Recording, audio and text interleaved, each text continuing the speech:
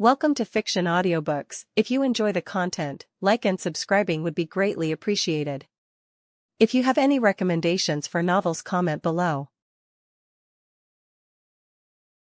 Please join my Patreon at https://www.patreon.com/fictionaudiobook. Chapter 1, The Disgrace of the Hyūga, the Fate of the Branch Family. The Hyūga Clan massacre plotline starts in Chapter 15. The early chapters serve as build-up. I admit the title is a bit of a bait. Please be kind in the comments. As a new author, feedback is very important to me, so I hope for your understanding. Leave your brain here. I'll take good care of it for you. Asterisk. Konoha year. Hyūga Gakuya's father knelt before Hyūga Hayashi. I am willing to accept punishment under the clan's laws. I only beg you to spare my wife and son. Gakuya is a genius. One day, he will awaken the Byakugan. He will not bring shame upon the clan. Hayashi's expression was cold and unyielding. You will be punished as per the clan's rules. They must die as well. As a Hyūga, it is unacceptable for our bloodline to be tainted by outsiders. Before Gakuya's father could react, Hayashi activated his Byakugan and unleashed a devastating 8 trigrams, vacuum palm. The attack struck Gakuya's mother directly. She had been holding the 3-year-old Gakuya in her arms.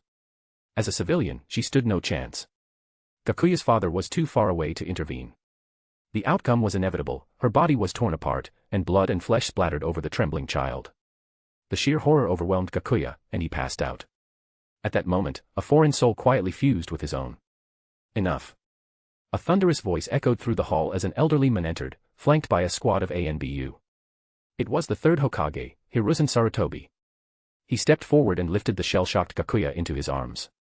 Haven't you done enough? No matter the circumstances, a child is innocent. Gakuya's father immediately prostrated himself before both men, pressing his forehead into the dirt. I know my sins are unforgivable, and I accept death. I only beg you to let my son live, he is blameless. With those final words, he struck his own temple with a chakra-infused palm, ending his life instantly. Hayashi's gaze was impassive. Since the Hokage has intervened, we will leave it at that for today. But then his tone sharpened. However, this child will live as a Hyūga. The moment he awakens the Byakugan, he will be marked with the caged bird seal. Hiruzen knew this was the clan's bottom line. He nodded without hesitation. What mattered was that the boy survived. Challenging the Hyūga's archaic traditions would take time, but for now, this was a victory. Hiruzen had long resented the clan's practice of prioritizing itself over the village. That outdated rule had no place in Konoha's future. 2 years later, early Konoha year. In a dimly lit corner of the Hyūga compound, a small boy curled up into a ball as several figures surrounded him, kicking and punching mercilessly. You filthy disgrace. Just existing is an insult to us. A Hyūga without the Byakugan. What a joke. Not even worthy of the clan's seal. Then again, a mongrel like you doesn't deserve such an honor. These were members of the branch family, boys who had just been branded with the caged bird seal. Filled with resentment and bitterness, they couldn't lash out at the main family, nor could they defy the rules. But they had found another outlet. There was someone even lower than them, someone who wasn't even officially recognized as a branch family member. Hyūga Gakuya. Human nature at its worst, when oppressed, some will resist, but others will simply seek a weaker victim to abuse. Gakuya was at the very bottom of the Hyūga hierarchy, an existence even beneath the branch family. Hold him up. Let him see what true Hyūga power looks like. One of the older boys smirked. Let's show him what the branch family can do. 2 boys yanked Gakuya to his feet, each holding one of his arms. The older boy activated his Byakugan, veins bulging at his temples. This is the Hyūga's white eye, something a bastard like you will never have. Go cry to your dead parents about it. Gentle fist, 2 palms. He wasn't holding back. His fingers struck Gakuya's body with precision, sending him staggering as blood spurted from his mouth. Gakuya couldn't even defend himself. No one had ever taught him how to fight. He didn't even know how to mold chakra. Enough. A stern voice cut through the chaos. Gakuya was barely conscious, unable to turn his head to see the newcomer. Is this what you call the pride of the branch family? Ganging up on a boy who doesn't even have the Byakugan. But back to your training. Now. Yes, Lord Hizashi. The boys scattered instantly, leaving Gakuya's unconscious form on the ground. Hyūga Hizashi, the leader of the branch family, frowned as he examined the child's battered body. Take him home. From now on, he will receive the same stipend as other branch family children. One of his attendants hesitated. But, my lord, the clan head strictly forbade aiding him. Why are you Hisashi's expression softened slightly. His father broke the clan's rules, but he was once a friend of mine. The clan head won't punish me for this. Just take him home. He then pulled out a scroll. Give this to him as well. This is a technique his father created. It was deemed heretical, but today, I return it to him. Yes, my lord. When Gakuya finally awoke, he found himself back in his small room. The moment he tried to move, pain shot through his body, and he let out an involuntary groan. After struggling with all his might, Hyūga Gakuya finally managed to sit up against the wall. As soon as he lifted his head, his gaze landed on the scroll lying beside him. Carefully, he picked it up and unfolded it. Even the slightest movement sent waves of pain through his body. The title read, The Fusion of Ninjutsu and Gentle Fist. Inside, the scroll detailed various theories on integrating gentle fist techniques with ninjutsu, proposing different methods and possibilities. At the end, it even included several successful case studies, mostly involving C-rank and B-rank ninjutsu. But what truly caught Gakuya's attention was the signature at the bottom, Hyūga Takuma. His father. The very same father he had barely even met. They gave me ninjutsu techniques, but I don't even know how to refine chakra. As if in response to his frustration, a small booklet slipped out from a hidden compartment within the scroll. Picking it up and flipping through its pages, Gakuya's eyes widened in astonishment. This was it, the chakra refinement method he had been longing for. Overcome with excitement, he clutched the booklet tightly. With this, he could finally become a true shinobi. He couldn't wait to start training immediately. Carefully studying the meditation techniques written within, he adjusted his posture and attempted to refine his chakra. Sure enough, within 10 minutes, he felt a surge of energy being drawn from his cells and gathering in his lower abdomen. His chakra was forming. His body even felt a little lighter.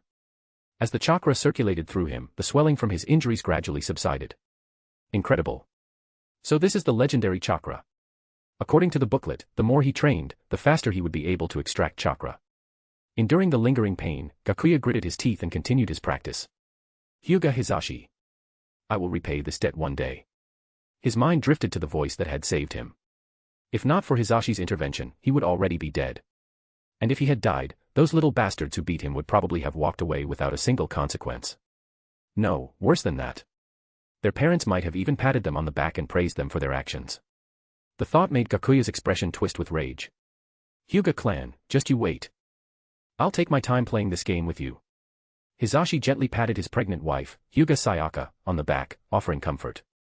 Don't worry. I've already sent the training method to Takuma's son. I've also arranged for him to receive the same treatment as a branch family member. He'll get a monthly stipend of 10,000 ryo, enough for him to live a good life. Hyūga Sayaka was deeply moved. She bowed to Hisashi. Thank you. There's no need for thanks. That child is your brother's son, my nephew. Let's just focus on your pregnancy for now. Once Niji is born, I'll bring Gakuya over to be his study companion. Alright. Chapter 2, The Ninetales Rampage. Konoha year. With Niji's birth, Hyūga Gakuya's days became much easier. Under the pretense of needing a reading companion, Hyūga Hisashi kept Gakuya at home. But in reality, everyone knew this was to protect him. If Gakuya continued to be beaten like before, something disastrous would eventually happen. It was also during this time that he learned Hyūga Sayaka was actually his aunt, and Hyūga Hisashi was his uncle by marriage. The newborn Niji was his younger cousin. With this, life improved considerably. He ate and lived with his uncle's family, and during training, there were always people to guide him. And since baby Niji couldn't even walk yet, Gakuya had plenty of free time. Then, news came that the Shinobi Bridge battle had erupted, and another name was added to the memorial stone, Uchiha Obito. But Gakuya knew Obito had been taken by Madara. The Eye of the Moon plan was beginning. Konoha year. After a year of training, Gakuya's strength had improved rapidly. Not only had he mastered the Hyūga clan's gentle fist, but he had also learned several C-rank taijutsu techniques from his father, Takuma. During his training, he discovered that his talent was exceptional. He could quickly grasp ordinary ninjutsu, and chakra refinement came easily to him. Compared to his peers, his chakra reserves were already 2 to 3 times greater. This led him to suspect that he might have some senju blood in his veins, perhaps very diluted, but still present. His mother might have been a descendant of the senju. The Senju clan had long encouraged intermarriage with commoners, and by this point, many families could trace their lineage back to them. As the year progressed, reports of various clan leaders having children kept surfacing, an ominous sign that the Ninetales Rampage was approaching. Gakuya clearly remembered that the protagonist of this world, Uzumaki Naruto, was born on October 10th, the same day Minato Namikaze perished. That night, all civilians and low-ranking shinobi would be sent to shelters. It might be an opportunity to take advantage of the chaos. The thought stirred something in him, but he quickly suppressed it. His top priority should be survival. Moreover, in the original timeline, Niji's mother never appeared, likely having died in an accident. Many civilians and shinobi perished in the Nine-Tails rampage. The destruction inflicted upon Konoha was second only to Pain's invasion. A major reconstruction period followed, and during that time, the Uchiha Clan's district was relocated to the outskirts of the village. The mere thought made Gakuya shiver. A single-tailed beast bomb could obliterate everything. Even an elite shinobi would have no choice but to flee, let alone someone like him, who was barely at the level of a genin. That evening, Gakuya was restless. His usual cheerful demeanor was replaced by furrowed brows. Hyūga Sayaka noticed his anxiety and asked, "Gakuya, are you feeling all right? Are you sick?" "I'm fine, Aunt. I just have a bad feeling, like something terrible is about to happen." Suddenly, he felt himself being pulled into a warm embrace. "Do you feel better? Your father used to comfort me like this too." "Thank you, Aunt. I do feel better now," he said, managing a small smile. "Aunt, let me take care of Niji tonight." "Are you sure? He's a handful and cries a lot at night." "It's fine. I can handle it." "All right, I'll leave him to you then." Holding the now 1-year-old Niji, Gakuya watched as the little boy snuggled against him affectionately. Tonight was the Nine-Tails rampage. Having Niji with him meant he could react quickly and get him to safety. At dusk, Gakuya sat beside Niji's bed, resting his eyes. The moment he heard an explosion, he would wake his aunt and take them to the shelter immediately. Hizashi was at a clan meeting tonight, and Gakuya knew that in the original timeline, he wouldn't die during this event. Unless there was some butterfly effect, the Nine-Tails wouldn't kill him. As a jonin, he wouldn't fall so easily, even in a battle against the beast. Then, a deafening explosion shook the village. The ground trembled violently. The Nine-Tails had been summoned by Obito. Gakuya's eyes snapped open. He grabbed the sleeping Niji, wrapping him securely in a bedsheet. Kicking the door open, he dashed to Sayaka's room. His aunt had already been awakened by the noise, wearing only a simple nightgown. "Gakuya, was that an earthquake?" "No. We have to go. There's a giant fox outside." Before she could process his words, he grabbed her hand and bolted for the shelter. "It's the Nine-Tails." Sayaka gasped as realization hit. Just as they left the courtyard, a Hyūga from the main house, Hyūga Naoto, approached them. "Hyūga Sayaka, get your gear. All branch family adults must fight." "But I'm no longer a shinobi." Sayaka had retired after becoming pregnant with Niji. It wasn't fear that stopped her, she just wanted to protect her children. "Have you forgotten your skills?"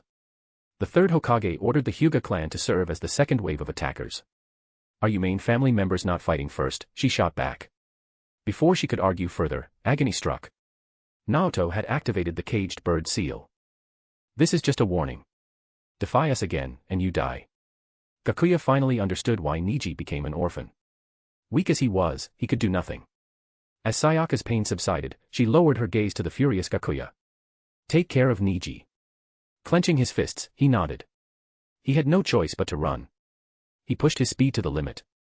A layer of wind wrapped around him, propelling him forward. As buildings collapsed behind him, elite shinobi fought desperately to halt the Nine-Tails' advance. Chunin and Genin worked to evacuate civilians. "This way." A masked figure gestured toward Gakuya. Recognizing Kakashi, he didn't hesitate and followed him into the shelter, where he saw many familiar faces: Might Guy, Kurenai Yuhi, Asuma Sarutobi, Gema Shiranui, and even a young Uchiha Itachi cradling Sasuke. Some, eager to fight, were held back by a veteran Chunin. "You'll just die out there. Stay put." Gakuya shook his head at their youthful bravado. Niji, now awake, whimpered. "Brother, scared." "It's okay. It'll be over soon." The battle raged until dawn, ending only when Minato sacrificed himself to seal the Nine-Tails into his newborn son. When the shelter doors opened, Gakuya ran to the Hyūga compound, searching for his aunt and uncle. Hizashi stood among the ruins, alone. "Where's Aunt Sayaka?" A long silence. "She sacrificed herself." Gakuya felt as though lightning had struck him. Then, a sharp pain filled his eyes. His vision distorted, turning black and white. He could see through walls. He could see chakra networks. Hizashi reacted instantly, shielding Gakuya from view. "Calm down. Hide it." If he wanted revenge, he couldn't let them know he had awakened the Byakugan. Slowly, he retracted his chakra. His vision returned to normal. That night, a new Gakuya was born, one who would carve his own destiny. Chapter 3, Umbu Selection. 2 years later, in the 53rd year of Konoha, Hyūga Gakuya was only 8 years old. Lord Hisashi, I want to participate in tomorrow's Umbu selection. Gakuya knelt before Hyūga Hisashi, pressing his forehead to the floor. Do you realize how important tomorrow's selection is for the Hyūga clan? They won't allow an outsider like you to pass. I'm willing to try. If I can become a member of the Umbu, my chances of revenge will increase. Hisashi sighed. He had tried countless times to persuade Gakuya to let go of his hatred. The fate of the branch family was to sacrifice for the main family. But as a husband, what reason did he have to ask Gakuya to abandon his vengeance? Perhaps this boy really could change the Hyūga's rigid system. After all, Gakuya's talent was the greatest he had seen in years, greater even than Kakashi's. Very well. Tomorrow, you will represent the branch family in the selection. Yes. Gakuya's eyes gleamed with excitement. His current strength was enough to enter the Umbu. The first step of his plan would soon be completed. A daring scheme took shape in his mind, perhaps he could evolve his Byakugan. If so, revenge would no longer be a dream. The next day, Gakuya arrived at the arena alongside both branch and main family members. The main family was only here to make an appearance. Even if they were selected, they would never actually join the Umbu. Among the dozens of Byakugan-clad Hyūga, Gakuya's dark eyes stood out starkly. That guy, is he the disgrace of the Hyūga? The one with tainted blood? Yeah, that's him. His father was Hyūga Takuma. When he was branded with the caged bird seal, the elders delayed the process for years because he was said to have the purest Byakugan in the clan. And now? His son doesn't even have the Byakugan. Then why is he here? Who knows? He can't be a reconnaissance ninja without the Byakugan, but maybe we can. One of the Hyūga Chunin made a slashing motion across his neck. The surrounding Hyūga members looked at Gakuya with disdain. A disgrace to their clan, a shameful impurity they could not tolerate. On the other hand, the branch family members felt a twisted sense of comfort as they looked at Gakuya's unmarked forehead. He wasn't even worthy of the caged bird seal. To them, he was nothing more than a commoner. Gakuya ignored the murmurs, standing still like a statue. Suddenly, he sidestepped. A fist brushed past his shoulder, missing by inches. I don't know how you took my brother's place, but I suggest you leave now and give his spot back. A Hyūga teenager glared at him. Otherwise, I'll show you the power of the Byakugan, you filthy half-blood. Gakuya remained silent, his cold gaze locked onto the boy. He was waiting, either for a Konoha ninja to intervene or for his opponent to make the first move. My name is Hyūga Sojo. Remember it when you're in hell. Sojo formed a hand seal, veins bulging around his activated Byakugan. Gentle fist. He lunged forward, his palms glowing blue as he aimed a fierce strike at Gakuya. A sharp cry rang out, but it wasn't from Gakuya. Before Sojo's attack could land, Gakuya's fist had already buried itself in his stomach. Sojo collapsed, clutching his abdomen, gagging and gasping for air. Impossible. He took down a Chunin with a single hit. Could he have awakened the Byakugan after all? Whispers filled the air. No one dared to underestimate Gakuya now. To take down a Chunin in a single strike at his age, this level of talent put him among prodigies. Only after the commotion died down did the Umbu examiners finally arrive. One of them immediately had Sojo carried away. An Umbu proctor stepped forward. The selection process is simple, there are no rules. You fight in this arena until you lose consciousness or can no longer fight. Each squad captain will choose members based on their performance. This rule was hardly favorable to Gakuya. As expected, the moment the examiner finished speaking, countless eyes turned to him. Gakuya took a deep breath and got into a stance. Come at me. The next instant, a dozen pairs of Byakugan flared to life. The closest branch family members were the first to attack. Gentle fist, 32 palms. Several voices cried out as multiple figures charged toward him.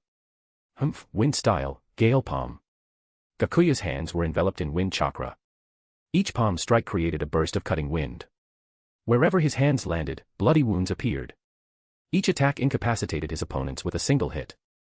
Thud. Thud. Thud. Fist met flesh, palm struck palm. Taijutsu battles were never flashy, just brutal and efficient. In less than 20 seconds, multiple bodies hit the ground. No one else dared to make the first move. Silence fell over the arena for a full minute. Even the Umbu examiners grew impatient. If this continued, how could they recruit anyone? Hyūga Gakuya, you've been accepted into Squad 3. Report to the Umbu immediately. Step down. The next candidates will continue. As soon as Gakuya left the field, the chaos resumed. The real brawl had begun. Just as he stepped away, an Umbu agent in a bull-horned mask approached him. He was a towering man, his muscular arms covered in scars. "I'm your new captain. Call me Bull." "Understood, Captain." As they leapt across rooftops towards the Umbu headquarters, Bull explained the structure and regulations of the Umbu. The Umbu has a commander and a vice commander. Below them are 4 squads, each with 17 members. Every squad has a captain and 4 teams, each led by a team leader with 3 subordinates. The current commander and vice commander are the son and daughter-in-law of the 3rd Hokage. When the 4th Hokage took over, he never had time to establish his own foundation before his death. As they moved, Bull gradually increased his pace, pushing Gakuya to keep up. "Not bad. You can keep up." Bull gave an approving nod. Upon reaching headquarters, many Umbu members gave Gakuya curious glances. Is he really that young? Even Kakashi was 14 when he joined. This kid isn't even 11, is he? In truth, they had underestimated him. Gakuya, carrying a rare blend of Senju and Hyūga blood, had a well-developed physique from years of intense training. But in reality, he was only 8 years old. At the supply depot, Bull tossed him a set of standard-issue Umbu gear. "Suit up. Then pick a mask from the wall, register your codename, and meet us at Training Ground 3 for initiation." Gakuya swiftly changed into his black compression uniform, gray armor, and arm guards. A straight-bladed sword completed the outfit. Scanning the mask selection, he chose a striking wolf design. At the registration desk, the clerk gave him a skeptical look, double-checking his information multiple times before logging it in. "Your codename?" "Duck." "Are you certain? If you die, your gravestone will only bear that name." "I'm certain." With that, Gakuya, now Duck, stepped toward Training Ground 3, prepared for whatever awaited him next. Chapter 4, Konoha Year. Konoha Year. April 7th, Squad Training. Adapting to stealth tactics. Learning essential ANBU jutsu such as the body flicker technique and hiding with camouflage technique. May 3rd, Surveillance of the Uchiha Clan grounds. In his free time, training in Konoha-style taijutsu with Bull. June 13th, Abduction of the Land of Lightning's Daimyo aide. Spending spare time learning chakra shape transformation and practicing the A-rank jutsu, Chidori. June 25th, assisting Guy's squad in eliminating a Kimobikure team. Developed the A-rank taijutsu technique Sealing Thunder Palm, which injects lightning into the opponent's body, paralyzing them instantly. July 18th, Surveillance and Protection of Uzumaki Naruto, the Nine-Tails Jinchuriki. Continuing to hone the Hyūga Gentle Fist style in secret. Developing hybrid techniques such as lightning rotation and wind pressure palm by combining taijutsu and ninjutsu. August 3rd, Library Duty. Hyūga Gakuya and his teammates arrived at the records room, where Kakashi took the keys from the previous squad. "You've worked hard," Gakuya greeted a fellow ANBU member he was acquainted with. "It's nothing. I'll be off to catch up on some sleep now." The ANBU member patted Gakuya on the shoulder and lowered his voice. "This mission's great, no danger, no enemy ninja sneaking in to steal useless documents. If you get bored, just read the files like a novel." "Got it." Gakuya nodded without much change in expression. As usual, he did his shift with his squad. Around midnight, he began casually flipping through the records, pretending to read at random. Eventually, he pulled out a file on Konoha's rogue ninja. The first page featured the infamous Uchiha Madara, a founder of Konoha, yet also one of its greatest adversaries. The file detailed his abilities, including his Mangekyo Sharingan. At the very end of the document was a name that stood out, Senju Tobirama. Gakuya recalled Tobirama's infamous words, "The Uchiha are born evil. Right now, I will." He continued flipping through the pages, searching for something more recent. Finally, he found what he was looking for. Konoha A-rank rogue ninja, Hirako. Defected in Konoha Year 50. Charged with conducting human experiments and researching the Chimera technique. Discovered and pursued by the 3rd Hokage but ultimately escaped. Current whereabouts unknown. Reference, Chimera technique, Sealing Room 3 to 9. Gakuya memorized the number 3 to 9. "What are you reading so intently?" A voice sounded from behind him. Kakashi peered over his shoulder. "Rogue Ninja Records. Just something to pass the time. You haven't done this kind of duty before. How about reading this instead?" Kakashi handed him a book. Gakuya glanced at the cover, Ika Ika Paradise. His face stiffened. So this is when Kakashi started reading these things. "No thanks. There are 3 great taboos for a shinobi. I'd rather read classified files to expand my knowledge." Ignorance. Kakashi shook his head regretfully and walked away, disappointed he hadn't gained a fellow book enthusiast. With his goal achieved, Gakuya resumed flipping through the records nonchalantly. September 1st, contacting a spy within Hyūga to exchange intel. Training his Byakugan and obtaining an eye-enhancing medicine from his uncle, Hisashi. September 10th, sealing room duty. Unlike the records room, the sealing room required 24-hour vigilance. 2 teams worked in shifts, monitoring each other. After familiarizing himself with the environment, Gakuya located section 3 to 9. A while later, he feigned stomach pain and requested an hour's leave from the squad captains. Thanks to the relationships he had built within ANBU, no one questioned him, they simply told him to hurry back. Leaving a shadow clone to head toward the restroom, Gakuya slipped into a room above the sealing room. Swallowing the Byakugan-enhancing medicine, his vision sharpened instantly. His veins bulged as he activated the Byakugan, scanning the room below. There it was, the unfinished Chimera Technique scroll, resting within one of the compartments. But as soon as he tried to analyze it further, he encountered a sensory barrier. His vision was immediately blocked, preventing him from seeing any deeper. Gakuya sighed inwardly. As expected, this won't be easy. Executing his backup plan, he took out a sheet of paper and carefully sketched the scroll's appearance, noting its color and shading. Hiding the drawing securely, he deactivated the Byakugan and returned to his post, clutching his stomach as if he had suffered from severe diarrhea. You've been taking too many soldier pills, haven't you? They're fine in emergencies, but you need proper meals when you're resting. Understood. It's a common problem. 9 out of 10 ANBU have experienced it. Some medicine should help, another ANBU member chimed in. Got it. By the way, Daisuke, how long have you been in ANBU? When are you planning to retire? Soon, soon. Once the war with Hyūga is over, I'll retire and live a peaceful life. Gakuya continued chatting naturally with his squad mates. With his mission complete, he swiftly returned to the Hyūga compound. Ever since joining ANBU, he rarely had time to visit. Hisashi-sama, I need a favor. Speak. I'll do what I can. I need you to forge a scroll for me. Gakuya handed over his rough sketch. Hisashi recognized it immediately. That's a Konoha sealing room scroll. Why is there no color? You used the Byakugan to look at it. Yes. This is important to me. Gakuya bowed deeply. All right, I'll try.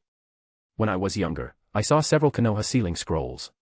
However, their colors vary depending on the year. If I tell you the year, will it help? Gakuya's eyes lit up. It's from 3 years ago, Konoha year 50. That was the year Hirako defected. Seeing Kakashi, who had transplanted a Sharingan, had reinforced his resolve, driving him further into his research. Understood. I'll have it ready in a month. Gakuya nodded. The Hyūga main family is planning something against you. The clan council is about to vote on branding you and Niji with the caged bird seal. His eyes narrowed. His growing reputation and power had finally made them act. So they couldn't hold back any longer. I understand. I'll handle it. Then I'll take my leave, Hisashi-sama.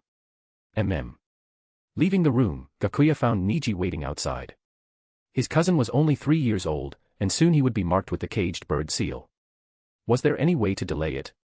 If he could hold out long enough, he could either reform or destroy the Hyūga system entirely. And then, there was the upcoming Hyūga peace talks. Next year, Hinata would be kidnapped, and Hisashi would be sacrificed to maintain the fragile peace. How could he prevent that? Big brother, you're back. How long will you stay this time? I've been training hard.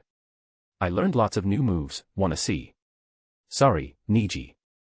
I still have work in ANBU. Next time, I'll bring you a gift. He ruffled Niji's hair. As Niji watched him leave with reluctant eyes, Gakuya vanished using the body flicker technique. A plan formed in his mind. At the end of the year, there would be an annual sealing inspection. The sealing corps would reapply barriers and inventory all items while ANBU provided security. That would be his chance. His forged scroll would replace the real one. And so, Gakuya prepared, purchasing supplies, adjusting his weaponry, and shifting his image.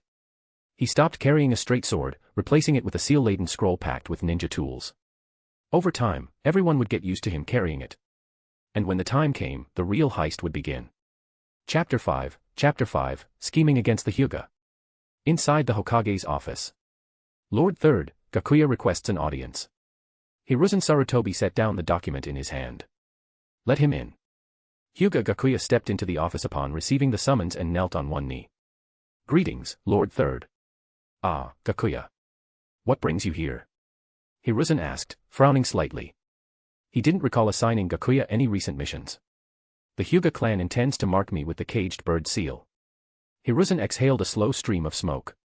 Do you not wish to truly join the Hyūga Clan? No, I do. I want to prove myself for my father's sake. But the main branch has attempted to use me to probe into Konoha's classified information. I refuse to comply, yet they remain unwilling to give up. Now, they seek to control me through the caged bird seal. I believe that if I am marked, I will no longer be able to serve you, Lord Hokage, to the best of my abilities. I would be at the mercy of the main branch. Hiruzen's eyes narrowed. The main branch ordered you to gather intelligence on Konoha. Why did you not report this sooner? I have failed in my duty, Gakuya said, lowering his head, avoiding the third Hokage's gaze. Hiruzen fell silent, deep in thought. If what Gakuya said was true, then it was possible that other branch members placed within the ANBU were also compromised. Enough. You may leave. I will consider this matter carefully. Yes, sir. Gakuya swiftly exited, having planted the seed of suspicion in the Hokage's mind. As long as he provided Hiruzen with a reason to doubt the seemingly obedient Hyūga Clan, the Hokage would naturally start scrutinizing them. And once ANBU started investigating the branch members in their ranks, they would undoubtedly uncover irregularities. After all, leaking mission details to the clan and leveraging that information for internal benefits was already a common practice. Everything Gakuya had said was true. The main branch had indeed approached him for intelligence on mission targets to track the progress of the war. He had refused, but that only made them more determined to place him under their control. Leaving the Hokage's office, Gakuya made his way to Konoha Hospital, where he sought out a retired ANBU medical ninja, Matsuo Seiichi. After his retirement, Matsuo had taken on the role of chief physician at the hospital.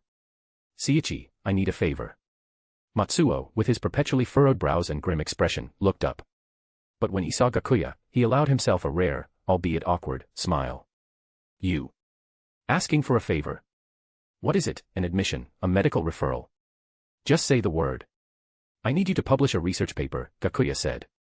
One that discusses how applying the caged bird seal too early stunts the growth of the Byakugan. At the same time, I need a formal report submitted to Lord Hokage. Matsuo's smile vanished. You're asking me to dig up the roots of the Hyūga Clan. That's a dangerous request. Relax. The paper doesn't need to criticize the caged bird seal itself. Just propose that delaying the seal's application until a child fully matures at 9 years old would benefit Konoha, producing stronger shinobi. Matsuo scoffed. And that's supposed to make it any less risky. You want me, a civilian medic, to provoke the Hyūga Clan. He stood up, intending to usher Gakuya out. But Gakuya simply smiled and pressed him back down into his chair, producing a medical report. No need to be so hasty. I came in a rush and didn't bring a gift, but I do have this. Consider it a small token. Matsuo took the file, glancing at the listed blood type and age. His eyes widened in shock, and he shot to his feet. Where is this person? Gakuya calmly poured him a cup of tea. In Konoha's prison. I recently captured a Suna spy. A tough one, held out even after Tsunagakure realized she was missing. Now, they want to ransom her back. Since we're in a period of peace with Suna, she won't be executed. They'll take her back soon enough. Gakuya stepped closer, his voice dropping to a whisper. But I have the evidence to ensure she never makes it out alive. If I release that evidence, she'll be sentenced to death. And when that happens, I'll make sure her body is delivered to you. His tone was like the whisper of a devil tempting a mortal. Think about it, Seiichi. Your sick daughter, she needs a transplant. Are you really going to let her waste away in that hospital bed? And don't worry about the Hyūga. They won't lay a hand on a fellow Konoha ninja. Even if they wanted to, Lord Hokage would never allow it. Matsuo clenched his fists. His daughter was all he had left. She suffered from a severe heart condition and kidney failure, and her rare blood type made finding a match nearly impossible. He had spent years mastering medical ninjutsu just to keep her alive, had endured the harsh realities of ANBU to afford her treatment. Now, he finally had the money, but no donor. Now, an opportunity had appeared. An opportunity to save his daughter. How could he refuse? Fine. I'll do it. I'll write the paper and submit the report, but I want her heart and kidneys by tomorrow. Gakuya nodded, placing the medical file on the table. Pleasure doing business. I'll make the arrangements now. He had anticipated Seiichi's response and had already passed the order to Captain that morning. By tomorrow, the organs would be ready. In the shinobi world, the concept of ethical warfare simply did not exist. Taking a fallen enemy's organs was hardly considered a crime. The next day, Gakuya delivered on his promise. The captured Suna spy was executed, her organs carefully extracted. To ensure future cooperation, Gakuya went further, harvesting all viable organs and sealing them inside a storage scroll before handing it to Matsuo. Here. Heart, liver, lungs, kidneys, you name it, I got it. If your daughter ever needs another transplant, you'll have options. Matsuo's hands trembled as he took the scroll. Thank you, my daughter will live. Then stop wasting time. The sooner you perform the surgery, the better. Right, I'll start the transplant immediately. Gakuya stayed behind to oversee the process. After all, even in the underworld of Konoha, good customer service was key. Perfect match, Matsuo murmured as he studied the compatibility report. Relief flooded his features. This was meant to be. Gakuya smirked. Then congratulations. Your daughter has a future now. The scandal rocked Konoha. Matsuo's research paper was published across multiple channels, even making the front page of the Konoha Times. The Hyūga Clan sacrifices its own, hindering the village's future. The civilians didn't care about main or branch families. They only saw one thing, the Hyūga harming their own children. The Hyūga seemed crueler than beasts. And with public outrage mounting, the pressure was now on the Hyūga and the Hokage to respond. Chapter 6, Pledge of Allegiance. September 25th, year 53 of the Hidden Leaf Calendar. Hyūga Gakuya and the others had just returned from their mission when an Umbu operative arrived. Gakuya, the Hokage has summoned you. Gakuya nodded. Understood. Are you all right? Kakashi asked, patting Gakuya on the shoulder. Normally, when they were summoned, they were called together. This time, it was only Gakuya, which clearly meant there was something more going on. I'm fine. Just some family matters. All right, as long as it's nothing serious. This was the moment that would determine whether all his planning would succeed. Having already made arrangements in advance, Gakuya walked through the building without obstruction. When he reached the Hokage's office, he knocked on the door. Enter. Gakuya stepped inside, immediately meeting the gaze of Hiruzen Sarutobi, who sat at his desk. Lord Third. Gakuya knelt on one knee in formal greeting. How did the mission go? It was completed successfully. Good. As expected of the rising star, Gakuya. Gakuya responded respectfully, it was all thanks to your guidance and the support of my comrades in the Umbu. Very good. You've been handling matters with Kimogakure recently. What do you think about the war with them? Gakuya considered his words. This old man was testing whether he was worth the risk of a confrontation with the Hyūga clan and whether they shared the same vision. And this was a question he was well prepared to answer. He knew what was coming. Sarutobi Hiruzen was about to propose peace with Kimogakure. He would even tolerate their attempted abduction of the Hyūga heiress and ultimately offer up Hisashi's uncle as compensation. The thought made Gakuya grit his teeth in frustration. It was humiliating. But to Hiruzen, this reaction signified loyalty to the village and hatred for its enemies. Lord Third, I believe we should initiate peace talks with Kimogakure. We currently hold a slight advantage on the battlefield. If we negotiate now, we can secure favorable terms. Rather than a costly victory through prolonged conflict, what we need is peace. Konoha is in a weakened state, we need time to recover, not a Pyrrhic triumph. These words aligned perfectly with Hiruzen's long-term strategy, which he would uphold until the next generation, the era of Konoha's 12 young leaves, was ready to take over. It was exactly what Hiruzen wanted to hear. Finally, someone who understood him, rather than labeling him a coward. His impression of Gakuya improved significantly. Talented, powerful, patient, and possessing strategic foresight, what an exceptional ninja. Well said. That is precisely my perspective. However, many oppose me. Gakuya replied with unwavering determination, they lack the foresight to grasp Lord Third's vision. But time will prove you right. Sigh. Hiruzen let out a long breath, as if Gakuya had voiced the burden weighing on his mind. A long silence followed as both seemed lost in thought. Then, Hiruzen broke the quiet. The rumors circulating about the Hyūga clan was that you're doing. Yes. Gakuya neither denied nor justified it. He knew his actions might have fooled the Hyūga clan, but they would never escape Hiruzen's scrutiny. Hiruzen was pleased with this response. And your reason? My younger brother, Hyūga Niji, is 3 years old. He's almost at the age where the caged bird seal will be branded upon him. I want him to grow up free and strong. A devoted elder brother. Hiruzen's approval deepened. Loyalty to the village, strong family ties, such people were the easiest to control. Having found his answer, Hiruzen shifted back to his grandfatherly demeanor and dismissed Gakuya with reassurance. It was thoughtless of me to summon you right after your mission. Go get some rest. Rest assured, I will handle the Hyūga situation. They won't come after you about the caged bird seal again. Furthermore, from now on, branch members will not be marked until they reach the age of 9. Gakuya feigned intense gratitude, as if he was ready to die for Hiruzen on the spot. Watching Gakuya leave, Hiruzen took a deep drag from his pipe. If things continued this way, protecting Gakuya would become a necessity. Besides, the Hyūga clan needed to be reminded of their place.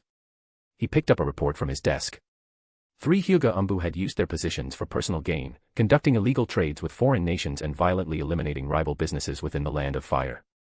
The extent of their actions was shocking. In just 6 months, they had accomplished so much, impressive efficiency. As the investigation deepened, Hiruzen was further alarmed. No wonder the Hyūga clan had been able to steadily improve the treatment of their ninja. Shinosuke. Sarutobi Shinosuke, clad in Umbu gear, appeared in the office. Yes, Lord Hokage. Arrange for those Hyūga Umbu to be dealt with. Understood. Just as Shinosuke was about to leave, Hiruzen called him back. Wait. Assign this mission to Gakuya's team. Also, summon Hyūga Hayashi. Understood. Stepping out of the Hokage's building, Gakuya let out a deep breath. Playing along with Hiruzen had been exhausting, but the results were worth it. He had accomplished his goal while also driving a wedge between Konoha and the Hyūga clan. If everything went according to plan, he might not even need to make a move himself, Hiruzen would handle the Hyūga for him. That was unlikely, though. The Hyūga weren't the Uchiha. After this, they would probably lie low. At the very least, for now, he had gained Hiruzen's trust. Until the moment he defected from Konoha, he would be considered a valued asset. Reuniting with his Umbu teammates, they were just about to head to the barbecue restaurant, finally, a real meal after days of nothing but ration bars. But before they could leave, another Umbu appeared in the rest area. Squad, here's your next mission. Hey, we just completed an A-rank mission. We're supposed to have leave. Ignoring him, the Umbu handed Kakashi a mission scroll and vanished. Kakashi read the scroll carefully, his expression turning unreadable. Gakuya, take a look. If you don't want to take part, you can request leave. The 3 of us can handle it. Without hesitation, Gakuya took the scroll and examined it. It detailed the crimes of 3 Hyūga branch members in the Umbu: abuse of power, corruption, illegal dealings. Their mission was to eliminate them while they were out on an assignment. Gakuya remained expressionless as he passed the scroll to Yamato. I have no objections. I may bear the Hyūga name, but I am not one of them. In fact, I have a blood feud with them. I insist on handling them personally. This was Hiruzen's way of securing Gakuya's loyalty. But Gakuya didn't mind at all. The Hyūga were unaware, and even if they knew, what could they do? It was time to collect some interest. The real reckoning would come later, when he was strong enough. His teammates exchanged glances, their eyes filled with sympathy. A conflict this deep with one's own family, it had to be painful. Chapter 7, Ambush. 3 Hyūga clan members received a special mission, to form a reconnaissance team and survey the terrain along the Fire Country Rain Country border, drafting a tactical map. For them, this was more than just another mission, it was another lucrative opportunity. Along the way, they could extort travelers and make shady deals with Rain Country merchants. Since joining the Umbu, their Byakugan's unparalleled scouting abilities made them indispensable, granting them access to numerous exclusive missions. Fire Country Rain Country border. Hyūga Gakuya and his team had already set up an ambush along the enemy's expected route. Kakashi and his squad stood atop the trees, observing the movement of the 3 Hyūga members from a distance. Kakashi asked, "Are you sure you can handle this alone?" "No problem. And even if there is, I have you all, don't I?" With that, the 4 of them flickered forward, swiftly overtaking the Hyūga trio and positioning themselves at the prearranged ambush site, ready to spring the trap. The Hyūga members, weighed down by their heavy cargo, moved sluggishly compared to Kakashi's team, who traveled light and fast. As their convoy approached, Gakuya activated the trap, kunai with explosive tags shot out from all directions. Ambush. Formation, protect the cargo. The leading special jonin reacted swiftly. The 3 of them leaped from the carriage and activated their Byakugan in an instant. 8 trigrams, 64 palms. They formed a defensive triangle, striking down as many kunai as possible to safeguard their goods. But it was futile. Against such an overwhelming barrage, they couldn't deflect every single explosive kunai. When the trap ended, their supplies had been blown to smithereens. Who dared to attack Konoha's Umbu within the Fire Country? Fury contorted their faces as their Byakugan scanned the treetops, only to spot the unmistakable uniforms of Konoha's Umbu. One thought immediately came to mind: someone was trying to frame Konoha's Umbu. But the idea was quickly dismissed. Who would be foolish enough to attack Konoha and blame Konoha at the same time? That left only one possibility. Their secret dealings had been exposed. And the 3rd Hokage had ordered their elimination. Gakuya dispelled his concealment jutsu and leaped down from the branches. I demand an audience with the third Hokage. You have no right to judge me. I am a branch family member of the Hyūga Clan, one of them shouted indignantly. Gakuya calmly formed hand seals. Lightning chakra surged from his tenketsu points, encasing his body in a protective cloak. This is the third Hokage's decree. And the Hyūga main family won't start a war with Konoha over a few expendable branch members. To them, you are nothing more than a resource to be used up. Lightning taijutsu, lightning armor. This was a B-rank jutsu Gakuya had developed by fusing the Hyūga's gentle fist with lightning release. Gentle fist worked by emitting chakra from the user's hands to disrupt an opponent's chakra network. Gakuya had enhanced this technique by expelling lightning chakra from all his tenketsu, forming an armor of raw energy. The result was a technique that mimicked the lightning chakra mode used by the Raikage. Even Kakashi was astonished upon witnessing Gakuya's concept in action, an ingenious development. This is lightning chakra mode. The Hyūga trio were visibly shaken. A technique that combined external armor with defensive properties was the perfect counter to Gentle Fist. They wouldn't be able to send chakra into Gakuya's body, severely crippling their combat effectiveness. Gakuya wasted no words. In an instant, appearing before one of the Hyūga Chunin and striking with his palm. Sealing Thunder Palm. A surge of lightning chakra poured into the opponent's body, instantly sealing all his tenketsu. His chakra flow was completely paralyzed, he couldn't move an inch. The other two rushed to aid their comrade. Gakuya grabbed the immobilized Hyūga and hurled him at one of the approaching enemies. Instinctively, the other Hyūga reached out to catch his comrade. That was exactly what Gakuya had anticipated. He flickered forward like a shadow and landed a double palm strike on the held ninja. Lightning Gentle Fist, Thunder Palm. This was a hybrid of the Gentle Fist's Mountain Crusher and Lightning Release. Gakuya injected lightning chakra into the first opponent's body, using him as a conduit to transfer the force into the ninja behind him. The second Hyūga barely had time to react before a thunderous explosion shattered his abdomen, leaving a gaping, bloodied hole. With one final swipe, Gakuya slashed his hand across their throats, ending them both instantly. In mere moments, two Hyūga Chunin lay dead. Gakuya turned to the last remaining foe, the special Jonin leader of the group. You're Hyūga Gakuya. If the Hyūga clan finds out you've slaughtered your own kin, they will never forgive you. The leader's expression twisted in fury as he finally recognized Gakuya. Gakuya smirked and removed his wolf mask, holding it at his side. I am no Hyūga. With a flick of his hand, he extended his fingers toward the special Jonin. Chidori Spear. A concentrated bolt of lightning shot from his fingertips, streaking toward his opponent. The Jonin reacted instantly, dodging sideways. He had already deciphered Gakuya's intentions by analyzing his chakra flow with the Byakugan. As soon as his feet touched the ground, Gakuya reappeared in front of him, engaging in a high-speed taijutsu exchange. Blows were traded, fist meeting fist, palm meeting palm. For the first time, Gakuya found himself unable to gain an upper hand. He was still young, his body not yet at its peak. Realizing this, he decided to disengage and let his teammates assist. But before he could retreat, the special Jonin lunged forward, wrapping his arms around Gakuya in a death grip. Smoke billowed from his chest, hidden explosive tags. A disgrace to the Hyūga. I'll take you to hell with me. Gakuya remained unfazed. Lightning erupted from his tenketsu, paralyzing the Jonin in an instant. A swift kick sent the unconscious enemy flying several meters away. Earth style, earth wall. Kakashi acted immediately. A thick wall of earth rose just in time to absorb the explosion's force. Kakashi, Yamato stood beside Gakuya. Are you all right? Need medical attention? Yamato asked cautiously. They assumed Gakuya was silently mourning, no one enjoyed fighting their own clan. What they didn't know was that Gakuya felt nothing but satisfaction. With these Hyūga spies eliminated, the clan had suffered a heavy blow. I'm fine. Let's clean up. Officially, they were ambushed by Rain Ninja during an illegal trade. Gakuya sealed the corpses into a scroll, while Kakashi and Yamato worked on falsifying the crime scene with water-style jutsu. Let's go. Time to report back to Konoha. 2 days later, Amagekyu's tower. Pierced by black rods, Pain glanced at Konan. Why haven't those Konoha shinobi delivered the goods yet? Their recent coup had left Rain Country in dire straits. They desperately needed supplies from external trades. Konan's voice was cold. They were intercepted. Konoha silenced them and made it look like we attacked our own men. Pain remained expressionless. Such is the way of great nations. In the end, everyone betrays for their own interests. Read more than +100 chapters and support me on Patreon. Patreon.com/Jigsaw.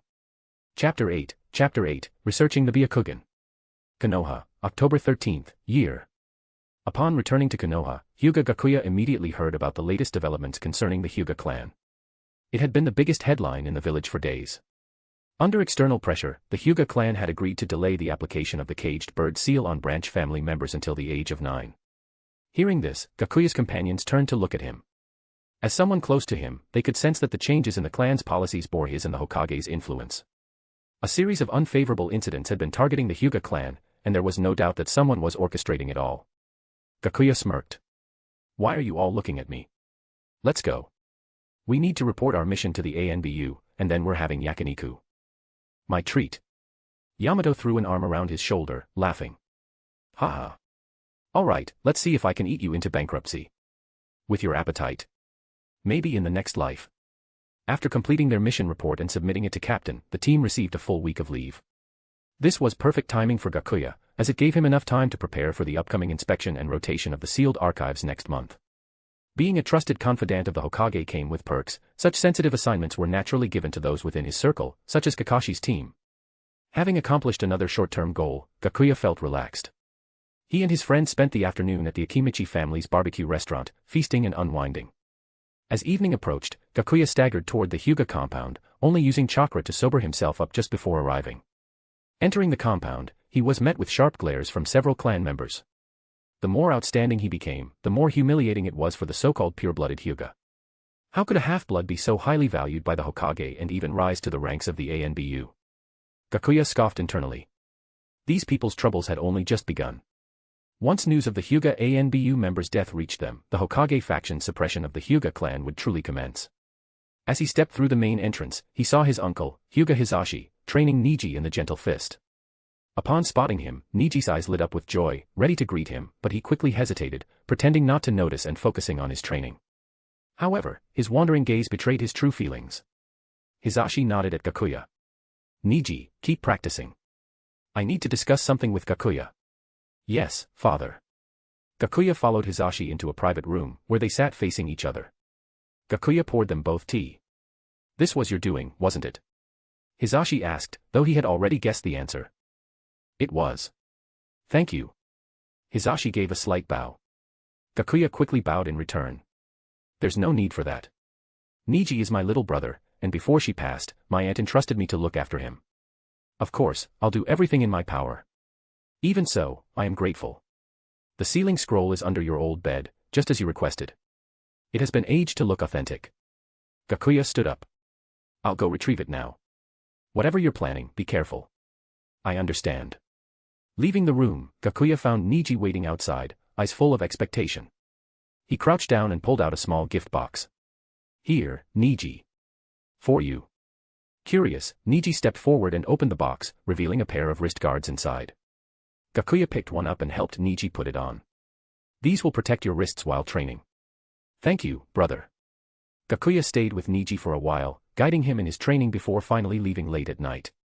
With the forged sealing scroll in hand, he returned to his rented apartment, a location he had chosen specifically for the underground basement beneath it, perfect for his research.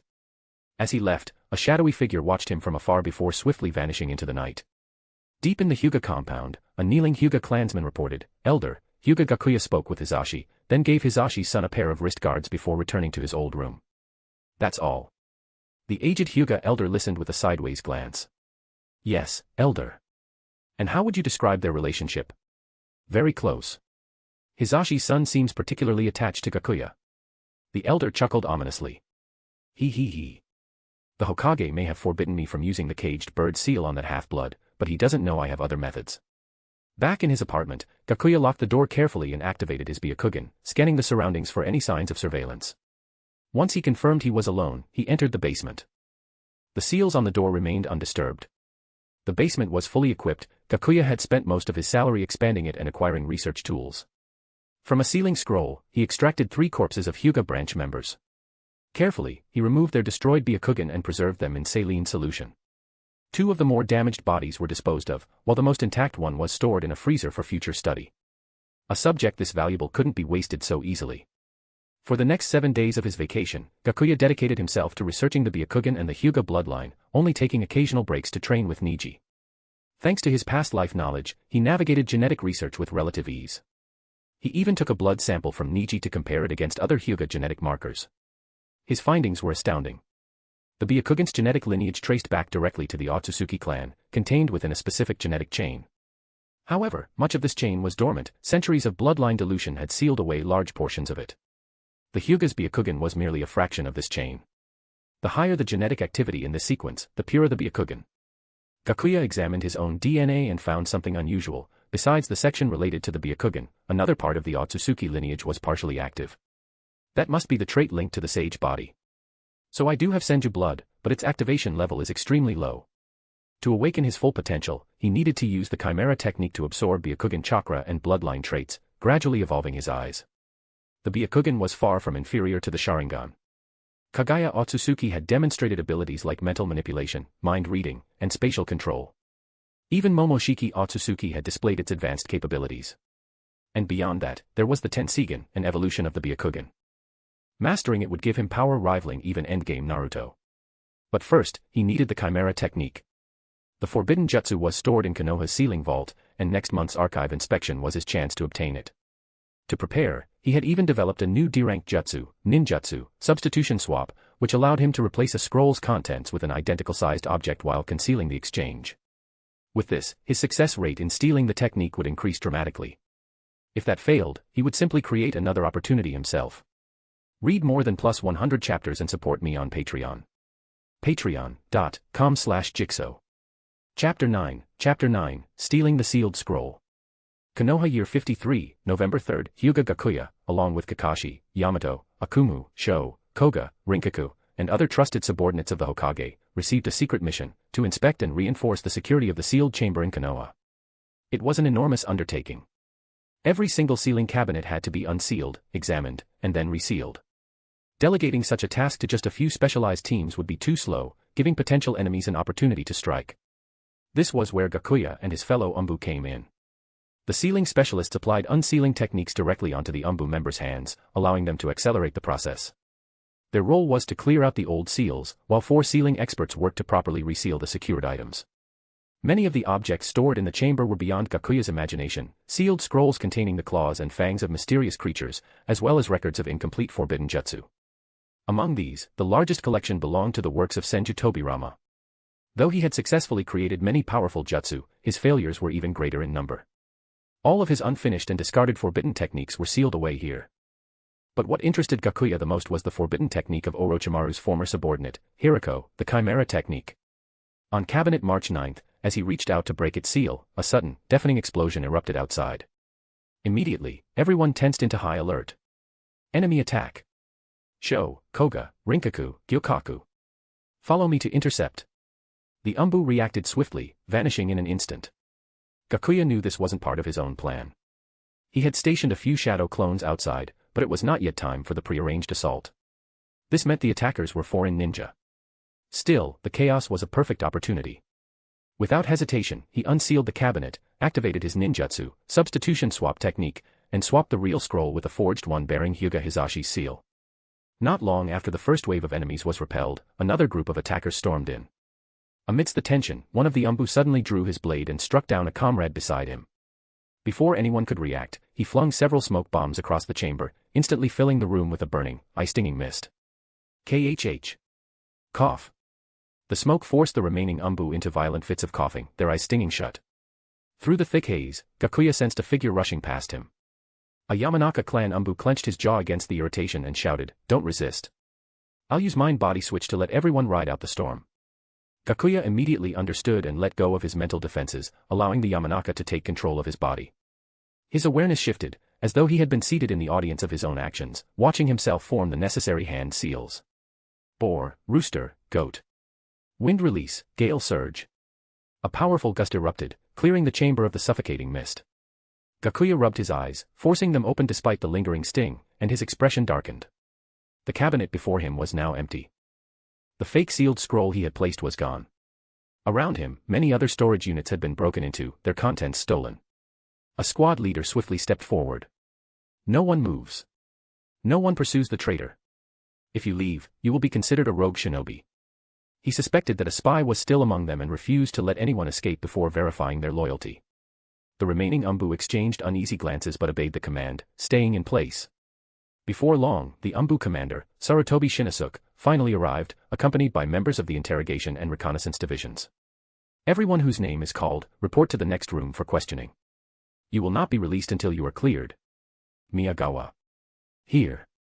One by one, the selected individuals followed the interrogation team out, while the rest waited in tense silence. This situation was severe. If there truly was a traitor among the Hokage's most trusted shinobi, it meant that even the most thorough vetting process had failed. Meanwhile, reconnaissance specialists combed the scene for any remaining clues. Gakuya couldn't help but wonder, how would they identify the traitor? And more importantly, would his own actions remain undetected? Was this sudden incident a disaster, or an unexpected blessing? Kakashi. Present. Yamato. Present. One by one, Gakuya's comrades were called away. Hyūga Gakuya. Here. Gakuya stepped out of the sealed chamber and entered the makeshift interrogation room. Inside, Sarutobi Shinosuke sat at a table, flanked by multiple interrogation specialists. Sit. Gakuya obeyed, settling into the chair across from the commander. This is simple, Shinosuke said. I ask, you answer. Yes or no? Gakuya's gaze flickered toward the interrogation team. He knew their methods. Against fellow Konoha ninja, they wouldn't resort to invasive mind-probing techniques, as such jutsu could permanently damage the subject's mind. Instead, this was a basic lie detection test. Have you betrayed Konoha? No. Have you ever acted against Konoha's interests? No. Do you have any connection to today's traitor? No. The interrogation specialists exchanged glances, then shook their heads. Gakuya had passed their assessment. All right. You're clear. You may leave. Gakuya nodded and stood to leave. Wait. Shinosuke's voice stopped him mid-step. Gakuya turned back slowly, his heartbeat quickening. Yes, Captain. Would you mind showing me the contents of the scroll on your back? Gakuya remained composed and placed the scroll on the table. Of course. Shinosuke unsealed it, revealing 4 labeled compartments, dark, clothing, food, and 1 blank section. He broke the dark seal first, spilling kunai and shuriken onto the table. The next 2 contained fresh clothes and packaged rations. Nothing unusual.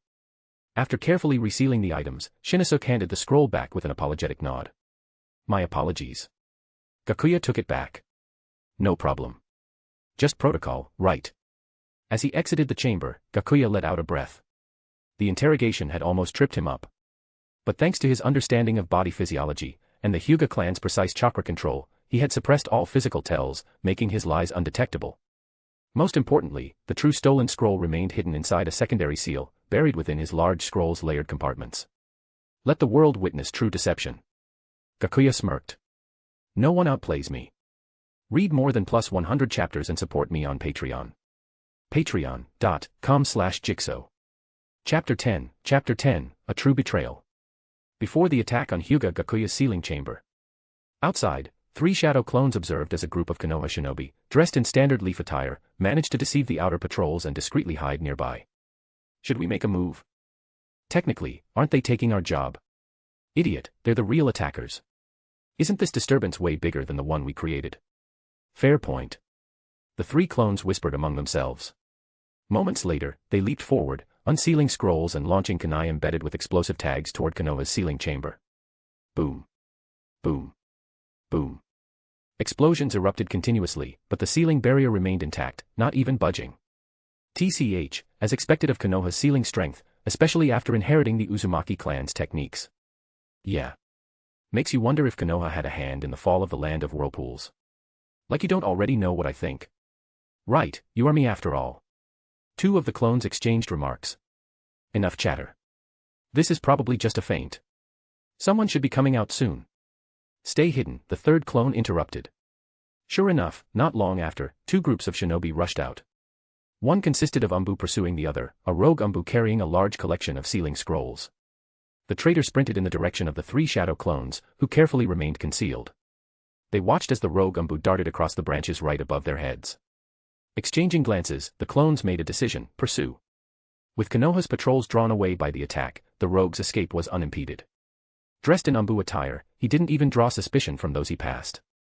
Hyūga Gakuya's clones trailed him from a distance, their Byakugan ensuring they never lost sight of their target. Eventually, he slipped into a secluded forest in Konoha's eastern region. Clearly familiar with Umbu patrol routes, he chose a location where no one would be watching. Relaxing his guard slightly, he waited for his contact to arrive.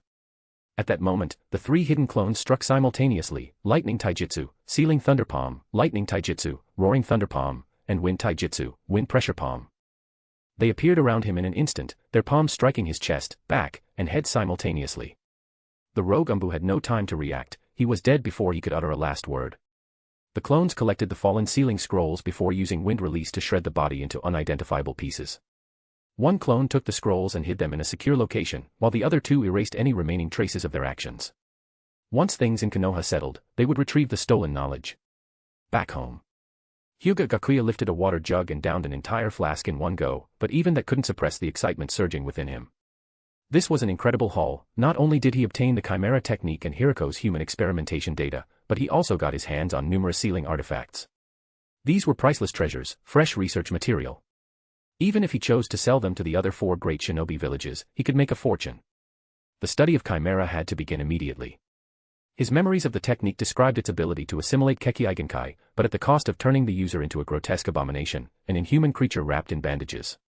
That was a fate he had no intention of sharing. Modifying and perfecting this jutsu was essential. After all, the version Hiriko left behind was incomplete. He had been forced to flee Konoha before finishing it. This would be a long and costly endeavor. A secret laboratory in the Land of Fire. After hearing Kabuto's report, Orochimaru's expression showed rare interest. Someone actually dared to steal from me. This operation had exhausted all his remaining connections in Konoha. It was time to leave. Kabuto, pack up. We're leaving the Land of Fire. Understood. May I ask where we're headed, Orochimaru-sama? The Land of Rain. December 13th, year 53 of the Hidden Leaf Calendar. Konoha's investigation confirmed that the attack on the sealing chamber was orchestrated by Orochimaru's remnants. Hyūga Gakuya was ordered to eliminate Orochimaru's spies in Konoha and dismantle their hidden research sites. Using his authority, Gakuya secured a trove of Orochimaru's Kekkeigenkai research and would release experimentation data, making significant breakthroughs in the study of Chimera. January 9th, year 54, ambushing a Kimogakure trade caravan. Gakuya acquired the corpse of a storm release user, secretly keeping it for further research. February 13th, year 54, battle against Kimogakure's assault force. The war reached a stalemate. March 26th, year 54, accompanying Uzumaki Naruto for a physical examination.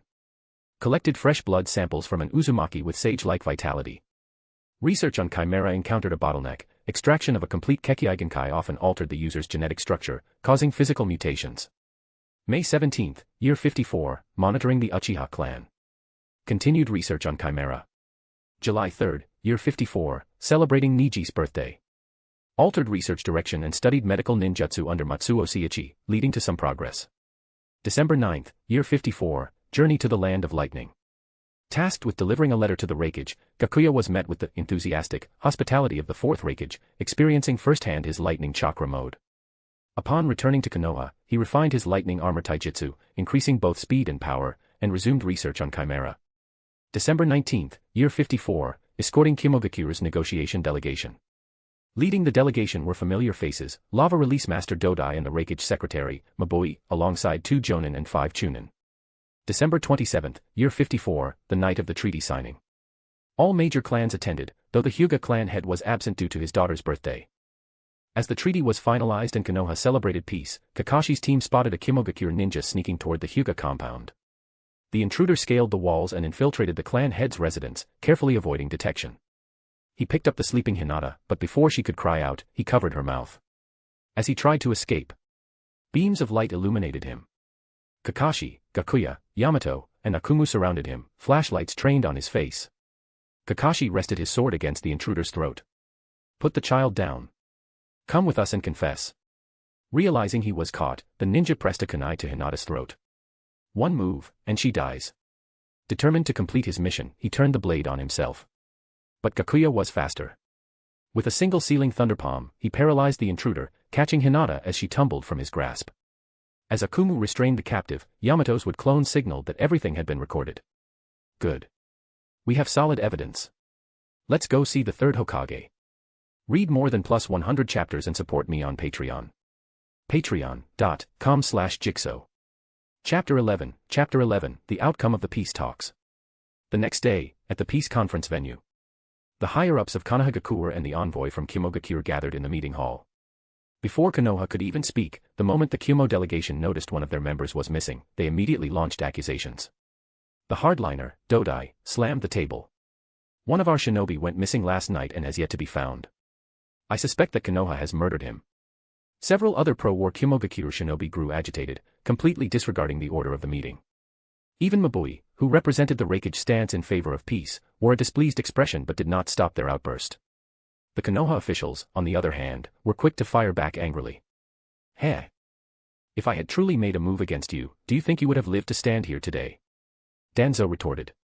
Did you hear that, Lord Hokage? Is this the attitude of Konoha? Dodai pointed at Danzo, directing his accusation toward Hiruzen Sarutobi. However, Hiruzen simply took a slow puff from his pipe, remaining completely composed. Seeing his old friend this relaxed, Danzo also calmed down. He knew that Hiruzen had something up his sleeve. Heh. There's no need to rush. Take a look at this first. Hiruzen tapped the table lightly with his pipe, signaling to Hyūga Gakuya and the others waiting outside to enter. Yamato and Kakashi rolled in a projection screen while Akumu carried a projector borrowed from a movie theater. The team swiftly set up in the meeting hall. Dodai scoffed. What now? Is the Hokage planning to show us a movie? I suggest we discuss our missing shinobi first. Oh, but this is a movie. Its title is a Hyūga Gakuya shinobi infiltrates the Hyūga Clan, gets caught, and attempts suicide to cover up his crime. Dodai's eyes widened in shock. Impossible. There's nothing impossible about it. Why don't we watch it first? Akumu pressed the play button, and the projector flickered to life, displaying footage on the white screen. The recording showed a Kyumo shinobi sneaking past several Konoha patrols, scaling the walls of the Hyūga Clan compound. Just as he was about to take his next step, Hyūga Gakuya, Kakashi, and their team appeared, blocking his path. The footage clearly showed the Kyumo ninja panicking and attempting suicide before Gakuya knocked him unconscious. As the movie concluded, Dodai clenched his teeth.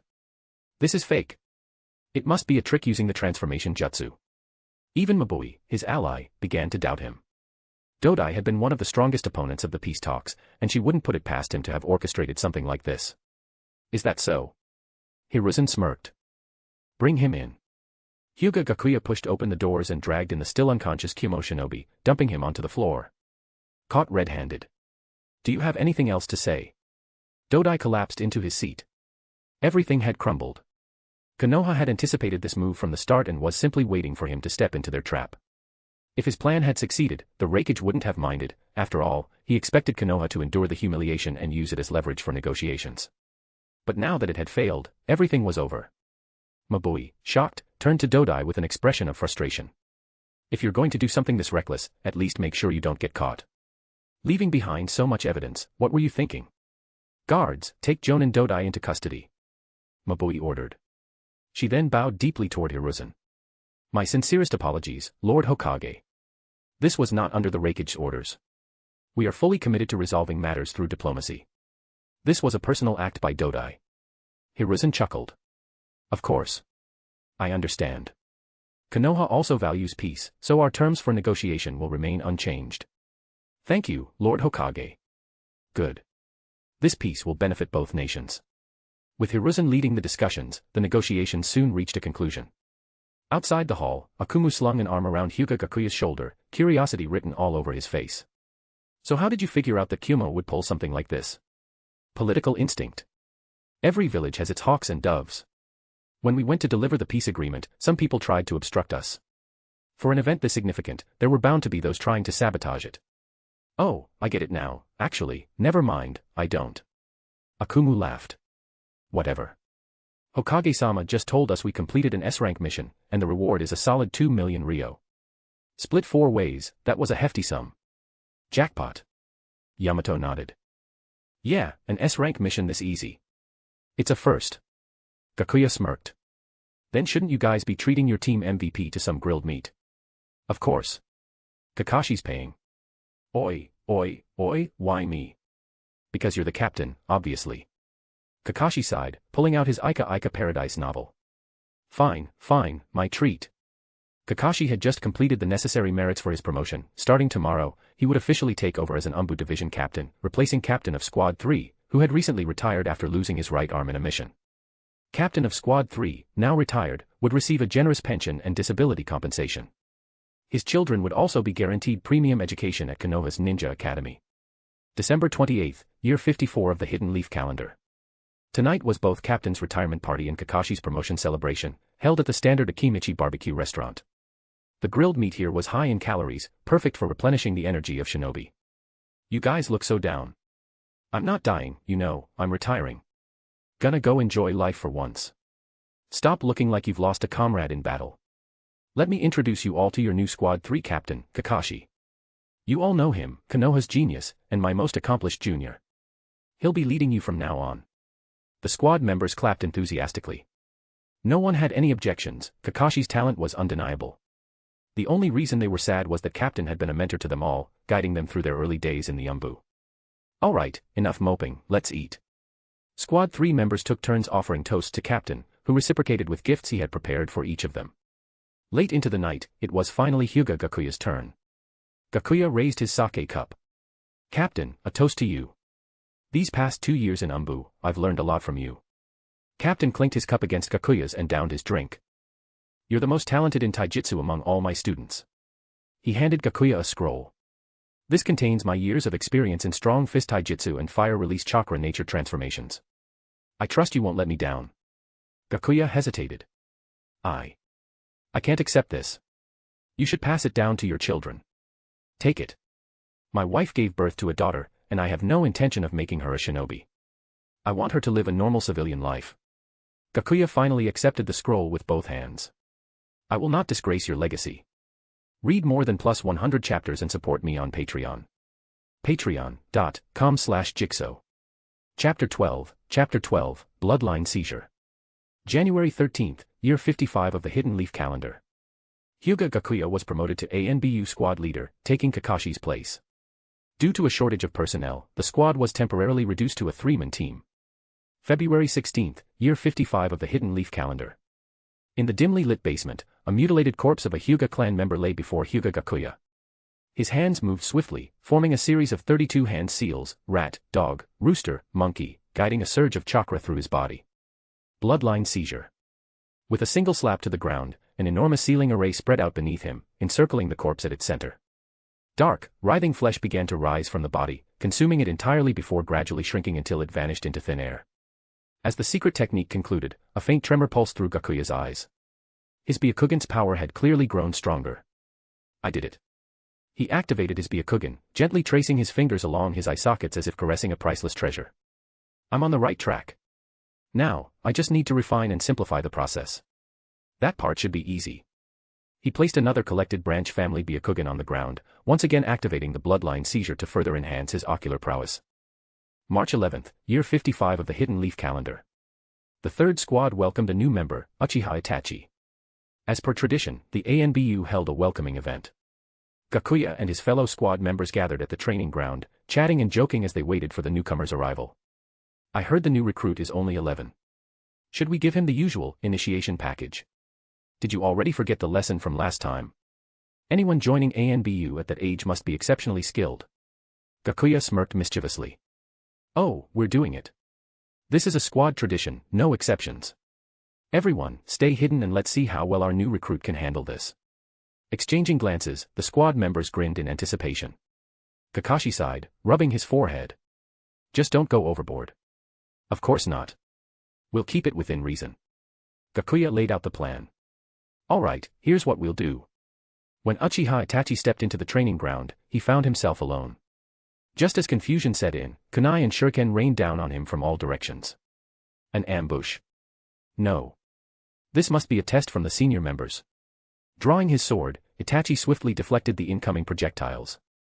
From their concealed positions, the squad members silently nodded. Then, they increased the number and speed of the incoming weapons. Yet, Itachi parried every single one with ease. The attacks intensified until he finally showed signs of strain. At that moment, his Crimson 3 Tomo Sharingan spun into motion. Dipping into his ninja pouch, Itachi pulled out 8 kunai, throwing them with precise force. The kunai struck midair, altering their trajectories to deflect the next wave of weapons. The deflected kunai, in turn, knocked down more incoming shuriken. A cacophony of clashing metal filled the air, and when it settled, not a single projectile had touched him. Bravo. Applause erupted from all around as the ANBU members emerged from their hiding spots. Itachi took in the scene, thinking, so this was the welcome ceremony. Does this mean I've earned their approval? His squad mates, on the other hand, were in shock. While they wouldn't have been injured by the barrage, none of them could claim to neutralize an airborne assault with such precision. This was the power of the Uchiha, the mastery of projectile weapons combined with the Sharingan's dynamic vision. Even Gakuya was astounded. Seeing this in an anime was one thing, but witnessing it firsthand was something else entirely. The sheer impact of Itachi's skill was undeniable. So this is the power of the Sharingan. No wonder Orochimaru became obsessed after seeing it once. With Itachi in the ANBU, Shirsue's death was not far off. And if that happened, perhaps Gakuya could obtain a sample of the Uchiha's pure bloodline. One by one, the squad members introduced themselves and their abilities. After all, teamwork was essential in completing missions. Gakuya stepped forward. Gakuya specializes in taijutsu. Once the introductions were done, Itachi gave a slight bow. Crow specializes in fire release and genjutsu. Alright, now that we're all acquainted, Kakashi began. I'm Kakashi. I don't have a codename. Squad 3 Captain. From now on, you'll be in Gakuya's unit. If you have any questions, ask him. Understood. Gakuya rolled his eyes. I knew it. You just don't want to do the newbie training. Itachi turned to Gakuya, exchanging a polite nod. Gakuya then led him, along with Yamato and Akumu, to a corner of the training field for further introductions. After confirming Itachi's proficiency in stealth techniques, Gakuya found himself at a loss. Normally, I'd be teaching you the fundamental skills required in ANBU, but you already know them all. He sighed. Alright, I'll teach you something different, my fire-infused taijutsu. Recognizing this as Gakuya's signature technique, Itachi immediately bowed in gratitude. Thank you. No problem. Fire-infused taijutsu was a fusion of the Leaf's strong fist style and fire-release chakra manipulation, inspired by former captain. Unlike the Hyūga's gentle fist, it didn't rely on knowledge of chakra points, making it accessible to ordinary shinobi. Gakuya demonstrated a few techniques. To no one's surprise, Itachi, with his Sharingan, learned them instantly after seeing them just once. Yamato and Akumu, watching from the sidelines, were wide-eyed. That's insane. Gakuya hadn't hidden any details during his instruction, explaining the techniques thoroughly. Yet, only Itachi and Kakashi, using their Sharingan, managed to replicate them perfectly. The others could only watch in envy. Some of us have no Kekkei Genkai, and it shows. And the sheer natural talent of Gakuya and Itachi, teenagers already at this level, was equally frustrating. After the training, Gakuya decided to treat his squad to hot pot. As expected, a certain freeloading Uchiha, Kakashi, tagged along, claiming it was his right as a former teammate. Itachi offered to pay as a token of gratitude for the training, but Kakashi, Yamato, and Akumu immediately shot him down. For once, this stingy guy is willing to spend money. We have to make the most of it. Gakuya just chuckled. These guys have no idea, I've already regained my wealth thanks to the bloodline seizure. Besides, there was another reason for his generosity. Getting closer to Itachi meant gaining insights into the Uchiha's movements, and by extension, the inner workings of Konoha. After all, he was the perfect double agent. Read more than plus 100 chapters and support me on Patreon. Patreon.com/Jigsaw. Chapter 13, The Sacrifice of Hisashi. Konoha Year. Hyūga Gakuya spent another year refining the bloodline seizure, reaching a level where he could activate it without hand seals.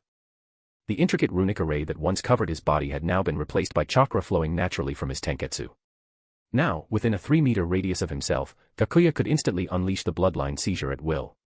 During this time, he also became someone Uchiha Itachi regarded as a reliable senior. Itachi frequently sought his advice on various matters. Additionally, Gakuya managed to obtain a summoning scroll for the ninja fish through an exchange with a rogue ninja from Kirigakure, preparing for the retrieval of Shirsue's body. Konoha Year 56, July. Gakuya noticed a change in Uchiha Itachi.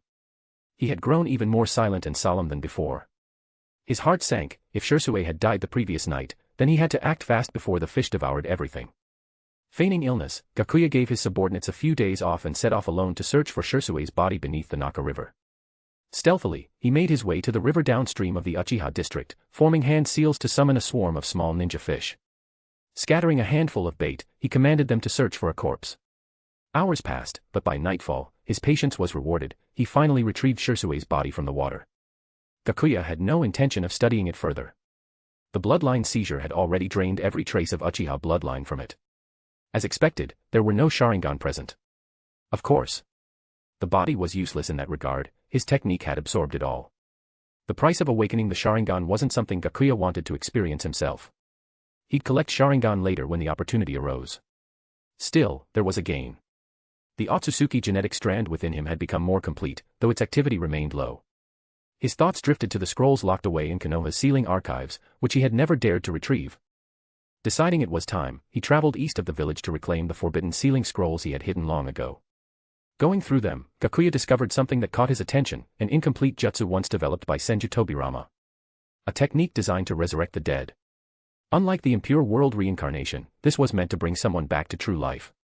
In Tobirama's mind, if he could summon souls from the Pure Land, why shouldn't true resurrection be possible? However, the development of the technique had been halted by Senju Hashirama, who deemed it an act of desecration and strictly forbade its continuation. Despite that, the concept held merit. Many techniques across the shinobi world could revive the dead: Kyuzugaku's dragon life reincarnation, Tsunagekyu's reanimation jutsu, and the Rinnegan's samsara of heavenly life technique. They all worked within limitations: the recently deceased, a life for a life exchange, and a suitable vessel. But to Gakuya, these were merely obstacles to overcome. The recently deceased issue. The impure world reincarnation could retrieve the soul. A vessel. Orochimaru could clone one. A life for a life exchange. Just a matter of having enough chakra and vitality, perhaps something the ultimate sage body could solve. If he continued developing this concept, true resurrection might be possible. Perhaps, in time, even his aunt could be brought back. Gathering the remaining materials and jutsu scrolls, Gakuya stored them away for further study when time permitted. Konoha year 57, February. At just 13 years old, both Hyūga Gakuya and Uchiha Itachi were promoted to ANBU squad captains. This meant they had to leave their previous teams. When Gakuya saw Itachi's assignment letter, he understood. The Uchiha massacre was drawing closer. Itachi had been assigned to Root, meaning he was now under Danzo's command. Though the promotion seemed prestigious, in reality, it was merely a title. Root wouldn't allow an Uchiha to command its forces. Gakuya, however, had received a genuine leadership position, ANBU 2nd Division Captain. His former teammates threw him a farewell party. Or at least, that's what they called it. In reality, since his new division was right next to their own, they would still see each other regularly, they just wanted an excuse to make him pay for dinner. In the end, Gakuya reluctantly covered the bill, lamenting the loss of his money. Konoha year 57, February. On his first day in command, Gakuya swiftly established his authority by defeating every squad leader in the division. Yet, in the shadows, a pair of watchful eyes never left him. He's already a division captain, huh? Then it's time to act. If the Uchiha have an ANBU captain, the Hyūga must have one as well. Konoha year 57, May. Gakuya received a critical mission. The fire daimyo had passed away. His younger son, who had been living in Konoha, needed to be escorted safely to the capital to be installed as the new daimyo. Ensuring a daimyo favorable to Konoha was of utmost importance. Sarutobi Hiruzen assigned the task to Gakuya's ANBU unit, authorizing lethal force if necessary to eliminate the elder son, who was returning from afar. The mission was grueling. Samurai and robed ninjas relentlessly pursued them. After enduring countless ambushes and hardships, Gakuya's team reached the capital first. Through ruthless means, they eliminated the opposition and successfully installed the younger son as the new daimyo. But their work wasn't over. Continuous assassination attempts kept them on edge, forcing them to remain until the 12 Guardian Ninja arrived to assume protection duties. Life at the capital became comfortable, with the new daimyo showing great favor toward Gakuya, even attempting to recruit him. Yet, this peace made Gakuya uneasy. Once the new Guardian Ninja were in place, Gakuya handed over his responsibilities and wasted no time heading back to Konoha. In this world, there were only two people he truly cared for, Hisashi and Niji. Meanwhile, back in Konoha, Hyūga Hisashi received an urgent summons from the Hyūga main family, instructing him to bring Niji to the clan's estate. Something felt off. Why would Niji be required for a formal meeting? Acting on instinct, Hisashi arranged for Niji to secretly leave and head to Gakuya's house for safety. He then penned a farewell letter and hid it beneath Gakuya's bed. If he didn't return, it meant the main family had killed him. Steeling himself, he went alone to face his brother. Within the Hyūga estate, the clan elders sat in judgment over Hisashi. When Niji failed to appear, Hyūga Hayashi questioned, "Where is Niji?" He went to play with Gakuya, Hisashi answered pointedly, signaling for them to abandon their intentions. One of the elders sneered. If he stays with that disgrace to the Hyūga, won't he become just as much of a disgrace himself? Hisashi remained firm. Niji will follow the Hokage's directive and attend the academy. But the elders weren't offering a choice. Pain erupted in Hisashi's head as his cursed seal was activated. Agony racked his body, and he collapsed, clutching his skull as his brain burned from within. Through ragged breaths, he continued shaking his head, refusing to comply. Realizing his resolve, Hisashi made his final decision. Just as his brother once had, he struck his own temple, choosing death over submission. Hyūga Hayashi could only sigh in sorrow. Hisashi. Was it really worth it? Read more than +100 chapters and support me on Patreon. Patreon.com/Jigsaw. Chapter 14, Niji is taken. Clean this up. Immediately, someone stepped forward to remove Hisashi's corpse. The four figures remained composed, waiting for the next stage of their plan. Before long, a branch family ninja entered the hall, dragging Hyūga Niji alongside him. Let me go. I need to find Gakuya. Niji, stop making a scene. Hayashi barked. Seeing his uncle, Niji had no idea that the people before him were his father's murderers. Uncle, he just dragged me here against my will. It's fine. I'll handle it, Hayashi said reassuringly. Now, get out. Why yes. The branch family ninja hurriedly left the hall. Uncle, where's my father? The second elder put on a dramatic act. Sigh. He's inside. Go see him. He's suffering from a bloodline disease and doesn't have much time left. Before passing. He entrusted me with your care, Hayashi interrupted, intending to personally mold Niji into his ideal successor. What? Niji gasped in disbelief before rushing inside, only to see his father lying weakly on the bed, barely clinging to life. Overcome with worry, Niji threw himself beside his father. Father. What happened to you? I'm fine. The impostor wheezed weakly. You were fine just a moment ago. Why are you like this now? I took a secret medicine to suppress my illness so I could spend more time with you. But now the sickness has caught up to me. I came here to entrust you to your uncle. Niji. Remember to listen to your uncle. Understanding that the more he spoke, the more he risked exposing himself, the fake Hisashi tilted his head and feigned death. Niji, devastated, broke down in tears before collapsing unconscious from the overwhelming grief. September 1st, Konoha year. Hyūga Gakuya finally returned to the Hyūga Clan. As soon as he stepped into the outer branch family territory, he noticed the white mourning banners hanging everywhere, a clear sign that someone had died. Hurrying to Hisashi's residence, he found the entire place sealed off. His heart pounded as he forced open the door, only to find the house completely empty, even the servants gone. A terrible suspicion formed in his mind. Had the main family killed Hisashi? Without hesitation, he bolted toward Hayashi's estate. Halt! You do not belong here. In an instant, countless Byakugan activated, trapping Gakuya within a formation. Gakuya activated his lightning release, lightning armor and drove a fist into the stomach of the nearest Hyūga clansman. The man was sent flying. One after another, more Hyūga stepped forward to stop him, but Gakuya, enveloped in his lightning armor, tore through them like a thunderstorm. Though he could have used his forbidden bloodline seizure technique to consume them all, he resisted the urge. What kind of power is this? Forget it. Don't block him. Gakuya landed a final devastating punch, sending the last obstacle crashing into the ground before storming into the main family's estate. The moment he entered, his gaze locked onto the main hall. Sitting in the highest seat was Hyūga Hayashi, flanked by the three elders. But most importantly, Niji was at Hayashi's side. Hayashi's hand rested on the back of Niji's head, appearing affectionate, yet Gakuya could see the silent threat behind the gesture. His eyes burned red with fury, lightning crackling around his body as the stone tiles beneath him shattered. Where is my uncle? At the sound of his voice, Niji instantly burst into tears. Father. Father, he. Wah. Niji tried to run to Gakuya, but Hayashi held him back. At that moment, everything became clear to Gakuya. The Hyūga clan still harbored treacherous ambitions, they wanted to use Hisashi and Niji to control him. And judging by the situation, they had succeeded. With Niji in their grasp, Gakuya was forced into a corner. No matter how strong he was, he couldn't risk making a move. Hayashi feigned a sigh. Alas. Hisashi suffered from a bloodline disease and passed away a few days ago. Before he left, he entrusted you and Niji to my care. He wanted me to look after you both. Gakuya clenched his fists so tightly his nails dug into his palms. Lies. All of it. When he had left, his uncle had been in perfect health, there was no way he had simply died from an illness. But they had played their hand perfectly. With Niji in their grasp, Gakuya had no choice but to stand down.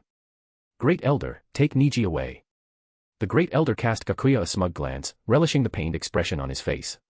He grabbed Niji, who was crying so hard he nearly fainted, and forcefully dragged him out of the hall. "If you dare harm Niji, I swear I will drag the entire Hyūga clan to hell with me," Gakuya growled through clenched teeth. Hayashi maintained his composed facade. "I am Niji's uncle. Why would I ever harm him? You worry too much." He then added with a hypocritical smile, "Besides, with you still out there, how could I possibly mistreat him?" The third elder, unlike Hayashi, didn't bother with pretense. He smirked and said outright, "You carry Hyūga blood. No matter what, you will always be a part of this clan. Your duty is to contribute to our future. Do you understand?" Gakuya's jaw tightened. From between his teeth, he forced out 2 words, "I understand." "Now then, tell us about Konoha's recent movements." Suppressing his rage, Gakuya recounted the details of his recent mission. Installing a new daimyo. That's beneficial for us. You may leave now. Remember your place." As Gakuya left, the clan leaders exchanged smiles. This was far more effective than the caged bird seal. Back in his old room, Gakuya immediately noticed signs that it had been searched. His expression darkened as he knelt beside his bed and reached underneath. His fingers brushed against something, his uncle's farewell letter. "To my nephew, Gakuya." The letter detailed how Hisashi had been summoned by the main family, realizing too late that it was a trap. He had wanted Niji to escape first but failed. In his final words, he entrusted Niji to Gakuya. As he read, Gakuya's grief and fury surged. His vision blurred red, and his black pupils transformed into a spinning pattern of tomo. 1 tomo. 2. 3. His Sharingan had awakened, fully matured. The Hyūga Clan. He crumpled the letter and swallowed it whole, committing every word to memory. If before, he had entertained the thought of reforming the clan out of respect for his uncle, now, he was determined to annihilate them. They had murdered his family one after another. If he did not take revenge, he would not be human. He wasn't strong enough yet. He needed to wait for the right moment. And then it came to him, a perfect opportunity 1 year from now. The night of the Uchiha massacre. When Konoha was fixated on the Uchiha, he would take that chance to wipe out the Hyūga and rescue Niji. But no, he couldn't wait a whole year. He had to force their hand. He had to escalate their conflict. The Hyūga clan's extinction would happen sooner than planned. Read more than +100 chapters and support me on Patreon. Patreon.com/Jigsaw. Chapter 15, The Day the Hyūga Fell. Konoha Year 57, September 13th, Hyūga Gakuya exploited his position to secretly leak information, Danzo's ambush of Uchiha Shursue, the attempted theft of his Sharingan, and other classified details, all to deepen the rift between the Uchiha and the village. When Uchiha Itachi came to him seeking answers about the tension between his clan and the village, he believed Gakuya, being a fellow clan ninja, would understand his torment. But he didn't know, Gakuya's relationship with the Hyūga clan was anything but harmonious. If Konoha decided to act against the Hyūga, Gakuya would be the first to volunteer as a guide. Hoping to push Itachi into action, Gakuya explained the doomed relationship between the village and the clan, and quietly hinted that as long as even one member survived, the Uchiha still had a chance to rise again. Opposing the village could only lead the Uchiha to destruction. Konoha Year 57, October 12th. After much maneuvering, Gakuya finally secured a rare chance to visit Niji. Their conversation was heavily monitored. There was so much he couldn't say. Still, Gakuya quickly realized how deeply Niji had been misled, groomed to be nothing more than a dog of the Hyūga clan. Even now, Niji spoke with fierce protectiveness over Hinata and Hanabi. Gakuya could only sigh. It wasn't Niji's fault. He was still at the age where his values were being molded, so easily manipulated. If Gakuya didn't act soon, it would be too late. Konoha Year 57, November 12th. The operation had begun. Gakuya received orders, the ANBU were to completely surround the Uchiha compound. The night before, Itachi had confided in him, if he ever left the village, he asked Gakuya to watch over Sasuke. Konoha Year 57, November 13th. Thanks to Gakuya's machinations, the Uchiha massacre had been pushed ahead by several months. Tonight was the night. The old men in charge had already summoned back every Uchiha ninja on mission, all to prevent any surprises. Every ANBU, including Gakuya, had been positioned around the compound. The moment an Uchiha tried to leave, they were to be killed on sight. In the shadows, Gakuya also spotted movement, Root had arrived. There was no doubt. Tonight was the night. But it wasn't just the Uchiha who would fall. Tonight, it would also be the Hyūga clan's final night. Gakuya quietly slipped away from the patrol and returned to the Hyūga compound. He made his way to the long-abandoned residence of the branch family head, coated in dust and silence. He entered the room that once belonged to his uncle and aunt. On the nightstand sat an old photo, long covered in grime. He gently wiped it clean. 4 smiling faces. It was taken right after Niji was born. His uncle and aunt stood on either side. A 5-year-old Gakuya held baby Niji in his arms. He remembered it clearly, how, after being brought into the Hyūga clan, he had been beaten daily by the other children, looked down on by the adults, and pushed to the edge of collapse. It was his aunt's family who took him in. And now, they had all been destroyed by the main house. Niji had become their puppet. It ended tonight. Gakuya pocketed the photo, then pulled out a bottle of sake he had prepared long ago. He poured it on the ground. Watch closely. I'll save Niji, and wipe the Hyūga off the face of the earth. Their greatest bargaining chip had always been Niji. But under Gakuya's subtle genjutsu, Niji, Hinata, and Hanabi had already been guided away from the compound. A/N, yes, this thread will be wrapped up later. The protagonist seeks revenge for Niji's brainwashing. As for Hinata, rather than killing her outright, the idea is to have her fall in love with her enemy in agony. And yes, Hyūga Hanabi will be taken in too. Years of submission had made them drop their guard. With Sharingan-induced illusions on Hinata and Hanabi, Gakuya had them beg Hayashi to let their brother Niji take them out for a night market stroll. Gakuya stepped out of the house, looked up, the sky had dimmed into twilight. A full moon hung high overhead. He slipped quietly through the compound, stopping at a neighbor's house. He knocked. A Hyūga clansman opened the door, his expression souring instantly when he saw who it was. What the hell do you want, scum? I came to say goodbye, Gakuya replied with that ever-gentle smile. Off on a mission. Then I hope you die out there. The men spat the words like venom. Thanks for the well wishes. Gakuya didn't miss a beat. He walked past the men and stepped inside his home. Hey! What are you doing? Get out. The men activated his Byakugan and immediately tried to attack. But Gakuya was faster. Black, pulsing flesh surged up from the floor beneath the man's feet, engulfing his entire body before he could make a sound. When the shadows receded, he was gone. Gakuya shuddered with exhilaration. It had been a while since he'd felt the Byakugan this intensely. The added chakra sent shivers down his spine. Hey, he, ha ha ha ha, MMPH. He couldn't even laugh properly, the joy was so overwhelming. Then the man's wife stepped out, alarmed by her husband's absence. What did you do, you bastard? Where is he? Without a word. Flesh erupted and swallowed the woman whole, silencing her screams forever. Aya! A child's scream. A little head peeked out from a window, eyes wide in horror. Gakuya walked inside. The child was already crawling backwards, desperate to escape. No hesitation. Gakuya ended the child's life too, reuniting him with his parents. He thought back. He'd been that age, too, when they brought him into the Hyūga. So weak. The branch house bloodline is pathetic. The caged bird seal stunts them from the start. He wasn't satisfied. Not yet. He knocked on the next door. Anyone home? Elsewhere in Konoha, the Uchiha were meeting the same fate. Inside the compound, Itachi opened a wardrobe and dragged a child out from the pile of clothes.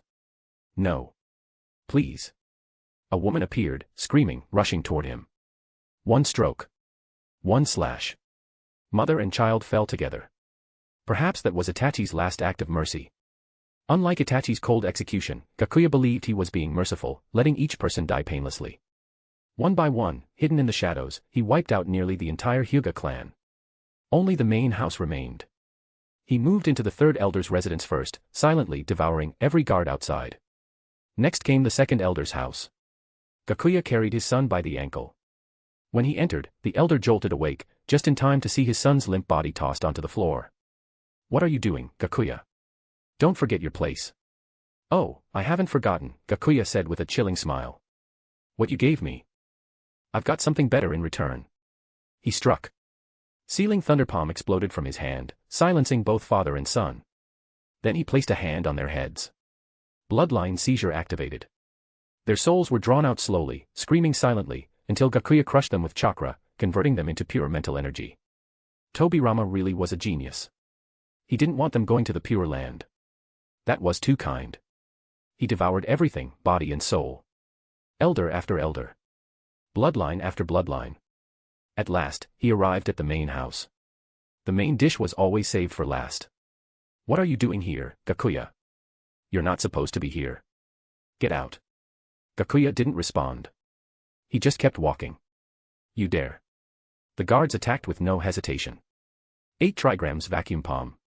Gakuya raised a hand, an immense wave of chakra blew their attack apart.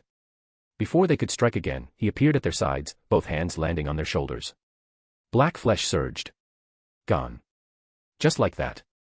Their cries alerted the clan head. Hyūga Hayashi opened the door, still in his robes. His eyes narrowed when he saw Gakuya. "Where are Tan and Kei?" he demanded. "They asked me to watch the place for a moment," Gakuya said cheerfully, stepping closer. Bathed in moonlight and firelight, he looked like a demon out of folklore. Something felt wrong. Hayashi's got twisted. "Stop. Don't come any closer." Gakuya ignored him. 8 trigrams vacuum palm. Hayashi struck. But Gakuya shattered the jutsu with a single palm. "Is that all? Don't you know anything else?" His black pupils began to fade to white, tinged with blue in the center. The veins bulged around them. You awakened the Byakugan." Hayashi staggered back. "When? Why haven't you ever used it?" Gakuya stroked his chin, relishing the panic. "Long time ago. As for why, well, why would I? So you could brand me with the caged bird seal. If you've awakened it, that means you're truly one of us." Hayashi didn't get it. He still thought being Hyūga was a gift. "You'll be welcomed into the clan. With your talents, you might even be groomed to be the next Hokage." Gakuya feigned awe. "Really, Lord Hayashi?" "Of course. I'll overlook tonight's trespass. Rest up, we'll find you tomorrow. And don't forget, Niji's life is in your hands." Gakuya's smile twisted. "Actually, I have a better idea. Want to hear it?" "What is it?" "If I wipe out the entire Hyūga clan, doesn't that make me the clan head?" What?" Lightning crackled around Gakuya as he launched forward. Hayashi shouted, "Rotation." The dome formed instantly, a perfect defense. But Gakuya's palm slammed against it, thunder pulsing into its chakra. Still, he couldn't break through, yet. He spread his fingers. His eyes glowed blue. Repel. The spinning stopped. Hayashi froze. Gakuya's palm struck. Electricity surged into his body, sealing every tenketsu. Hayashi fell, unable to move. His wife emerged, rushing to protect him. 8 trigrams protective wall. "No. Don't come out." Hayashi shouted, but too late. Gakuya smiled at her voice. "Sweet." He struck. One blow knocked her out cold. Black flesh wrapped around her body, sparing only her head. He didn't kill her. He was waiting. Waiting for Hayashi to beg. This moment was just like before. Only now. He was the one standing. Read more than +100 chapters and support me on Patreon. Patreon.com/Jigsaw. Chapter 16, The Real Madman. "How about this, get down on your knees and beg.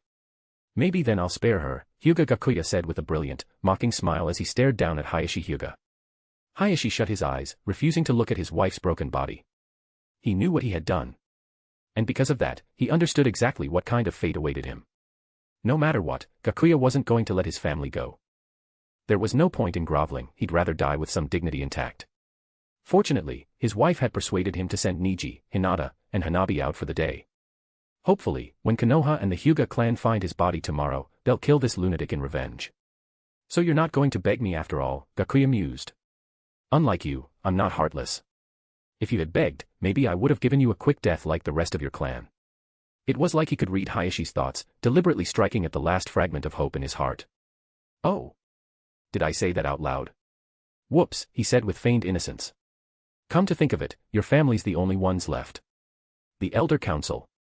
First, second, all gone. By tomorrow, the whole ninja world will hear the news, the Hyūga clan has been wiped out. A shame, really. Konoha's greatest clan, gone just like that." Hayashi's eyes burned with rage. He had spent his entire life carrying the will and legacy of the Hyūga clan. And now, today, it ended. "You maniac. I should have killed you 10 years ago." Gakuya basked in Hayashi's fury, listening until the man's voice grew hoarse from shouting. Then, Gakuya dropped another bombshell. "You're thinking Hinata and Hanabi made it out, right? Don't worry, I'm not going to kill them. You didn't kill me 10 years ago, so I won't kill your daughters now. Fair trade, wouldn't you say?" Hayashi felt a small wave of relief wash over him. If they lived, then maybe there was still a sliver of hope. But Gakuya's next words dragged him straight back into hell. Of course, just killing them wouldn't be enough to satisfy my rage. I'm going to do to them what you did to Niji. I'll take everything from them. They'll end up marrying the men who killed their father. They'll think of you as their shame, and me. I'll be their savior. You sick bastard. You can't do this. Hayashi screamed, practically foaming with madness. But Gakuya just smiled and brushed a finger along the lifeless cheek of Hayashi's wife. Why not? Wasn't this your method? Your wife is stunning. I bet your daughters will grow into beauties too. With that, the last of Hayashi's resistance shattered. You can't do this. I'm begging you. Just give them a quick death. Please, just kill them. If Gakuya's plan was real, then death would be a mercy. At least the Hyūga clan wouldn't have to carry such disgrace. But Gakuya only sneered and shook his head in disgust. You're heartless to the end. I'm not letting them die. When you reach the Pure Land, wait for my summons. We're not finished. With Gakuya, even death was a luxury. He slowly clenched his hand, and in that moment, flesh twisted and blood gushed. Hayashi and his wife fell together, dying in each other's arms. Their deaths should have brought satisfaction. And yet, as vengeance was fulfilled, a torrent of emotion surged through Gakuya. A special chakra exploded in his eyes. The three tomo in his gaze spun rapidly, finally merging into a twisted, swastika-shaped design. No joy. Only cost. He understood exactly what it took to awaken these eyes. That restless stirring in his vision was growing stronger. After devouring the Hyūga clan, he could feel it, the Rinnegan, fully awakened, was just a matter of time. It had taken Madara almost 20 years to restore his eternal Mangekyo and evolve it into the Rinnegan after using his Anaji. But Gakuya was only 13. He would open a power that rivaled the gods. Time was on his side. He activated the Tenseigan again, scanning the clan head's quarters. Sure enough, he spotted a hidden tunnel leading underground. He descended to a massive ceiling door. More than just a lock, this was the second layer of protection. Even if someone found the passage, the seals would block entry. Gakuya wasn't a sealing jutsu expert. Maybe an Uzumaki could have cracked it, but he certainly couldn't. There was only one solution, brute force. He took a few steps back and summoned all his chakra. Wind-fire infused taijutsu. Wind and fire surged in his arm. He punched. Boom. The stone gate exploded in a storm of flame and wind, but the entire tunnel started collapsing along with it. Of course. A failsafe. The Hyūga had ensured any forced intrusion would trigger a self-destruct mechanism. Gakuya rushed inside before the whole thing came down. Inside the chamber, rows upon rows of Byakugan stared blankly from within glass jars, decades of accumulation. He didn't hesitate. Bloodline seizure. The room was instantly swept clean. Aside from the Byakugan, there were also scrolls. Gakuya grabbed those too. No time to waste. The collapse was accelerating. If he didn't move fast, he'd end up buried like Obito once had. Back on the surface, he saw several figures rushing toward him. Kakashi, Yamato, and the others. Huh? Wasn't planning on seeing you again. But since you're here, let's make this a proper farewell. He stood still, waiting as they approached. Gakuya, what happened here? Where are the Hyūga? Kakashi asked, his voice low. He and a few ANBU had rushed over the moment they heard the explosion. Though he and Gakuya were friends, and he'd long since lost respect for the Hyūga clan, he still had to ask. They'd seen the estate on the way in, deserted. Not a single body. They're gone, Gakuya said, glancing around. I devoured them. What? The ANBU gasped, stunned. At first, they didn't believe him. But the absence of bodies spoke louder than words. An entire clan, wiped out, and not even a corpse left behind. Before anyone could say more, Gakuya continued. I did it. I destroyed the Hyūga clan. We already had bad blood, this just settled it. With that, he turned and prepared to leave. You're not going anywhere, one ANBU shouted and stepped forward. But Gakuya turned, his gaze glacial. One eye was now pale blue, his half-evolved Tenseigan gleamed. You can't stop me, he said coldly. You're not strong enough. He let out a fraction of the chakra he'd absorbed from 100 ninja. The oppressive force froze the ANBU in place. He turned to Kakashi. So. Do I have permission to leave? Kakashi exhaled slowly, unwilling to pit his team against Gakuya. Yeah. You can go. Gakuya smiled faintly, his aura fading as he waved goodbye. Kakashi, maybe lay off Jiraiya's books a bit. They're not good for your health. And the Sharingan?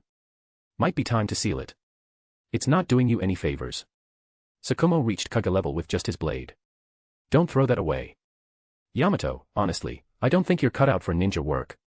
Consider going into real estate in the land of fire. With your 3-room 1-living-room technique, you might get rich and earn Konoha some revenue. Akumu, retire. Find a wife. You're getting older, and your odds aren't improving. Then, with a leap and a pull from the gravitational force of his evolving eye, Gakuya soared into the sky. Kakashi's expression remained unchanged, his deadpan stare fixed on Gakuya's departing figure. Maybe this was for the best, for both of them. At least Gakuya could rest easy now, revenge fulfilled. Unlike him. Yamato and Akumu grumbled under their breath, cursing Gakuya for dumping more trouble on them again. But one ANBU suddenly looked up, alarmed. Wait, that direction, that's the Uchiha district. What? Report to the Hokage, now. Small disclaimer from the author, don't worry, Niji will be rescued by Gakuya. He won't be brainwashed by Konoha. I really didn't plan that far ahead back then, TT. Outside the Hyūga compound. Niji, Hinata, and Hanabi stood just beyond the boundary. Without warning, one of Gakuya's shadow clones appeared before them in a flash. Big brother. Niji shouted, running toward him in excitement. Gakuya didn't respond. In an instant, he moved behind Niji, placing both hands on the girls' necks, sealing cursed marks onto Hinata and Hanabi. Hinata. Hanabi. Niji froze. What did you just do? He. I need their eyes. Their bloodline, Gakuya said coldly, dropping the unconscious girls. What? You're still too naive, Niji. You don't need the answers right now. Focus on growing stronger. When the time comes, seek the truth for yourself. His eyes flashed, deep, celestial blue like the galaxy. I'll come for you in a few years. For now, endure. And just like that, Gakuya vanished. Niji ran to the place his brother had just been, shouting after him. What's the truth? But only silence remained. Niji rushed toward the now empty Hyūga estate. Gakuya wasn't ready to tell him everything yet, for many reasons. First, Gakuya's journey would be dangerous. It was safer for Niji to stay in Konoha. Second, Niji's worldview was already shattering. Too many truths too fast could break him. Third, some truths need to be discovered, not told. Once the time was right, Gakuya would reveal it all. Until then, Konoha wouldn't dare touch Niji, not as long as Gakuya lived. When the dust settled, he'd bring Niji back. Read more than +100 chapters and support me on Patreon. Patreon.com/Jigsaw. Chapter 17, Confronting Obito. In the Hokage's office, Hiruzen Sarutobi, Danzo Shimura, Koharu Utatane, and Hamura Mitokado sat in a row, awaiting a report from the ANBU. A flicker of movement appeared below, it was Kakashi, arriving via body flicker technique. Lord Hokage. The Hyūga clan has been annihilated. The perpetrator is Gakuya. He's fleeing toward the Uchiha compound. What? Their eyes widened in shock. The Hyūga clan, wiped out. Hiruzen knew that Hyūga Gakuya had a grudge against the clan, but he never imagined he'd go this far, to utterly destroy them. How did he even gain that kind of power? It shouldn't be possible. He took a deep drag from his pipe, exhaling a plume of smoke as he forced himself to calm down. Were there any survivors? Danzo, meanwhile, was far more interested in the whereabouts of the main house's Byakugan. What about the bodies? We don't know if there were any survivors, Kakashi replied. When we arrived, there wasn't a single Hyūga left in sight. According to Gakuya, he ate them. Useless. Danzo barked. Why are you reporting back if you didn't stop him? I'm sorry. His strength was overwhelming. And, the Byakugan may have evolved. Useless, just as I expected from the ANBU. We'll let Root handle this. Danzo stood up and left with several Root operatives in tow, heading out to hunt down Gakuya himself. As he watched his old comrade walk away, Hiruzen sighed. Tell me more about Gakuya's eyes. Yes. After they activated, his eyes glowed a vivid blue, unlike any ordinary Byakugan, and the blood vessels around them were barely visible. A new Kekkei Genkai. And he can fly. That has to be part of it, Kakashi reported in detail everything he had witnessed. Lord Hokage, should we pursue Gakuya? Leave that to Root. Put out a bounty. Gakuya Hyūga is now an S-rank rogue ninja. Set the bounty at 50 million ryo. Yes, sir. Once the others had left, Hiruzen looked up at the full moon. After tonight, Konoha would lose 2 of its great bloodline clans. He didn't mourn the Uchiha's fate. Their planned coup would have cost far more lives. But the Hyūga. They were disciplined, loyal to the system. Their extermination was a loss he hadn't wanted to see. Maybe I never should have saved that boy, he thought grimly. Who would have guessed a 3-year-old would remember everything and act on it like this? The real Gakuya was already en route to the Uchiha compound, hoping to take advantage of the clan's destruction to absorb more Uchiha blood. At present, the only Uchiha DNA in his body belonged to Shursue, whose corpse Gakuya had found beneath a cliff after the latter's suicide. Upon arriving, Gakuya stumbled upon an interesting scene. Uchiha Izumi, just returning from patrol, had crossed paths with Obito, who had already slaughtered the entire Konoha police force. Chains from Obito's arm had coiled around Izumi, pinning her to the ground as he raised his long sword, aiming to sever Itachi's final emotional tie. Just as the blade fell, Gakuya struck, launching a wind blade that forced Obito to phase, causing the sword to harmlessly pass through Izumi. With a flash, Gakuya's half-evolved Byakugan activated, radiating pressure across the area. How about we make a deal? Hand over a few Sharingan, and the girl, and I'll let you walk away. Sound fair? This was a fully matured 3-tomo Sharingan. With a bit of grooming, it might even awaken into a Mangekyo. If he absorbed it, the gain would be tremendous. Secretly, Gakuya tried to peer through Obito's mask, but all he saw was a field of blue chakra. TCH. That mask must block sensory perception. No wonder he's been able to hide his identity so well. Ha ha ha. You're the first person bold enough to threaten Uchiha Madara. Obito laughed, genuinely amused. He swung his chained arm, slamming Izumi into a wall. She passed out instantly. Then you can die first. Obito charged in, his sword slicing through the air with a crimson arc. Gakuya raised his right hand, repulsive force scattered the blood blade with ease. Obito's eyes widened. That was the Rinnegan's repulsion technique. Greed flickered in his gaze as he stared at the glowing blue eyes. Was that? Gakuya's hand sparked with lightning as he closed in for close combat. Lightning-enhanced palms lashed out while his repulsive force deflected attacks, forcing Obito to continually enter his intangibility state. From intel, Gakuya already knew, Obito's phasing ability was powerful, but only lasted 5 minutes. With his own massive chakra reserves, Gakuya could afford to drag this out. Hidden in the shadows, Black Zetsu stared at Gakuya's eyes in disbelief. The Tenseigan. Hamura's eyes. I never expected a Hyūga descendant to awaken the Tenseigan. He's a variable, a serious one. We need to eliminate him here and now. Zetsu emerged. Madara. That's the evolved Byakugan, the Tenseigan. It manipulates gravity and repulsion. He hasn't fully adapted to the power yet. We must kill him now. He's a threat to our plan. Obito was growing visibly tired. He couldn't land a single hit. Gakuya's Tenseigan granted him near absolute defense and 360-degree vision. Every time Obito attempted to strike, Gakuya forced him to phase. Worse, it was as if Gakuya could see through him, his strategy, his timing, everything. Gakuya didn't rush, he simply mirrored Obito's steps, calmly unleashing palm strikes that left Obito no room to breathe. Zetsu was shaken. Can he see the future? As Kagaya Otsutsuki's son, Zetsu inherited all her memories. He knew exactly what it meant if Gakuya had developed such an ability. Only those with the purest Otsutsuki bloodline could awaken a Byakugan capable of peering into hearts and glimpsing the future. Not even Kagaya had achieved that. If that's true, then killing him is no longer viable. We'll have to rethink everything. Madara. He's already deciphered your power. The mission's complete, no need to continue. Obito shot Zetsu a glance, then leapt back, forming hand seals as he created distance from Gakuya. Fire release, majestic destroyer flame. From behind his mask, Obito unleashed a torrent of blazing fire. Gakuya raised his hand and dispersed the flames with a wave. But by the time the fire cleared, Obito was gone. Gakuya turned to the unconscious Izumi. At least she hadn't been taken. With the right nurturing, she might awaken the Mangekyo. Killing her now would be a waste. He slung her over his shoulder and walked into the Konoha Police Department building. The place was littered with Uchiha corpses, Konoha's elite, all slain by Obito. Their eyes had been removed. Gakuya formed a hand seal. Dark flesh sprouted from the corpses, fusing with him as he absorbed the Uchiha's pure chakra and bloodlines without hesitation. Sensing multiple chakra signatures approaching, Gakuya rolled his shoulders and sighed. TCH. Those root bastards really don't know when to quit. Read more than +100 chapters and support me on Patreon. Patreon.com/Jigsaw. Chapter 18, Reactions Across the Nations. There are signs of a struggle here. Lord Danzo, a root shinobi wearing a bird mask, knelt beside Danzo and reported. Any trail to follow? My apologies. The insects lost his scent here. Keep looking.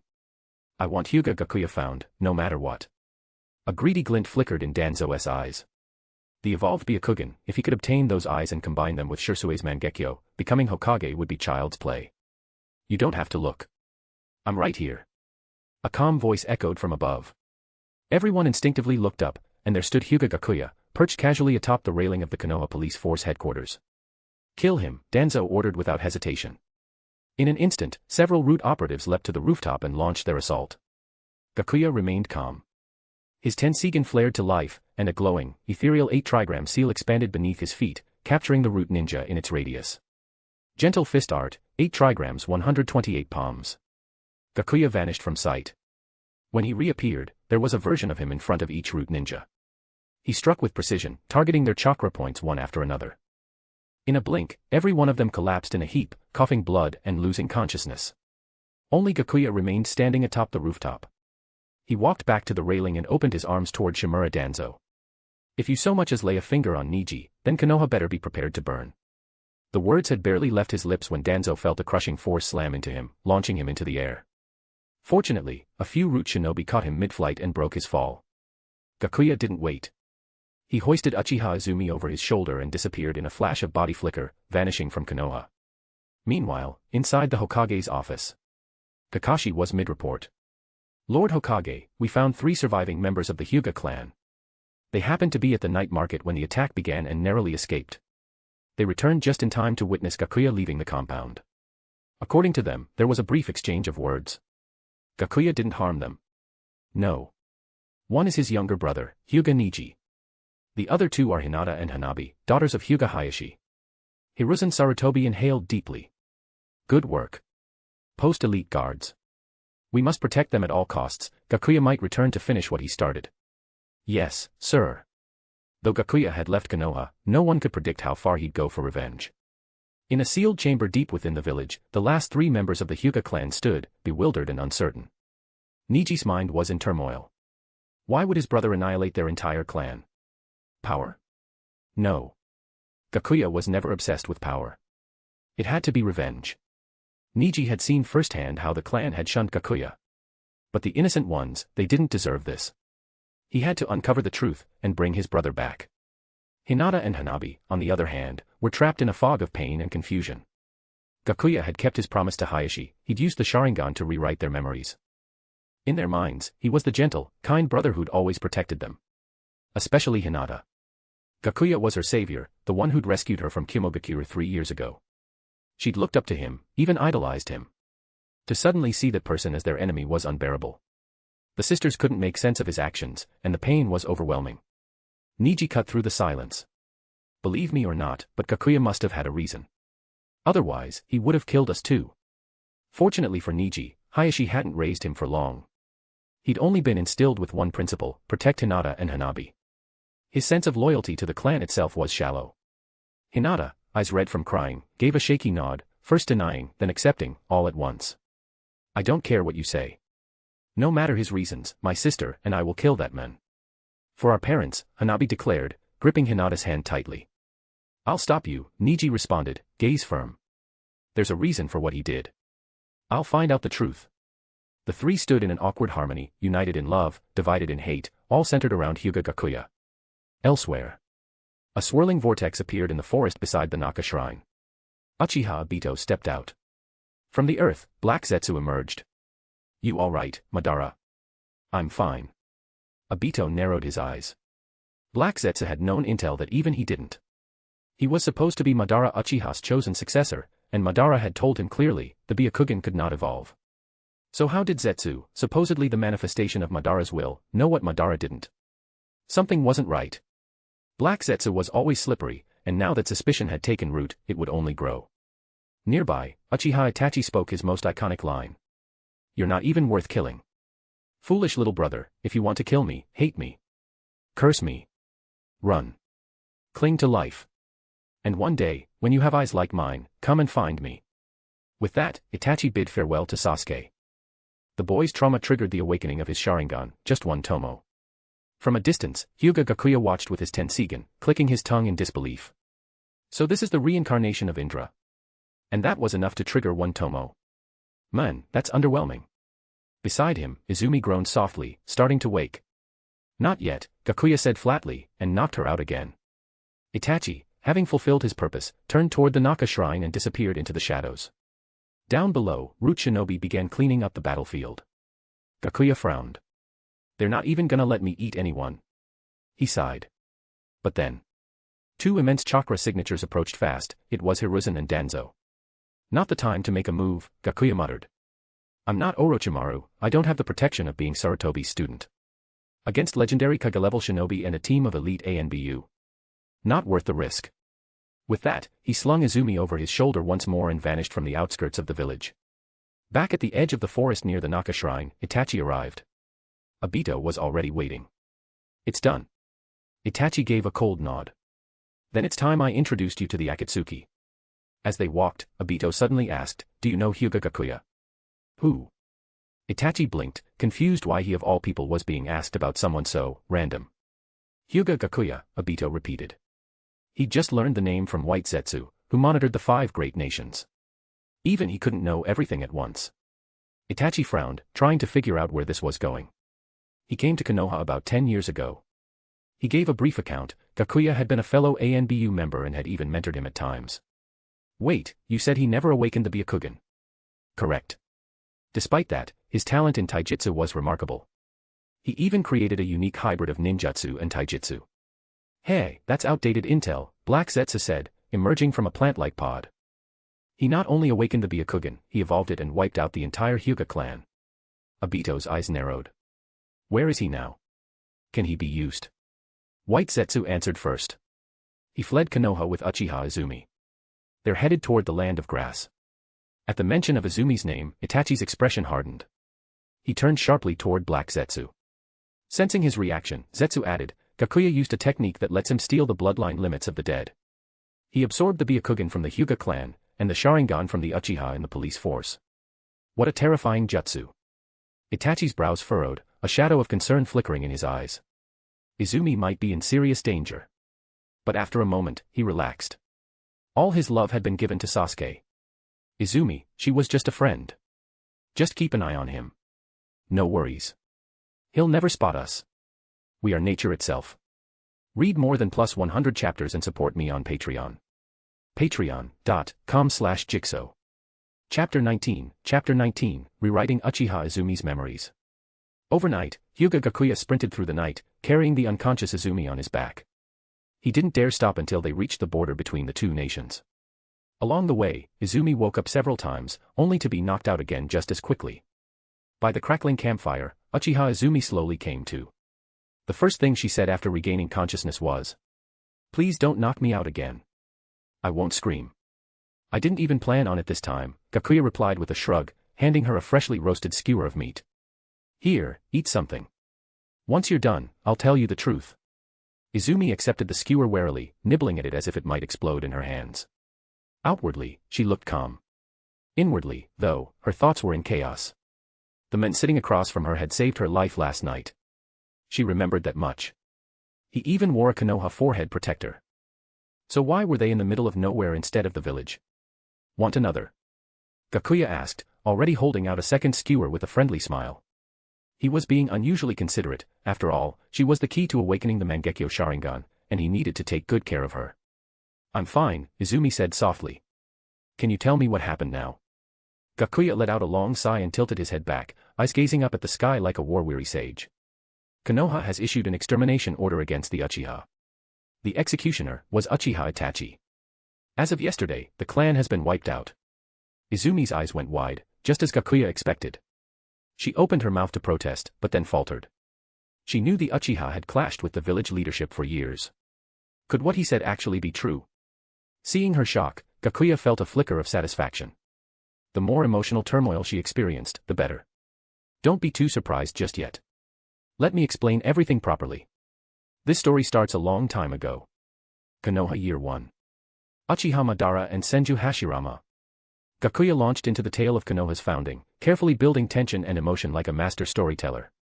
His goal was clear: stir Izumi's heart until it triggered her Mangekyo Sharingan. Of course, he conveniently left out a few important details, like the fact that Madara never actually died. Like a bard by the fire, Gakuya recounted the growing tensions from the very beginning: the founding of Konoha, the death of Shisui, and finally, the massacre carried out by Itachi. He emphasized the village's betrayal and how, as a condition, Itachi spared only one, Uchiha Sasuke, to carry on the clan's bloodline. Throughout the story, he wove in genjutsu illusions to immerse her in every moment. He wanted her to feel it all. As Izumi listened, her emotions shifted visibly across her face: pride, sorrow, grief, helplessness, loneliness, rage. The performance was flawless. But still. Not a trace of the Mangekyo. 2 whole hours. And not even a flicker of activation. Gakuya stared directly into Izumi's eyes as he finished, refusing to look away. She squirmed under the intensity of his gaze. Is there something on my face? No, he said with a frustrated sigh, slumping to the ground. Just the realization that I wasted 2 hours of my life for absolutely nothing. Sigh. So this was what a true Itachi fangirl looked like. In the original story, she literally died thinking of Uchiha Itachi. In fanfiction, she lived out a fantasy life with him inside Tsukuyomi. Of course she'd understand and forgive everything he did. The thought stirred something dark in Gakuya. Maybe he should just kill her here. Nah. What could a 3-tomo Sharingan even do? He wasn't impressed. Might as well keep her around as a subordinate for now. What's your take on Itachi's decision? He asked, curious what she really thought. He'd read countless interpretations in his past life, but this time, he wanted to hear it from her. She sighed. Even someone like Itachi couldn't let go of the Uchiha's pride.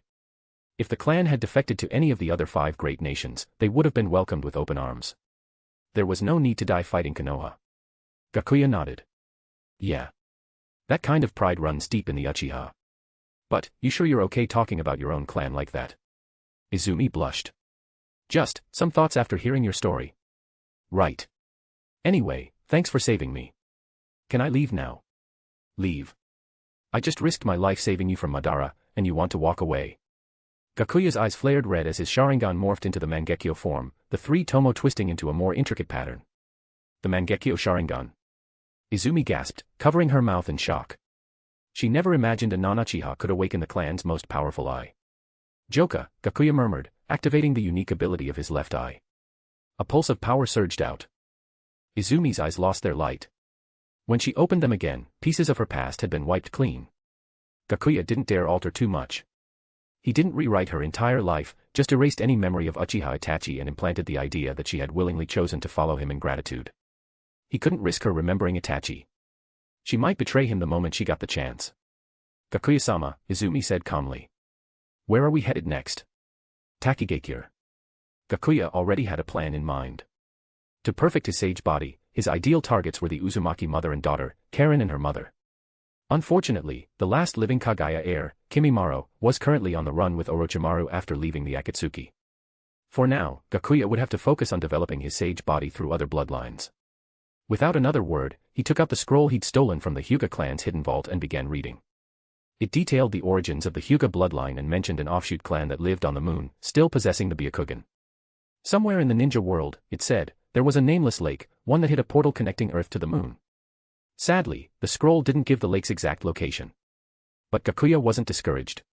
He remembered the golden Tenseigan wielded by the Otsutsuki on the moon. That power, that was his new goal.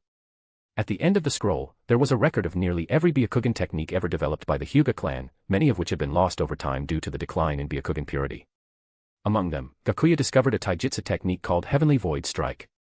What caught his attention wasn't just its power, it was the fact that it had roots in Otsutsuki-style taijutsu. This was the same kind of technique Kagaya Otsutsuki had once wielded during her final battle. T/N, it's probably worse version of the 80 Gods vacuum attack. The developer listed for the jutsu was Hyūga Tenin, a legendary shinobi from the Warring States period, a contemporary of titans like Senju Hashirama and Uchiha Madara. Tenin was said to have possessed the purest Byakugan in the Hyūga clan's history. Still, even Tenin wasn't the original creator of the technique.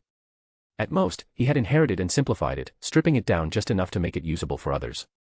Dozens of days later, the news of the simultaneous destruction of both the Hyūga and Uchiha clans spread like wildfire across the shinobi world. Anoki, upon reading the intel, burst into unrestrained laughter. Sarutobi Hiruzen really has gone senile, he scoffed. 2 entire bloodline clans, countless shinobi, wiped out, just like that. Anoki, ever the opportunist, immediately sensed a shift in the balance of power. Konoha had taken a massive blow, one disaster after another. This was a once-in-a-lifetime chance. The 4th Kazekage, Raza, felt the same. In his eyes, this was the weakest Konoha had been in more than a decade.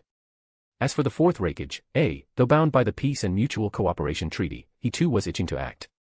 A warmonger at heart, he couldn't strike Konoha directly, but he'd bide his time and wait for an opening to strike at another great nation. At the same time, Uchiha Obito, who was secretly manipulating Yagura from behind the scenes, saw an opening as well. With the 5 great nations turning against each other, it would be the perfect time to hunt down the tailed beasts without interference. Kirigakure, under the grip of its brutal Bloody Mist era, began ramping up its military preparations. They were eager to show the world just how vicious and relentless their village could be. Back in Konoha, all Hiruzen Sarutobi could do was stare up at the sky with a weary sigh. Jiraiya. Tsunade, you have to come back. Please. Konoha truly stood on the edge of ruin. Years of war had left it broken and vulnerable. And just like that, the entire shinobi world was once again on a knife's edge. Tension flooded every border. The fourth great ninja war could break out at any moment. Read more than +100 chapters and support me on Patreon. Patreon.com/Jigsaw. Chapter 20, Sheltering the Uzumaki Mother and Daughter. Disguised and unrecognizable, Hyūga Gakuya and Uchiha Izumi arrived in the land of grass. Over the past few days, Gakuya's image and deeds had spread throughout the entire ninja world, and countless people were eager to claim Konoha's enormous bounty on their heads. To avoid attention, Gakuya and Izumi used the transformation jutsu to appear as a married couple and approached the gates of Kyūzagakure. Stop. What business do you have here? We've come seeking medical help. You don't know there's an entrance fee, the Kyūzagakure shinobi sneered arrogantly. Apologies. It's our first time here, we weren't aware of the rules. Gakuya pulled out 2,000 ryo from his wallet and discreetly stuffed it into the guard's pocket. Sir Ninja, may I ask you something? The guard gave a satisfied pat to his pocket. Ask. I heard there's a special kind of healer here, someone called a living medicine. Just one bite from them can cure any illness. Of course. There's a wooden shack at the edge of the slums. That's where you'll find her. But it'll cost you 20,000 ryo for a single bite. Think you can afford that? We'll figure something out. Thank you. Gakuya gave Izumi a subtle tug on the sleeve, and they slipped into Kyūzagakure. It didn't take long to find the hut with a sign that read, 1 bite, 20,000 ryo. A Kyūzagakure shinobi stood at the door, ready to block them, but the moment Gakuya met his gaze, the men froze in place. Gakuya walked past him and stepped into the worn-down shack. Lying limply on the wooden bed inside was a white-haired woman, half-conscious, her chest partially exposed and covered in bite marks. Beside her sat a red-haired girl who, the moment Gakuya entered, glared at him with burning anger. Stop biting my mom, the girl shouted, moving to block him. Even someone like Gakuya, hardened by years in the ANBU, couldn't help but feel a twinge of pity. This was just too cruel. Izumi tugged at Gakuya's sleeve, silently pleading with him. Take the girl outside. I need to speak with her mother alone. Gakuya approached the bed. The red-haired girl, Karen, instinctively reached out to stop him, but Izumi held her back. Forming hand seals, Gakuya placed both hands gently in front of the unconscious woman's chest. A soft green light emanated from his palms. Little by little, color returned to the woman's lifeless face. Strands of red hair slowly emerged within her snow-white locks. Her eyes fluttered open. The first thing she saw was Gakuya, healing her. Let's make a deal, Gakuya said calmly. You two become mine, follow me, serve me, and I'll get you out of here. I promise you a life better than this one. Gakuya wasn't planning to consume them. That would be wasteful. The smarter path was to keep them alive, as living blood banks. Sustainable. Renewable. And your daughter will get to grow up safe and healthy. The woman nodded without hesitation. Staying here meant death, and then it would be Karen's turn. I agree. Gakuya stood and called Izumi over, motioning for her to take the still-resisting Karen and the now-revived woman, Uzumaki Yukari, out of the shack. Kyūzagakure was a minor village, barely able to scrape together a handful of jonin. They didn't have the power to stop someone like Gakuya. But when some of the guards saw Gakuya leading away their so-called treasure, panic set in. One fired a flare into the sky, sending a signal across the village, intruder. Gakuya activated his lightning armor. With a flash of movement, he swept his hands through the air. Every shinobi that tried to block him was cut down effortlessly. They're taking the living medicine. Stop them. Dozens of genin and chunin swarmed toward Gakuya. Fools. Gakuya stomped the ground, activating a glowing 8 trigrams seal beneath his feet. Several shadow clones burst into existence and immediately took out the incoming enemies. Gakuya, Izumi, and the Uzumaki mother and daughter quickly reached the village gate. If they made it past, they'd be free. Glancing over his shoulder at the still approaching pursuers, Gakuya came to a stop. Izumi, take them to the cave we passed earlier. I'll hold them off. Izumi nodded. She knew full well that no one in this village could stand against Gakuya. If she stayed, she'd only slow him down. Gakuya stood still at the gate, eyes closed, waiting. Karen, being dragged along, stole one last glance behind her, at Gakuya's back. In that moment, she thought it was the coolest thing she had ever seen. The first wave of Kyuzugaku shinobi arrived, but seeing Gakuya standing there, unmoving, they hesitated. More gathered, surrounding him in a half-circle. Over 50 ninja rushed him all at once. Gakuya's eyes snapped open. His Mangekyo Sharingan spun wildly, and his chakra surged like a tidal wave. Susanoo. In a flash, a massive ribcage of glowing blue bones enveloped his body. The skeleton grew flesh, then armor. A towering, blue-armored half-giant loomed over the battlefield. Susanoo swung its arm, and dozens of shinobi were flung away like rag dolls. The legendary power, someone gasped. All eyes were locked on Gakuya's terrifying gaze. Fear crept into the hearts of the Kyuzugaku forces. Use wind and fire combo jutsu. He can't be invincible, a jonin barked, rallying them. Dozens of hands blurred through hand signs. Fire style, flame arrows. Wind style, gale burst. The two elements merged into a massive wall of fire, roaring toward Gakuya. He raised a hand, Susanoo formed a long blade in its grip. With a sweep of the sword, the combined jutsu was shattered, along with any remaining resolve in the Kyuzugaku shinobi. Some immediately turned and fled. The formation collapsed. In minutes, not a single enemy remained. Gakuya let Susanoo dissipate and winced as pain stabbed through his eyes. His vision blurred slightly, and he could feel his ocular power fading. But the drawbacks of the Mangekyo weren't as harsh on him. Maybe it was his sage body lineage, or maybe he hadn't used it enough yet to feel the full consequences. Leaving Kyuzugaku behind, Gakuya tracked down Izumi and the others. When he entered the cave, Izumi immediately dropped into a defensive stance. Who's there? It's me. The silhouette in the dark stepped forward, and Karen and Yukari both immediately bowed low. Thank you for saving us, Yukari said gratefully. No need. This was just part of the deal. I haven't asked your names yet. I am Uzumaki Yukari. This is my daughter, Uzumaki Karen. Understood. From now on, you'll both stay by my side, just like Izumi. Serve me, tend to my needs, and give me your blood once a week. Is that clear? Yes. We'll do our best, Yukari said without hesitation. Gakuya decided to settle in a nearby town to help the mother and daughter recover. In their current state, they wouldn't survive regular blood draws, not even with Uzumaki regenerative bloodlines. Kyuzugaku had treated them like livestock. There was no sense of sustainability. Besides, Gakuya himself needed time to train, to absorb the power, and to push his taijutsu to the next level. They arrived at a modest town and rented a place to stay. Gakuya tasked Izumi with buying medical herbs and overseeing Karen and Yukari's recovery. He, meanwhile, focused entirely on his training. Yukari, grateful to the men who had pulled her from hell, served him with quiet devotion. She did everything she could, she even made sure his bed was always warm. Land of Fire. While on a mission, Kakashi suddenly found his path blocked by a dark figure. Sharingan Kakashi, the figure said coldly. I've come to take your eye back. Read more than +100 chapters and support me on Patreon. Patreon.com/Jigsaw. Chapter 21, Obito's Invitation. March 24th, Year 58 of the Hidden Leaf. 3 months had passed since the rescue of the Uzumaki mother and daughter. Uzumaki Yukari's white hair had returned to its vibrant red hue, and even the bite marks were gradually healing. Hyūga Gakuya couldn't help but marvel at the remarkable vitality of the Uzumaki clan. His own half-baked sage body couldn't compare. Meanwhile, under Uchiha Izumi's guidance, Uzumaki Karen had begun her training in ninjutsu. As for Gakuya himself, he had mastered techniques like Gentle Step Twin Lion Fists and the Heavenly Void Strike, secret arts of the Hyūga main family, while continuing to explore the potential of his Rinnegan. One day, as Gakuya was deep in training, a figure appeared just outside the town, a man clad in a black cloak patterned with red clouds. Following Zetsu's markings, he'd arrived at Gakuya's residence. Uchiha Izumi, who had been training Karen outdoors, was the first to notice the arrival. That cloak. That chakra. The familiar, suffocating aura of fear rushed over her like a wave. Without hesitation, she nudged Karen. Go inside. Get Gakuya-sama. Startled by Izumi's serious tone, Karen didn't hesitate and ran toward the house. Izumi pulled out a kunai and turned to face the men in black, fully expecting hostility, but he made no move to attack. I'm here to speak with Hyūga Gakuya, the men said calmly. Sensing the chakra, Gakuya opened the door, greeted by Karen's anxious expression.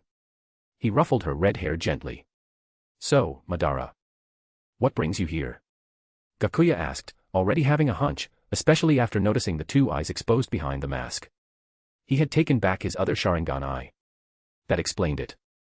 After their battle, he must have realized that fighting with just one eye wasn't enough. "I've come to invite you to join Akatsuki. Akatsuki is an organization committed to bringing peace to the shinobi world." Gakuya cut him off, uninterested in the pitch. "I'm not interested. What you should be telling me is what you can offer me." Obito didn't seem fazed by the interruption. "Then let me explain my plan first." "Fine. But let's do it Sharingan to Sharingan," Gakuya said. Obito activated his Mangekyo, and Gakuya followed suit. In the blink of an eye, both cast Genjutsu on one another. Their minds entered a blank, white mental space. "In the beginning, there were no shinobi," Obito began. "A woman descended from the heavens." Images played out in Gakuya's vision as Obito spoke, retelling the origins of the shinobi world. Of course, Gakuya already knew this story, more accurately than Obito ever could. The rabbit goddess was driven to the brink and consumed the fruit of the divine tree. Later, through the faith of the people, she gave birth to two sons, the Sage of Six Paths and his brother. Gakuya's interest visibly sharpened, and seeing this, Obito continued with more enthusiasm.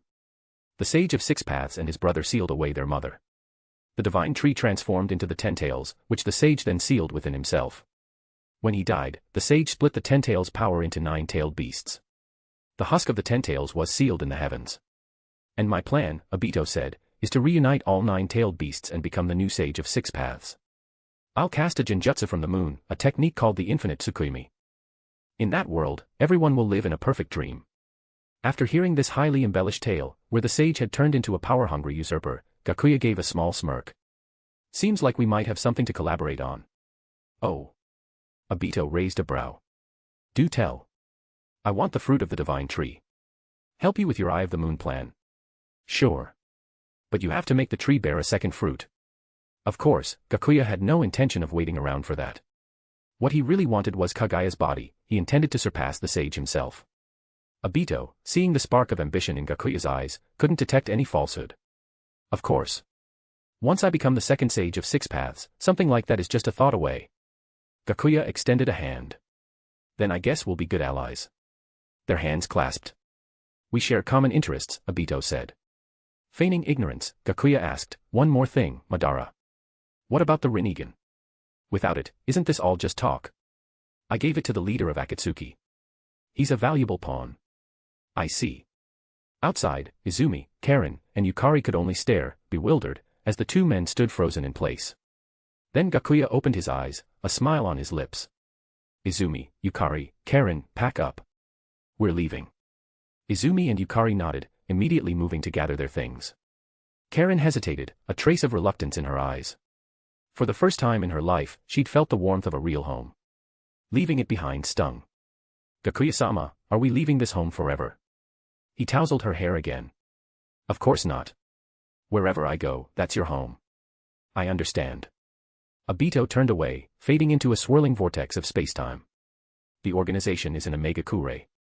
I'll be waiting there. And in Akatsuki, I go by the name Tobi. Don't forget it." Before long, Gakuya and the three women had purchased a horse-drawn cart and set out for the land of rain. Seated in the cart, Gakuya focused inward, sensing the chakra flowing through him. Ever since awakening the Rinnegan, his chakra nature had become complete. He was now attempting to fuse multiple nature types, pursuing a deeper understanding of Kekkei Genkai fusion. On one past mission, he had acquired the corpse of a Kumogakuya shinobi who wielded storm release. He had dissected it, studied it. The original wielder had, over generations, altered his genetic makeup to pass on the technique. That meant the bloodline itself could be engineered. Which also meant Gakuya could potentially create his own unique chakra release, a shortcut, he hoped, toward understanding and replicating advanced Kekkei Mora like the truth-seeking orbs. This world's powers had a hierarchy. Ninjutsu, Kekkei Genkai, Kekkei Toda, Kekkei Mora, Otsutsuki techniques. Higher-tiered power didn't always guarantee strength, but it did guarantee a higher ceiling. Otsutsuki-level jutsu could reshape the world. That was the kind of ability Gakuya sought. His research was going nowhere for now, but he wasn't discouraged. One bite at a time. His growth so far had already been impressive. Still, the lack of progress was starting to wear on him. He stepped out of the cart and walked up beside Izumi, who was guiding the horses. "How much farther?" he asked. Izumi glanced at the map. We should reach the border of the land of rain by this afternoon. Karen peeked out from the cart. Gakuya-sama, why does it always rain in this country? Because this country is weeping. It's crying. Gakuya's eyes flickered. A vision flashed before him, what this place would look like in the near future. War would erupt here. Ever since he awakened the Rinnegan, his foresight had grown stronger. He would occasionally glimpse moments from the future, though he had no control over when. War is coming, he said quietly. Shouldn't we go to a major nation like the Land of Fire when war's about to start? Karen asked. Why come to a small place like this? Don't worry, Gakuya replied. This land has a god watching over it. A god. Karen tilted her head. Her only understanding of the term came from old statues and faith. In Gakuya's mind's eye, another vision appeared, Pain, standing high above, unleashing Shinra Tensei and leveling the battlefield below. Read more than +100 chapters and support me on Patreon. Patreon.com/Jigsaw. Chapter 22, joining the strongest boy band in the Shinobi world. The carriage carrying the group rolled into Omegakure, a village with a distinct punk aesthetic, its landscape dominated by a maze of industrial pipelines running throughout the city. Standing atop the tower, Pain used his Rain Tiger at will technique to detect several unfamiliar chakra signatures approaching. Conan, the new recruits Madara mentioned have arrived. Go greet them.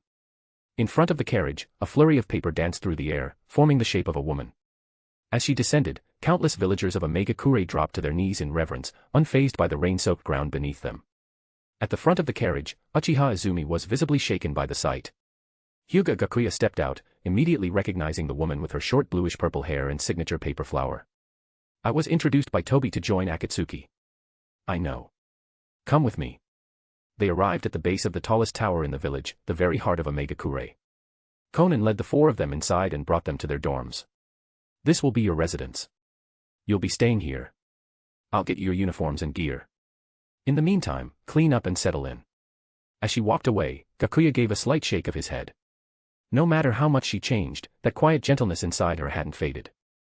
Gakuya and the others picked 3 adjoining rooms. Karen insisted on staying with her mother, so there were just enough for everyone. Yukari had already made Gakuya's bed and tidied his space for him. Not long after, Conan knocked on Gakuya's door. Come in. Conan stepped inside and placed a red cloud cloak, a straw hat, and 2 scrolls on the table. This is the Akatsuki uniform. These 2 jutsu scrolls, you're required to learn them. Then she pulled out a ring and a bottle of nail polish. From now on, your codename is Sky. Both the ring and the polish are necessary to use those 2 jutsu. Wear the ring on your left pinky. That marks your place on the Geto statue. Understood, Gakuya said, sliding the Sky ring onto his finger.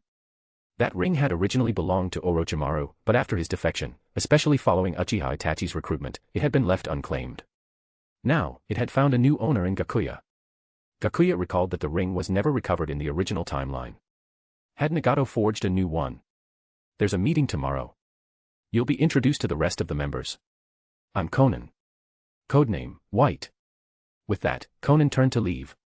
Actually, could I ask you for a favor? Go ahead. Help me file an application. I want Karen to enroll in your village's Shinobi Academy. The red-haired girl. That's right. Gakuya had promised to give Karen a better life, and he wasn't about to break that promise. I'll have someone arrange it. Thanks. I appreciate it. After she left, Gakuya picked up the 2 jutsu scrolls laid out on the table. They were, Magic Lantern Body Technique, Sealing Jutsu, 9 Phantom Dragons. The next day, after a full day of rest, Gakuya followed an Aimnin escort to the Akatsuki meeting chamber. Several members were already seated. Codename, Sky. Hyūga Gakuya, Conan introduced him. She proceeded to name the other members, some of whom Gakuya already recognized. Our leader, Zero, Pain. Codename, Mysterious, Zetsu. He handles reconnaissance. Jade, Sasori. 3, Haiden. North, Kakuzu. In charge of finances. South, Kisame Hashigaki. Scarlet, Uchiha Itachi. Gakuya nodded in greeting. Noticing an open seat beside Itachi, he sat down. Itachi. Didn't expect you here. Guess that makes you my senpai now, Gakuya said casually. Itachi replied coldly, offering nothing more than that. Given their history, that wasn't surprising. Gakuya's involvement in stirring tensions between the Uchiha and the village during the clan's downfall was a sore point. Cold as ever. Don't mind him. More importantly, tell me, how did you wipe out your whole clan? Hyūga jumped in, clearly intrigued. Gakuya gave a faint smile. Went house to house under the cover of darkness. Knocked on each door, then killed everyone inside. Nice. That's a beautiful way to kill, Hyūga said with admiration. You ever consider joining the cult of Jashin? I'll give it serious thought, Gakuya replied. Once he was strong enough, he might just look into whether these gods really existed. Keh. Who would have thought the infamous clan killers from Konoha are all joining Akatsuki? Our organization's really thriving, Kisame chuckled. Kakuzu quietly pulled out a bounty ledger. Hyūga Gakuya. Black market bounty, 50 million ryo. Ever consider defecting from Akatsuki? I'd love to cash in your head, Kakuzu asked plainly. Not planning on it, at the moment, Gakuya replied. Pain interrupted the chatter. Silence. Let's move on to the upcoming missions. The room quieted immediately. Pain explained that until they started hunting Jinchuriki, Akatsuki would take on missions from various villages to maintain income. Anyone interested in recruiting Deidara? Gakuya and Sasori raised their hands simultaneously. Gakuya wanted to witness Deidara's explosion release firsthand, it might help with his own experiments. Sasori, on the other hand, was curious whether Deidara's concept of fleeting beauty clashed with his own pursuit of eternal art. All right. You two take the mission. Zetsu will guide you. Gakuya stood. Let's go, Sasori-senpai. Iwagakure's a long way from here. Sasori said nothing, silently following Gakuya out of the room. Before leaving, Gakuya checked in with Karen, Yukari, and the others. He told them to stay in Omegakure and left enough money to support them for a long while. Yukari wanted to come along. Gakuya-sama, let me go with you. I can help take care of you on the road. This is a mission, not a sightseeing trip. You focus on learning sealing techniques. I'll need your help with that later. Understood, Gakuya-sama. Good. With that, Gakuya and Sasori departed for the land of Earth. Crossing into the country wasn't easy. With war looming, the borders were locked down. It took quite a bit of effort just to get through. That night, the two camped by a fire. Gakuya held out a skewer of grilled meat. Want some, senpai? No need, Sasori replied, still concealed within his Hirako puppet like a hunched old man. All right, but living off soldier pills alone isn't good for you. Gakuya pretended not to know that Sasori had long since turned himself into a puppet. You're a puppet master, right? Could I commission you to make some for me? Gakuya pressed. He remembered that his Tenseigan would one day allow him to grant sentience to puppets. It was something he'd eventually need. What kind of puppets? Nothing too fancy. Just something mass-producible. I can draw up some blueprints in a few days, Sasori replied. He figured Gakuya might be a kindred spirit in the pursuit of puppet mastery. Thanks. If you ever need anything in return, let me know. Sasori designed a blueprint for a simple, easy-to-produce puppet. It resembled a humanoid warrior wielding a katana. Along the way, Gakuya studied Sasori's techniques. By the time they neared Iwagakure, he had successfully created a functional puppet of his own. Deidara had been relocated outside the village due to the destructive nature of his experiments, which made Gakuya's job easier. Deidara's in that building up ahead, Zetsu said, popping up from underground. His explosions kept damaging property, so Inoki made him live alone. Got it. Leave the invitation to me. Gakuya knocked on the door. About time. Is that food? Before the sentence could finish, Deidara opened the door and saw two unfamiliar figures standing outside. Who the hell are you? He immediately went on guard. We're here to invite you to join Akatsuki, Gakuya said. Akatsuki? Never heard of it. Not interested in joining any groups. I've got my art to work on. Read more than plus 100 chapters and support me on Patreon. Patreon.com/Jigsaw. Chapter 23, My art surpasses yours. If that's how it's gonna be, then I'll just have to beat some respect into you. Frankly, I think your so-called art is worthless compared to mine. Hyūga Gakuya activated his Sharingan, and the look in his eyes as he stared down at Deidara was enough to ignite fury. You bastard. You dare insult my art. That's unforgivable. Deidara reached into his ninja tool pouch and pulled out a lump of clay. In his hands, the clay quickly morphed into a massive centipede. Explosive clay, centipede. He flung it toward Gakuya. In midair, the centipede expanded, coiling around Gakuya's body. Seeing that his attack landed, Deidara smirked and was just about to detonate it when. You might want to take a look at what's wrapped around your body instead, Gakuya said calmly. Deidara's eyes darted downward and froze. At some point, the clay centipede had latched onto him, binding him tightly. Genjutsu. When did you? The moment you looked into my eyes. This is your art. Yes and no. I can join the Akatsuki, but I want your life first. You're welcome to try. Gakuya tossed Deidara an Akatsuki cloak. Deidara dispelled the clay centipede around himself and slipped the cloak on. Welcome aboard. No hard feelings about earlier. Gakuya gestured toward the other figure beside him. This is Sasori. Unlike your explosive art, his pursuit lies in eternal art. So our organization's full of artists, huh? You could say that. Kakuzu and Haiden chase the art of immortality. Itachi and Kisame, the art of slaughter. Conan and Pain aim for the art of peace through destruction. I'm really starting to like this group. You won't be disappointed. Deidara, still a kid at just 12 years old, younger than both Uchiha Itachi and Gakuya, had a passion for art, and was naive enough to be lured in with a few words. The intel said you know flight ninjutsu. Can you carry passengers? Of course. My art knows no limits. The group climbed atop Deidara's clay bird, which took off at speed several times faster than their incoming journey. Your art is surprisingly convenient, Gakuya said, not holding back the praise. Hearing approval from a fellow artist made Deidara beam with pride. Of course it is. My art is absolute. Mind if I ask you some questions about explosion release? With his ego thoroughly inflated, Deidara assumed Gakuya was just another admirer looking to learn from a master. Haha. Sure, ask away. Sasori glanced over at Gakuya, pampering the kid like this. He couldn't help but think Deidara was lucky to be alive. Just a few flattering words, and he was ready to spill the secrets of his Kekkei Genkai. Explosion release is a combination of which chakra natures? And how exactly do you fuse them? Gakuya had long been curious.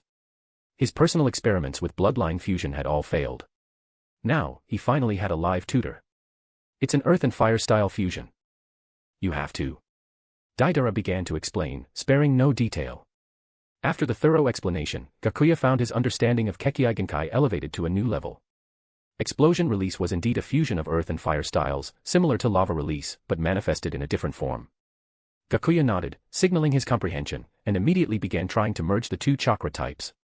TSK. You're not all that talented, huh? I figured it out after watching it a couple times back in the day, Deidara said smugly, clearly pleased to have found something he could lord over Gakuya. Gakuya didn't mind. After all, he'd gone through a lot to get himself a teacher. Might as well keep the kid happy. Time to land, we're entering the land of rain, Sasori reminded them. Delivering Deidara to Conan marked the completion of Gakuya and Sasori's mission. With no assignments left, Gakuya was finally free to manage his own time. Lately, he'd felt increasingly pressed, there were just too many things demanding his attention. Fully assimilating the power of the Tenseigan. Mastering chakra fusion for bloodline limits. Learning puppet crafting. Studying Uzumaki sealing techniques under Yukari. All of these were time-intensive, high-difficulty undertakings. Fortunately, for goals 2, 3, and 4, Gakuya had found mentors, he was no longer fumbling around on his own. Shortly after he absorbed the bloodline essence from the Uzumaki mother and child, and was preparing to dive into focused training, Uchiha Izumi came looking for him. Gakuya-sama. When I saw Uchiha Itachi, I didn't feel any anger. He destroyed our whole clan, but I don't hate him. In fact, I feel familiar.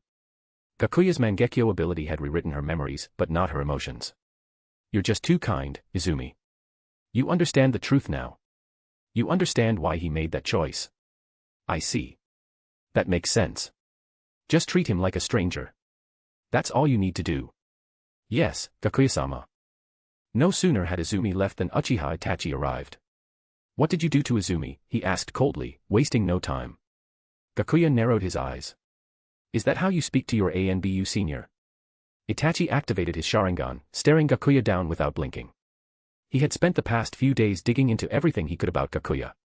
He'd uncovered a disturbing trend. After leaving Gakuya's command, the 2nd Division of the ANBU, under Gakuya's leadership, had been quietly orchestrating moves that soured relations between Konoha and the Uchiha. Heh. I altered her memories. Izumi's already forgotten all about you.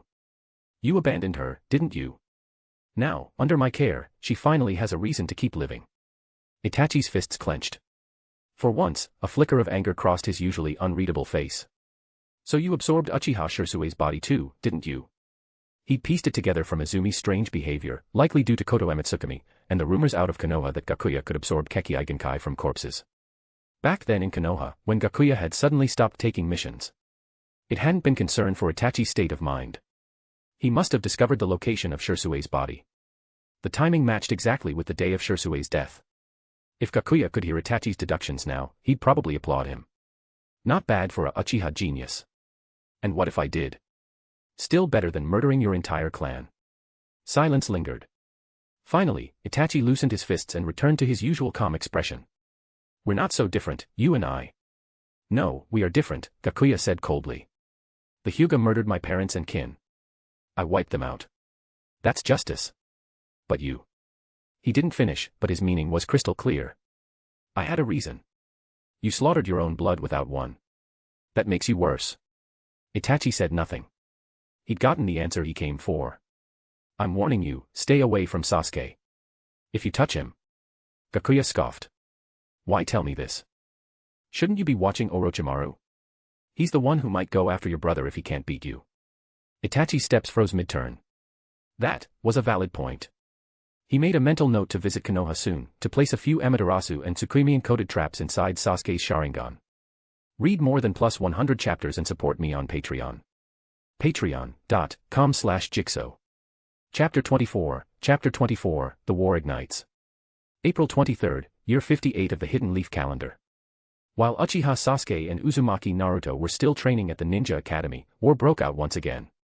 Iwagakure, in alliance with Tsunagakure, launched a surprise attack on Konohagakure. But Konoha had been expecting it.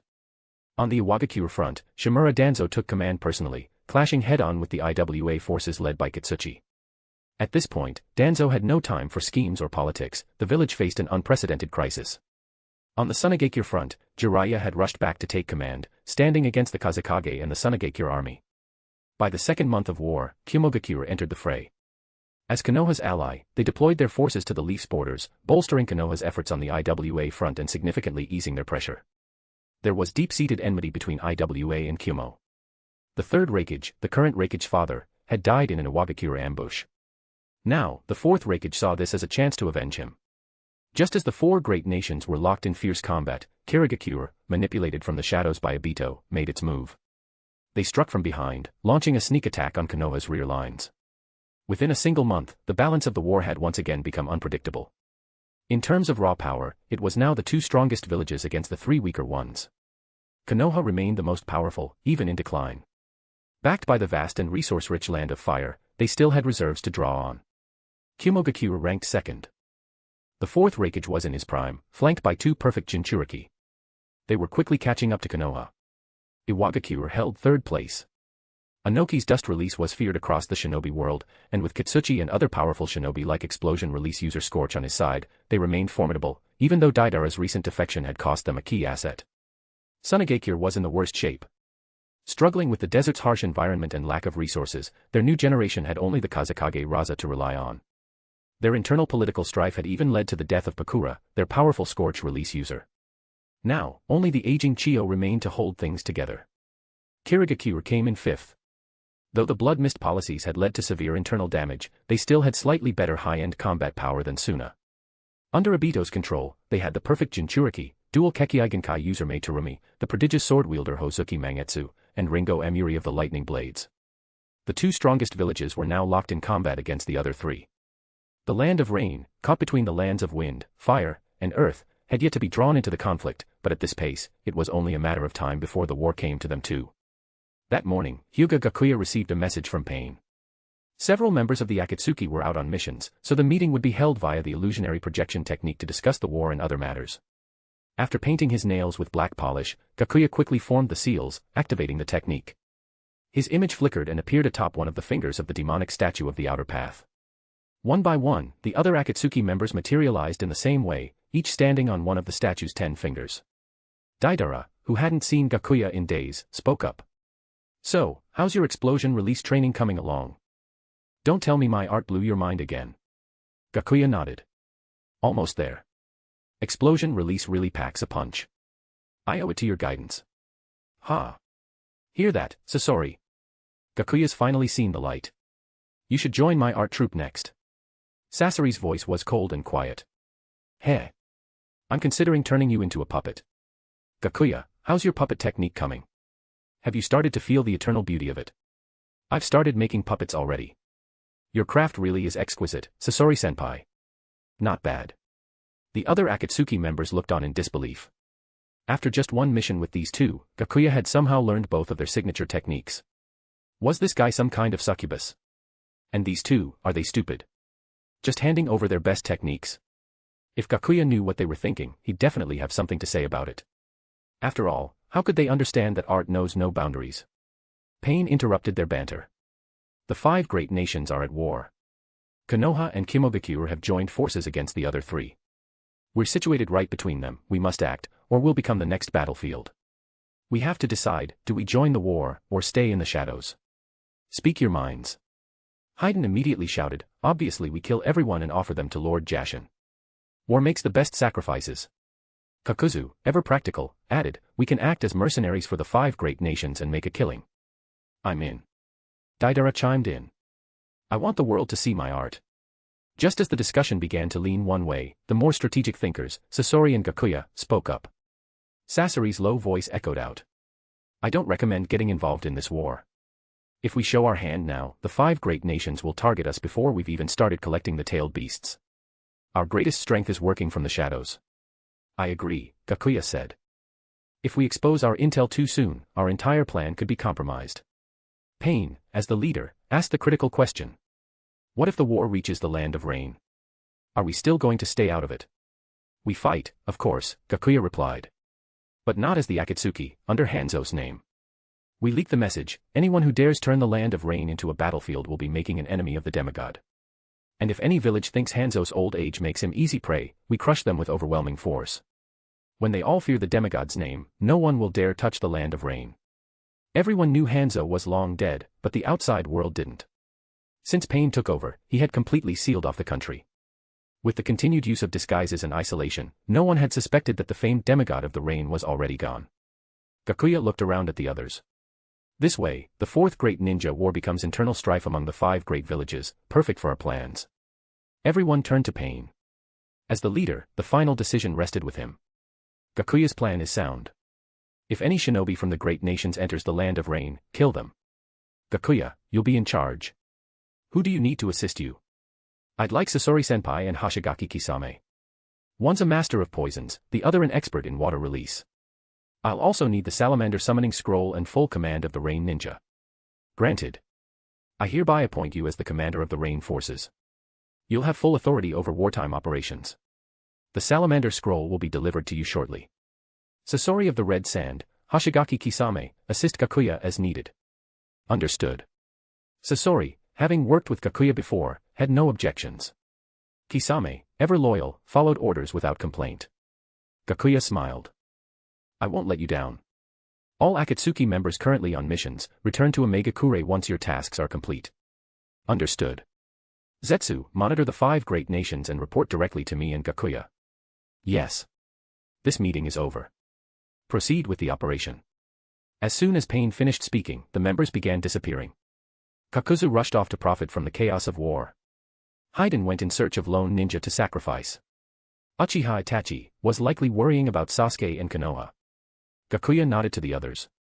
Until next time, everyone. Don't forget to practice my art. Deidara called out. I won't. Gakuya's image vanished from the statue. One by one, the others disappeared as well, until only Pain and Konan remained. Konan voiced her concern. Pain, you're not worried that Gakuya might be a Konoha spy? You're giving him full command. Pain replied calmly, no. Based on the intel we've gathered, he's completely severed ties with Konoha. And his strategies align perfectly with mine. I still don't trust those leaf shinobi. In that case, Konan, you'll act as the captain of the Rain Ninja and keep an eye on him. Understood. Chapter 25, The Demigod's Disciple. High atop a tower in the land of rain, Uchiha Itachi released a crow into the rare clear sky. Tied to its leg was a small bundle, clearly, a message. Footsteps sounded behind him. Itachi glanced back to see Hyūga Gakuya ascending the tower at a calm pace. Gakuya came to stand beside him, watching the crow disappear into the distance. I figured you'd be here. Sending intel back to Konoha, right? Do you know why I'm not stopping you? Itachi replied with a question of his own. And do you know why I'm not trying to hide it from you? Gakuya's voice was calm. I need a unit that can destroy hidden villages and help me build up my authority. Konoha needs someone to shoulder some of the burden. Our goals don't clash. Itachi. Your turn to answer. You still have ties to Konoha. Friends. Family. Exactly. I want to send a message to the higher-ups. I have the power to wipe them out. With those words, Gakuya turned and walked down the tower, leaving Itachi behind. He had preparations to make. There were several reasons behind his actions. To warn Konoha not to lay a hand on Niji. To shield Niji from the effects of the war. Once it escalated, Ninja Academy students would be forced to graduate early and head to the battlefield. To minimize the butterfly effect caused by his existence, so he could still leverage his knowledge of the original timeline to accomplish more. Gakuya, now operating under the alias Takuya Kimura, took over the defense of the Land of Rain. His plan was simple: keep all the local shinobi on high alert and report to him immediately if any enemy forces were spotted. Then, disguised as rain shinobi, he and Kisame, Sasori, and Konan would move out with a team of aim-nin and slaughter the intruders. It was a simple plan, with disguise being the key element. He knew Konan had been assigned to keep an eye on him, but he didn't care. In fact, having a beautiful woman nearby was a pleasant bonus. This meant one more mouth to feed, though. Gakuya had Yukari rent a 2-story apartment. They couldn't stay in the dorms forever. Since there was enough space, Konan moved in as well. While waiting for enemy movements, Gakuya continued his training. He even studied some of Hanzo the Salamander's signature jutsu. And with Konan nearby, a powerful kunoichi in her own right, he took the chance to ask for guidance. Thanks to the selfless contributions of Uzumaki Yukari and Uzumaki Karen, his sage body had become even stronger. However, their blood was beginning to have less of an effect on his development. May 13th, year 58 of the Konoha calendar. As expected, Itachi didn't disappoint. Under Konoha's subtle manipulation, advanced squads from Iwagakure and Sunagakure crossed into the Land of Rain. The moment Gakuya received the intel, he gathered Konan, Sasori, and Kisame. Alongside several rain shinobi, they set out to intercept the invaders. The enemy ninja unknowingly walked right into the trap Gakuya had laid out. Commander Kimura, Lady Angel, a rain shinobi reported, the enemy is within the trap zone. Should we strike now? No need, Gakuya replied. Wait for my signal. The shinobi hesitated and turned to Konan, awaiting her command. To him, she was the angel of God, far more worthy of reverence than someone like Takuya Kimura. Follow Kimura's orders, Konan said flatly. Yes, ma'am, he finally responded. Gakuya wasn't bothered by the deference. After all, he was only temporarily in charge, he had no real authority. If his orders carried weight, what would they need Konan for? He turned to the others. I'll go in first and cast a few of Hanzo's classic jutsu. When I shout water style, water dragon barrage, Kisame, that's your cue. Hit them hard, but make it look like I'm the one doing it. Hey, got it, Kisame chuckled, intrigued. Sasori, your puppets are too conspicuous, so don't join the fight directly. Just coat everyone's weapons in poison beforehand. Understood. Konan, after Kisame launches the attack, you'll lead the rain ninja in to finish them off. Got it. Everyone, don your gas masks. I'll go ahead. Gakuya put on a custom-made gas mask, made a hand sign, and vanished, leaving only a small puddle of water behind. What a monster of a prodigy, Kisame said with a smirk. He came asking for pointers a few days ago, and now he's already mastered it. Konan, who had been at Gakuya's side for the past several days, remained expressionless. Watch closely. He's only just getting started. Hundreds of IWA and Suna shinobi marched swiftly across the terrain. Their mission was to clear out rain forces and establish a forward camp. But the moment they stepped into the trap zone, Gakuya triggered the ambush. Fire style. Explosive tags suddenly erupted beneath their feet, wrapping around the ankles of nearby shinobi. It's a trap. Boom. Boom. Boom. Explosions tore through the ranks. Screams rang out. Asuna Jonin narrowly escaped, leaping high into the air. His heart sank as memories from the Second Great Ninja War surged back. The same terror. The same devastation. No. It couldn't be. The legend. The nightmare that haunted every ninja. Hanzo the Salamander. But no, Intel said Hanzo had grown old, cowardly, clinging to life. There was no way he would appear here. In an instant, dozens were dead or dying. But traps alone couldn't eliminate the entire force. Gakuya emerged before the enemy. He wore a black cloak, old-school Warring State-style armor, a katana at his waist, and a gas mask, textbook rain ninja attire. You've trespassed into the Land of Rain. I, Takuya Kimura, acting on behalf of my master, Hanzo the demigod, sentence you to death. At his words, many Suna shinobi relaxed slightly. Only the demigod's disciple. That's a relief. Gakuya slammed his palm into the ground. Summoning jutsu, salamander, abuse. A massive salamander erupted beneath their feet, instantly devouring several enemy ninja. From its gaping maw spewed a thick, purple cloud of toxic mist. Those caught in the fog collapsed without even a chance to use antidotes. Some quick-thinking shinobi managed to don gas masks in time, narrowly avoiding the deadly cloud. Scatter. Get away from the mist. Enemy ninja scattered in all directions, trying to avoid the poison. We're not done yet. Gakuya made a rapid series of hand signs and shouted with all his might. Water style, water dragon barrage. Hidden in the shadows, Kisame bared his teeth in a shark-like grin. My turn. From the forest behind him, multiple massive water dragons shot into the sky before crashing into the enemy ranks. It's water dragon jutsu. Get out of the way. A battle-hardened Chunin who had fought in both previous ninja wars stood frozen. This many, could he really be Hanzo's disciple and not his reincarnation? The onslaught wiped out large swathes of enemy shinobi. You little punk, die. Several enemy ninja surrounded Gakuya, launching jutsu from every angle. Wind style, great breakthrough. Earth style, earth dragon bullet. Ninja art, 1,000 needles. Fire style, flame meteor shower. Caught in a deadly crossfire, Gakuya's eyes turned a vibrant blue beneath his mask. In a flash, he drew his katana and swung, Gale Severance Slash. Boom, an overwhelming wave of repelling force shredded every incoming jutsu. Of course, there was no such thing as Gale Severance Slash. It was all theatrics, boosted with the power of his Tenseigan. Enemy ninja were left stunned. What kind of sword technique was that? No chakra buildup, no visible blade arc. Yet 5 elite shinobi had their coordinated attacks completely nullified. Could this man's swordsmanship surpass even that of the legendary demigod? Chapter 26, the ninja world doesn't need a second demigod. Several enemy ninja charged toward Hyūga Gakuya, but in a flash of fluttering paper, Conan's paper spears rained down, laced with explosive tags. They pinned the attackers to the ground before detonating with a thunderous boom. Kill them. Gakuya roared, putting on the perfect act. Kill. Kill. Kill, came the overwhelming response, like a wave crashing down over the battlefield. Conan led the charge with the Aim-nin at her side. In a matter of moments, the combined forces of the two great nations crumbled in disarray, retreating in chaos along the path they'd come. Tell your Kage this, as long as I and Lord Hanzo are alive, no one sets foot in the land of rain. Gakuya bellowed after the fleeing enemies, making sure the message would be carried back.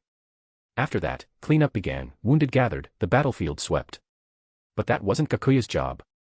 He regrouped with his fellow Akatsuki members. So, how was my acting?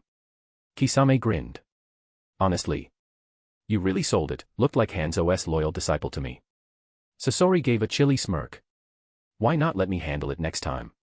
I'll slaughter them all, really leave an impression. Gakuya shook his head.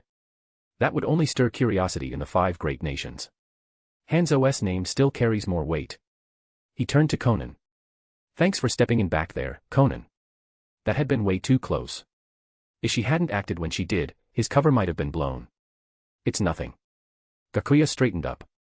Now we spread the word, the land of rain has no intention of joining this war. If anyone dares bring their flames here, they'll be treated as enemies of the demigod, and face the full might of the land of rain. He gave Conan a look. I'll leave that to you. Understood. Well then, thanks for all the hard work, everyone. I'm heading back to training. Gakuya stretched with a lazy sigh. Land of Earth, Tsuchikige's office. What did you say? The entire advance squad was wiped out. Only a dozen survivors. Anoki, short and elderly but sharp-eyed, stood on his chair and glared down at the messenger ninja from the communications team. That had been an elite unit, 100 of their best.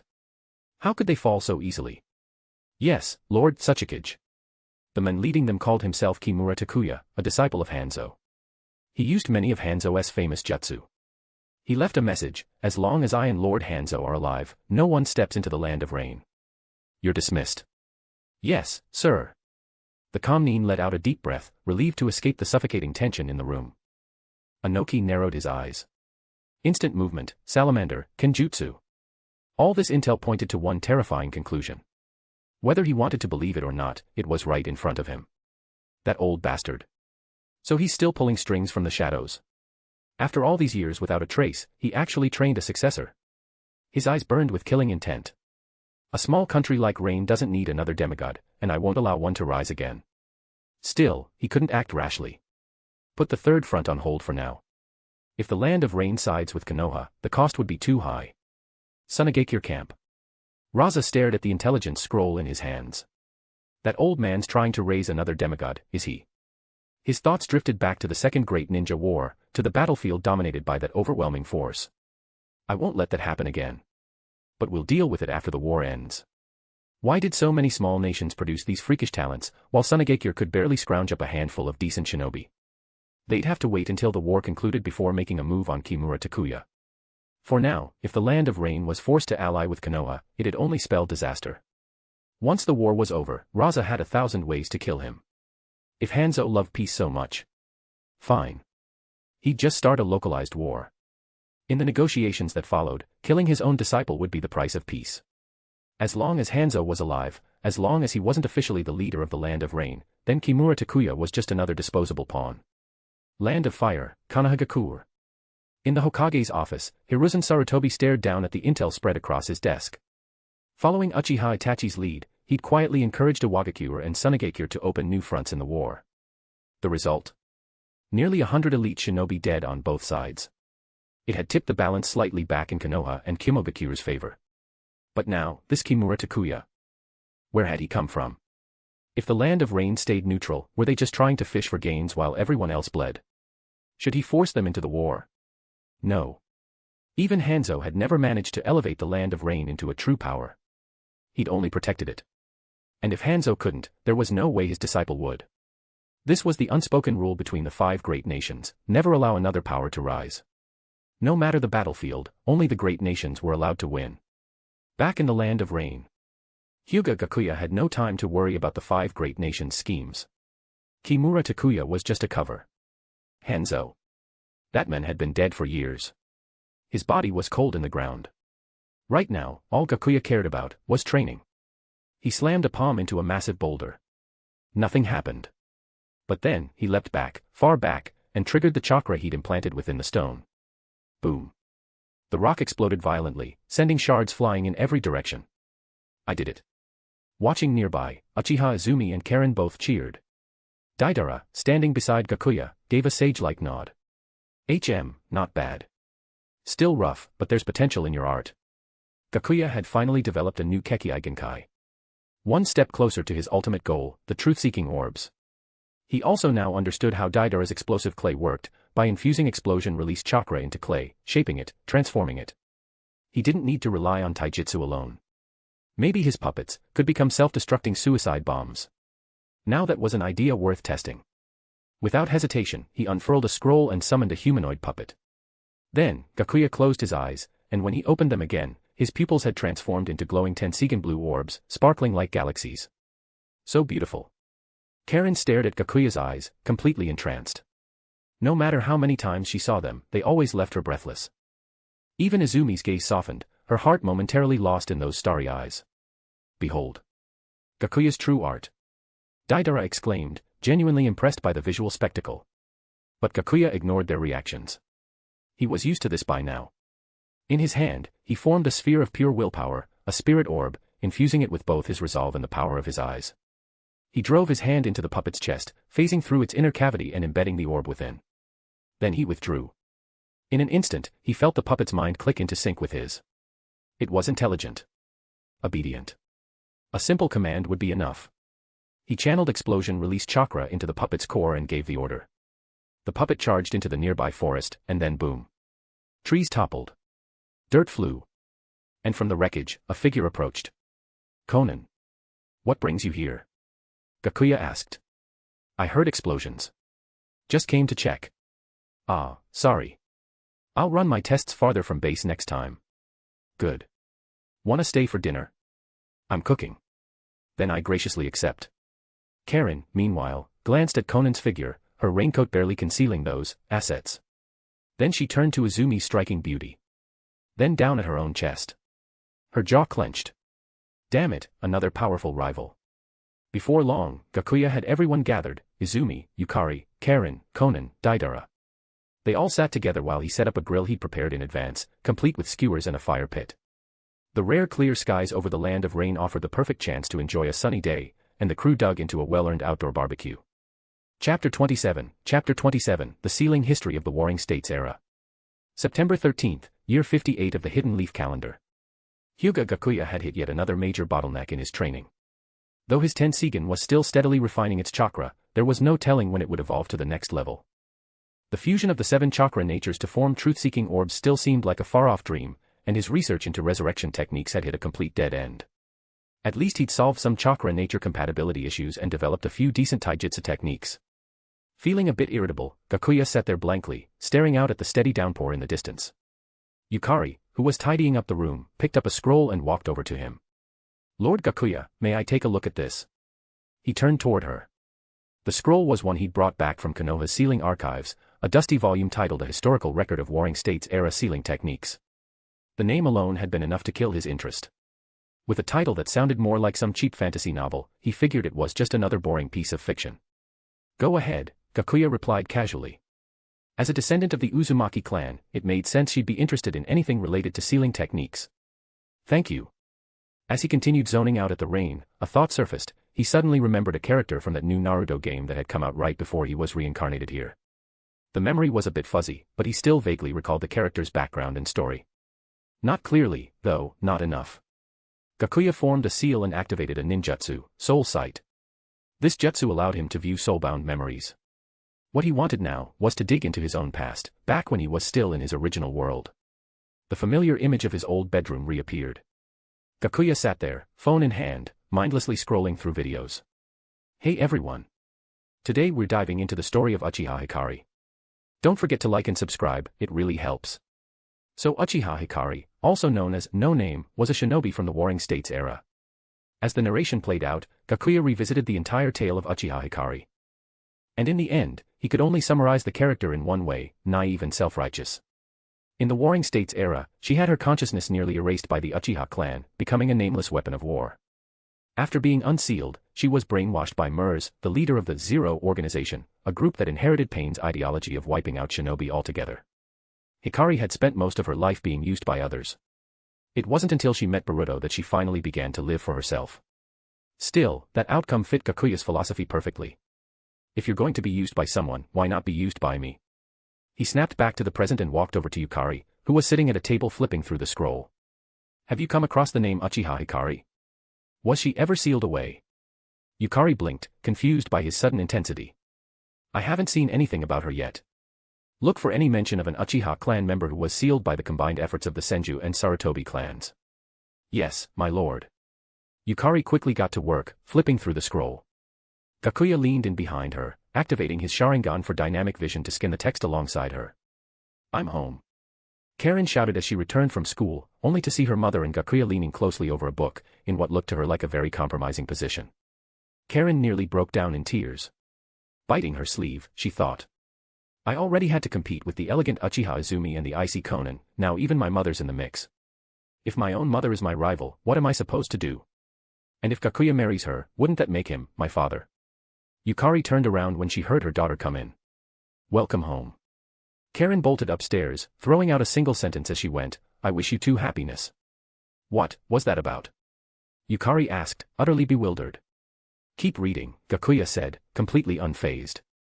Even if he'd noticed, he wouldn't have cared.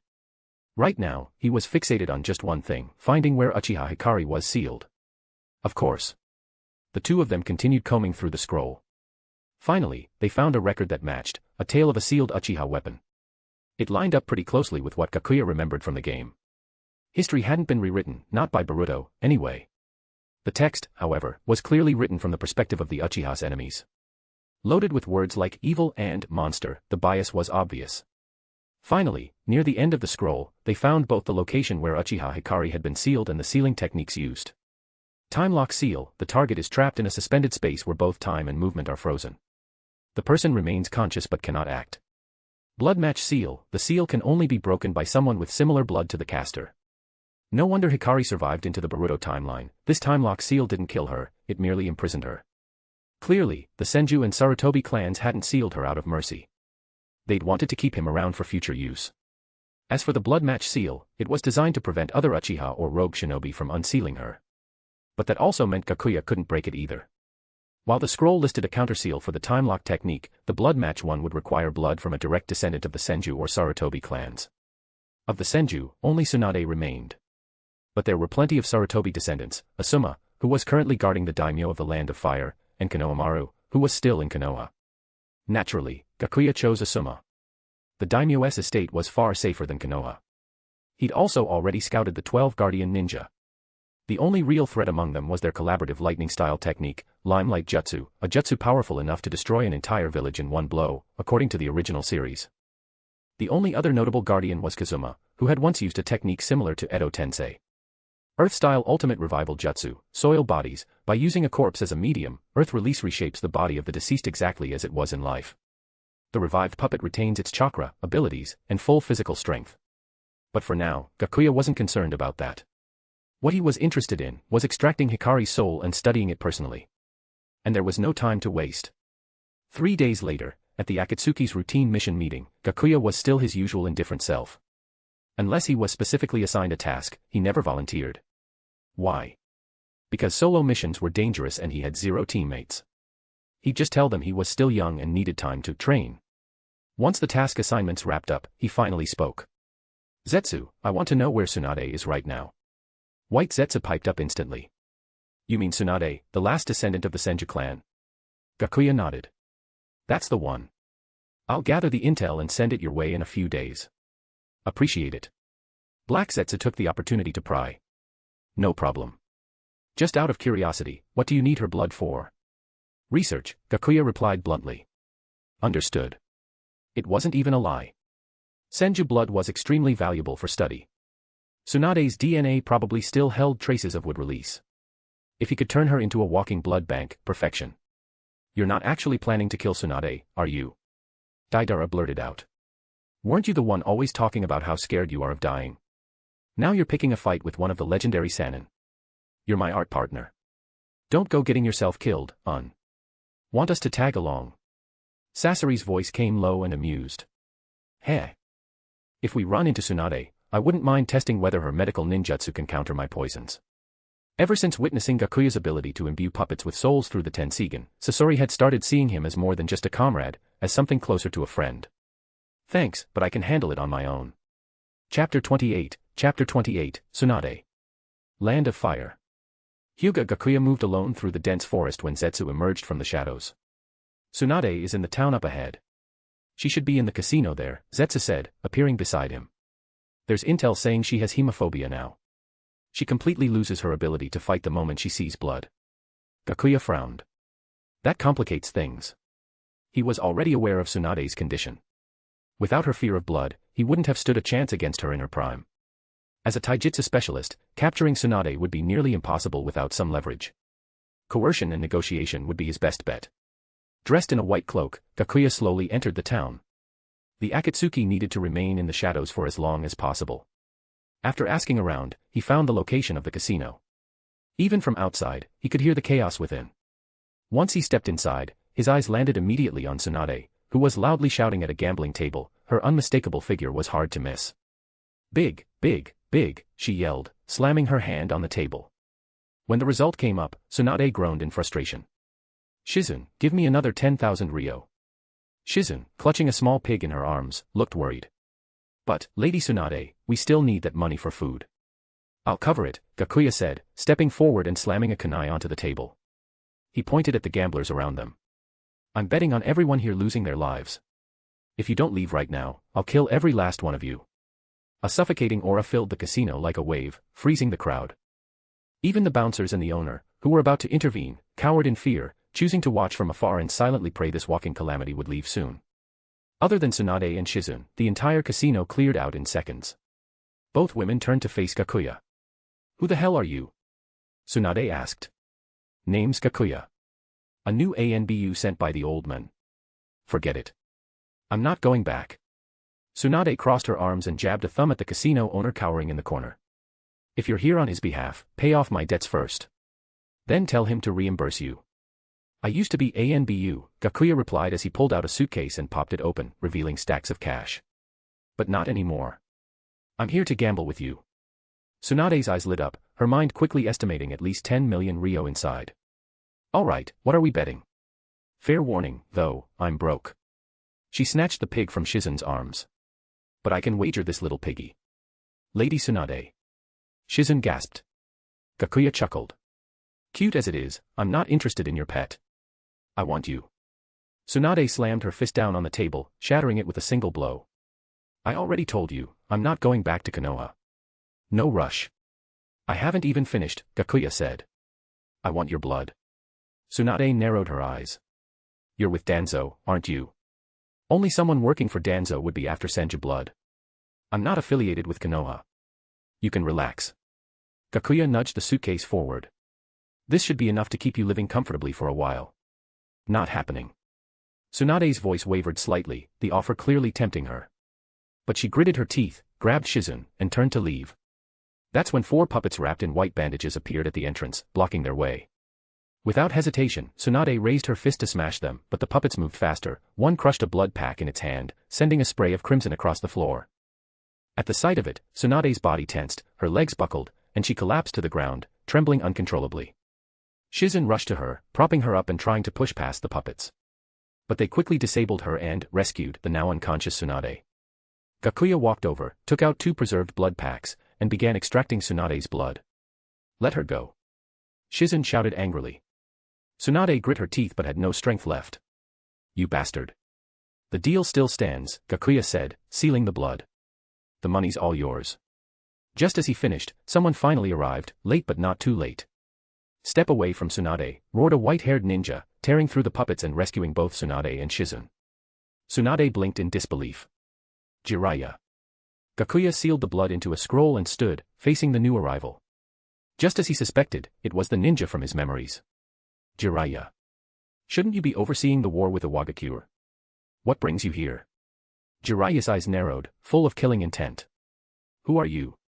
Gakuya gave him a once-over, intrigued by the legendary shinobi in front of him.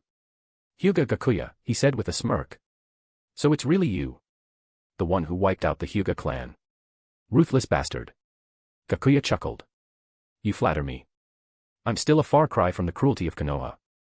But to be mentioned by the 3rd Hokage himself. That's quite an honor. If I had the chance, I'd take you on right now. But I don't have time for games. He leapt into the air, tossing out a scroll. A burst of smoke exploded, revealing a massive puppet eagle. It swooped in and caught him midair, lifting him high into the sky. You're not getting away. Jiraiya shouted, forming a raise-non in his hand and launching himself after him. But the puppet eagle was faster, it soared out of reach in a flash. From above, Gakuya's voice echoed faintly, Jiraiya, Tsunade, until we meet again. They watched the eagle disappear into the distance, expressions dark. Tsunade, Jiraiya said softly. Come back to Konoha with me. Even if you still don't want to see the old man, you should know by now, what happened back then was all Danzo's doing. The 3rd was always hesitant, too passive to act decisively. If you return, he'll give you the explanation you deserve. Jiraiya's voice softened even further. Besides, it's not safe for you to be out here alone. Now that word's out about your hemophobia, you'll be easy prey. Just as the words left his mouth, Tsunade's face twitched, then she punched Jiraiya straight into a wall. Who the hell are you calling easy prey? Jiraiya peeled himself out of the crater, groaning. Ow, ow, ow. So, are you coming back or not? I'm going back. I want to see what explanation the old man has. And if it really was Danzo. I'll beat him to death myself. Shizen. Go grab my winnings. Yes, Lady Tsunade. Shizen stepped around the puddles of blood on the floor and picked up the suitcase full of cash. Where'd you get this kind of money? Jiraiya asked, skeptical. He knew her gambling skills were legendarily terrible, she usually had to borrow from him and Orochimaru. None of your business. I won it, Tsunade said, flexing her fist. Shizen leaned in and whispered behind her, it's what that guy left behind, said it was payment for the blood. Tsunade's expression darkened. Let's not dwell on that. She cleared her throat. So, what's the story with that Hyūga Gakuya guy? Jiraiya explained what he knew, Konoha's theory that Gakuya could absorb bloodline abilities, and how he may have even used the Mangekyo Sharingan back in Kyusugakure. Tsunade blinked. So, we're talking about a new Senju walking around. Ah, and a Uchiha. And a Hyūga. Chapter 29, Breaking the Seal. Seated on top of a puppet hawk, Hyūga Gakuya activated his bloodline seizure technique and absorbed a pouch of Tsunade's blood. He immediately performed a sensory jutsu to feel for any changes in the Otsutsuki genes. No wonder people say the Senju and Uzumaki lineages share similar traits. Tsunade's blood wasn't even enough to enhance his sage body. Despite all the sage blood he'd absorbed, he had clearly hit a bottleneck. Gakuya suspected that only Hashirama's blood might allow his sage body to evolve further. But Hashirama's cells, the only ones who might still possess them were Danzo or Orochimaru back in Konoha. Something he'd definitely need to consider soon. Still, this mission hadn't been a waste. At the very least, he'd obtained part of the wood-release genetic chain. It would now be far easier for him to develop wood-release jutsu. All he needed now was pure blood from the Sarutobi clan, and he could finally break the seal on the blood match seal. Controlling the puppet hawk, Gakuya flew straight toward the daimyo's mansion. In the grand hall of the mansion, the daimyo was still in the middle of discussions with his advisors. With a thunderous crash, Gakuya and his puppet hawk smashed through the ceiling and descended directly into the center of the hall. Protect the daimyo. In an instant, 12 elite guardian shinobi surrounded the daimyo. With a wave of his hand, Gakuya recalled his puppet and calmly walked through the settling dust. It's been a while, hasn't it? You're Hyūga Gakuya. Several voices cried out in disbelief. They'd only seen him once before, but they recognized his face, and they'd all heard about how he'd slaughtered the entire Hyūga clan. That's right. The daimyo quickly stopped his guards from attacking. He knew exactly how powerful Gakuya was. These men didn't stand a chance. Gakuya. What do you want? Wealth? Status? I can give you both. Even Konoha's bounty on you, I can have it removed. The daimyo had been personally elevated to power by Gakuya. He still held some goodwill toward him, and clearly hoped to win him over. That's generous of you. I only have 2 requests. First, I want a blood sample from Sarutobi Asuma. Second, I want Kazuma's earth revival jutsu. The 2 men named visibly stiffened. Asuma tried to make sense of Gakuya's demands. The Sarutobi clan didn't even have a Kekki Genkai, why did he want his blood? Kazuma was even more bewildered. How the hell did this guy know about that jutsu? Gakuya gave them time to think, standing silently in place. But when no one moved, he started forming hand seals. If you won't hand it over, then I'll just take it myself. Don't blame me if I don't hold back. Lightning Wind Taijutsu, Chakra Armor. 2 layers of chakra erupted around Gakuya's body in different colors, enveloping him like armor. The tiles beneath his feet cracked into fragments, and in the blink of an eye, he shot forward like an arrow loosed from a bow. Wait, the daimyo shouted desperately. Gakuya's palm halted just centimeters from one of the guards' chests. Give him what he wants. Yes, sir. The 12 elite guards collectively let out a breath of relief. No one had even seen Gakuya move. If they had actually fought him, they wouldn't have stood a chance. Especially the men who had nearly been struck. He collapsed to the ground, shaking. It was the first time in his life he'd felt death breathe down his neck so closely. Appreciate your cooperation. Gakuya handed Asuma an empty blood bag, then turned to Kazuma and took the earth revival scroll from his reluctant hands. Asuma quickly filled the bag with blood and passed it back. Thanks. Gakuya tucked the blood away, summoned his puppet hawk once more, and flew off without another word. What do we do now, Lord Daimyo? What else? Increase his bounty. Raise it to 100 million. The ministers broke into murmurs of agreement and concern. The daimyo snapped impatiently, are you all idiots? What if we push him too far and he decides to assassinate me? How do I survive that? You want to raise the bounty now? Are you trying to get me killed?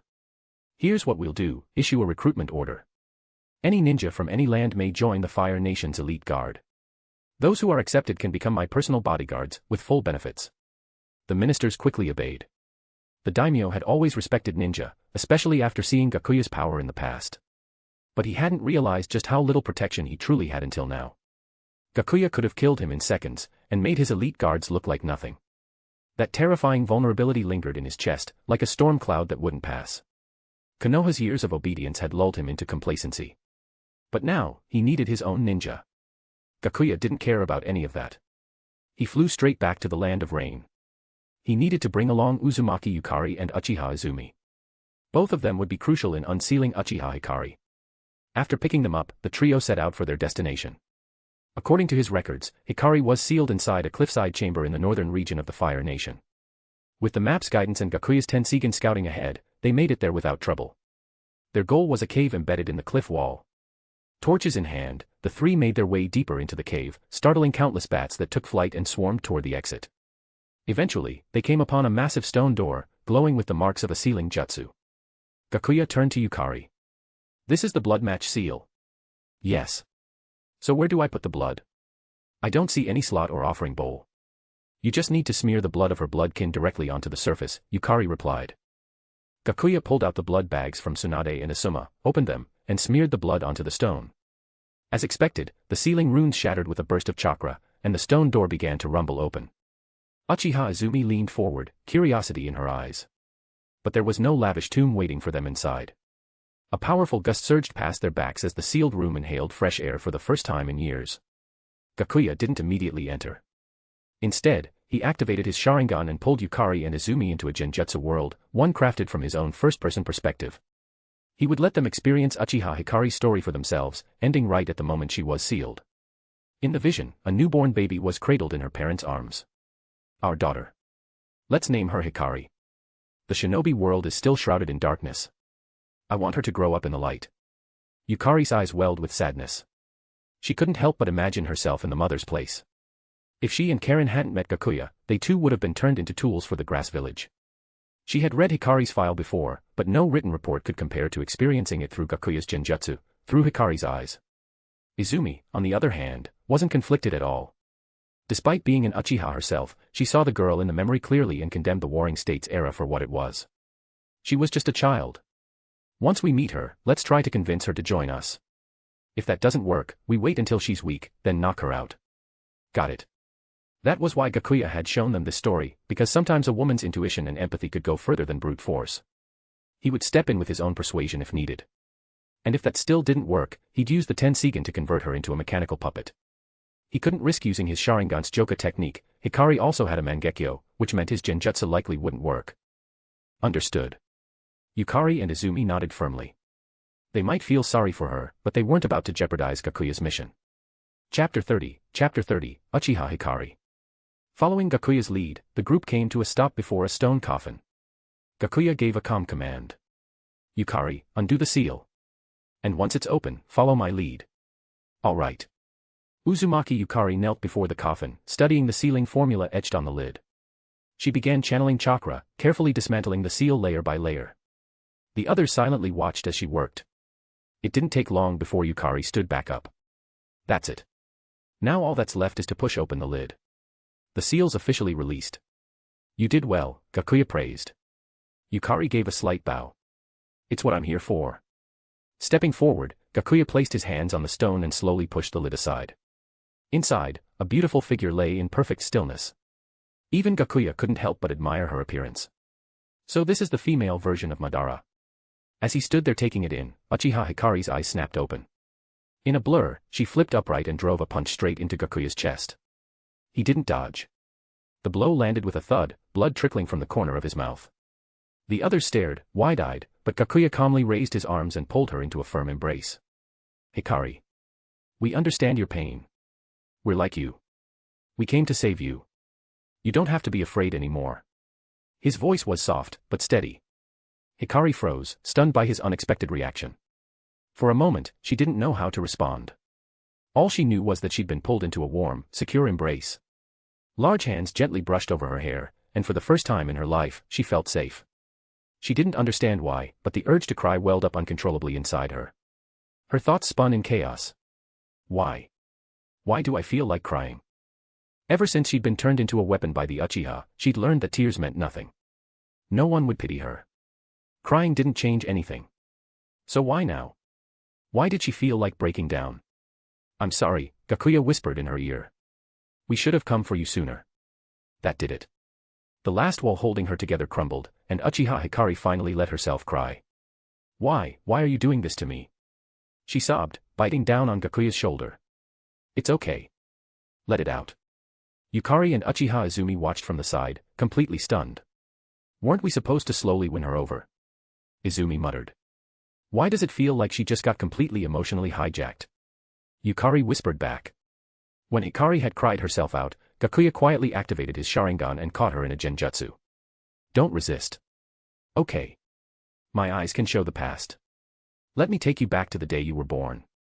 You were never truly alone. Your parents had hopes for you. And now, so do we. Before Hikari's eyes, the scene shifted. She saw herself as a newborn, cradled in the arms of a man and a woman. Hikari. The shinobi world is still cloaked in darkness. But I want her to walk in the light. This name carries that hope. Is it strange? She saw the woman, her mother, turn her face toward her infant self. It's a beautiful name, right? Little Hikari. Tears streamed down Hikari's face. She knew this wasn't a fabrication. This was real. This woman was her mother. She wasn't just some nameless weapon. Her name was Uchiha Hikari. Gakuya gently wrapped an arm around her shoulder. Now let me show you my story. I was born 14 years ago. He began, using the genjutsu to weave his memories into hers. She saw it all. Gakuya had once had a happy family and a peaceful childhood. But a romance between a Hyūga and someone from outside the clan was strictly forbidden.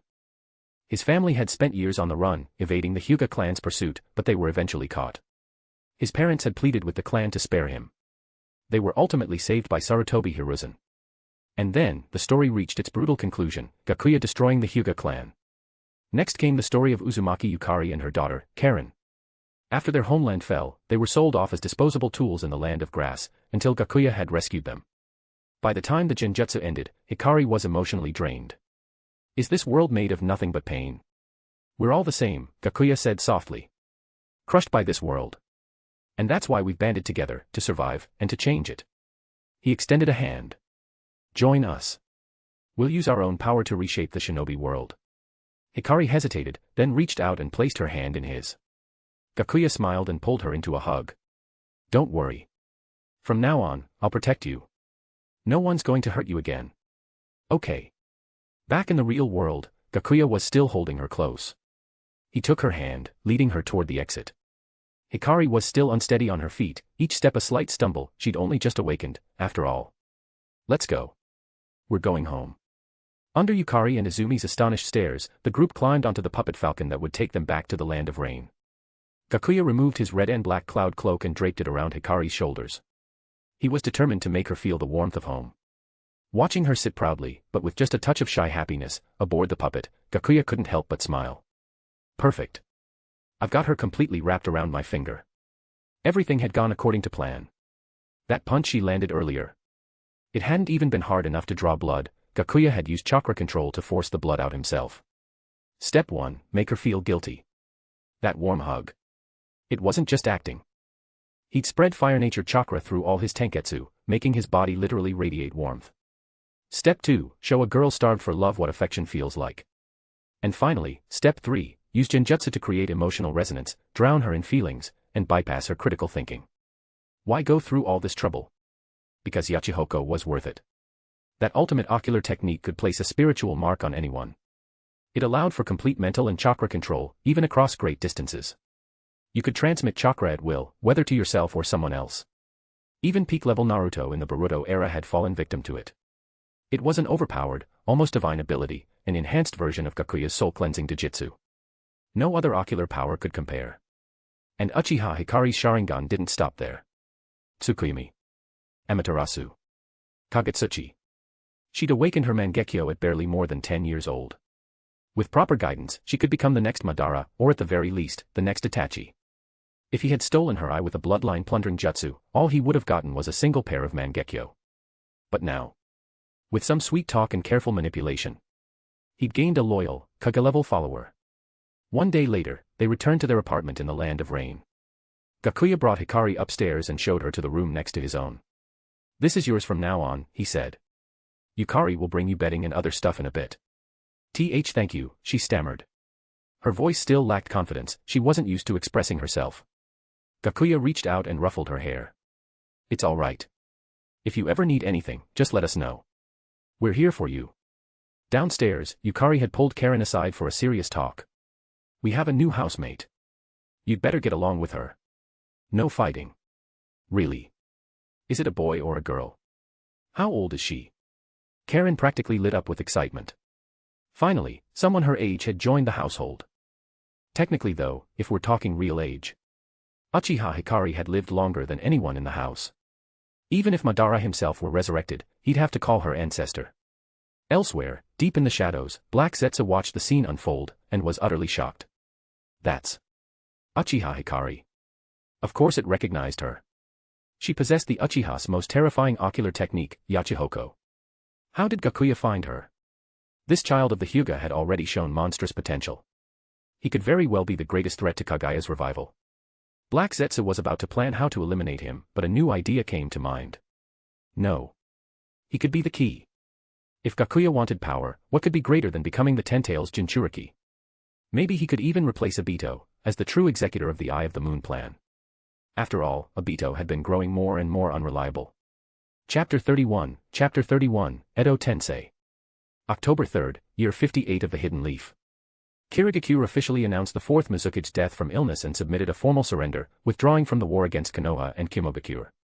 Both Konoha and Kymogakure welcomed the news, agreeing to peace talks without pushing Kirigakure further. Hyūga Gakuya suspected what really happened. Ao must have discovered and broken the genjutsu cast by Uchiha Obito. Yagura, fearing further manipulation, took his own life, along with the three tails sealed inside him. If the Akatsuki still wanted the three tails, they'd have to wait at least 3 years. March 9, year 59 of the Hidden Leaf. With Kirigakure out of the picture, Tsunegakure and Iwagakure couldn't hold out any longer. They submitted their own peace proposals. The path to negotiation was full of setbacks, with hardliners and moderates clashing constantly within both Konoha and Kymogakure. April 20, year 59 of the Hidden Leaf. Tired of the mounting war expenses, the daimyo of the 5 great nations applied pressure on the hidden villages to bring the meaningless conflict to an end. A 5-Kage summit was convened in the Land of Iron. The war officially ended with Tsunegakure, Iwagakure, and Kirigakure agreeing to pay reparations. Thus, the Fourth Great Ninja War came to an unceremonious close after a year of chaos. Far away in the Land of Rain, Hyūga Gakuya's life had returned to a more peaceful rhythm. He resumed training, and his bond with Uchiha Hikari and the others at home deepened by the day. His thirst for revenge against the shinobi world had nearly faded altogether. These days, his routine mostly revolved around going to and from school with Karen, a peaceful existence he was growing far too comfortable with. While seated cross-legged in deep meditation, refining the power of the Tenseigan, Zetsu suddenly emerged from underground, holding a scroll. A mission from the leader, Black Zetsu said. Orochimaru has appeared in the Land of Fields. You're to eliminate him. Gakuya didn't open his eyes. Understood. Leave the scroll on the ground. Black Zetsu quietly observed the chakra fluctuations radiating from Gakuya, estimating that he had likely completed more than half of the Tenseigan integration process. Only after Zetsu left did Gakuya open his eyes, sit up, and pick up the scroll. He scanned its contents. Orochimaru, he might make a useful piece on the board. His eyes flickered with interest. After all, Kimimaro, one of Orochimaru's loyal subordinates, was a vital key to bloodline evolution. Though Kimimaro was fiercely devoted to Orochimaru, Gakuya had no shortage of ways to bend a mind to his will. If his Mangekyo-s Joka didn't work, the Tenseigan's mind sphere could do the job. And if all else failed, Uchiha Hikari's Yachihoko would certainly break him. Orochimaru's soul, having gone through countless reincarnations, was already fragile. Controlling him would be the easy part. After briefly explaining the situation to Uchiha Izumi, who was cleaning up the house, Gakuya set off alone for the Land of Fields. Mounted on his puppet hawk, he quickly arrived at the location marked on the scroll. Gakuya gazed at the cave ahead of him. So this is Orochimaru's snake den. Activating his Tenseigan, he immediately spotted an intricate network of tunnels within. Looks like we have company, a voice called from the shadows. 2 silhouettes emerged from the cave's depths. Seeing the pair, Gakuya couldn't help but smirk. They were both ideal pieces. One wore a white robe and radiated a cold, sinister aura. It was Orochimaru himself. Beside him stood his future sage and right-hand man, Kabuto Yakushi. The Akatsuki sent you, didn't they? Orochimaru said, noting the red cloud robe Gakuya wore. Strange, I don't remember you. Must have joined after I left. Listen, the Akatsuki's a dead end. Why don't you come work for me instead? Before he could finish, Gakuya removed his straw hat, revealing a youthful, refined face. Orochimaru's eyes widened with shock and hunger. His tongue flicked across his lips greedily. Hyūga Gakuya, the one who absorbed countless Byakugan and even awakened the Uchiha's Mangekyo Sharingan. How did you do it? How did you absorb that many bloodlines without being consumed? At that moment, Orochimaru's obsession peaked. Of all the shinobi in the world, the one who fascinated him most stood right in front of him, someone with both the evolved Byakugan and the legendary Mangekyo Sharingan. This was the jackpot. I've been looking for you, Orochimaru grinned. But since you came to me, I won't let you leave alive. With a sharp slap to the ground, he summoned reinforcements. Summoning jutsu. 4 white coffins rose ominously from the earth. Gakuya narrowed his eyes. Even after leaving the Akatsuki, Orochimaru hadn't been idle. Boom. Boom. Boom. Boom. The coffin lids slammed open. 4 figures stepped out slowly, as the coffins vanished behind them. The first Hokage, Hashirama Senju. The second Hokage, Tobirama Senju. The third Kazekage. And the third Raikage, A. Orochimaru's voice trembled with excitement. I handpicked your opponents, Hyūga Gakuya. Let's see what you're truly capable of. Tobirama looked back, narrowing his eyes at Orochimaru's face. You little brat, misusing my technique like this. Are you a Konoha ninja? Hashirama sighed at his brother. I told you not to develop such a sacrilegious jutsu, and now look, it's been used on us. The third Kazekage said nothing, but his eyes made it clear, he knew he was being used. The third Raikage turned to face Orochimaru, recognizing the face from intelligence files. Damn you. Konoha's Orochimaru. You dare make a puppet out of me. Orochimaru grinned unnaturally. The one and only. Gakuya stepped forward calmly. Honored Kage, allow me to introduce your puppet master, Orochimaru, former student of Konoha's third Hokage and now a missing nin. And me. I'm Hyūga Gakuya, another missing nin from Konoha. The third Kazekage sneered. Konoha really does produce geniuses by the dozen. His words were laced with bitterness. During his lifetime, Konoha had been a fountain of prodigies, Sannin, the Yellow Flash, even the White Fang. Tobirama eyed Gakuya. You're from the Hyūga Clan. Gakuya offered a small explanation. Konoha today no longer has the Uchiha, Hyūga, or Senju clans. They've all been wiped out, only a few scattered survivors remain. They're gone, huh? Hashirama scratched his head and let out a sigh. Then he smiled gently. Maybe that's for the best. I hope Konoha now belongs to civilian shinobi. Before Gakuya could answer, Orochimaru scoffed, throwing his former teacher under the bus. Konoha belongs to the Sarutobi clan now. From Hokage to ANBU captain to hospital director, it's all in the hands of the Sarutobi. Monkey. Tobirama muttered, speechless. Perhaps Sarutobi Hiruzen had his own burdens. Enough chit-chat, Orochimaru sneered. He stabbed talisman-laced kunai into the back of each revived Kage's neck. Now, surrender your bodies to me. The 4 legends lost their self-awareness, reduced to nothing more than Orochimaru's puppets. Gakuya frowned slightly. He wasn't sure just how far Orochimaru had pushed his Edo Tensei research. But seeing that even Hashirama and Tobirama couldn't resist the jutsu, it was clear, these weren't their full-power selves. Still, he'd underestimated Orochimaru's speed of progress. If he wasn't careful, he might actually fall into the trap. You should feel honored, Gakuya said coldly, to witness my strongest form. He opened his Tenseigan. Twin orbs, brilliant and blue as galaxies, shimmered in his eyes. In a blink, immense chakra surged from within him, coating his body in a tight, visible shell of radiant azure energy. Tenseigan Chakra Mode. With a flick of his hand, 3 black truth-seeking orbs materialized behind him, his ultimate creation after months of painstaking effort. They'd consumed a massive amount of chakra, but 3 were enough for this fight. Wood style, deep forest emergence. Hashirama clapped his hands together, and in an instant, trees erupted violently across a 100-meter radius. Gakuya took flight, only for a massive block of black iron sand to fall from above. Magnet release, iron sand creation. Tobirama hurled a kunai and vanished in a flash. In the next instant, he reappeared beside Gakuya, water blade spinning in hand. Flying Thunder God. The third Raikage, using the cover of Hashirama's forest, charged from behind. His body crackled with lightning, and he extended a single, piercing finger. Hell stab, 1 finger thrust. Chapter 32, The Toki no Kage. Boom.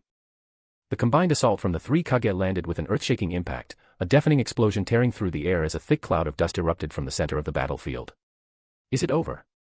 Orochimaru narrowed his eyes, staring into the haze. No, he's still alive. As the smoke cleared, Hyūga Gakuya floated calmly in midair, unscathed. 3 black truth-seeking orbs had merged into a circular shield, effortlessly blocking the devastating attack. The legendary, strongest spear of the 1-finger Nukite had been nullified by a thin, black defense. This can't be. For Kage-level shinobi, combining their might for a single decisive blow, and it was blocked like nothing. Kabuto and Orochimaru stared in disbelief. A faint smile crept onto Gakuya's face.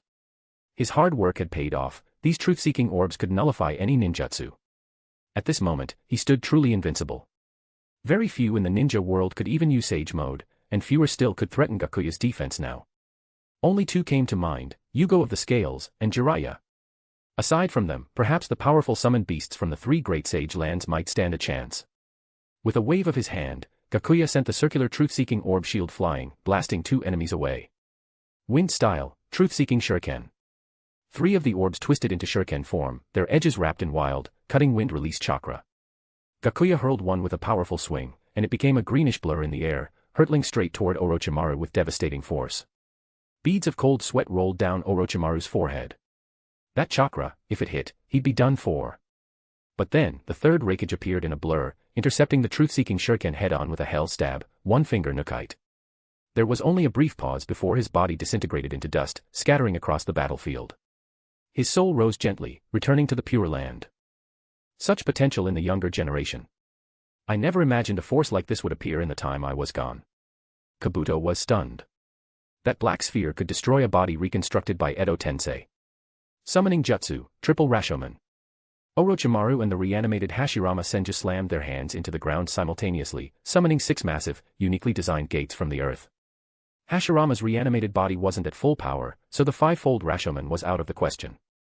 Even so, the truth-seeking shuriken tore through all 6 gates before it was redirected off course. In the next instant, Gakuya detonated the wind-release chakra within the shuriken, triggering a violent storm midair. Then, with a single gesture, the shuriken reverted back into 3 orbs and flew back toward Gakuya at incredible speed. Kabuto observed carefully and spotted a weakness. Orochimaru-sama, let the second Hokage teleport the black spheres away with Flying Thunder God technique. If we can separate them, we'll have a chance. Orochimaru nodded. They were thinking along the same lines. Magnet release, iron sand formation. The third Kazekage released all the iron sand Orochimaru had collected for him, forming a massive, black cube in front of the incoming orbs. The glowing truth-seeking orbs crashed into the cube like molten steel on ice, slowing drastically as they pushed inward. The iron sand was working. Just as the orbs pierced through the cube's core, Tobirama Senju appeared in a flash, directly in front of them. He caught all 3 orbs with his body, while weakened, they no longer had enough force to destroy his Edo Tensei shell. In the next second, Tobirama vanished along with the orbs, teleporting them several dozen kilometers away. A moment later, he reappeared on the battlefield.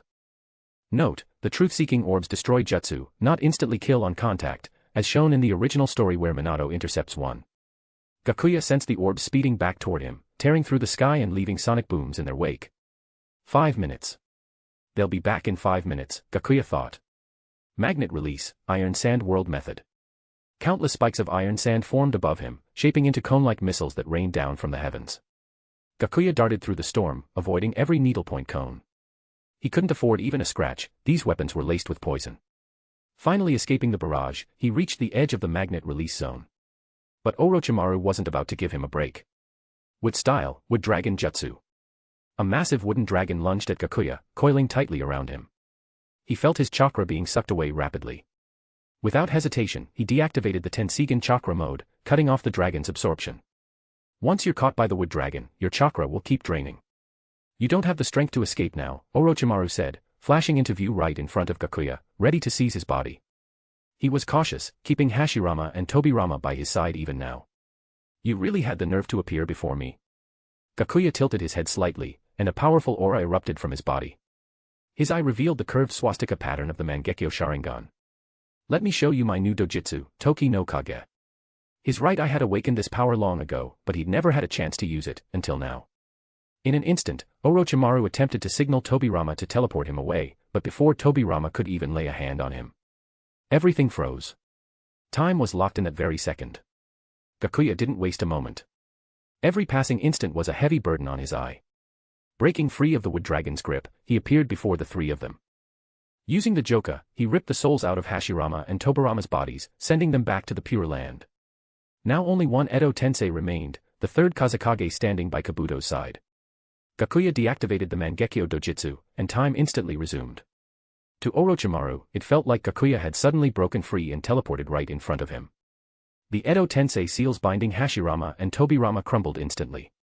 Tobirama looked on and murmured, "So, that's your Mangekyo ability." Locking time itself. Hashirama nodded solemnly. Even more powerful than Madara's. Their souls gently floated upward, returning to the Pure Land. Orochimaru tried to flee immediately, but Gakuya trapped him in a genjutsu, freezing him in place. Without orders, the third Kazekage lost control, and the mass of iron sand collapsed to the ground. "I'm no one's puppet," the Kazekage growled. Sensing Orochimaru's vulnerability, he broke free from Edo Tensei himself, choosing to return to the Pure Land. His body crumbled into dust, revealing the corpse used for the summoning. At that moment, dozens of kunai and shuriken flew at Gakuya. Kabuto, who had been holding back all this time, was finally making a move to rescue his master. But Gakuya summoned a skeletal claw of Susanoo in front of Orochimaru, shielding him. Orochimaru couldn't be allowed to recover. He was one of the ninja world's most dangerous escape artists. Capturing him alive would be no easy task. This time, Gakuya had managed to outmaneuver him using his Mangekyo, but next time, it wouldn't be so simple. In a flash of lightning, Gakuya reappeared before Kabuto, still gripping the dazed Orochimaru by the collar. "I suggest you don't make any sudden moves," he said coolly. "You've both been captured." Kabuto gave a sheepish smile. "Lord Gakuya, please, just let me go. I'm nobody, just a small-time underling forced to serve Orochimaru." Gakuya chuckled. "You? A nobody? You're not just his minion, you're his right-hand man. A genius who might even surpass Orochimaru himself. Come. Let's see what you snakes have been hiding. We have things to discuss." With that, Gakuya stepped into the cavern ahead, Orochimaru trailing behind him like a puppet on strings. Kabuto took a deep breath and followed. He knew there would be no easy escape this time. Chapter 33, I've recruited Kabuto. Deep within Orochimaru's research facility. Hyūga Gakuya sat in the chair Orochimaru usually favored, calmly surveying the room. Standing before him was Kabuto, hands still and expression guarded. Orochimaru, meanwhile, remained trapped in an illusion, unmoving off to the side. "Think about it," Gakuya said, his tone casual but confident. "Join me. With your talent, you can surpass Orochimaru. There's no need to spend your life caged in his shadow." He stepped closer to Orochimaru, gathering a sphere of blue spiritual energy in his hand. He had no intention of using his Mangekyo's soul rewriting technique to alter Orochimaru's memories, far too massive a task. Orochimaru's ambition was monstrous. Even with a rewritten soul, betrayal would only be a matter of time. "No rush. Take your time to think it over," Gakuya added. He pressed his hand directly into Orochimaru's chest, embedding the spiritual orb within. Then he withdrew, smooth and precise. With a flick of his fingers, he released the illusion. Under Kabuto's astonished gaze, Orochimaru dropped to one knee. "Gakuya-sama," he said, his voice void of resistance. "Your command is absolute. Not a single ounce of struggle." From beginning to end, Orochimaru had been completely under Gakuya's control. "This is one of my eye's abilities." "Impressive, isn't it?" A bead of sweat slid down the side of Kabuto's face. "Incredible. Even Orochimaru-sama, someone that powerful, can be controlled." Gakuya grabbed a thin stack of research notes from the nearby table and sat back down, flipping through the pages. "Once I finish reading this, I'll expect your answer. Remember, whatever Orochimaru could offer you, I can match. And whatever he couldn't, I still can." Just by sitting there, Gakuya exuded an unbearable pressure. Kabuto's back was already drenched in sweat. His mind spun furiously. Could he save Orochimaru? No, ridiculous, he couldn't even beat a Kage, let alone someone like this man. The idea was discarded as quickly as it came. What if he agreed to become Gakuya's subordinate? Would he be branded with a control seal like Orochimaru? Probably not. Orochimaru seemed diminished, almost like he'd lost his edge. Gakuya likely wanted a subordinate who could think. Before he could ponder further, Gakuya slapped the research notes onto the table. "Well. Made up your mind?" Kabuto countered with his own question. "I could become your subordinate, but Orochimaru-sama helped me discover myself. He gave me the opportunity to glimpse the truth of the world. What can you offer me?" "Discover yourself." Gakuya let out a scornful chuckle. He raised his hand, summoning a mirror of water that hovered in front of Kabuto's face. "Take a good look. This is who you are now, a tool, passed around from hand to hand. Is that the person you wanted to become? Is that what Nono wanted for you? Or the friends you had back at the orphanage?" The water mirror shattered in his hand, droplets scattering at their feet. "You're not some rootless drifter. You've just buried your pain and memories. You've never truly faced the fact that you killed Nono." Activating his Sharingan, Gakuya said, "This illusion will help you remember. Let me bring it all back for you." Demonic illusion, pit of the abyss, a simple D-rank genjutsu, usually meant to confront a person with their greatest fear. But under the power of Gakuya's Sharingan, it also had the ability to revive cherished memories. 1 minute later, Kabuto gasped back to awareness and dropped to his knees, tears streaming down his face. No, director. It's me, Kabuto. You don't recognize me. Gakuya stood over him, expression calm as he looked down at Kabuto's broken figure. So, you remember now. Kabuto looked up, grabbing Gakuya's sleeve like a drowning man clinging to a lifeline. I remember. I remember everything. Gakuya-sama, please, you have a way to bring the director back, don't you? You have to. I'll do anything. Serve you however you want. Just, please bring her back. A smile tugged at Gakuya's lips. Finally, the fish had bitten the hook. He pulled Kabuto to his feet. I can help you kill Danzo. I can help you bring Nono back to life. And I'll make sure you return to Konoha, to reconnect with everything you lost. Really. You might not be able to pull that off, but I can. Gakuya grinned confidently and pulled out a sealing scroll. Take a look at my latest research. It's still a prototype, but it's getting close. Kabuto accepted the scroll with both hands, eyes scanning the contents with increasing awe. After reading, he respectfully handed it back. I have a question. Gakuya smirked, as if expecting it. I know what you're going to ask. My endgame is to surpass the Sage of Six Paths himself. Once I get there, executing this jutsu will be child's play. This scroll is just a copy, by the way. It contains all my notes so far. Your task is to continue the research. The rest includes my theories for the next phase. So far, Gakuya had completed more than half of the resurrection jutsu. The first step, summoning the soul, was already done using modifications based on the Earth-style, ultimate revival jutsu. The second step, creating a new vessel for the soul, was still under development. Kabuto carefully tucked the scroll away. Understood. Gakuya stood and gave his next command, take me to see Orochimaru's research. Right away. Kabuto led him through the entirety of the lab's archives. The vast collection of experimental treasures left Gakuya more than impressed. There was the severed horn of the Eight Tails, an enormous tank full of Hashirama's cells, and, most importantly, Kimimaro, the final heir of the Kaguya bloodline, whom Gakuya had long coveted. Gakuya didn't hold back. Activating his bloodline seizure technique, he consumed the entire tank of Hashirama cells, compressing it to the size of a basketball. This shortcut allowed him to instantly awaken would release and further strengthen his sage body. Under Kabuto's guidance, Gakuya entered Kimimaro's chamber. Kimimaro, sensing the intrusion, immediately sprang into action from the shadows. Bone projectiles fired from all 10 fingers, aimed directly at Gakuya's forehead. With a flick, Gakuya batted them away. He activated his Sharingan once more and rewrote Kimimaro's memories, replacing Orochimaru with himself. Gakuya-sama. Kimimaro's demeanor shifted instantly, now showing utmost reverence. Kabuto was stunned. Just how many methods does Gakuya-sama have for controlling people? Kimimaro, ease up on your Kekkei Genkai from now on, understood? Gakuya ordered. He needed Kimimaro alive, at least until he had fully mastered the Shikatsumiyaku. Yes, Gakuya-sama. Once outside, Gakuya asked, if we stop Kimimaro from using his Kekkei Genkai from now on, how long can he live with proper treatment? Kabuto thought for a moment. 10 years, so long as he never activates it again. That's more than enough. Begin regular blood extractions, but keep him in top condition. I'll absorb it all when I'm ready. As you wish. Gakuya wasn't worried about any dormant illness in the bloodline. His bloodline seizure only absorbed the necessary genes, it didn't inherit the entire Kekkei Genkai blindly. After reviewing all of Orochimaru's research, the two returned to Orochimaru's chamber. Gakuya turned to the puppet-like Orochimaru and said, where's the Ryuchi cave summoning contract? Orochimaru immediately gagged and vomited up a scroll over a meter long. Disgusting, Gakuya muttered, cleansing it with a water release jutsu. He opened the scroll, bit his finger, and signed his name without hesitation.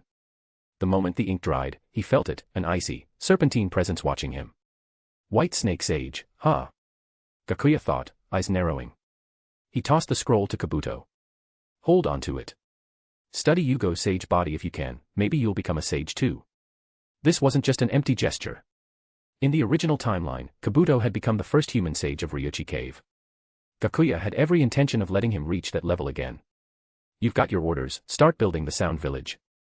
Orochimaru will stay here to assist. He can't do research anymore, but he's still a decent fighter.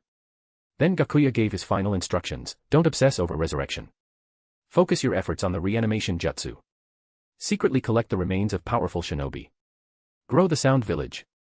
Recruit rogue ninja. Chase down Kekkei Genkai bloodlines. Before leaving, he handed Kabuto a puppet messenger bird. If you run into trouble, use this. My puppet has memorized your chakra signature.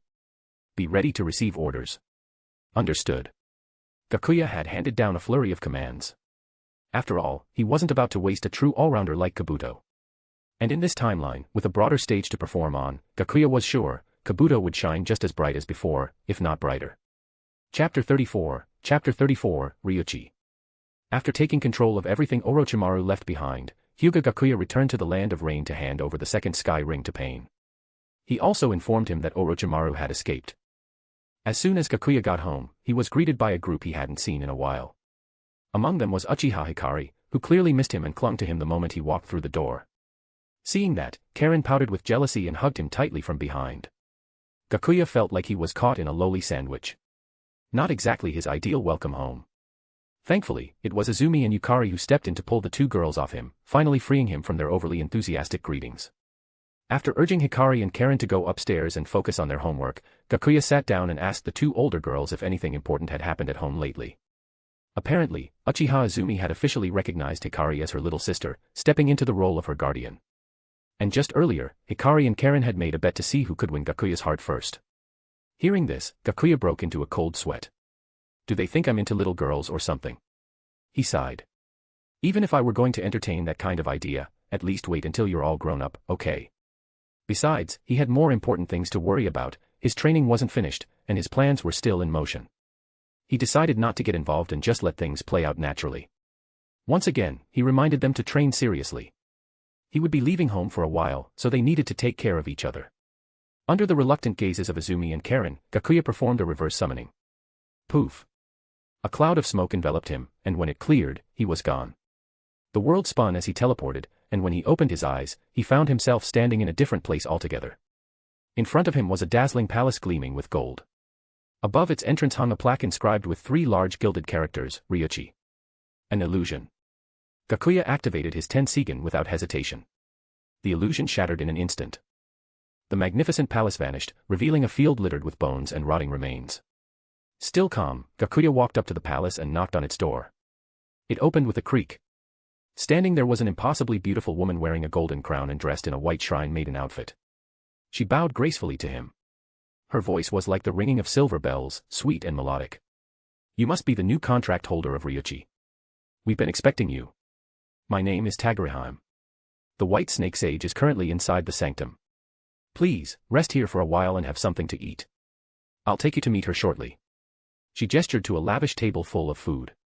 When Gakuya showed no intention of moving, Taguriheim's smile wavered just a little. Not hungry? Then how about a bath first? It'll help you relax before meeting the white snake sage.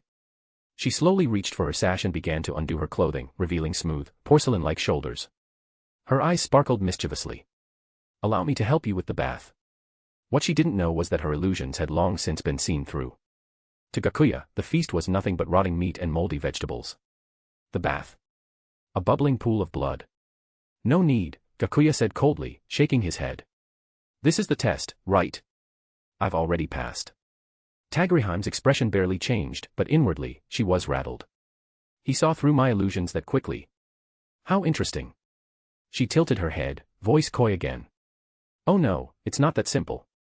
Before she could finish her sentence, Gakuya vanished from his spot and reappeared in front of her.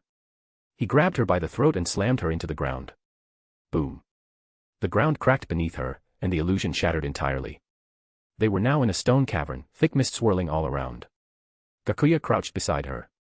Can we go now? Taguriheim licked the blood from the corner of her lips, smiling faintly. Of course. She stood, dusted herself off, and put her clothes back in order. Then she pointed into the mist. That way. The second trial awaits. Thanks.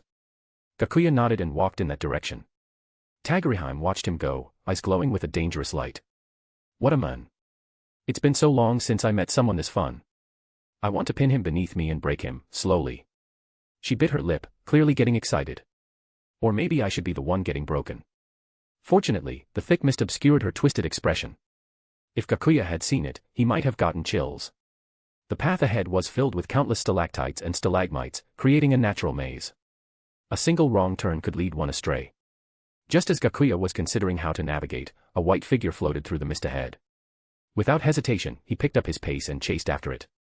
Soon, the tunnel opened up into a stone chamber. As soon as Gakuya stepped inside, a stone door slammed shut behind him. The white figure turned around. It was a young girl in a white shrine maiden robe, hovering gently in the air. She floated behind him, leaned close, and whispered into his ear. "I'm Uchiha Shimahime. So you're the new contractor. Come play a game with me," she said, her voice playful as she perched on a stone wall, tracing a hollow in the surface with her fingers. "The rules are simple. All you have to do is fill the holes in the wall with those stones on the ground." She twirled in midair. "But while you play, this room will slowly drain your chakra. I don't like active chakra. In the end, I'll consume you." Her smile twisted, revealing her true form, mouth stretching wide, eyes elongating, and a forked snake tongue slipping out. But Gakuya only smiled in return. "That game sounds boring. How about we play something else?" "Ooh. What kind of game?" she asked, suddenly in front of him again, eyes gleaming with curiosity. Gakuya created a dice cup and 3 dice from wood release. He dropped the dice inside and gave it a casual shake. "Simple. High score wins. If I win, after I master Sage Mode, you'll teach me a technique." "And if I win?" Uchiha Shimahime asked, eyes shining. "If you win, I'll let you take a bite of my chakra. Drink as much as you want." Uchiha Shimahime lit up. "Yes.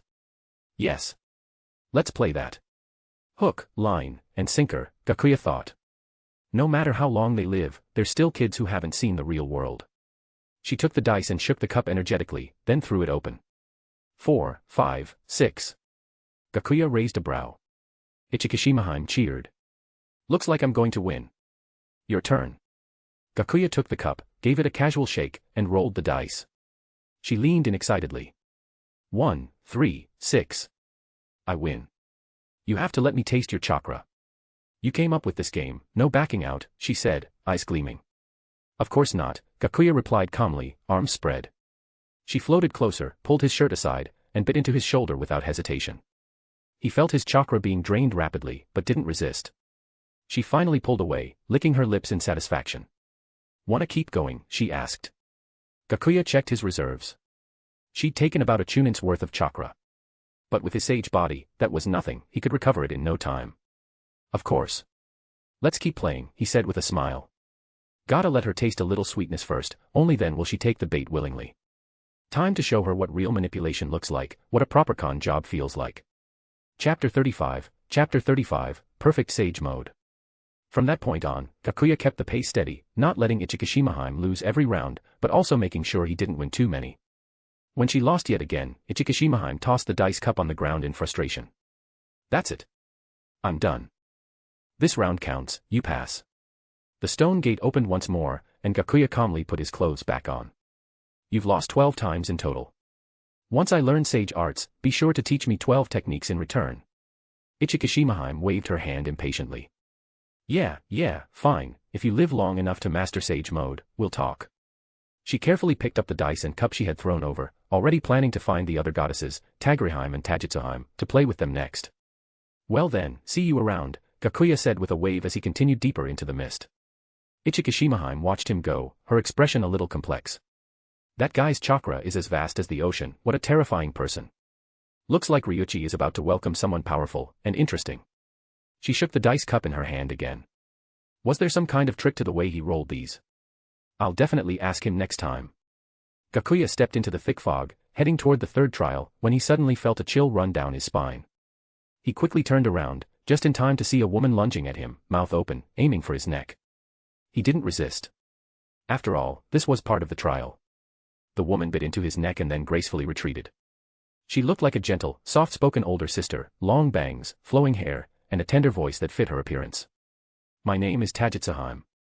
This trial tests your state of mind. Enjoy it." With that, she faded back into the mist. A silhouette appeared in front of Gakuya. "You couldn't save me, why?" It was Hyūga Sayaka's voice. Then to his left, Hyūga Hisashi's face emerged. "You killed me. If it weren't for you, I'd still be alive." Niji's voice came from behind. "You wiped out the Hyūga clan. I'll make you pay." Gakuya ignored the illusions. Instead, he focused on the sensation left behind from that bite, the sage chakra that had entered his body. His nerves were being disrupted by the foreign energy, which was why these hallucinations appeared in the first place. So this is the legendary sage chakra, fascinating. After analyzing it thoroughly, Gakuya dispersed the foreign chakra within him. Immediately, the illusions vanished, and so did the surrounding mist. What appeared before him was a grand temple. 3 bold characters were engraved at the entrance, Ryuchi. Tajitsuhime reappeared and gave him a graceful bow. You've passed all the trials. The white snake sage is waiting inside. Thanks. Gakuya walked toward the temple and pushed open the massive doors. A man crazier than Orochimaru has shown up, maybe he really can master sage arts, Tajitsuhime murmured to herself. Orochimaru had turned into a snake because of his obsession with sage training, and now, someone else had arrived. Inside, Gakuya saw an elderly woman reclining lazily, a pipe in her mouth. Hyūga Gakuya, at your service, he said respectfully, bowing low. He wasn't foolish enough to show arrogance in front of her. This was a being who had lived since the era of the Sage of Six Paths. I know who you are, the white snake sage nodded. You've come to learn sage arts, haven't you? Yes. She began her explanation. Let me tell you how it works. Chakra is the fusion of physical and spiritual energy. Sage arts adds a third element, natural energy. You have to absorb it and balance all 3 in a precise 1-to-1-to-1 ratio. That lined up with what Gakuya already knew from his previous life. In a moment, I'll inject natural energy into your body through my fangs. All you need to do is focus on maintaining that balance.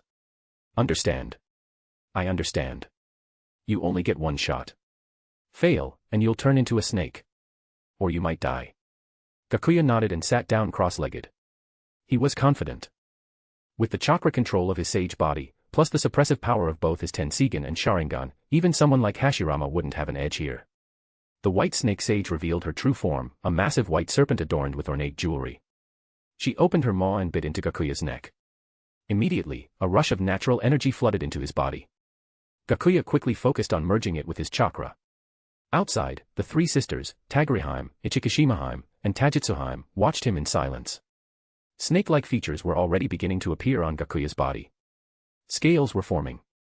Tajitsuhime looked a little worried. It'd be a shame if such a fun little cutie died just like that. Ichikishimahime nodded, shaking her dice cup.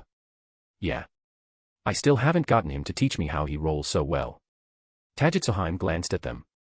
If he turns into a snake, he can stay and play with you forever. The other 2 looked at each other, and grinned. You're right. Meanwhile, Gakuya had no idea what kind of twisted thoughts the 3 were having. He remained focused on balancing the energies inside him. He examined himself inwardly. The snake transformation was becoming more pronounced. Without hesitation, he activated his Tenseigan, and the moment its power surged, the snake features were suppressed. The 3 women watching him were stunned by his eyes. A powerful sense of exposure washed over them, as if they'd been completely seen through. Tajitsuhime practically swooned. Her tongue traced the corner of her lips. Such beautiful eyes. I want him to glare at me and curse me more. 10 minutes passed. Gakuya gradually figured out how to merge the natural energy with his own. The white snake sage released her fangs from his neck. Now try sensing natural energy on your own. Draw it in. Without her direct infusion, Gakuya had to do it himself. He attuned his senses to the world around him, slowly guiding the energy into his body. Gradually, he formed the first threads of sage chakra. Bit by bit, he converted a portion of his own chakra into it. A blue aura of sage chakra began to envelop him. Around him, tiny green chakra serpents danced in the air. Blue eye markings, like a mask, formed around his eyes, and delicate scales appeared at the corners. Perfect sage mode, the 3 sisters cried out in unison. This was the first time they'd seen anyone master Ryuchi's sage mode. Gakuya stood up, feeling the surge of power in every cell of his body. Right now, he felt like he could punch Kaguya to death with 1 blow. Feeling tempted to test your new strength, the white snake sage asked. I am, Gakuya replied calmly. He knew what she meant, she wanted to pit him against something strong. There's a giant serpent deep within Ryuchi, one that still has its reverse scale intact. Go remove it. Gakuya cracked his knuckles. Sounds good. He'll be the perfect warm-up. The white snake sage gave a nod. You 3, who's taking him? Tajitsuhime's hand shot up. Me. Fine. You guide him. Trying to contain her excitement, Tajitsuhime approached Gakuya and bowed slightly. Please, follow me. Gakuya walked alongside her, heading deeper into the heart of Ryuchi. Chapter 36, Karaga. Gakuya-sama, what kind of women do you like?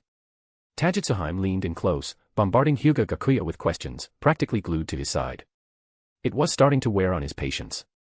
He shot her a sharp look. Can you just be quiet for a moment? Even your annoyed face is handsome, she gushed, eyes sparkling like a hopeless romantic.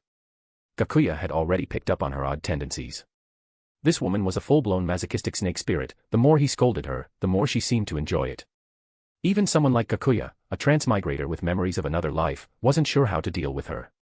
After enduring the chatter for what felt like forever, they finally arrived at the deepest part of Ryuchi, where Garaga resided. Gakuya activated his Tenseigan, and immediately spotted the massive crimson serpent coiled in wait. Its most striking feature was the single blind eye. That must be Garaga. In the original story, the serpent had lost its eye due to a betrayal by a former summoner. But Gakuya wasn't here for the history, he was here for the reverse scale under its jaw. He drew in the natural energy around him, letting it flow into his body. In the blink of an eye, he entered Sage mode.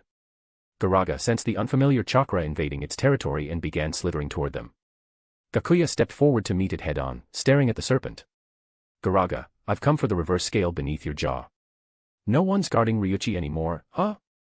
Even outsiders dare make a move now. Garaga's gaze shifted to Tajitsuhime, not far behind Gakuya, and sneered. But Tajitsuhime didn't seem fazed by the insult. She was too busy swooning over Gakuya to care. You've mastered Ryuchi Sage mode. Garaga's voice rose in surprise. It could sense the nature energy radiating off him. That's right. Sage art, thunderclap palm. No time for talk, Gakuya struck. Garaga lashed its tail at him in response, but Gakuya's palm landed squarely against it. Gah. That hurts. Garaga bellowed. Even Gakuya was inwardly shocked. He'd never had this much power in his base state. The physical boost from Sage mode was insane. His ninjutsu, taijutsu, and genjutsu had all been pushed to new heights. Sage art, flame fist. Sage art, exploding palm. He kept testing his techniques on Garaga, transforming his jutsu into sage arts and launching them in rapid succession. By the end of it, Garaga was nearly unconscious. Only then did Gakuya step forward and pluck the crimson reverse scale from beneath its jaw. He followed up with a healing sage technique to treat the wounds. As soon as Garaga regained consciousness, it fled into the cave's depths like it was escaping a natural disaster. Meanwhile, Tajitsuhime's eyes sparkled.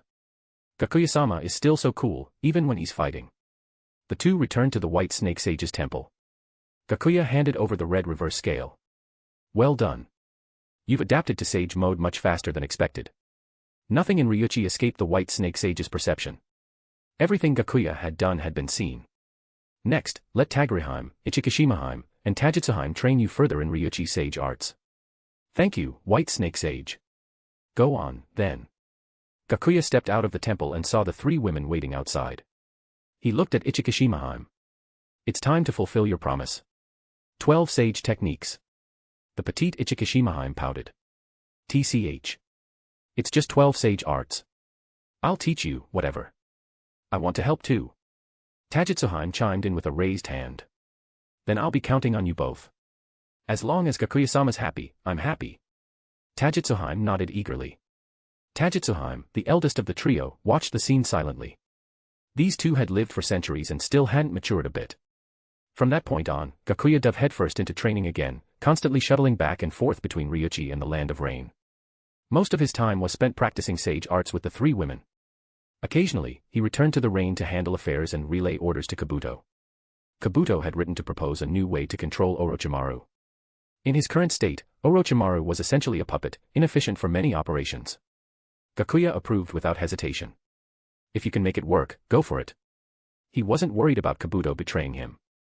After all, Gakuya could offer things Orochimaru never could. Kabuto had even brought him another surprise, Amato, a scientist from the Boruto-era Kara organization. Amato's only request was for help curing his daughter's illness. Gakuya immediately had Kabuto agree. A genius like that was too valuable to pass up. His involvement would significantly accelerate their research. November 13th, year 59 of the Hidden Leaf calendar. Gakuya had just returned to the Rain from training in Ryuchi when Zetsu appeared. The leader wants to see you. There are matters to discuss. Understood. Gakuya nodded, bid farewell to his family, and headed to the Akatsuki's meeting chamber. Black Zetsu watched him go. He's growing stronger by the day. He's even mastered Ryuchi Sage mode. Pain was already waiting when Gakuya arrived. He handed Gakuya a dossier. Take a look, this is what the great nations have resorted to.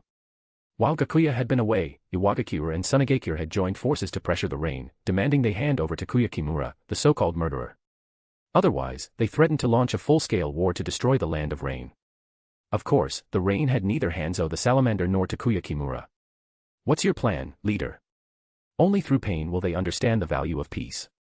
Gakuya countered calmly. There's no need for an all-out campaign.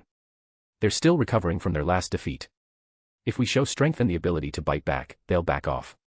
Nagato, listening from behind pain, thought it over. Gakuya was right. Now wasn't the time to reveal the organization's true strength. A strong warning would be enough. Then let's have Akatsuki strike. We'll wipe out their border outposts in the rain. Gakuya smiled. Wise as always, leader. The next day, during the Akatsuki meeting, Pain announced the mission. The border outpost elimination is split. Sasori of the Red Sand, Deidara, and Gakuya will handle Sunagakure. Kakuzu, Haiden, and I will deal with Iwagakure. Objective, leave no survivors. Send a message to the 5 great nations. Haiden grinned. Now this is more like it. Time to let them feel the wrath of Jashin. Massacres like this were right up his alley. Deidara turned to Gakuya. Yo, it's been a while. How's your art coming along? Perfected, Gakuya said with a smirk. I'll show you soon. You sly bastard, you're just trying to hog all the action. Deidara turned to Sasori. Hey, you don't need to come. Gakuya and I got this. Sasori didn't argue. It was his former homeland, after all. As the 3 left the chamber, Deidara started bickering with Sasori again, this time about whether to fly using his clay bird or Sasori's puppet hawk. Eventually, Sasori gave in. Deidara was just too damn loud, it was exhausting. Watch closely, Sasori. Gakuya, get ready for my ultimate art. Deidara shoved clay into the mouths on his palms, letting them chew and mold. After 5 full minutes of prep, he was finally ready. Behold my masterpiece, C2, Great Dragon. He unleashed a torrent of explosive clay. With a burst of chakra shaping, the material formed into a massive white dragon, which grew even larger after the smoke cleared. Flashy but shallow. Sasori muttered, unimpressed by the oversized, under-detailed beast. It couldn't compare to the puppet hawk he'd developed with Gakuya. Sasori, just wait. I'll show you the true power of art. Chapter 37, Attack on Sunagakure's border outpost. Captain. There's a massive flying creature approaching from the direction of Omega-kure, a Sunagakure shinobi reported urgently.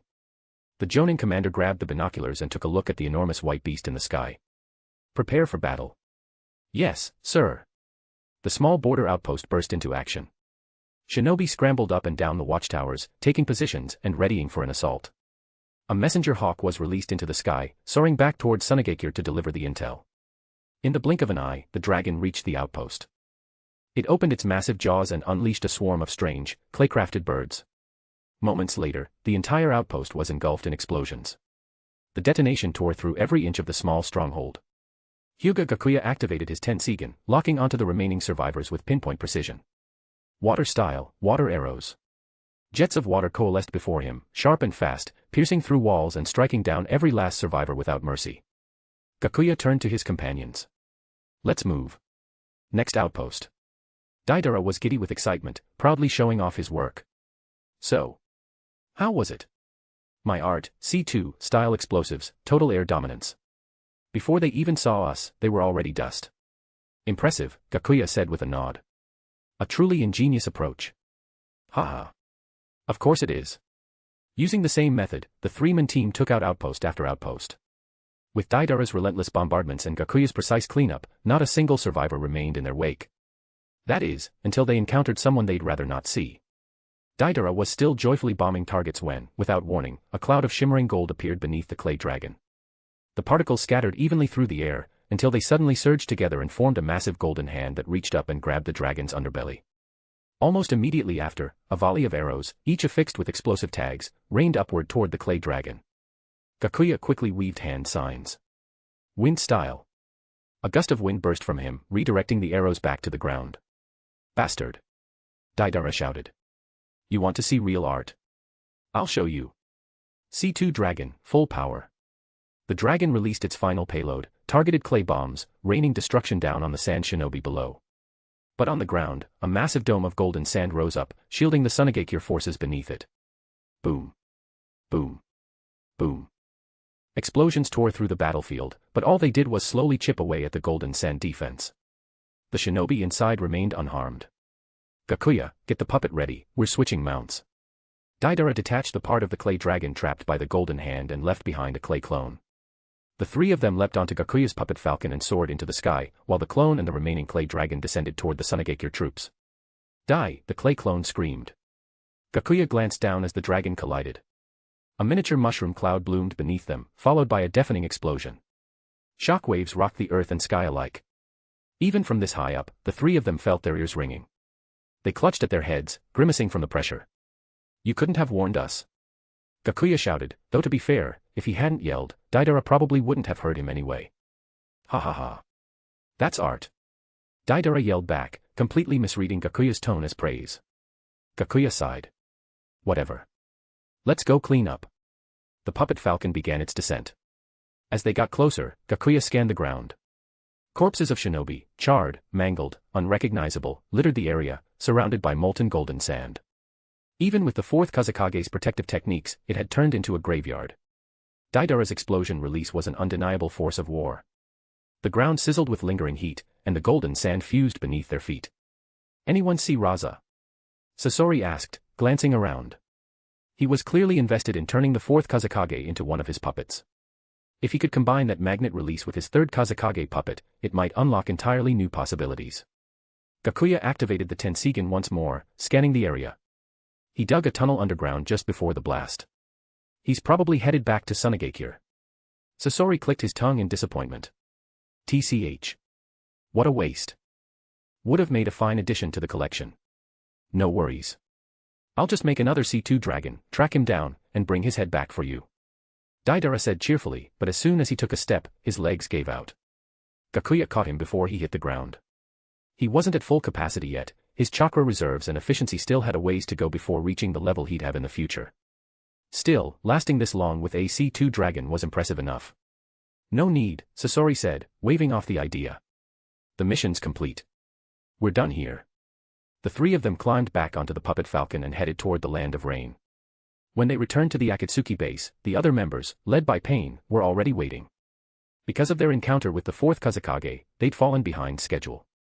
The moment Deidara saw them, he rushed over, bursting with energy as he bragged about how he'd driven the Kazekage into a panicked retreat with his beautiful C2 explosions. He hadn't stopped talking the entire trip. Even the dogs they passed had to hear about it. You did well, Pain said, handing them 3 briefcases filled with Ryo. Your reward for completing the mission. Thanks, leader. They each accepted their payment. Sasori passed his case to Deidara without a second thought. I barely lifted a finger this time. Deidara took it without hesitation. Being a shinobi was expensive, and his special clay wasn't cheap to make. Kakuzu knelt down, eyeing the trail of gold dust they'd left behind. What's with all the gold sand on your shoes?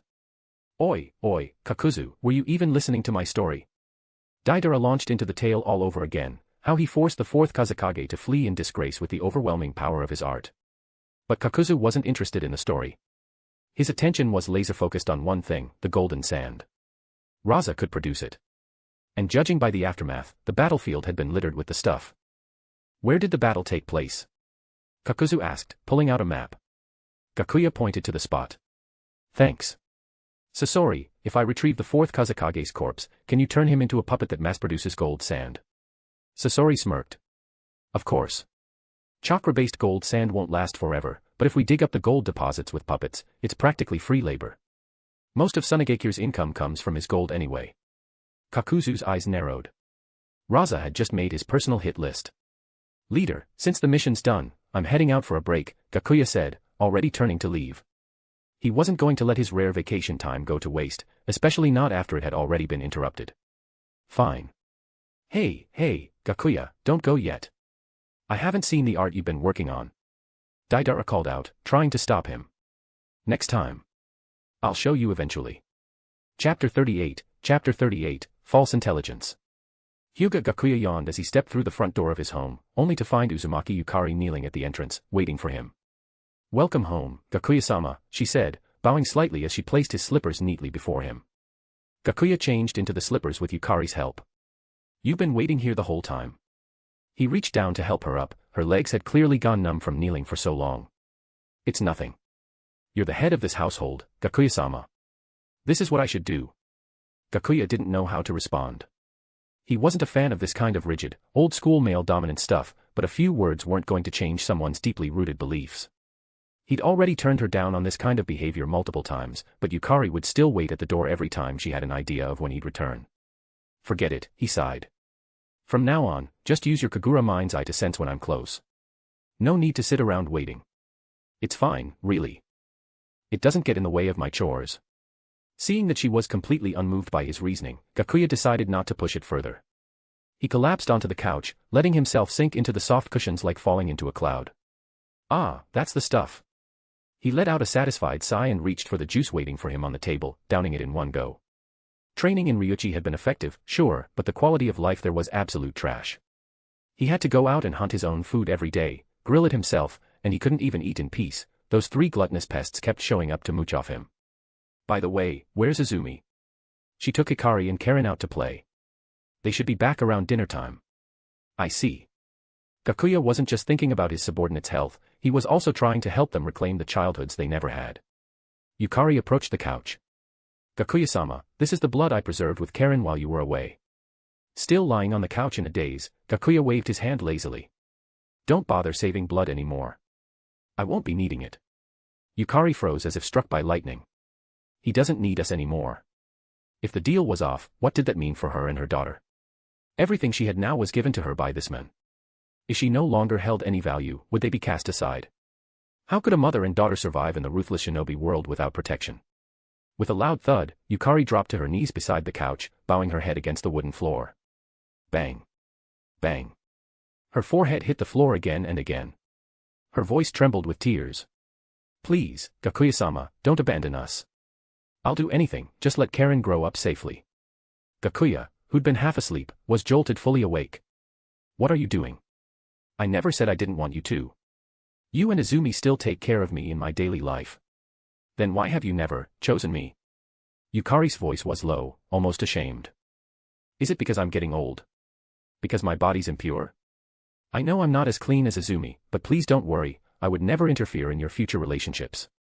Gakuya found himself speechless. Clearly, she'd misunderstood him. She saw herself as some kind of kept woman, a mistress Gakuya was deliberately avoiding. He glanced at her seriously for the first time in a while. She really was beautiful, voluptuous, with soft curves and long crimson hair cascading over her shoulders, giving her a slightly disheveled, vulnerable charm. There was a distinct allure to her, a mature, irresistible wife-like vibe. All right, stop crying. Of course I still want you. I just didn't think the timing was right. Honestly, after all the teasing from Tajitsuheim lately, his temper had been running hot. Why not just go with the flow? And if this could win over her loyalty completely, so much the better. Gakuya scooped the kneeling Yukari up into his arms, barefoot, and kissed her. Shall we go to my room? Mum. Yukari wasn't some naive girl, she responded to his kiss with passionate enthusiasm. That's enough detail, any more and it won't pass review. Hours later, just as Izumi and the others were about to return, Yukari dragged her tired body up to prepare dinner. But Gakuya pulled her back and kissed her gently on the forehead. Don't ever think like that again. I'll protect both of you from now on. Yukari smiled, her face blooming like a flower. Both of us? You mean me and Karen? Of course. I've never been one to play favorites. But those two are still young, we'll talk about them in a few years. Tsunegakure. The entire village was in chaos. The fourth Kazekage was in critical condition and unconscious. All 50 elite shinobi sent out to intercept the enemy had been wiped out, none survived. Even the cleanup team sent to recover the bodies had been killed by mysterious assailants. No one lived to tell the tale. Right now, their only hope was for the Kazekage to regain consciousness and provide some useful intel. The worst part? They didn't even know what the attackers looked like. All they knew was that the enemy came from the land of rain. Was it Kimura Takuya who launched the assault? But if it was him, why were there no signs of water release or poisonous mist left behind? Quick! Go get Lady Chiyo. The Kazekage's injuries are too severe, get him to the emergency room now. Yes, ma'am. Everyone in the village was scrambling. They'd already lost one Kage in recent years, if another one died in battle, Tsunegakure might never recover. There just weren't any other Kage-level shinobi left who could hold the line. Chiyo was finally brought in. When she heard that the Kazekage had been gravely injured, her face turned pale. They'd just signed a peace treaty, and already someone dared to ambush the Kazekage. When she arrived at Raza's bedside and saw his body covered in burn wounds, she gasped. This. Is this boil release, skilled miss technique? But the moment the thought crossed her mind, she shook her head. No, that technique causes scalding injuries. These were burns. Completely different. Besides, the Mist Village had long since lost all knowledge of the jutsu, no one could use it anymore. No time to think it through, Chiyo's eyes widened as she looked at the steadily flattening lines on the heart monitor. She jumped into action, beginning emergency surgery. Raza might end up like the second Tsuchikage, wrapped head to toe in bandages, but at least they might be able to save his life. Hyūga Gakuya. Anoki stared at the intelligence report in his hands, visibly shaken. In just one morning, every border outpost near the Land of Rain had been destroyed, none left standing. Even survivors were incredibly rare. Is this a warning from a Megakure? He muttered to himself, disturbed. When did the rain get this kind of power? A single shinobi, capable of using all 5 chakra natures, had torn through their forces like a one-man army. A black, mysterious creature. A blood ritual. Every line of the report pushed Anoki's nerves closer to the breaking point. What kind of power are we dealing with here? Kitsuchi, he said, turning to his towering son. Send another request to that mercenary group called Akatsuki. Have them investigate the one who destroyed the border posts. Understood. Kitsuchi turned and strode out of the room. Later, in the Land of Rain, Pain received an incredibly strange mission request. Akatsuki was being asked to investigate Akatsuki. During the next meeting, Deidara burst into loud, obnoxious laughter. That senile old geezer's finally lost it. This mission is gold, someone's asking us to spy on ourselves. Ha! Funniest thing I've heard all year. He clutched his stomach, practically rolling on the table with laughter. Haiden, ever the loudmouth, joined in mockery. Anoki actually gave that order. What a joke. Once everyone had their fill of laughing at the ridiculousness of it all, Pain spoke up. So, who wants to take this one? Hyūga Gakuya raised his hand. I'll do it.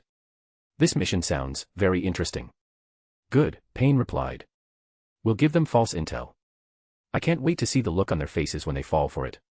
Chapter 39, Black Zetsu's Invitation, Executor of the Eye of the Moon Plan. Intelligence Report Number 1, a ninja capable of using all 5 elemental chakra natures is suspected to possess the Sharingan, image, a single Sharingan eye. Intelligence Report Number 2, the mysterious bloodline ability belongs to a ninja from an unknown cult. They abhor killing. The ritual they perform is meant to pray for the dead, image, a simple sketch drawing. Intelligence Report Number 3, Kimura Takuya has also joined the assault, evidence, salamander mucus. At his desk in his room, Hyūga Gakuya scribbled away, modifying and crafting false intel. Right now, Gakuya felt like one of those failed writers from his previous life, forced to make up believable lies without leaving a single trace behind. Knock knock. A knock came from outside the door. Come in. Pardon the intrusion, said Uzumaki Yukari as she pushed the door open, carrying a tray. She walked up to him and carefully placed the snacks on the desk. You've been working hard, Gakuya-sama. Please have some snacks. It's fine. Not that hard, Gakuya replied, taking a bite of the treats Yukari had prepared with care. In a few quick bites, he finished them all and downed the drink in one gulp. As Yukari tidied up the tray and was about to leave, Gakuya reached out and pulled her into his arms. No need to leave so quickly, my sweet little secretary, hehehe. Ever since Gakuya had broken his vow of restraint for the first time, he'd been on a slippery slope. Having tasted the pleasure once, he hadn't quite been able to stop himself. Still, thanks to his strong sage body, there were no side effects, yet. Hours later, Gakuya looked refreshed and returned to work while Yukari went to rinse her mouth. After finishing up the last set of fabricated intel, Gakuya caught a glimpse of himself in the mirror. He looked slightly worn out. Thinking back on how often he'd been with Yukari these past few days. Can't believe I've gotten this drain just from indulgence. Starting today. I should probably quit, or at least cut back. Training came first. Even if his body looked grown up, he was still only 13 years old. Better not get into bad habits too early. After rinsing her mouth, Yukari headed downstairs, where Uchiha Izumi was doing chores. Izumi looked up curiously. What took you so long? Nothing really. Just help tidy the room a little, Yukari replied, her cheeks flushing. Then why did I hear all that noise from downstairs? Izumi asked, genuinely puzzled. Yukari froze for a second. Was Izumi really that clueless, or was she pretending? A few more minutes of chatting convinced Yukari that Izumi truly was innocent. As Gakuya's first consort, Yukari felt responsible for guiding the others in his growing harem. She led Izumi to her room for a very important lesson. Inside, Izumi's face turned bright red. Huh? He really said that? So, I'm going to become Gakuya-sama's wife too. What should I do? Gakuya, unaware of what the girls were up to, had gone to meet Zetsu, the one in charge of reconnaissance and communication. He handed over the booklet of fabricated intel. Here's the false information I prepared. Zetsu took the booklet and flipped through a few pages. When he saw the entry describing Haydn as someone who prays for the dead, White Zetsu couldn't help but burst out laughing. Ha ha ha, you think this is gonna fool them? Gakuya replied, they don't have any reliable intel of their own. So why wouldn't they believe this? Just as Gakuya was about to leave, Zetsu stepped in to block his path. Have you ever considered replacing Uchiha Madara as the 10 Tails Jinchuriki? Black Zetsu's words instantly put Gakuya on high alert. Was this a test from Obito? Or was it Black Zetsu's own idea? Aren't you supposed to be Madara's will incarnate? Did he send you to test me? He. Actually, he's not Madara. His real name is Uchiha. Obito. Gakuya feigned shock, eyes wide. Uchiha Obito. That hero from the Kanobi Bridge mission. Yes. He didn't die. Madara saved him and turned him into a pawn for the Eye of the Moon plan. But that pawn's not listening anymore. I'm looking for someone new to carry out Lord Madara's will. Gakuya scoffed. So what, now you want me to be your next pawn?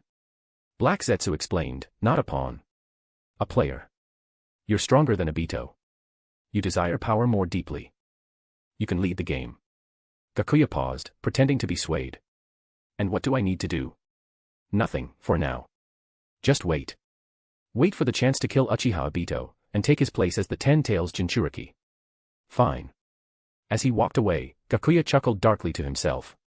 So they want to offer me up as Kagaya's sacrifice. Cute. Still. Obito really was a wild card. With dual Kamui now, he was twice as strong as in the original timeline, and he had a fully powered Susanoo. Taking him down now would be almost impossible. Unless I use someone else. Maybe Nagato and Konan. Or, maybe them. Returning home, Gakuya informed his consorts that he was heading to Ryuchi for further training. He was caught off guard when Izumi, encouraged by Yukari, shyly stepped forward and kissed him on the cheek. Please be careful, Gakuya-sama, they both said in unison, bowing politely. I will. I'll visit often, Gakuya promised. Though to be honest, part of him didn't want to leave. He muttered the phrase under his breath 3 times, too much love buries the hero. With a deep breath, he activated the reverse summoning jutsu. The world spun, and when he opened his eyes, he was already in Ryuchi. Tajitsuhime picked up on his scent almost instantly and appeared before him in a flash. Welcome back, Gakuya-sama. Her nose twitched, and her eyes welled with tears. You've been with another woman. Wah. You rejected me, but you're messing around with someone else. Gakuya was left speechless. He knew she was a snake, but come on, couldn't she be a little more subtle? Sure, she identified as female, but she was still a snake. His tone cooled. So what if I did? Tajitsuhime bowed deeply. Please, I beg you, be with me. Not interested. Gakuya brushed past her. He wasn't desperate enough to fool around with a snake. No matter how stunning she looked in human form, he had no interest in playing out the legend of Lady White Snake. Ichikishimahime was better. She only wanted his chakra and someone to play with. Tagurihime wanted his body. Gakuya decided to pay Ichikishimahime a visit and maybe learn a new sage technique or two. But behind him, unseen, Tajitsuhime's face lit up with a different kind of excitement. Being rejected had only made her more obsessed. He reached the cave where Ichikishimahime resided and called out, Ichikishimahime. I came to play. The moment she heard his voice, Ichikishimahime appeared. What game today? Poker? Dice? Or should I go get the others? Let's stick to dice. Just the 2 of us. Same deal as always, if I lose, you get a bite. If I win, you teach me a sage technique. Ichikishimahime patted her flat chest proudly. You're on. Chapter 40, Genin Niji. March 11th, Year 60 of the Hidden Leaf. Hokage's office, Konoha Gakure. Are you sure you want to graduate early? Sarutobi Hiruzen asked, his gaze steady as he looked at Hyūga Niji standing formally before him. Years ago, Hyūga Gakuya had stood in that same spot, just as composed. But his decision had brought great loss to the village, and indirectly led to the 4th Great Ninja War. If you graduate early, you won't be assigned a team or a Jonin sensei. You'll have to wait 2 years until your peers catch up. Until then, you'll train alone and take missions solo. Niji answered without hesitation. Yes, Lord Hokage. I believe the academy has nothing more to teach me. Very well, Hiruzen nodded slowly. You do have the strength of a genin. I'll approve your early graduation. If you encounter any obstacles in your training, consult a jonin for guidance. Also, no missions above C rank. He had to keep Niji safe. Last time, Hyūga Gakuya personally orchestrated the funeral of 2 entire advance units from rival villages, clearly sending a message. If Niji were to meet an untimely end, Gakuya might once again turn his wrath toward the village. After 2 years away, who could say how far Gakuya's power had grown? Thank you, Lord Third. Mind telling me why you're in such a rush to graduate? I need to uncover the truth behind my clan's massacre. To find out what really happened between my brother and the clan. I see. Hiruzen's eyes lingered on Niji's unmarked forehead, a trace of melancholy in his expression. He could guess why Gakuya had wiped out the Hyūga clan. It likely all started with Hisashi. His mysterious death had never sat right. Anyone who dug even a little would find the truth. As Niji grew stronger, he'd uncover everything. Sooner or later, the truth would come to light. Outside the Hokage's office, Hyūga Niji gripped his newly issued forehead protector and genin assignment papers. Every step forward brought him joy, because every step brought him closer to the truth. Niji let out a long breath. Brother, wait for me. I'll uncover everything. I swear it. He didn't even know whether he loved or hated his brother anymore. All that remained was the need to know why it had happened. Back at the academy, Niji quietly gathered his belongings. Word spread like wildfire. Within a single class period, everyone knew Hyūga Niji had graduated early. Groups of students buzzed with discussion. Did you hear? Niji from the senior class applied for early graduation. The Hokage approved it. Yeah, out of the last 3 survivors of the Hyūga clan, he's the most talented by far. That Hinata girl. I heard she can't even beat a civilian in class. Man, Hyūga Gakuya was ruthless. He left no one, old or young. If those 3 hadn't been out hiding somewhere, the entire clan would have been wiped out. Niji's probably burning for revenge. That's why he wanted to graduate so early, right? Their voices didn't escape Uchiha Sasuke's ears. He clenched his fists. Niji, another avenger like him, had already become a genin. And here he was, stuck playing games with academy kids. Damn it. Damn it, damn it. How long until he could get his revenge? The sight of his chattering classmates only grated on him more. Just then, Haruno Sakura and Yamanaka Ino rushed over. Ino jumped in first. Sasuke, come have lunch with me. I made spicy shrimp just for you. Sakura elbowed her aside. Ignore this pig, Sasuke. I packed grilled sori for us, let's eat together. Sasuke stared at the 2 girls jostling for his attention, and it only confirmed what he'd thought, this academy was nothing but child's play. Get lost. I'm not interested in eating with either of you. At that moment, Uzumaki Naruto popped up next to Sakura. Then have lunch with me, Sakura. I love grilled sori. No way. Sakura shook her head vigorously. Oh, okay. Meanwhile, Niji walked past their classroom with his bag, catching the attention of every student nearby. Sasuke suddenly stood up and walked out. He spotted Niji immediately, surrounded by curious onlookers. He stepped forward and blocked Niji's path. You're Hyūga Niji. The one who graduated early. I am. Got a problem with that. Sasuke turned, revealing the Uchiha crest on his back. I'm Uchiha Sasuke. I want to challenge you, to see how big the gap between us really is. He wasn't so arrogant as to think he could win. Niji was a year ahead of him and clearly stronger. But he had to see the difference for himself. Niji studied the boy in front of him and nodded. Fine. I've got time. Let's take it to the training field. Sasuke took a deep breath. Thanks. Their conversation was overheard by everyone nearby. Word spread like lightning, an Uchiha versus a Hyūga. The last heirs of 2 great clans. The entire school turned out to watch the showdown. Even the teachers came out to officiate, encouraging everyone to observe. In the training field, Hyūga Niji and Uchiha Sasuke faced each other. Niji gazed at the boy before him and was reminded of his sister, Hanabi. The same love. The same hatred.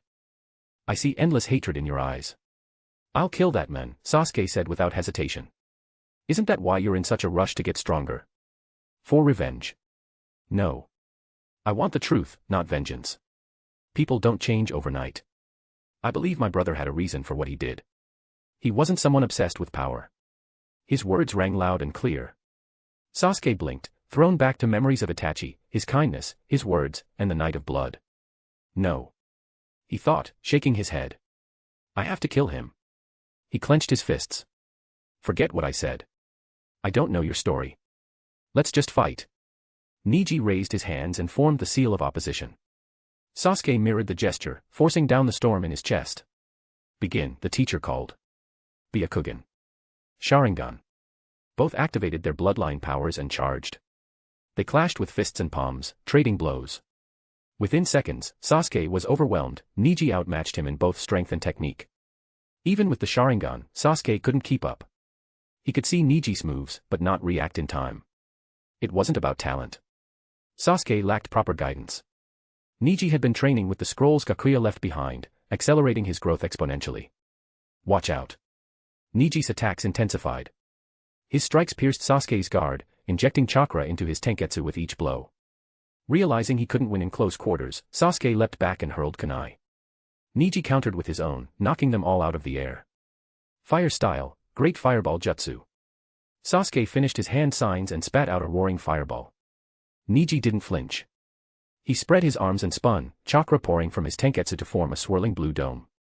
Rotation. The fireball was pulled into the vortex and spun around him. Return. Niji stopped, thrusting both palms forward, and the fireball rocketed back toward Sasuke. It exploded on contact, engulfing him in flames. Sasuke. Teacher, help him.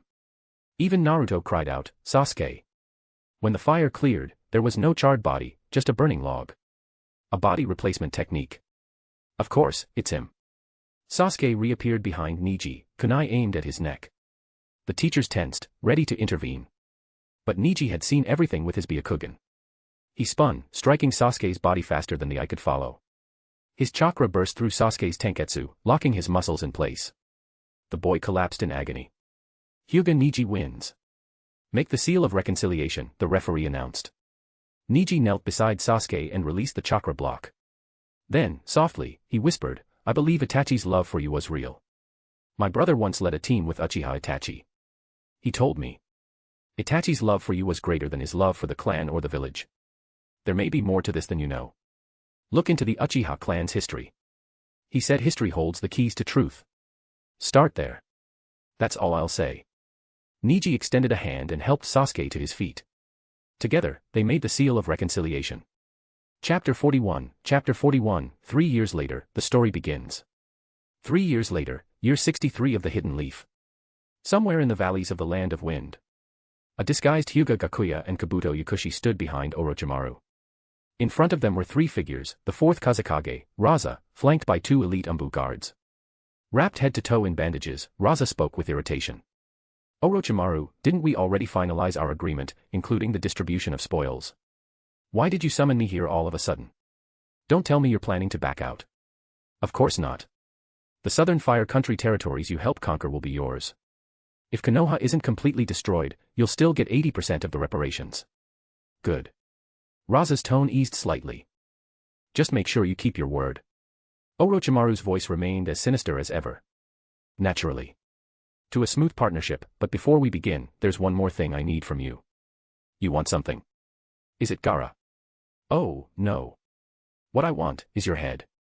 Suddenly, razor-sharp bone spikes erupted from the ground, instantly impaling Raza's two guards. Reacting quickly, Raza summoned a surge of gold sand to lift himself off the ground, narrowly dodging Kimimura's sneak attack from the shadows. But Hyūga Gakuya wasn't about to let him escape. He extended his hand, and a powerful gravitational force exploded outward, yanking Raza's body uncontrollably toward him. Controlled by Kabuto, Orochimaru struck. His arm morphed into a cluster of serpents, hidden shadow snake hands, lunging forward and coiling tightly around Raza.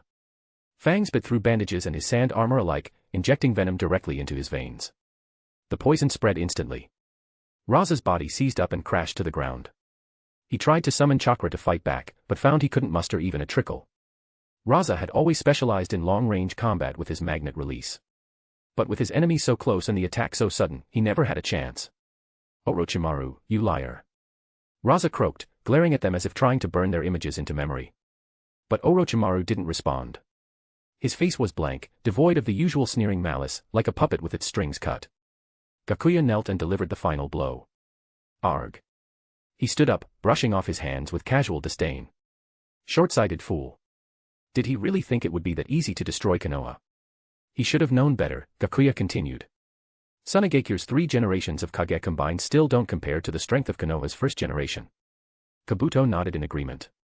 The longer he served under Gakuya, the more he realized how deep his master's power ran.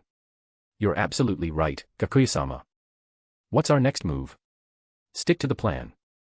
You and Orochimaru will pose as the Kazekage and infiltrate Tsunagakure. Understood. Kabuto crouched and began his transformation. Orochimaru's face twisted, shifting into Raza's, while Kabuto took on the likeness of one of his personal umbu. Make sure you preserve the corpse, Gakuya reminded him with a smile. The play he'd orchestrated was about to begin, and this time, every string was in his hands. Act 1, The Fall of the Child of Prophecy, begins now. With that, Gakuya released the shadow clone. Elsewhere, Gakuya's true body was traveling toward Konoha, disguised as a genin from the Hidden Sound, alongside Karen and Uchiha Hikari. Using a transformation technique he'd learned from Ichikishimaheim Senjutsu, Gakuya altered his appearance to that of a 13 or 14-year-old boy. Hikari, listen, no matter what happens, don't use your Sharingan once we're inside Konoha, got it? Hikari had matured a lot over the years, more graceful and composed, but Gakuya had masked her appearance to match the younger version of herself from just after her seal was broken. Got it, she replied obediently. Karen skipped up beside him. Gakuya, can I sleep in your tent tonight? She, too, had grown up quite a bit. Her long, straight crimson hair flowed down her back, and she ditched the glasses that once dulled her charm. She still had that cute, clingy personality though. Nope. You're old enough to take care of yourself now. But why can Hikari sleep with you, huh? She's already 16. Gakuya coughed awkwardly. Don't be cheeky, Karen. You're sleeping in your own tent tonight, all right. But every night, I hear you two laughing and playing, why can't I join in? Hikari's face turned bright red. She shot Gakuya a death glare. I'll sleep with Karen tonight. Okay, Karen huffed, clearly still unhappy she couldn't stay with Gakuya. Just then, the shadow clone's dispersal sent a flood of memories surging into Gakuya's mind. Everything's proceeding as planned. The next morning, the trio picked up their pace and finally arrived at the gates of Konoha. Looking at those familiar gates, Gakuya felt a wave of emotion. 6 years had passed. He'd left as a boy and returned a married man, with 3 wives, no less. He wondered how Niji was doing. The 3 approached the gate guards, Izumo Kamizuki and Kotetsu Higane. Gakuya pointed to the sound headband on his forehead and handed over 3 passes. We're genin from the Hidden Sound. We received your village's invitation to participate in the Chunin exams. Kotetsu examined the passes carefully, matching each to their appearances and comparing them to the Hidden Sound's official participant list. Chiba Mokashu, right? Yes. Chiba Hikari. Uzumaki Karen? That's me.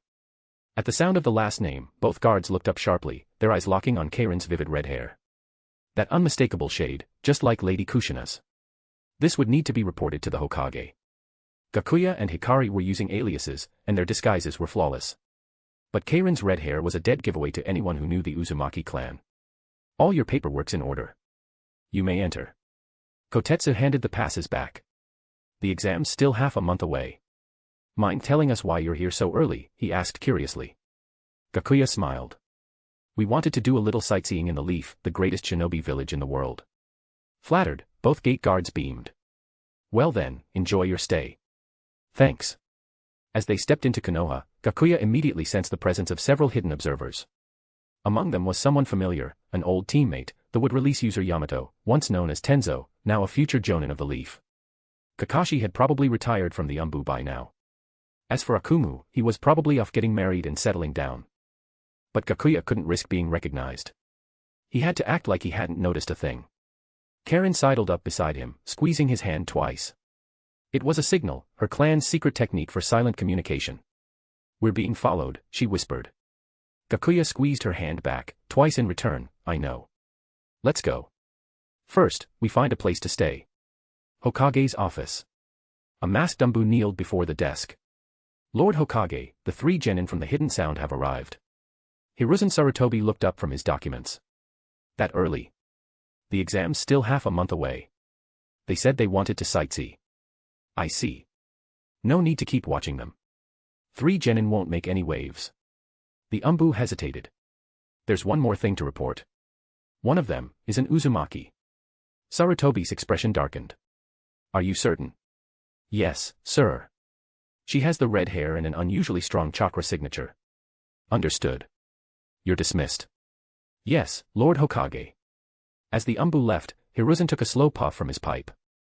And Uzumaki, she must be a survivor from their destroyed homeland. Now wasn't the time to make a move, not with the Chunin exams so close. But afterward, they'd confront the hidden sound and demand her handover. It would be the least they could do, for Lady Mito's sake. Chapter 42, Ichiraku Ramen, an encounter with Team 7. The next morning, Hyūga Gakuya noticed that the ANBU who had been watching him had finally withdrawn. Pulling along Karen Uzumaki and Uchiha Hikari, he decided to head out for breakfast. Where are we eating? Ichiraku Ramen. You couldn't come to Konoha without visiting Ichiraku. Gakuya hadn't had a bowl since defecting from the village, it had been far too long. He led the two girls through the familiar streets until they arrived at the cozy ramen stand. 3 bowls of tonkatsu ramen, please, he said, taking a seat like he never left. The shop owner, Tuchi, was a warm and cheerful man. His ever-squinted eyes had long since earned him the nickname, Otsutsuki Ichiraku, from the internet crowd. Coming right up. 3 tonkatsu. With practiced hands, Tuchi got to work, ladling fresh broth into steaming bowls of ramen, topping each with carefully arranged garnishes. Before long, the hot, fragrant bowls were ready. 3 tonkatsu. Take your time and enjoy. Thanks. The 3 took their bowls and began to enjoy their steaming breakfast slowly. You folks look new around here, Tuchi commented casually. Gakuya smiled. We're foreign shinobi here for the Chunin exams. Just taking in the sights before the real test begins. Ah, well then, hope you enjoy your stay. The morning rush at Ichiraku was steady as always. Just as they were quietly savoring their ramen, a loud voice rang out. Old man. 1 bowl of tonkatsu. Kakashi-sensei's paying. Speak of the devil, one of the targets had arrived earlier than expected. Gakuya nearly laughed. With both Yamato and himself gone, he was curious to see who Kakashi would try to dump the bill on this time. Naruto Uzumaki plopped down energetically next to someone already seated, followed closely by Sasuke Uchiha, Sakura Haruno, and Kakashi Hatake himself. So Kakashi had already lost his Sharingan, taken back by Obito. But he didn't seem broken by it, in fact, he'd swapped it for a regular eye and now carried a short blade strapped to his back. The 4 of them took seats right beside Gakuya's group, placing their orders one after another. You've been staring at us since we walked in. Sound shinobi. Kakashi said calmly as he distributed chopsticks to his students. Ah. He was staring at us. Naruto said, completely oblivious. Sasuke, on the other hand, quietly shifted into alert mode. Ever since the Land of Waves incident, they'd grown cautious around foreign ninja. But Gakuya didn't flinch. Calm and composed, he turned toward them and said. I was just curious what the famous Konoha elite, Kakashi Hatake, looks like in person. You here for the Chunin exams too? Correct. And judging by this group, I'm guessing these are your students. Allow me to introduce ourselves. I'm Chiba Mokashu. On my left is Chiba Hikari. On my right, Uzumaki Karen.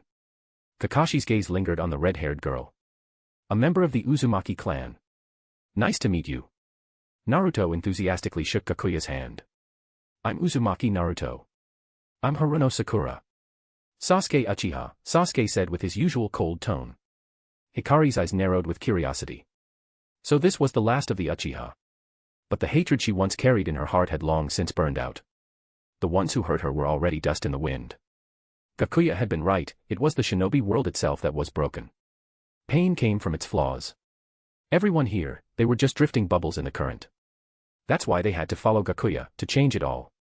Sakura leaned toward Naruto and whispered, Hey, that red-haired girl has the same last name as you. Yeah. Naruto's eyes lit up. Maybe, just maybe, she knew his parents. He jumped to his feet, forgetting his ramen entirely, and rushed over to Karen.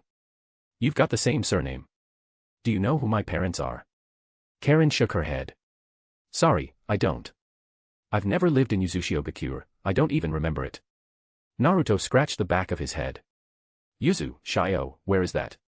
Karen blinked in surprise. Wait, you don't even know. I don't. Is that even a country? I don't think it's on any maps. Gakuya chimed in, voice calm. Let me explain. Uchiha Gakuya was located on an island east of the Land of Fire. The Uzumaki clan lived there, known for their powerful sealing techniques and remarkable vitality. That makes sense, Sakura added. Naruto always recovers really fast. During Konoha's founding, the village formed a strong alliance with Uchiha Gakuya.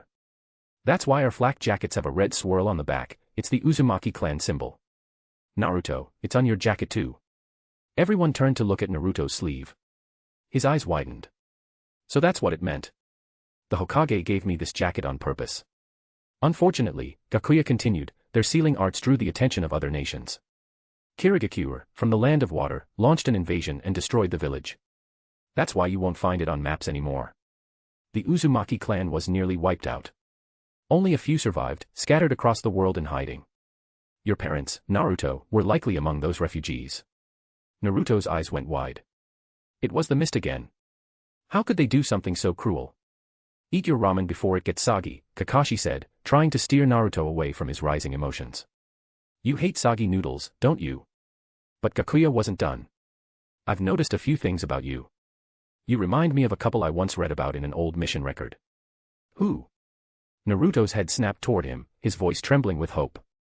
He'd always wanted to know who his parents were. To prove he wasn't some demon fox. Why did everyone else have parents who loved them? Why was he the only one who didn't? Mokashu, Kakashi suddenly interrupted, his tone unusually sharp. That's classified. Gakuya immediately fell silent. There was no rush. Turning Naruto and Sasuke down their destined paths would take time and care. My apologies. I spoke out of turn. He returned his attention to his bowl, ignoring Naruto's increasingly desperate pleas. Please, just tell me. This is the only thing I've ever wanted. I'm sorry, Naruto. Gakuya shook his head. Naruto grabbed his sleeve tightly, tears and snot running freely down his face. Please, please tell me. I've been treated like a monster my whole life. They call me the Demon Fox Reborn, but I know I have parents. I know it. Don't put us in that position, Gakuya said quietly. We're just from a small village, we can't risk Konoha's wrath. I'm sorry. He pulled a 1,000 ryo note from his pocket and placed it on the table. This meal's on me. Then, placing a hand on Naruto's shoulder, he said gently, I'm sorry. Without another word, Gakuya stood and walked away, Karin and Hikari silently following behind. Karin couldn't help but glance back at Naruto, her heart aching. He's really pitiful. Gakuya nodded quietly. He reached out and ruffled her red hair. Don't worry. We came here to save him. As they walked, Karin realized something. The three of them really did resemble Team 7. One Uchiha. One Uzumaki. And that made Gakuya. Was he their Sakura? Chapter 43, A Visit to the Graves. Naruto stared blankly at the backs of the departing figures, his eyes fixed on Kakashi like a puppet whose strings were pulled taut. He asked a question that cut deep, as if it came straight from his soul. Ever since I can remember, I've had no parents. The villagers treated me like I was the Ninetales reincarnated. Now I finally have a clue about my past, and Konoha just forbids me from looking into it. What, am I just supposed to go on living as their little demon fox? Kakashi winced. The pain in his heart was sharp, like a blade digging deep. I'm sorry, Naruto. This wasn't my decision. Even Jiraiya and Tsunade hadn't been able to change it. What could he possibly do? So it's the third Hokage's orders then, huh? Naruto let out a cold, bitter laugh. You won't tell me my parents' names, fine. But now you won't even let me look for them on my own. His pupils narrowed into vertical slits. Crimson chakra started swirling around him, pulsing with rage. Seeing the signs of a tailed beast transformation, Kakashi reacted instantly. With a swift strike to the back of Naruto's neck, he knocked him out cold and caught him before he hit the ground. You guys eat. I'll take Naruto home. Is he really okay? Sakura asked, stepping in front of him with Sasuke to block his path. Kakashi forced a weak smile. I'm just taking him home. Don't worry, he'll sleep it off. Only then did Sakura and Sasuke reluctantly step aside to let him pass. Back in Naruto's messy apartment, Kakashi gently laid him on the bed. He had no intention of reporting this incident to the third Hokage. If the old man found out, Naruto would end up living like Kushina had, sealed inside barrier after barrier, day after day. This was the only thing he could do for his late master and mistress. Kakashi slumped against the bed, utterly drained. Not physically, from chakra, but from the weight of everything he'd failed to protect. He hadn't saved Obito. He hadn't saved Rin. He couldn't help his sensei. He failed to protect Obito's eye. He hadn't even been able to give Naruto a happy childhood. Gazing out the window, Kakashi murmured to himself. What a failure I am. Elsewhere, Hyūga Gakuya had completed the first phase of his plan. He continued touring Konoha with Hikari and Karin, playing the role of guide. He brought them around to all of the village's most iconic spots. This is the Yamanaka flower shop, he said, stopping in front of a quaint building. Let's go in. I'll buy you both a bouquet. Yay. Karen beamed with excitement. As they entered, a familiar face greeted them, Yamanaka Ino. Welcome to Yamanaka Flowers. What can I help you with today? I'll take one bouquet of roses, and one of violets, Gakuya said. Karen immediately pouted. Why do I get violets? I want roses too. Violets represent wisdom, he replied with a grin. And with how clever and mischievous you are, they suit you perfectly. She clearly wasn't thrilled, but she accepted it with a reluctant sigh. Fine. Ino wrapped up 2 gorgeous, freshly picked bouquets and handed them over. That'll be 1,000 ryo. Gakuya handed her the money and took the flowers. Please come again. Outside, he solemnly presented 1 bouquet to each girl. The roses were elegant and noble, the violets graceful and refined. To Hikari and Karen, may you both always be beautiful, brilliant, and beloved. Hikari smiled sweetly as she accepted her bouquet. Thanks. Karen, though still wishing she'd gotten the roses, accepted the violets with a smile of her own. Thank you. Passers-by couldn't help but stop and stare. This guy's juggling 2 girls, and somehow pulling it off. Ino's mother suddenly appeared beside her, whispering some advice. Ino, remember this, never date someone like that. Especially not Sasuke, she added pointedly. That boy's surrounded by girls. Got it. Ino just nodded numbly. After the stroll, Gakuya brought the 2 girls back to the hotel to rest. That evening, he used the transformation jutsu to sneak back to the Yamanaka flower shop. He bought several white chrysanthemums, then slipped through the shadows to Konoha's cemetery. He quietly placed the chrysanthemums before the shared grave of the Hyūga patriarch and matriarch, bowing respectfully.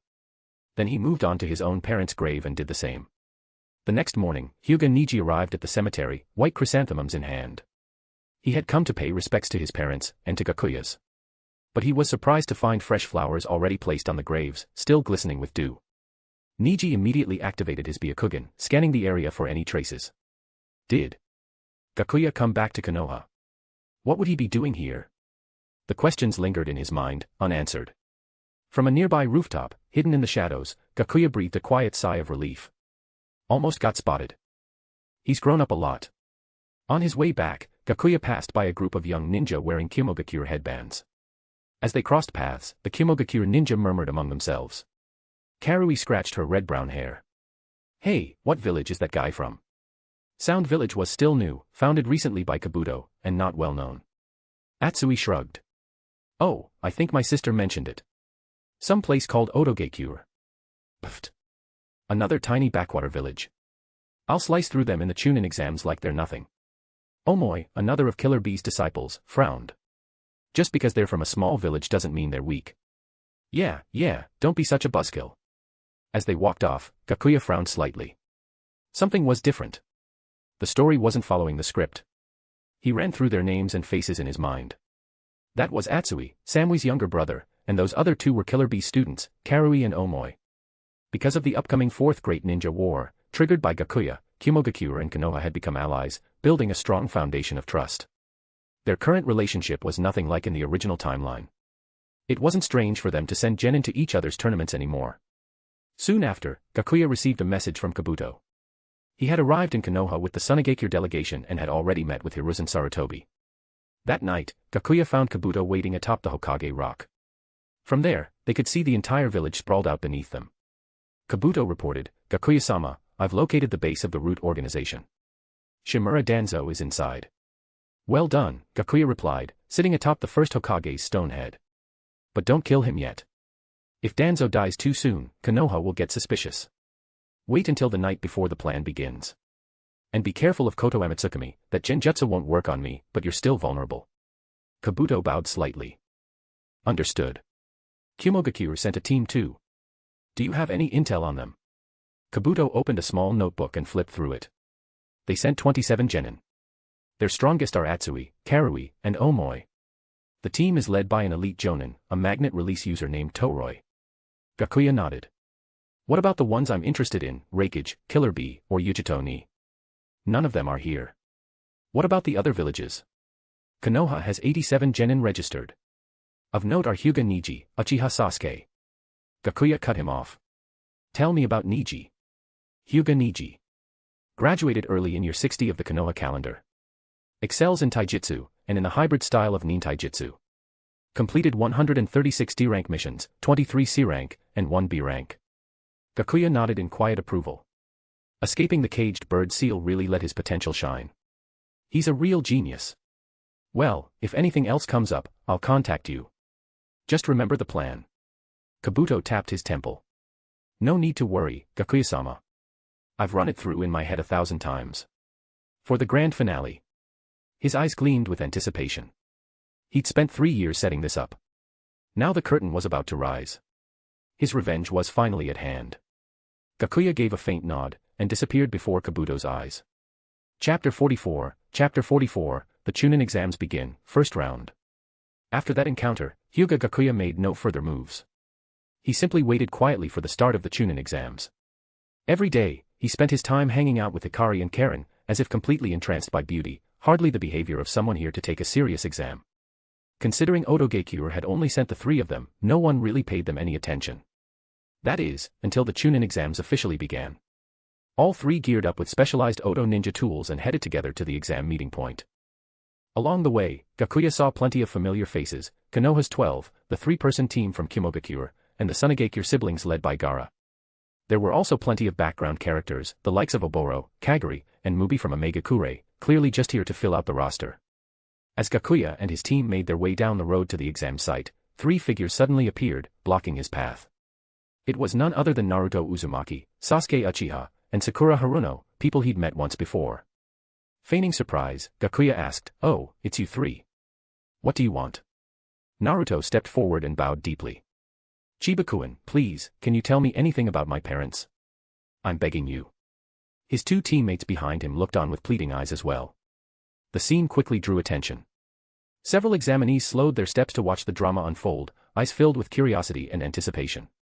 Gakuya crouched slightly, whispering into Naruto's ear. "Come find me during the second round, I'll tell you what I suspect. For now, make it look good. Don't let the Konoha higher-ups catch on. After I say my next line, take a swing at me and pretend to get knocked out. Got it?" Standing upright, Gakuya raised his voice and said coldly. You're not even worth my time. Go get someone from Konoha who's actually qualified, I'm not here to babysit. You bastard. Don't look down on me. Naruto shouted, launching a punch toward Gakuya's face as planned. Gakuya easily tilted his head to the side, catching Naruto's wrist midair, then flipped him over with a clean shoulder throw. The throw looked brutal, but Gakuya had controlled the force precisely. It startled the onlookers, but to Naruto, it felt more like a tumble than a slam. Naruto shut his eyes and convincingly played unconscious. Naruto. Sakura cried out, rushing forward in a panic. Sasuke clenched his fists at the sight of his friend getting tossed. You bastard. Without hesitation, Sasuke charged at Gakuya, who only smirked in disdain. Fool. Gakuya suppressed his speed and strength to roughly the level he had back when he first joined the Umbu. He stepped forward to meet Sasuke head-on, throwing a straight punch. So fast. Sasuke was alarmed. Before he could react, Gakuya's fist smashed into his face. Bang. Sasuke flew backward, crashing to the ground. He rolled once, then was barely caught by Sakura before suffering more serious injury. Among the watching crowd, Samui and the other 2 Kimogakuya prodigies were stunned. The so-called small-time ninja from some obscure village was actually a monster. The surrounding examinees were all taken aback. He's that strong. Wasn't he supposed to be a nobody? Just here to make up numbers. His speed is insane. Even the Tsunegakure siblings paused to observe. Gaara's eyes glinted with interest. Killing someone this talented might be fun. Sasuke wiped the dust from his face, glaring furiously. You've really pissed me off now. His Sharingan activated, red pupils spinning with 2 tomo. A wave of gasps swept through the crowd. The Sharingan. No way, is that really him? The legendary last of the Uchiha Clan, Sasuke Uchiha, had revealed his true power. Sasuke launched himself again, this time moving like a gust of wind. Gakuya raised a hand, stopping Hikari and Karen from interfering. Let him come. As Sasuke closed in, Gakuya calmly waited. The moment Sasuke was within reach, Gakuya threw another simple, straightforward punch. Sasuke grinned, he'd finally seen it clearly this time. He moved to block, but suddenly, everything seemed to slow down. His arms weren't fast enough. He needed to move, faster. But it was too late. Gakuya's fist crashed into his face once more. This time, Sasuke's muscles tensed on impact, he had braced himself, and didn't go flying. He staggered back a few steps, barely staying upright. "I saw it this time," he said. But before he could recover, Gakuya vanished, and reappeared in front of him in an instant. So fast. No one present even saw how he moved. Gakuya's fists rained down on Sasuke like a thunderstorm.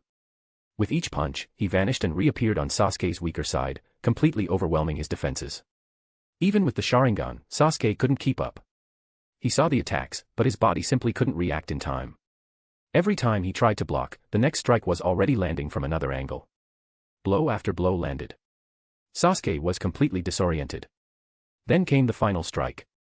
Gakuya spun his body 180 degrees, his arm lashing out like a whip aimed straight for Sasuke's neck. But he stopped just short. The force of the wind from the near miss ruffled Sasuke's hair. "Let that be a lesson. Don't lose your head like that again," Gakuya said coolly, turning around. "Let's go," he told Hikari and Karen. The crowd instinctively parted to make way, all eyes filled with awe and fear. That flurry of attacks, no one present could say for sure they could have survived it. And Gakuya had clearly held back. If he'd gone all out, he would have been even faster. More dangerous. Everyone who had thought he was just a pretty boy or pampered noble had just been harshly corrected. Among the onlookers, Rock Lee's eyes sparkled. This is youth. Facing ever stronger opponents, and overcoming them. Niji, on the other hand, frowned deeply. This guy might actually be a serious threat. Sasuke stood frozen, lost in the memory of their exchange. So fast. So strong. Sakura stepped in front of him and asked gently, "Are you all right, Sasuke?" He shook his head. "I'm fine." Just then, Naruto sat up and rushed over. "Hey, idiot, you okay?" Sasuke didn't respond to the jab. Instead, he asked, "What was that all about, anyway? Why did you suddenly start a fight?" Naruto scratched his head and explained what Gakuya had whispered to him. "So as long as we pass the first round, he'll tell us what he knows about your parents." Sasuke couldn't help but smile. This wasn't just helping Naruto, it was helping himself, too. And this year's Chunin exams were packed with talent. And Sasuke was fired up. Chapter 45, the first written exam. Hyūga Gakuya and his two companions arrived at the gathering point, classroom 303. By the time they got there, the room was already packed with examinees. There were well over 100 candidates, hailing from the 6 great villages, Konoha, Sunagakure, Kumogakure, Omegakure, Kusagakure, and Takigakure. The trio found an empty spot and sat down. Hyūga Gakuya said calmly, "This first round's almost definitely going to be a written test. Karen, use your Kagura's mind eye to copy the answers. Once you've got them, use the secret technique to link us telepathically and send them over." "No problem." Karen gave him an okay sign with her fingers. Even though Gakuya already knew how this exam played out, how the real goal of the first round was to test mental fortitude, not correct answers, it was still best to prepare. The fourth great ninja war had already been triggered ahead of schedule. At this point, anything was possible. "Gakuya-sama, is the target of this plan that Uzumaki Naruto kid?" Uchiha Hikari had been with Gakuya long enough to read between the lines. Gakuya nodded. "Not just him. Also Uchiha Sasuke, and my younger brother." Karen scrunched her nose at the mention of Sasuke. "Why him? He's always acting all smug. Totally not fun to be around." Gakuya chuckled. "Funny, you were absolutely obsessed with him in the original timeline. Now you can't stand the guy." But it made sense. In the original story, Karen grew up in a brutal, unstable environment. She had no sense of safety, so the moment Sasuke saved her, she clung to him like a lifeline. That kind of attachment was understandable. Now though, after being rescued by Gakuya and living under his protection, both she and her mother had found peace. Hikari narrowed her eyes. "What's so special about them? Worth enough for you to go to all this trouble?" Gakuya could sense the trace of jealousy behind her words. After all, she was someone he'd personally saved too, so why were 3 random kids suddenly a bigger deal? He didn't explain. Instead, he reached out and gently ruffled her long hair. Hikari closed her eyes like a contented cat, leaning into his touch. She didn't push further. If Gakuya didn't want to talk, she wouldn't pry. A few minutes later, the last of the examinees arrived. The room buzzed with noise, until a sudden yell brought everything to a halt. "Quiet down, rookies." Bang. A cloud of white smoke burst from the front of the classroom. The chatter died instantly as everyone turned toward the podium. There stood Marino Ibiki of Konoha's interrogation division, flanked by several intimidating Chunin proctors. Ibiki stepped forward. "Everyone, take your seats according to your exam numbers." The room instantly descended into chaos as everyone scrambled to find their assigned places. After a few minutes, the seating arrangement settled, and Gakuya found himself next to a familiar face, Hyūga Hinata, sitting nervously in her seat. Gakuya gave her a soft smile and extended a hand.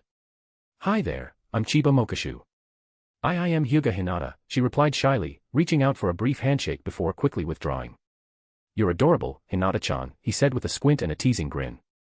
You. Hinata's eyes went all swirly from embarrassment. Gakuya didn't push it and backed off, knowing when to stop. Ibiki's voice echoed across the room. "You may begin. There are 9 questions. 15 minutes before the exam ends, I'll announce the 10th. Most of the candidates stared blankly at the exam sheets. The questions were insanely difficult. It wasn't long before almost everyone started cheating in one way or another. Byakugan. Sharingan. Mind transfer techniques. You name it, someone was using it. And of course, there were those who got caught and disqualified right away. Candidate number 13, disqualified. The boy jumped up in protest. "I didn't do anything. What grounds do you have to kick me out?" A masked ninja with bandages covering half his face slammed him against the wall. "Listen up, rookie. Every single proctor here is a seasoned chunin, way stronger than you. You'd better watch your mouth." Moments later, the troublemaker was dragged out of the room by a few other proctors. Gakuya smirked at the spectacle. Dude looked like Gojo Satoru's budget cousin trying to solo Konoha. Just as he was enjoying the show, Hinata noticed he hadn't written a single word yet. Being the kind-hearted girl she was, she subtly pushed her answer sheet toward him. "See Chibakuin," she whispered, hoping to help. Gakuya gently shook his head, signaling he didn't need it. Hinata obediently pulled her sheet back. Not long after, Karen established the telepathic link. "Gakuya, Hikari, can you hear me? If you can, give me a little nod." Gakuya gave a slight nod, letting her know the connection was working. From her seat in the back, Karen whispered mentally, "Okay, I'll start reading the answers now. First question, cipher translation. The answer is, if the enemy." Gakuya's pen flew across the page as he jotted everything down quickly and cleanly. Up at the podium, Ibiki noticed. "That girl, she can use telepathy techniques. Interesting." It didn't take long before Gakuya and Hikari had finished all 9 questions. Gakuya then laid his head on the desk and relaxed while time ticked by. Eventually, things proceeded exactly as they had in the original timeline. Ibiki introduced the infamous 10th question, designed purely as a test of psychological endurance. Ibiki wrote on the board, "Listen up, rookies. I'm about to announce the 10th and final question. Understand that your choice from this moment on could affect your life forever. If you choose to stay and answer the 10th question, and you get it wrong, you'll be permanently banned from ever taking the Chunin exams again. You'll remain a genin for life. But, you can choose to forfeit now. Walk away, and your teammates will be disqualified too. This is a decision that may follow you for the rest of your lives. If you want to quit, now's the time." Say what you will about Ibiki, but the man knew how to dig into the human psyche. No wonder he was the head of Konoha's interrogation corps. On one hand, your future. On the other, dragging down your entire team because of a failed question. Most people, calculating the risks, would naturally lean toward the safer option. Inuzuka Kiba slammed the desk. "What kind of crap rule is this? Tons of people here have taken the Chunin exams before." Ibiki sneered. "Then you're just unlucky. This year's proctor is me, and I am the rules. If you don't have confidence, you're welcome to come back next year. Or the year after that." A tense silence stretched for nearly 3 minutes, until finally, someone caved. "I give up," a boy whispered, raising his hand. "Sorry. Yuto, Toki." A nearby Chunin proctor checked the sheet. Candidate number 91, disqualified. That also disqualifies number 76 and number 48. One of the teammates stood up and patted him on the shoulder. "Don't be sorry. I was gonna quit anyway." The 3 of them walked out together. Once one person broke, others followed like dominoes. Several more raised their hands, unable to endure the pressure. Gakuya lifted his head, yawning lazily as he turned toward Naruto. Let's see if this iconic moment still happens. Naruto's hand was trembling as he slowly raised it, eyes filled with conflict. He was clearly at war with himself. Everyone stared. The whole room seemed to freeze, watching to see what he'd do next. Then, just when it looked like he was about to forfeit, BAM. He slammed his palm onto the desk, the sound echoing through the room. "Don't underestimate me," Naruto shouted, standing tall. "I'm not backing down. Even if I have to stay a genin for life, I'll never quit. I'm gonna become Hokage, no matter what." His voice rang with conviction, slicing through the tension like a kunai through paper. Those who had been teetering on the edge suddenly found their resolve. One by one, their expressions hardened. Nobody else raised their hand. I made a promise, and I'm sticking to it. That's my ninja way. His words exploded like thunder in everyone's hearts. Ibiki continued watching the crowd, applying pressure in silence, but no one else budged. Their eyes now burned with courage and determination. Gakuya couldn't help but find it all a little entertaining. So even now, Naruto's talk no jutsu is already starting to bloom. Just a few lines and he rallied an entire room. Guess we'll see if that mouth of his works on me too someday, but either way, it's worth testing. Chapter 46, a familiar yet strange dream, a blonde father, a red-haired mother. Following that, Marino Ibiki announced that everyone present had passed the exam. This test was meant to assess your investigative skills and battlefield decision-making. In my opinion, a chunin who can't even make decisive choices doesn't deserve to be one. After that bit of harsh truth, even the most disgruntled candidates fell silent. As angry as they were, they had to admit Ibiki had a point. Just as everyone was soaking in Ibiki's lecture, two kunai wrapped in black cloth crashed through the window and embedded themselves into the ceiling. The cloth unfurled to reveal bold lettering. Second exam proctor, Mitarashi Anko, has arrived. A woman landed on the podium right after, striking a dramatic pose. Now's not the time to celebrate yet. I'm Mitarashi Anko, your proctor for the second stage. Follow me. Her flashy entrance left the entire room wide-eyed. Was this kind of person really qualified to be a proctor? Some of the candidates found themselves hoping Ibiki would stay on. Sure, he played mind games, but at least he looked competent.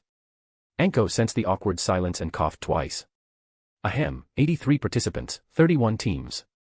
Ibiki, why are there so many left? You went easy on them, didn't you? Ibiki replied calmly, plenty of impressive ones this year. Hyūga Gakuya, however, had no interest in listening to her ramble. He waved to Hinata beside him. See you at the test site tomorrow, Hinata. I'm heading out. But, the proctor's still talking. Isn't that disrespectful? It's fine. With a casual wave, Gakuya stood and walked out, intent on getting some sleep. Seeing him leave, Uzumaki Karen and Uchiha Hikari stood up as well and followed. Anko shouted angrily, "Hey! Stop right there. You think this is how you treat a proctor?" She hurled a shuriken at Gakuya. In an instant, Uchiha Hikari appeared in front of him, deflecting the shuriken with a kunai. A chilling bloodlust erupted from Hikari's eyes. How dare this woman attack her beloved Gakuya? If he gave the word, she wouldn't hesitate to kill Anko on the spot. Everyone in the room felt like they'd fallen into a pit of ice. Their bodies trembled uncontrollably. Sasuke looked down at his own shaking hand. Is this Jinjutsu? No. It's pure killing intent. Nearby, Naruto was frozen in place, unable to speak. Akamaru, the little pup atop Kiba Inuzuka's head, was shaking like a leaf. Even Omoi from Kimogakure was dripping cold sweat. This killing intent was scarier than anything his sensei had ever shown. Gaara's eyes widened. He felt like he'd just discovered a kindred spirit. Gakuya ignored Anko's fury. He patted Hikari on the shoulder to calm her down, yawned, and kept walking forward. Training Ground 44, the Forest of Death. Battle for the Heaven and Earth Scrolls. Konoha already informed the other village leaders. Go home, eat if you're hungry, train if you must. This meeting's over. Anko wiped the sweat from her forehead. That level of killing intent, she'd only seen it from people like Orochimaru. And now it came from a young girl. One who seemed completely obedient to that boy. How could she have known, Uchiha Hikari, a weapon of war forged since childhood, had grown up in endless slaughter? Every strike she made had taken lives. All right, you all heard him. Tomorrow morning, Training Ground 44, the Forest of Death. This round will eliminate over half of you. Still shaken, the examinees slowly stood and headed for the exit. That dark-haired girl had left a lasting impression. None of them wanted to end up on the other side of a fight with her. Anko turned to Ibiki. Got any intel on them? A nearby shinobi flipped through a dossier. The lead male, Chiba Mokashu, age 13, genin from Otogakure. Completed missions, C rank, 0, B rank, 0, A rank, 0, S rank, 0. The dark-haired girl, Chiba Hikari, 13, genin. Mission record, all zeros. The redhead, Uzumaki Karen, 13, genin. Also. Alright, enough. Anko interrupted impatiently.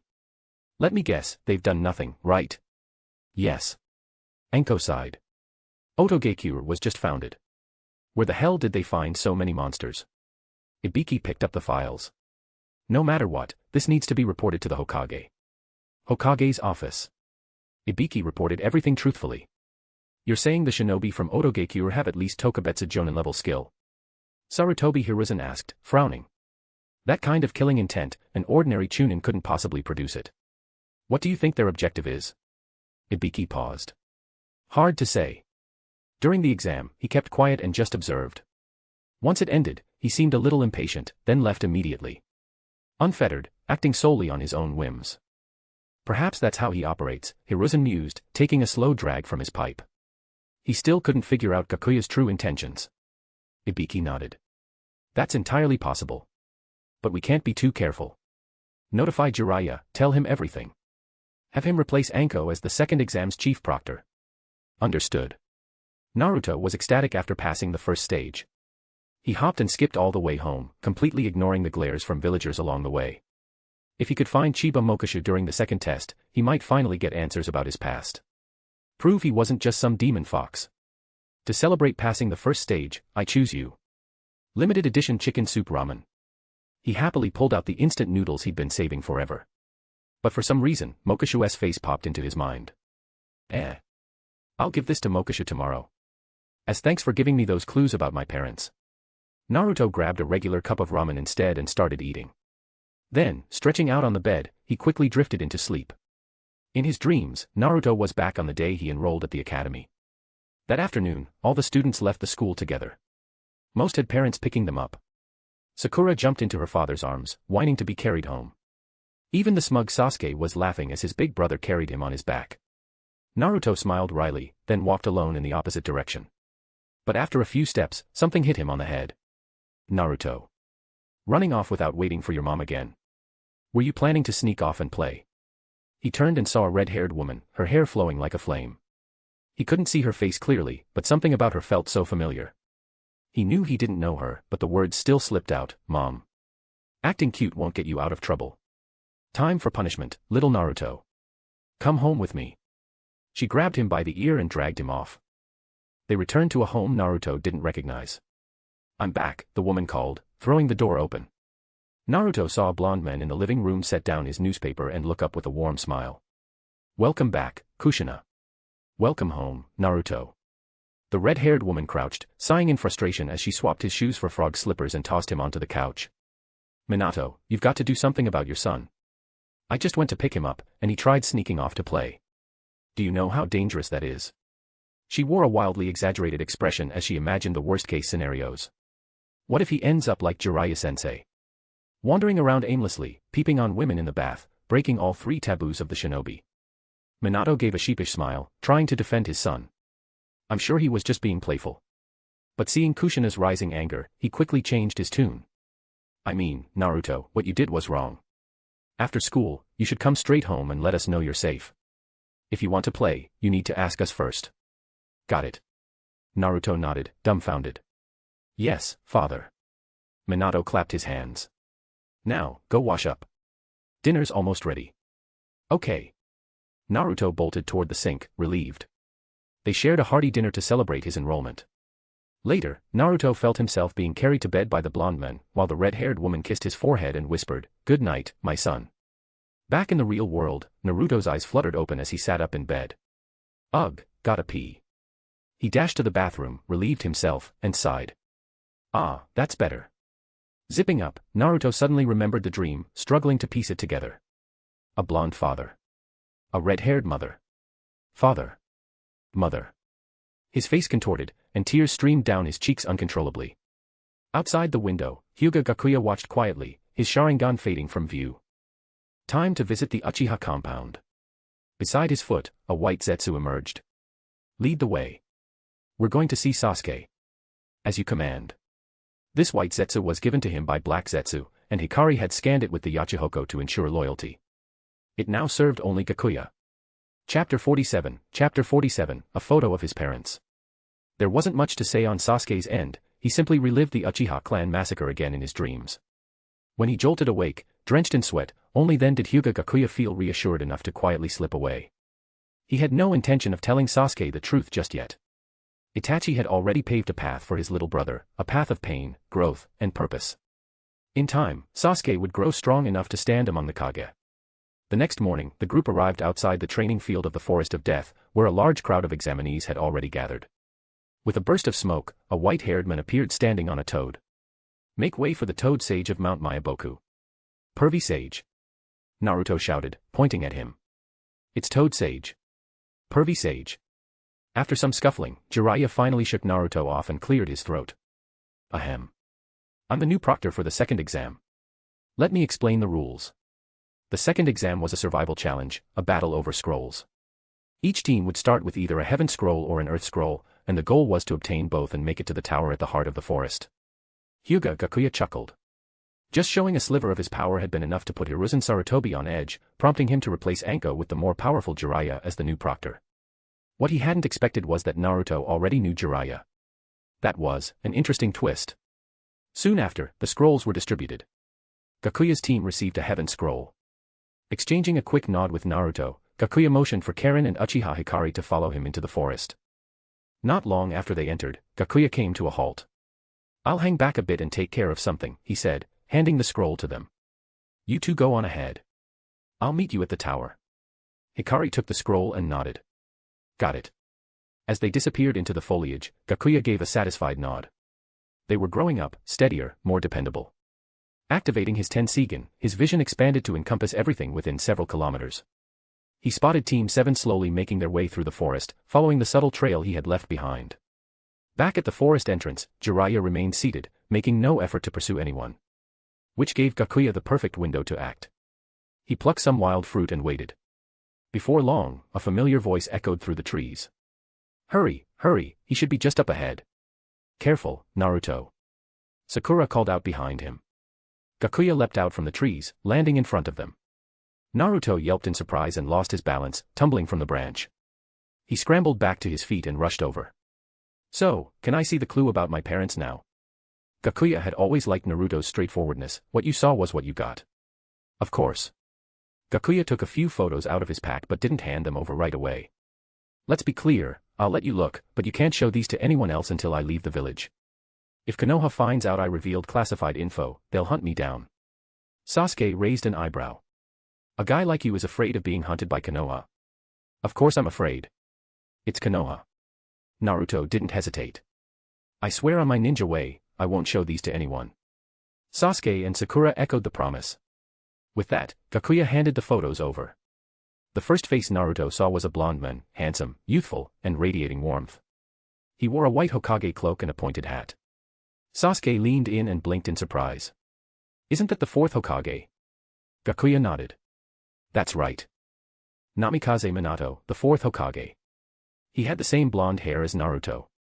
That's one of the clues I used to piece this together." Sakura tilted her head. "Then, why is Naruto's surname Uzumaki instead of Namikaze?" "Because he took his mother's last name." "But why?" she pressed. Gakuya shook his head. "That's something I don't know. And even if I did, some truths are only meaningful when discovered on your own." Naruto stared at the photo. He felt it, an undeniable sense of familiarity. That was his father. With trembling hands, he turned to the second photo, a beautiful woman with flowing red hair, dressed in a Konoha flak jacket. Her elegance and quiet strength practically leapt off the page. "That's the previous Nine-Tails Jinchuriki," Gakuya explained. "Uzumaki Kushina, your mother." Naruto stared at her, his mother's image aligning with the fleeting dreams he'd had as a child. He tried to hold back, but a tear rolled down his cheek and landed on the photo. He quickly wiped it away, almost as if afraid to damage it. "There are two more," Gakuya said gently.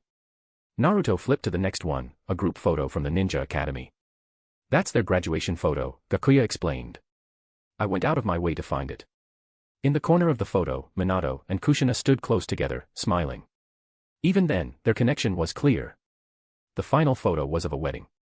Kushina wore a stunning white gown, arm-linked with her beloved. Minato looked sharp in a formal suit, a perfect match to Kushina's beauty. Wawa. Naruto finally broke down completely, sobbing uncontrollably. Sasuke patted his shoulder, and Sakura gently rubbed his back, but neither could find the right words. Gakuya let Naruto cry for a while. When he finally calmed, Gakuya dropped a bombshell. Death isn't always the end. There are techniques in this world that can bring the dead back. "What?" all three of them exclaimed. Gakuya shrugged. "I'm not lying. Konoha has a jutsu called Edo Tensei, reanimation. It can pull a soul back from the pure land. But it's not real resurrection. They come back more like puppets. Sakura frowned. That's desecration of the dead, isn't it? You're not wrong. But if we can pull people back from the pure land, why can't we bring them back for real? Ninjutsu has no limits. Naruto, don't let this pain stop you. If you keep growing stronger, maybe one day you'll create a jutsu that brings you back together with them, for real. Sasuke's eyes burned with intensity. If it was truly possible, maybe he could see his parents again, too. I'll do it, Gakuya. Naruto said, wiping away the last of his tears. I'll keep training and get even stronger. He carefully packed the photos away. Then he brightened, as if suddenly remembering something, and pulled out a container from his bag. Here. This is for you. A special edition chicken soup ramen. My most treasured one. Gakuya chuckled and accepted it. Thanks. I'll make sure it doesn't go to waste. He sealed it into a scroll, curious to see what flavor Naruto considered a treasure. So, what's next for you guys? Naruto scratched his cheek. Well, obviously, we're gonna hunt down the other scroll. Oh right, what about Karen and Hikari? I sent them ahead to finish the exam. Oh, then you should come with us. It's dangerous being alone. Sakura smacked him. Idiot. He's way stronger than us. If anything, we're the ones in danger. Gakuya smiled. I don't mind joining for dinner. I spotted a wild boar earlier. Food? Yes. Naruto cheered instantly.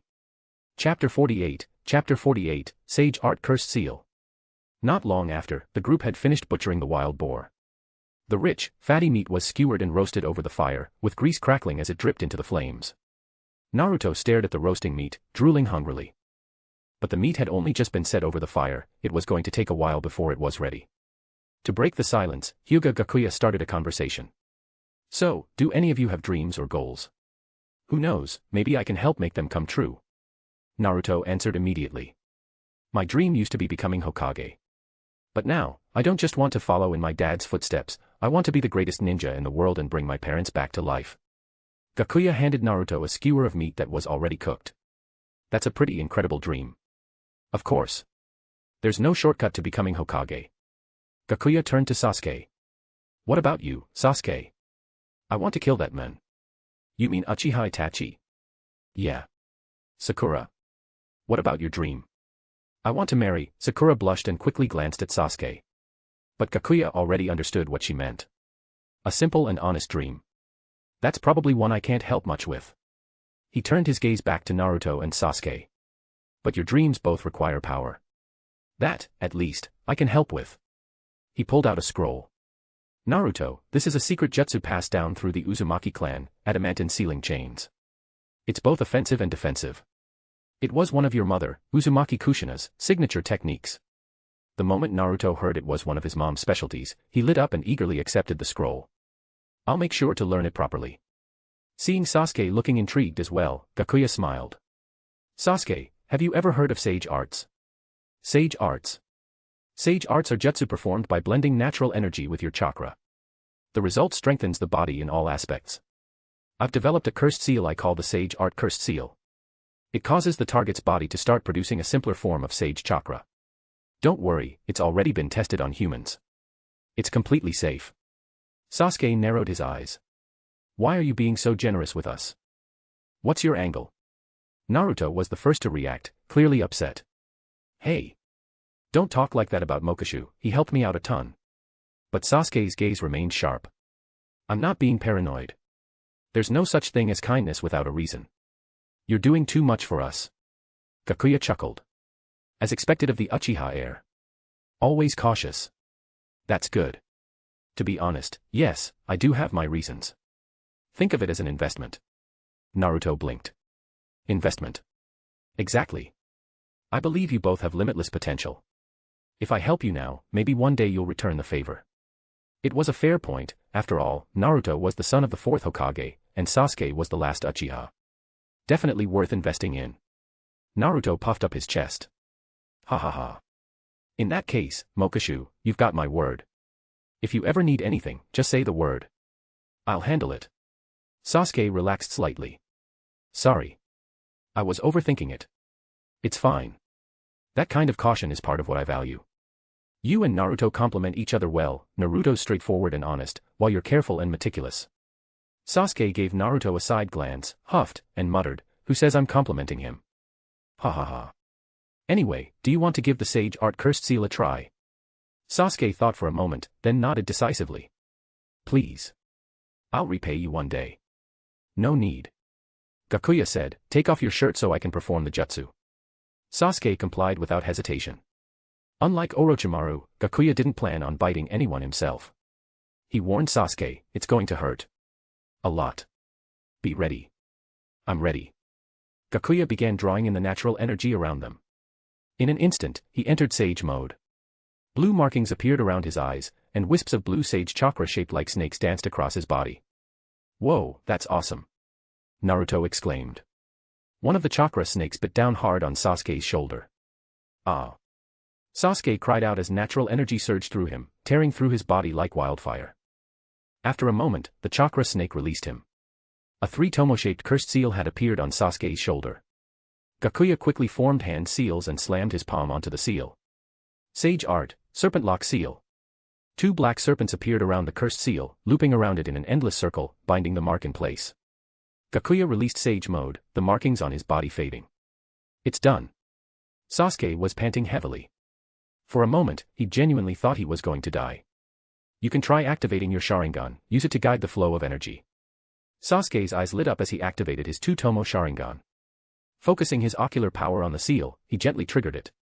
Natural energy surged into his body, mixing with his chakra. He gasped as black markings began to spread from the seal, coursing across his skin. Gakuya asked, "How does it feel?" "It feels incredible." Of course it did, this seal was tailor-made for him. "Then test it out." "Come at me." Sasuke smirked. "If you insist." He shot forward in a blur, landing a punch right in front of Gakuya. Bam. Gakuya caught the punch with his palm. "Your strength and speed are both up about 30%, not bad." "I'm not done yet." Though one arm was restrained, Sasuke planted his free hand on the ground and launched a vicious kick toward Gakuya's face. Gakuya raised his left arm and easily blocked the blow. He grabbed Sasuke's arm and threw him effortlessly. Sasuke flew through the air like a kite with its string cut. Midair, Sasuke twisted and flipped, landing gracefully like a swallow in flight. "Go Sasuke!" Sakura cheered, practically glowing with excitement. Naruto, seeing the object of his affections fawning over Sasuke, shouted. "TCH, go, Mokashu. Beat Sasuke to a pulp." Ignoring the shouting, Gakuya formed hand seals. "Let's test your jutsu next." Sasuke quickly followed suit. Fire style, Great Fireball Jutsu. He exhaled a massive fireball nearly 7 meters wide. Water style, Water Formation Wall. A torrent of water gushed from Gakuya's mouth, forming a protective wall in front of him. Fire clashed with water in a hissing, steaming explosion. Thick mist billowed out, blanketing the forest in fog. From within the haze came Gakuya's voice. "Let's test your reflexes next." Kunai and shuriken flew through the mist. Sasuke pulled out a kunai of his own, deflecting all the incoming weapons. As the mist slowly cleared, Gakuya stepped out and asked. "How do you feel now?" "Insanely strong." "Is this really me?" Sasuke looked down at his hands in awe. "It's not just my strength or speed, even my reflexes and Sharingan feel sharper." Gakuya patted his shoulder. "Try suppressing the cursed seal's power. You shouldn't stay in this state for long, it's a heavy burden on the body. Also, don't go around telling people about it. When inactive, the seal conceals itself automatically. That'll save you a lot of trouble." "Got it." Sasuke pushed the power back into the seal. As soon as he did, soreness crept into his body, and his stomach growled loudly. "Ha ha ha. Looks like it burns a lot of energy, too." Gakuya laughed. Seeing Sasuke looking so worn out was a rare treat. "Let's go eat. The meat should be ready." The two walked back to the fire. Naruto rushed over and handed Gakuya a skewer of roasted meat with a big grin. "Mokashu, do you think I'd be a good fit for that cursed seal too?" Gakuya answered bluntly. "Nope. Why not? You've got the Uzumaki clan sage body. Your physique is strong enough to learn true sage mode, like mine." "Seriously? Then will you teach me sometime?" "If the chance comes." "All right." Gakuya had given them all something useful today, but he planned to collect on those gifts one day. Every favor already had a price tag hidden in the fine print. Chapter 49, Hinata-chan. Meanwhile, in the land of rain, on the ghetto statue, 9 figures stood atop the fingers of the massive statue. Deidara glanced around. Hey, where's Hyūga Gakuya? Skipping the meeting again. Sasori's voice was cold and low. You should be thankful if that guy shows up even a few times a month. Pain spoke. Zetsu, where did Hyūga Gakuya go? Black Zetsu thought for a moment, then shook his head.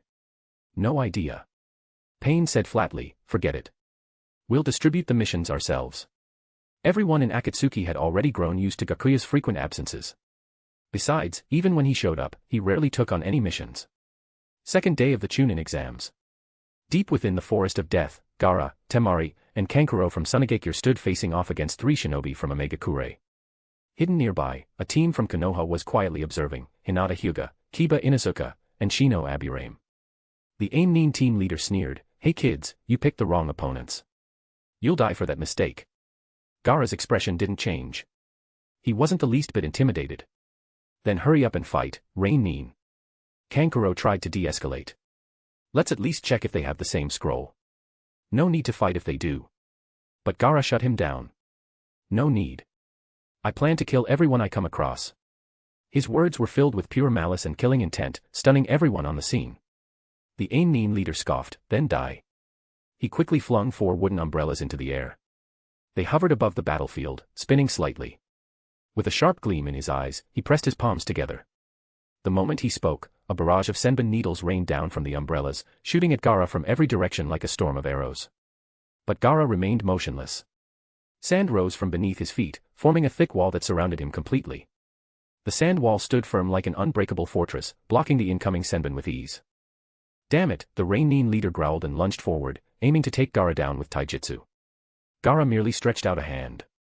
Sand surged up beneath the man's feet, wrapping around him in an instant and pulling him into a floating sphere. The Aim screamed in agony as he was lifted into the air, trapped. Gaara calmly picked up one of the fallen umbrellas and opened it over his head. Then, with a single hand motion, he clenched his fist toward the sand sphere. Sand burial. The sphere instantly compressed, crushing the ninja within. Blood erupted in a fine mist, falling like crimson rain. Gaara stood beneath the umbrella, unfazed as the blood rained down. The Konoha trio watching in hiding was utterly shaken. They had never witnessed such brutality before. The remaining 2 Rain were paralyzed with fear. They quickly dropped their scroll on the ground. Take the scroll. Please, spare us. Gaara said nothing. The sand answered for him. It rose again, engulfing the 2 remaining Aim just like the first. The same horrific end followed, and once more, the clearing was soaked in a rain of blood. Gaara smiled eerily. A true Asura needs blood to grow stronger. The 3 Konoha genin, still watching from the shadows, instinctively stepped back in fear. We have to go. If he spots us, we're dead, Kiba whispered. But before they could move, a wall of sand surged up, cutting off their escape. You've been watching long enough, little mice. Don't you think it's time you came out? Gaara's voice echoed with killing intent. Trembling, the 3 slowly stepped out from the bushes. We'll give you our scroll. Just, let us go, Shino offered, hoping to buy time. No more chances. I already gave you time to run. Gaara raised his hand again. Sand slithered toward their feet, slowly creeping upward, pressing in from all sides. Despair took hold. Kiba clenched his fists. This is my fault. We should have headed for the central tower straight away. I dragged you all into this. Suddenly, a familiar voice rang out from afar. Hinata-chan. What a coincidence, you're here too. The sand halted.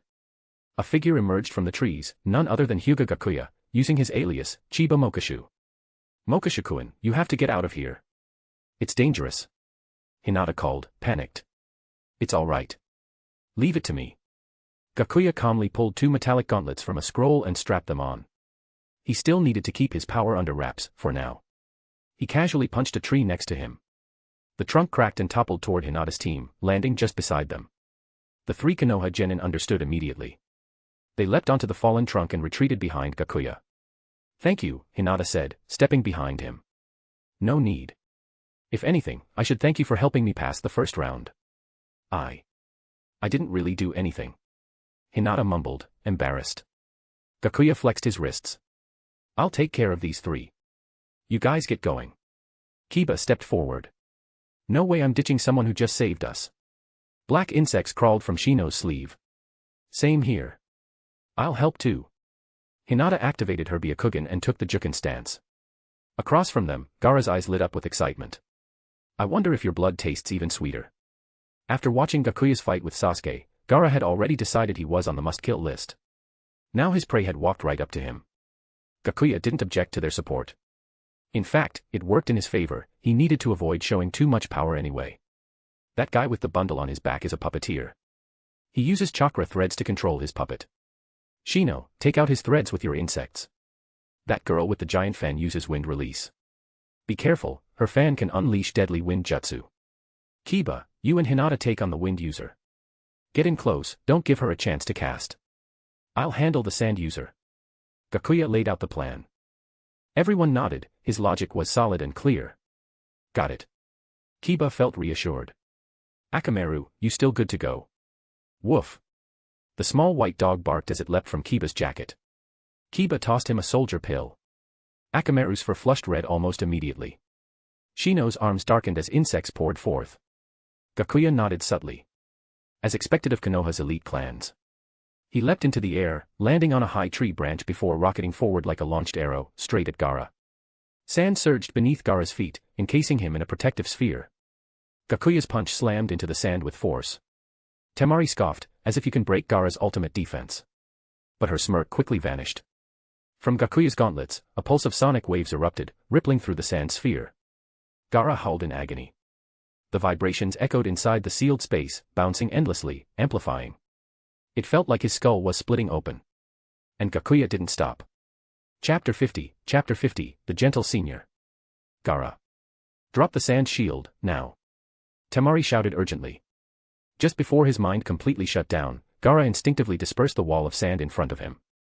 The sudden sound reached his ears and snapped him back to consciousness, if only slightly. A large hand suddenly gripped his neck and yanked him violently away, dragging him deeper into the forest. Seeing Hyūga Gakuya trying to take Gaara, Kankuro and Temari immediately moved to stop him. But Hinata, Shino, and the others stepped in to block their path. Beast mimicry technique, men-beast clone. Kiba dropped to all fours while Akamaru leapt onto his back. With a puff of smoke, Akamaru transformed into Kiba's double. Parasitic insects. A swarm of black insects shot toward Kankuro. Gentle fist. Hinata silently flanked Temari from behind, coordinating with Kiba to form a pincer attack. Meanwhile, Gakuya had dragged Gaara to a distance. With a powerful motion, he hurled him at a tree. The impact shattered the sand armor around Gaara's body. The pain jolted Gaara further awake. The earlier attack had injured him more than expected, though it wasn't enough to render him completely incapacitated.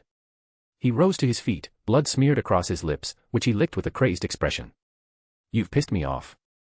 Under his control, a massive amount of sand rose into the sky, forming a thick gray sand cloud overhead. Sand drizzle. From the swirling mass above, countless razor-sharp sand bullets rained down on Gakuya. He raised both hands toward the sky. Sound style, sky shatter. A massive sound wave burst forth in a fan shape from his palms, tearing through the falling sand projectiles and scattering the sand cloud above. In an instant, the entire forest of death was filled with flying dust and debris. Outside the forest, Jiraiya looked up at the sky, frowning. That was from a genin. The proctors monitoring the exam also noticed the cloud of sand dispersing and stared in disbelief, mouths agape. Sand coffin. Gaara whispered, and waves of sand surged toward Gakuya like a tsunami. He leapt up into the trees, gracefully weaving between trunks and branches to evade the encroaching sand. Sand hands. The pursuing sand morphed into 3 giant hands, each swiping from a different angle to grab him. Gakuya seized the moment, thrusting his arms into one of the sand hands. Before Gaara could crush his limbs, a surge of sonic force burst out, obliterating the sandy grasp entirely. In a flash, Gakuya appeared behind Gaara using the body flicker technique and slammed a powerful punch into his back, shattering the newly formed sand shield and sending him flying. Gaara crashed into a tree, tumbling to the ground. He struggled to rise, but the blow had rattled his nervous system. He could barely stand. Ah! Gaara screamed in fury as sand spiraled around him, encasing his entire body. So, he's the Jinchuriki of the one-tailed beast. Sealing technique. Gakuya pressed a glowing blue palm against Gaara's back. The tailed beast chakra that had just begun to surge was instantly forced back into suppression. Deprived of its power, Gaara collapsed unconscious on the ground. Gakuya had deliberately suppressed his power to the level he had when he first joined the Umbu. Even then, subduing Gaara hadn't been easy. He hoisted Gaara over his shoulder and began walking back the way he came. Elsewhere, Shino's insects had crawled over Kankuro's puppet. Any attempt to manipulate it with chakra would be instantly neutralized. Kankuro had no choice but to fight in close quarters, something he was clearly unskilled at. Temari, while strong for a genin, was clearly being overwhelmed. She managed to hold her own, but both Hinata and Kiba were steadily pushing her back. Her body was already covered in scratches and claw marks. It wouldn't be long before she lost entirely. We need to wrap this up fast. I doubt Makushu can hold on much longer. Though Hyūga Gakuya had demonstrated terrifying strength, they all suspected he wouldn't stand a chance against that murderous monster. Stop. Suddenly, Gakuya's voice rang out again as he stepped into view, carrying the unconscious Gaara over his shoulder. Kankuro and Temari stared in shock. He lost. Gaara, actually lost. How's that possible? He has the power of a tailed beast. Is that monster dead? Kiba asked, wide-eyed in disbelief. No. Just unconscious, Shino replied calmly, noting Gaara's steady breathing. Gakuya tossed Gaara to Temari and the others. I'm in a good mood today. I'll let you all go. Take your teammate and get out of here. Temari quickly caught her brother while Kankuro grabbed his puppet and bolted, not daring to look back in case Gakuya changed his mind. Hold it, Gakuya suddenly called out. The siblings froze and slowly turned around. Relax. Nothing serious. Just letting you know, my seal will keep him knocked out for a few days. You'll need to take care of him until then. He lightly kicked the heaven scroll that a rain ninja had dropped toward them. Take this with you. Temari bowed deeply. Thank you. Gakuya gave a soft smile. No problem. Temari gave him one last, lingering glance before turning to leave. Hinata peeked at him from the side, her cheeks flushed. So handsome, and so kind. She quickly shook her head, scolding herself. No. I can't be thinking about romance. Not until I've avenged my clan. As the Sand siblings disappeared into the distance, Gakuya turned back to the Konoha team. Did you guys collect both the Heaven and Earth scrolls? Sorry I kind of gave your prize away just now, he said with an apologetic smile. We already have both. And honestly, we should be thanking you for saving us, Kiba said quickly, shaking his head. Hinata nodded shyly. Thank you. Shino also bowed slightly in gratitude. Gakuya waved a hand. Don't mention it. I just can't stand people who kill without reason. I'm heading to the central tower anyway, want to come with? Sorry to trouble you, they said as they bowed again. They understood well, after such an intense battle, their team was running on fumes. Encountering another team now could mean disaster. It's nothing. I'll make lunch. After a fight like that, we deserve a break. We can head to the tower tomorrow. I'll help, Hinata offered. Perfect. With your Byakugan, we'll find fish in no time. I'm not that useful, Hinata mumbled, flustered. Shino stepped forward to help too, but Kiba held him back, whispering in his ear. Come on, man. You really think he's helping us just because Hinata lent a hand earlier? He's clearly into her. Don't ruin their moment. Gakuya brought Hinata to a nearby stream to catch fish. Hinata, use your Byakugan to skin the water for fish, he said casually. He couldn't exactly reveal his Rinnegan's abilities in front of her. Okay. Hinata activated her Byakugan, scanning the river. Over there, she pointed. Gakuya waded into the water, plunged his hands in, and a moment later, several stunned grass carp floated to the surface. He walked to the center of the river, picked them up, and brought them back. Here. Gut them and clean them, would you? Oh okay. Hinata shyly took the fish and began cleaning them by the water. Gakuya knelt beside her, giving instructions. Sometimes he guided her hands directly, and their fingers touched, leaving Hinata blushing like a kettle ready to boil over. When they finished, Gakuya laid the fish on leaves, watching her quietly. Hinata-chan, you're incredibly capable. Why don't you have more confidence in yourself? Hinata lowered her head. I just feel like I'm bad at everything. I don't see it that way. His voice softened. You're kind, considerate, and gentle. Even in this short time, I can tell, you'll make a wonderful wife someday. Hinata blushed furiously. Really? Gakuya turned his head slightly and gave her a warm smile. Of course. So believe in yourself, okay? Moved by his words, Hinata smiled back and nodded earnestly. All right, let's head back. As he followed behind her, Gakuya massaged his face with a sigh. Acting this nice all the time is exhausting. I swear my facial muscles are going numb from all the fake smiling. They returned to the camp with the cleaned fish. Shino and Kiba had already built a fire and set up a simple shelter. Chapter 51, Lee's Challenge. The next day, after a half-day of rest, the group set out once again toward the central tower. Thanks to Hyūga Gakuya's presence, no other teams dared ambush them. Every squad they encountered gave them a wide berth. But just as they neared the central tower's gathering point, a figure appeared in their path. He wore a tight green jumpsuit, had thick eyebrows, and sported a classic bowl haircut. It was Konoha Gakuya's blue beast in training, Rock Lee. The group came to a halt at once. Kiba Inuzuka crossed his arms impatiently and snapped. Get lost unless you want to be disqualified. We don't have time to mess with you. He was clearly riding high with Gakuya backing him up, his tone practically dripping arrogance. But Rock Lee ignored Kiba completely. Instead, he stepped forward and bowed slightly toward Gakuya. Mokashu-kun, please, fight me. You dare ignore me. Kiba bristled with fury and stormed forward, ready to teach Lee a lesson. But Gakuya held out an arm, stopping him. You guys go ahead and secure the tower. I'll handle this. Mokashu-kun. Hinata still looked worried. Don't worry, Gakuya said with a calm smile. This won't take long. Be careful, Hinata said softly. I will. The three of them dashed around Rock Lee and made a beeline for the final tower. Lee's eyes stayed fixed on Gakuya, making no move to stop them. If you want to spar with me, then you'd better come at me with the intent to kill, Gakuya said, his tone low and serious. Rock Lee grinned with burning determination, his perfect white teeth gleaming in the sun. Don't worry. I'll give it everything I've got. That's my promise of youth.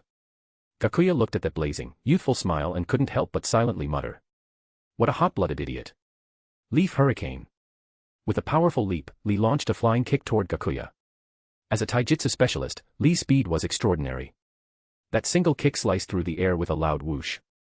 Among all the Konoha genin Gakuya had fought so far, Lee had the greatest speed and strength. But it still wasn't enough. Gakuya had joined the ANBU at just 8 years old, gaining fame through his mastery of taijutsu. If Lee removed the weights on his legs and activated the 8 gates, he could briefly reach Jonin-level speed and power. But right now.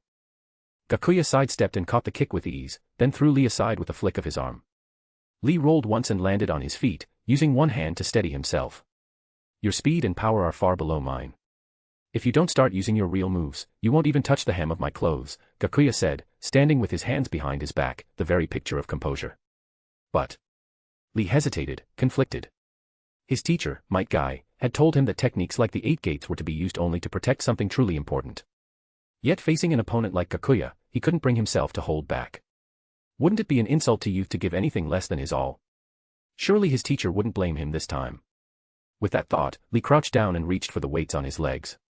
Lee. Have you forgotten what Sensei said? A voice rang out.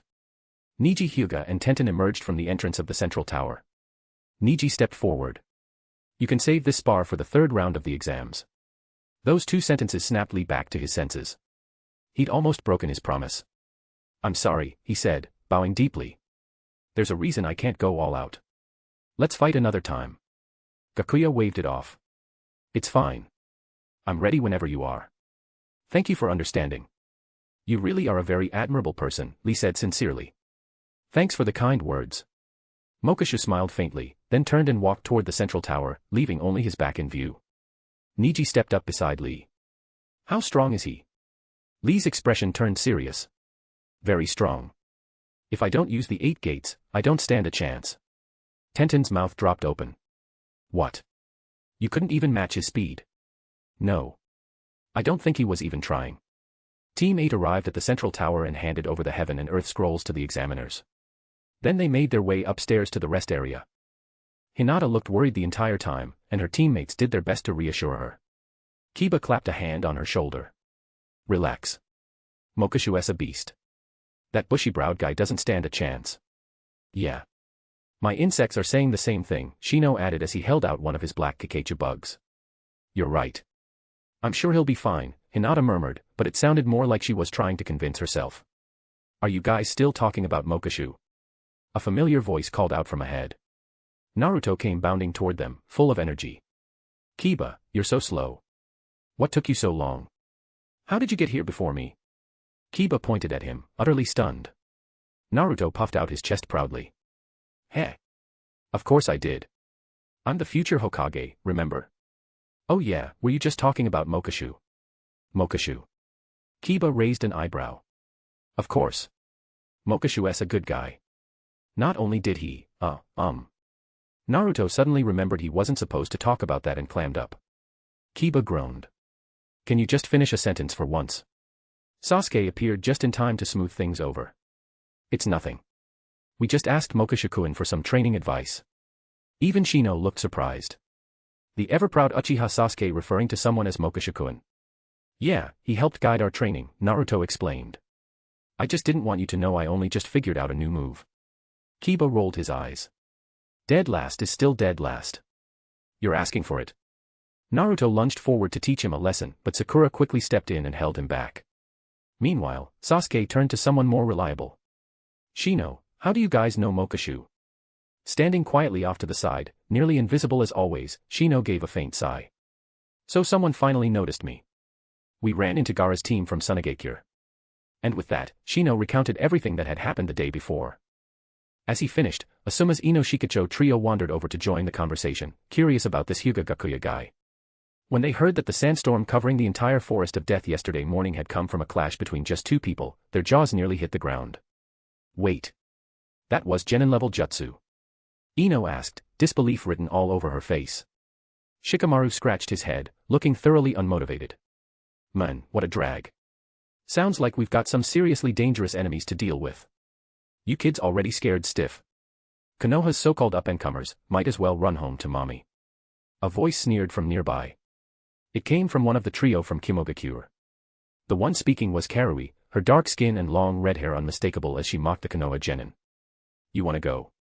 Naruto shouted, practically seething as he rolled up his sleeves, ready to throw down. Again, Sakura stepped in to hold him back. Sasuke, however, didn't say a word. His eyes grew cold, dark with a killing intent that sent a chill down Karui's spine. His family was a line no one crossed, mentioned them, and it was a death sentence. Atsui and Karui saw that look and responded in kind, both drawing their blades without hesitation. Chapter 52, a deadly move. For a moment, the tension on the field skyrocketed. One spark and it would explode into an all-out brawl. 12 of Konoha's strongest genin against 3 from Kimogakure, there was no doubt how that would end. The Cloud Nin would be flattened. Just then, another voice rang out from the distance. Ah, so everyone's here. What's with all the excitement, came the familiar voice of Hyūga Gakuya. Mokashu-kun. Mokashu. Gakuya greeted each of his friends one by one, and the hostile atmosphere quickly began to ease. But this world is never short of fools who don't know when to back off. Another one from Konoha. Atsui thought, narrowing his eyes. Then he shouted, you just another lapdog for Konoha. Pathetic little villages always suck up to them the moment they show up. He had hoped his words would shame Gakuya into leaving. Clearly, he'd picked the wrong tactic. What the hell did you just say? Naruto's face turned red with rage, his eyes flaring as he snarled. That Cloud Nin had dared to insult someone Naruto deeply respected. Sasuke's Sharingan flared to life. He drew a kunai, body coiled like a spring, ready to strike. Hinata activated her Byakugan, eyes glowing with power. Don't you dare speak that way to Mokashu-kun. Lee struck a pose, eyes serious. Insulting your opponent is not the way of youth. All 12 of Konoha's genin moved into stances. They turned their eyes toward Hyūga Gakuya. At a single signal from him, they'd rush in and teach these arrogant Cloud Nin a painful lesson. The 3 from Kimogakure could feel the shift in atmosphere. Atsui had expected Gakuya to slink away in shame. Instead, his words had only made things worse. Omoi crunched down on the lollipop in his mouth and muttered to his teammates. Nice going, idiots. We're seriously screwed now. Gakuya stepped forward and raised both arms, stopping the furious Konoha genin in their tracks.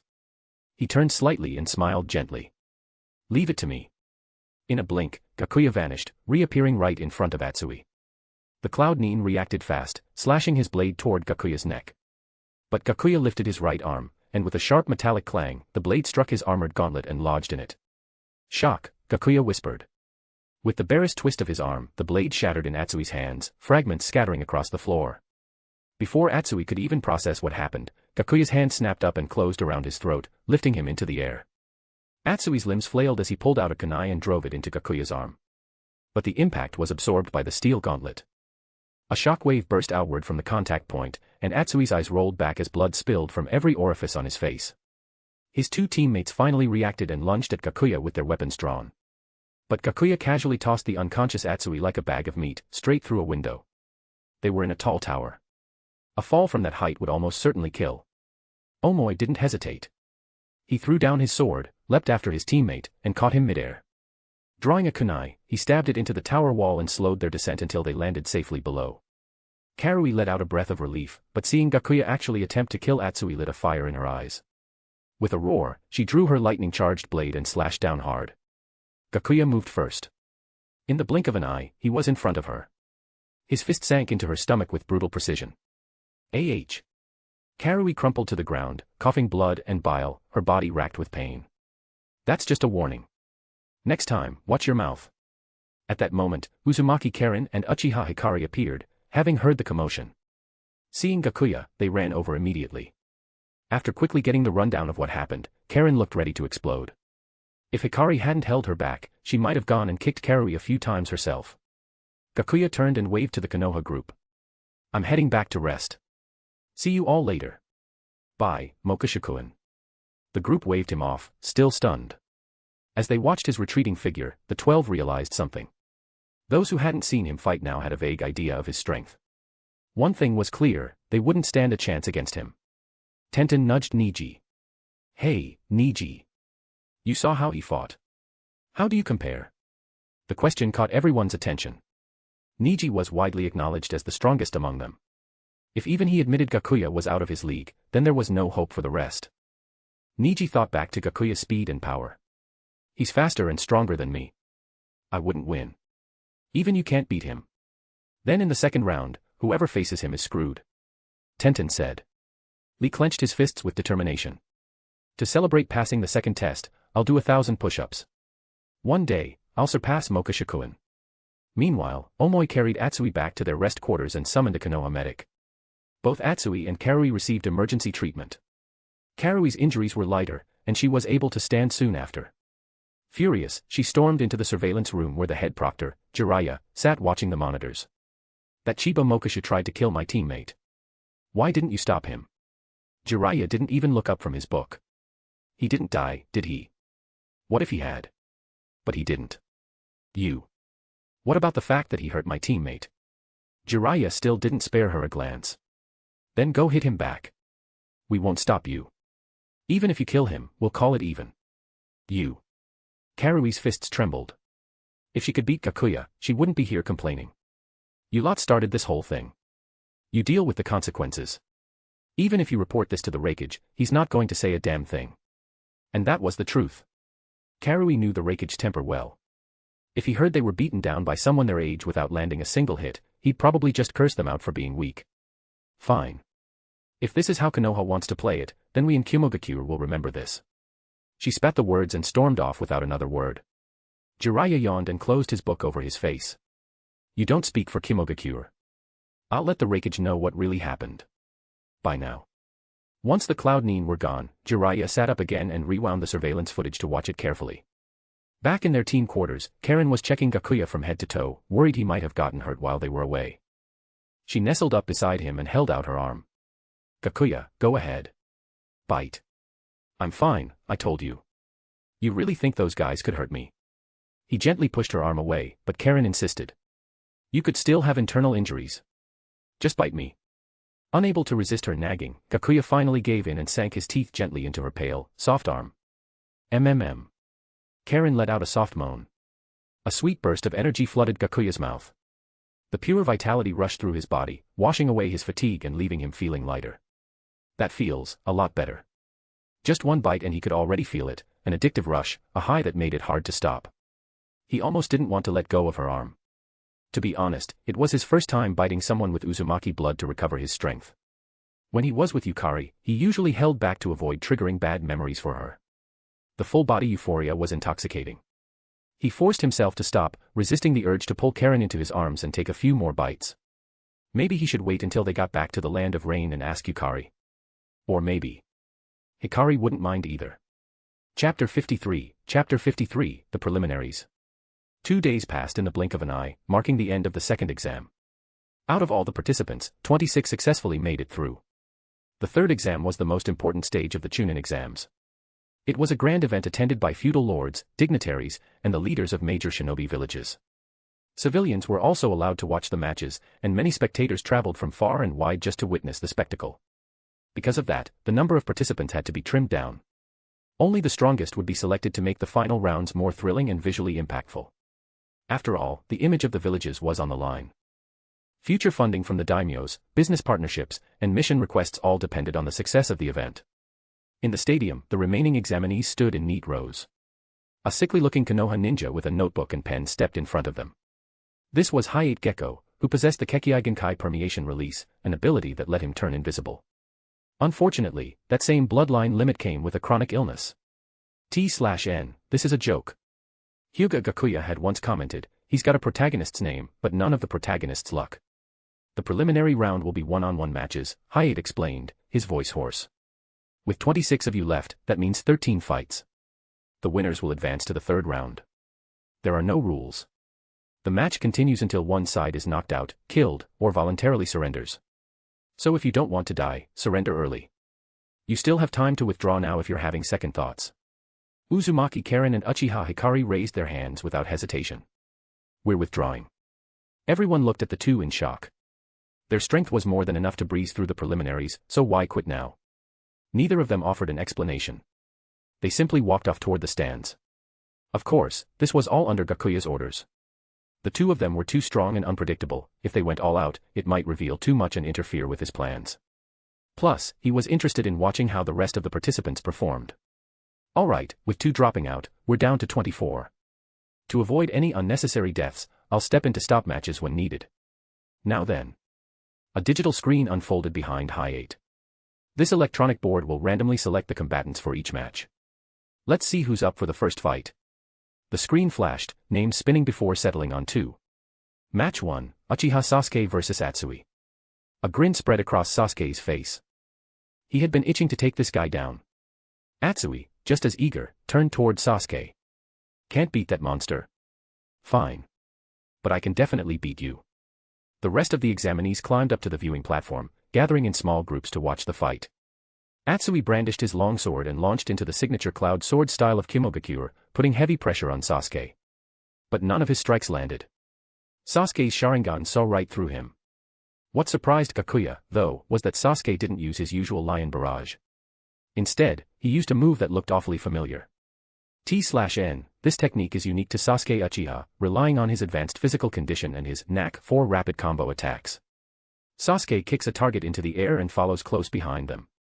While in the air, Sasuke provokes the target into attacking him, giving him the chance to counter them and, in turn, kick them higher into the air at increasingly greater speeds and or to flank their sides with another kick.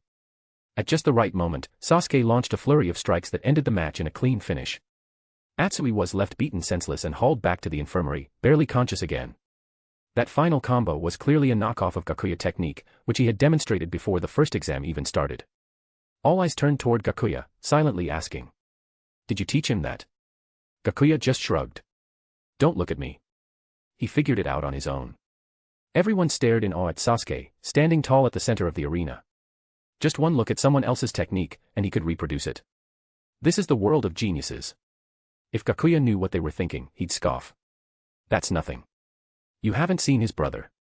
He watched me perform a B-rank fire-augmented taijutsu once and mastered it instantly. That move fuses ninjutsu and taijutsu, requires both chakra control and precise physical execution. Well done, Sasuke. Naruto cheered from the stands. He didn't care what technique Sasuke used, all he saw was his friend pummeling that cocky Kimogakuya shinobi. Match 2, Uzumaki Naruto vs Inuzuka Kiba. Using his beast human clone, Kiba kept Naruto on the defensive from start to finish. Naruto could only stay in the game by mixing transformation jutsu with shadow clones to create confusion. But despite the advantage, Kiba's enhanced sense of smell backfired. Naruto let off a stink bomb of a fart that knocked him out cold. Match 3, Omoi vs a no-name genin. Omoi used a series of feints and flashy blade work to win with ease. Match 4, Abirame Shino vs Kankuro. Shino used his signature move, letting his bugs corrode the chakra threads on Kankuro's puppets. But Kankuro had prepared for this. He coated his weapons in poison, forcing a double elimination when both went down. Match 5, Hyūga Neji vs Hyūga Hinata. Just like in the original timeline, Neji started by trying to talk Hinata out of it. But this time, he was less aggressive and more sincere. Hinata, you're not suited to be a shinobi, he said. I know you want revenge for what happened to Gakuya, but, with your natural talent, you'll never catch up to him. Let me handle that matter. Hinata shook her head, eyes firm. No. I can't keep relying on others. Even if I'm not as gifted, I'll work as hard as I can. Niji tried again. You'd be better off focusing on rebuilding the Hyūga clan. Find a good husband. That's the proper path. At the mention of husband, Hinata blushed faintly and sneaked a glance at Gakuya. Then she shook her head again. No, brother Niji. Don't try to talk me out of this. I've already made up my mind. Niji sighed and formed a hand seal. Then I'll defeat you with the techniques I inherited from Gakuya. That'll show you the gap between you and him. Flames danced along Niji's arms as he dropped into the starting stance of Konoha's strong fist style. I won't hold back either, Hinata said, channeling blue chakra into her palms. Team 7 immediately turned to look at Kakashi. Naruto whispered, Kakashi-sensei, isn't that your move? Kakashi nearly got lost in thought. No. They both learned it from someone else. Sasuke chimed in, you mean the guy who supposedly wiped out an entire clan and didn't leave a single body behind, Hyūga Gakuya. Exactly. The match began, fists and palms colliding in rapid bursts. Hinata was completely outmatched. Even when she managed to block an attack, Niji's strike still left burn marks on her arms. Gakuya noticed that Niji was clearly holding back, his flames were weak, and his punches had no real power behind them. He was trying to get Hinata to surrender. But Hinata refused. Even with her arms burned and bruised, she kept getting back up after every blow. Eventually, Niji ended the match swiftly and cleanly. Time for me to step in and play the caring big brother, Gakuya thought as he jumped down from the stands. He knelt beside the unconscious Hinata, green chakra already glowing around his hand as he pressed it gently to her chest. Hinata stirred and slowly opened her eyes. Thank you, Mokusha-kun. It's nothing, Gakuya replied with a gentle smile. He placed both hands over her delicate arms, and the burns healed at a speed visible to the naked eye. Even the medical nin who arrived later were stunned when they saw Hinata moving her arms freely again. This is unbelievable. What kind of medical jutsu did you use to heal her this quickly? Gakuya just smiled mysteriously. Just a little trick of mine. The doctor saw he didn't want to elaborate and chose not to press the matter. I'm fine now. There's no need for the infirmary, Hinata said, trying to refuse the stretcher the medics brought over. But Gakuya gently insisted. Let them check for internal injuries. Just to be safe. Hinata nodded and let the doctors take her. Gakuya returned to the stands, eyes following her until she was out of sight. Chapter 54, Hinata's Invitation. Sixth match, Haruno Sakura vs Yamanaka Ino. These two had once been best friends. But after they both fell for Sasuke, things took a turn.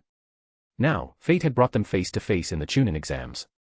Both exhausted, they exchanged one final blow and collapsed simultaneously.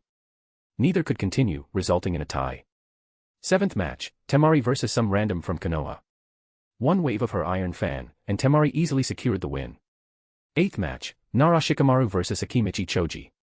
Both raised their hands to surrender almost at the same time, but Choji spoke just a bit faster, giving Shikamaru the win. Hee, good thing I planned for this, Choji said, munching on chips. You better win the next round, Shikamaru. What a drag. Shikamaru muttered, gazing at the clouds. Ninth match, Chiba Mokushu vs a random from Kimogakure.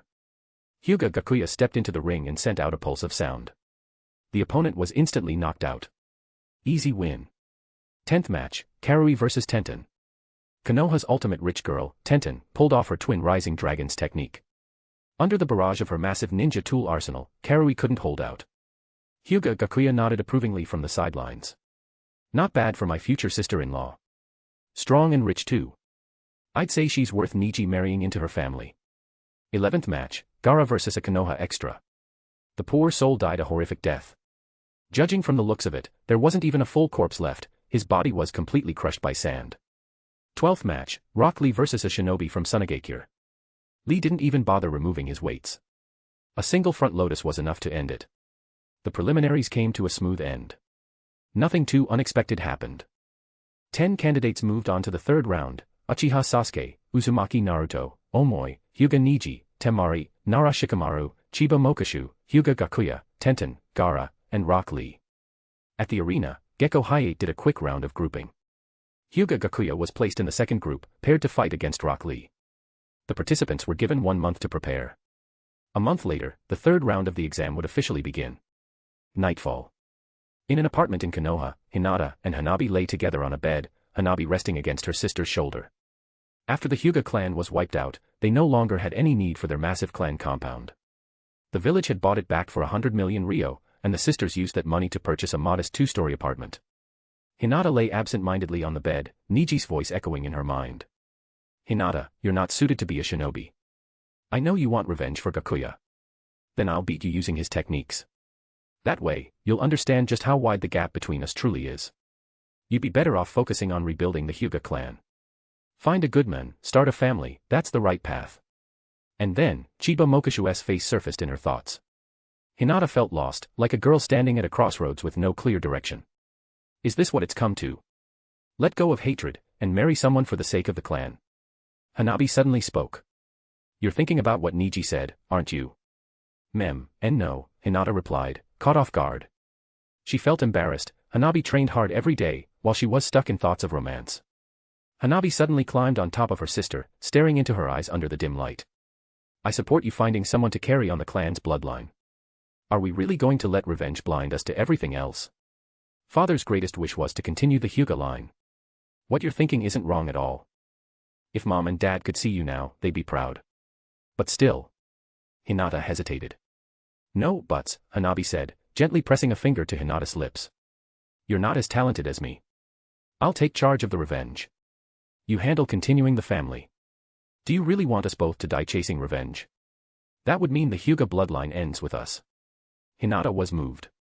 She understood now, preserving the clan was just as important as revenge. I get it. Thanks, Hanabi. Hanabi snuggled into her sister's chest. Well, you are my big sister. So, tell me the truth. You bringing this up all of a sudden must mean there's someone you've got your eye on, right? Bring him over for dinner. I'll check him out. I'm not even sure if I like him. I just think about him a lot lately. His image pops into my head all the time. Hanabi lightly bonked her sister's forehead. Dummy. That's what we call liking someone. So. What's he like? How did he get you wrapped around his little finger? Hinata thought for a moment, then answered sincerely. He's really gentle. That kind of quiet, warm gentleness. The next morning. Someone knocked on Hyūga Gakuya's door. He opened it to find a petite girl standing outside, Hanabi. Trying to play dumb, Gakuya said, and you are? I'm Hyūga Hanabi, Hinata's little sister, she said quickly. My sister wants to thank you for healing her. She's inviting you to dinner this afternoon. Dress nicely. This is the address. Don't go to the wrong house. Without waiting for a reply, she shoved a piece of paper into Gakuya's hand and ran off. Gakuya smiled as he looked at the note. Perfect. Everything was going according to plan, make Hinata fall for him under this fake identity, and at the right time, reveal the truth. That was his goal. To toy with their feelings, just like the Hyūga clan once toyed with Niji's mind. Using soul control would have been boring. This way was much more fun. He'd already written Hinata's entire script. That afternoon. Gakuya put on a stylish coat and layered himself with an allure-based genjutsu, a minor charm spell he'd learned from Tagreheim. The jutsu enhanced one's personal charm and influenced the heart directly, making people subconsciously develop favorable feelings toward the user. He also swung by Yamanaka flower shop and picked up a bouquet of white roses. White roses symbolize purity, romance, and innocence. Perfect for a girl in the ambiguous stage of love. You guys taking notes? Now you know what to bring next time. He also bought a fruit basket, 2 gifts in one go. At exactly 3 p.m., Gakuya knocked on the Hyūga sisters' door. Almost instantly, it swung open. Hanabi coughed a couple times and crossed her arms, pretending to be the overprotective guardian. Just leave the fruit on the table. My sister's still cooking. Gakuya crouched to meet her eye level and smiled. So you're Hinata's sister. You're the one who brought the message this morning, right? You are pretty cute. He ruffled her hair, changed into indoor slippers, and stepped into the living room. He placed the fruit basket on the table, keeping the bouquet hidden behind his back, and made his way quietly toward the kitchen. There, he found Hinata, busy stir-frying something. He gently tapped her on the shoulder.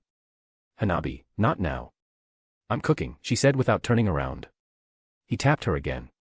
This time, Hinata finally turned around, only to find Gakuya holding out a bouquet of white roses. May our dear Hinata always stay beautiful and kind. Thank you, she said, accepting the flowers with heartfelt sincerity. Later that night. After a hearty dinner, Gakuya returned to his hotel room, only to be met with a certain someone's sulky glare, Karen. She looked like she couldn't care less about him, and yet he was out there flirting with other women. Chapter 55, The Truth Behind the Ninetales Incident, Severing All Bonds. From his perch atop the cliff, Hyūga Gakuya watched the giant toad leaping off in the distance, a smile tugging at the corners of his lips. Naruto had finally gained some control over the Ninetales' power. That meant Gakuya's plans could move forward. For that, he had Jiraiya to thank. Corrupting Naruto wasn't something that could be done with words alone. He needed the Ninetales' help. Its dark chakra would make Naruto more susceptible to manipulation. Time passed quickly. Over the next few days, Gakuya spent nearly every moment with Hinata, taking her out around the village and growing closer to her. It was all part of the plan. Of course, it didn't hurt that Gakuya found a twisted satisfaction in making the daughter of his enemy fall hopelessly for him. Just thinking about it gave him a thrill. That peaceful rhythm lasted, right up until the night before the third exam. Just as Naruto was getting ready for bed, a sharp knock rattled the door. Knock knock knock. I'm coming. Naruto called, rushing to open it. Standing outside was a Konoha shinobi in full ANBU gear. He clutched his abdomen tightly, blood seeping through the bandages around a deep, untreated wound. Whoa, what happened? Let me take you to the hospital. Naruto stepped forward, alarmed. Lord Naruto, the man rasped, pushing Naruto back and shoving a stack of documents into his hands. You're just like your father, kind-hearted. But I don't have time. Listen. Don't interrupt me. His voice was full of pain and bitterness. Every word seemed to tear at his injury. I'm just a regular shinobi who your father once saved on the battlefield in Iwagakure.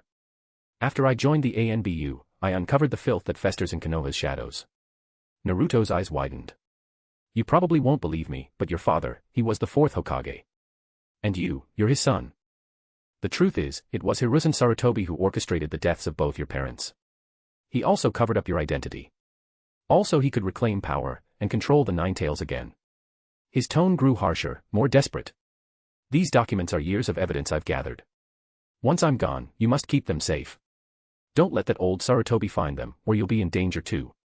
The men gripped Naruto's hand tightly. You must endure, train hard, and wait until you're strong enough. Then, take revenge. Pretend I was never here. Soon, Sarutobi's lackeys will come looking for you. Say nothing. Trust no one. Take care, Naruto-sama. And with that, he vanished into the night. Naruto stood frozen, his mind racing. The man's words had poured too much into his brain all at once. It was overwhelming. Still, he carefully hid the stack of documents, then acted like nothing had happened as he started to make himself some instant ramen. As the noodle sat cooking, Naruto sat there blankly, his mind a chaotic storm of questions. If ANBU came by to interrogate him next, wouldn't that mean the men had been telling the truth? At the very least, one thing he said was true, Naruto was the son of the fourth Hokage.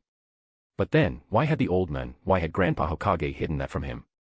So many questions he'd never thought to ask before now came flooding to the surface. A few minutes later, another knock sounded at the door. Naruto's heart nearly jumped out of his chest. Just like that man had said. Could it really be true? No, part of him still didn't want to believe that the kind old Hokage was the one who had murdered his parents. Putting on his best poker face, he opened the door. Just as expected, a group of ANBU stood waiting. Did you see anyone come by this way? One of them asked coldly. Naruto quickly shook his head and pointed to the cup of ramen inside. I've just been eating a late-night snack. Didn't see anyone. Fine. If anything comes up, report it immediately. With that, the group disappeared. As soon as they were gone, Naruto slammed the door shut and collapsed to the ground, his legs giving out beneath him. No way. It can't be. Everything the men had said, it was happening, just as he warned. Could it really be true? Could Grandpa Hokage have been the one behind his parents' deaths? Wait, the documents. Naruto scrambled to his bed and reached underneath, pulling out the stack with trembling hands. He flipped open the first page. It was a confidential agreement, one that ordered Naruto's true identity to be kept secret. Dozens of signatures lined the bottom. Chunin. Jonin. Elite Shinobi. And among them, a name Naruto knew all too well, Kakashi Hatake. Attached was a personal analysis, written in the first person by the dying ANBU. After the Ninetales incident, the fourth Hokage and his wife were killed. Countless civilians died. Konoha needed a scapegoat, someone to direct the villagers' grief and hatred toward. So the village guided the people to see Naruto as the Ninetales itself, to ease internal unrest. When the world turned its back on Naruto, Hiruzen Sarutobi played the role of the benevolent elder, gaining the boy's trust. So that's why. Even as the Hokage's son, Naruto had lived a life of loneliness and abuse. And the one who'd pulled the strings all along was none other than the man he once called Grandpa. His hands shaking, Naruto gritted his teeth and turned to the next page. It was an official Hokage office document, supposedly signed during the fourth's time in office. But the signature at the bottom read, Hiruzen Sarutobi. Sarutobi refused to relinquish power to the fourth. Pretending to mentor him in handling state affairs, he actually clung to control, acting as a shadow ruler. Naruto's fury surged as memories of his parents, so vivid in his dreams, came rushing back. Was the Hokage title really so important that it was worth killing my parents for? He had once believed the Hokage was a symbol of honor and justice. Now, it felt like a throne soaked in blood. The third page was written in bold red ink, each word more chilling than the last. Kushina's location during childbirth was top secret. So how did the enemy know exactly where to strike? Sarutobi leaked the intel to eliminate the fourth, then secured control over the next Jinchuriki, his child. No. No way. Naruto's vision blurred. His hands trembled violently. So it really was him. Sarutobi had orchestrated it all, leaked classified intel, let the Nine Tails loose, and set his sights on Naruto as the next tool. He had almost been fooled for life. Dark chakra began to ripple around Naruto's body, fury oozing from every pore. He flipped to the fourth page. The true mastermind behind the Nine Tails incident was Uchiha Obito. Obito, a former student of the fourth, faked his death during the battle at Kanobi Bridge. Before disappearing, he gave his Sharingan to his comrade Kakashi. The report continued, listing the investigators' speculations. The masked men who released the Nine Tails had a right eye Sharingan, matching the side Obito had kept. Kakashi's eye had evolved from 2 tomo to 3 tomo shortly after Rin's death, likely triggered by Obito's rage over her loss. Obito blamed the fourth for failing to save Rin, and joined forces with Sarutobi to kill him in a plot for revenge. Naruto stared down at the pages, each line clearer than the last. The real culprits, Uchiha Obito and Hiruzen Sarutobi. Everything he'd suffered, every moment of pain, was part of their scheme. His face twisted in anguish, tears pouring down like rain. Dad. Mom. I swear, I'll avenge you. Sarutobi wanted control over everything in Konoha. Then Naruto would burn it all to the ground. His eyes glinted with a chilling, newfound resolve. Chapter 56, Taking Niji Away. Amid pain and turmoil, Uzumaki Naruto once again found himself standing inside the watery prison of the Nine-Tailed Seal. Staring at the colossal figure trapped behind bars, Naruto's voice was low and cold. Hey, big guy. You're the Nine Tails, right? You want out, don't you? That's right. I can lend you my power, let's turn this world upside down. The Nine Tails grinned as it looked at the small figure before it. I can help you destroy Konoha and wipe out Hiruzen Sarutobi. Your father's gone, who's left that can stop me? Everything Naruto had just witnessed, the Nine Tails had seen as well. Even it hadn't expected Konoha to be so dark beneath the surface. It had questions, sure, but more importantly, this was an opportunity. A rare chance to break free of the seal and obliterate the village founded by Madara Uchiha and Hashirama Senju. Come on, let me out. Let's shake Konoha to its core, the Nine Tails urged, eager for a breath of fresh air after all these years. Naruto's gaze darkened. The red chakra flaring around him grew more intense. Not yet. If we stir things up tomorrow, on the most important day of all, now that would be interesting. Ha ha ha, didn't think you had it in you, brat. Not bad. Let's give Konoha a gift they'll never forget. The Nine Tails hadn't expected that, after being sealed away for so long by Kushina, her own son would be treated like this. As its tenant, it felt responsible for guiding Naruto the right way. Outside the window, Hyūga Gakuya watched as traces of red chakra flickered around Naruto. He smiled. Naruto, you didn't let me down. The information Naruto had seen. Gakuya had put it together himself, a careful blend of truth and lies, presented so convincingly that with Kabuto's acting skills, fooling a kid was child's play. Take Kushina's place of childbirth, for instance. It was something Kakashi had said at Obito's grave, something Obito overheard. But now, Gakuya had twisted it to place all the blame squarely on Hiruzen Sarutobi's shoulders. All he had to do now was talk Naruto around tomorrow, and the boy would be his. Kabuto stood behind Gakuya, bowing slightly. Gakuya-sama, how was my performance? He now placed complete faith in Gakuya, entrusting his future entirely to the man's schemes. He believed that with Gakuya's cunning and ambition, the men would succeed, and when he did, Kabuto could revive his former director and build a new orphanage. A fresh start. Not bad. If you weren't a ninja, you'd make a damn good actor, Gakuya praised. It was almost overkill giving this to Kabuto. As a former top-tier root spy, deceiving a 12-year-old was effortless. As he spoke, Gakuya stood and dispelled the transformation technique, returning to his true form. He rolled his shoulders. Let's go. Time to find Niji. Tonight's gonna be a busy one, still need to pay Danzo a little visit. At the mention of Danzo, Kabuto's eyes flashed with pain and hatred. Danzo was the reason the director had died. Gakuya gave him a sidelong glance. Relax. I'll leave Danzo to you. Thank you.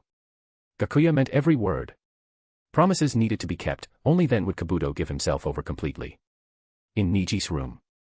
Gakuya appeared silently beside Hyūga Niji's bed. As he gazed down at that familiar face, his expression softened.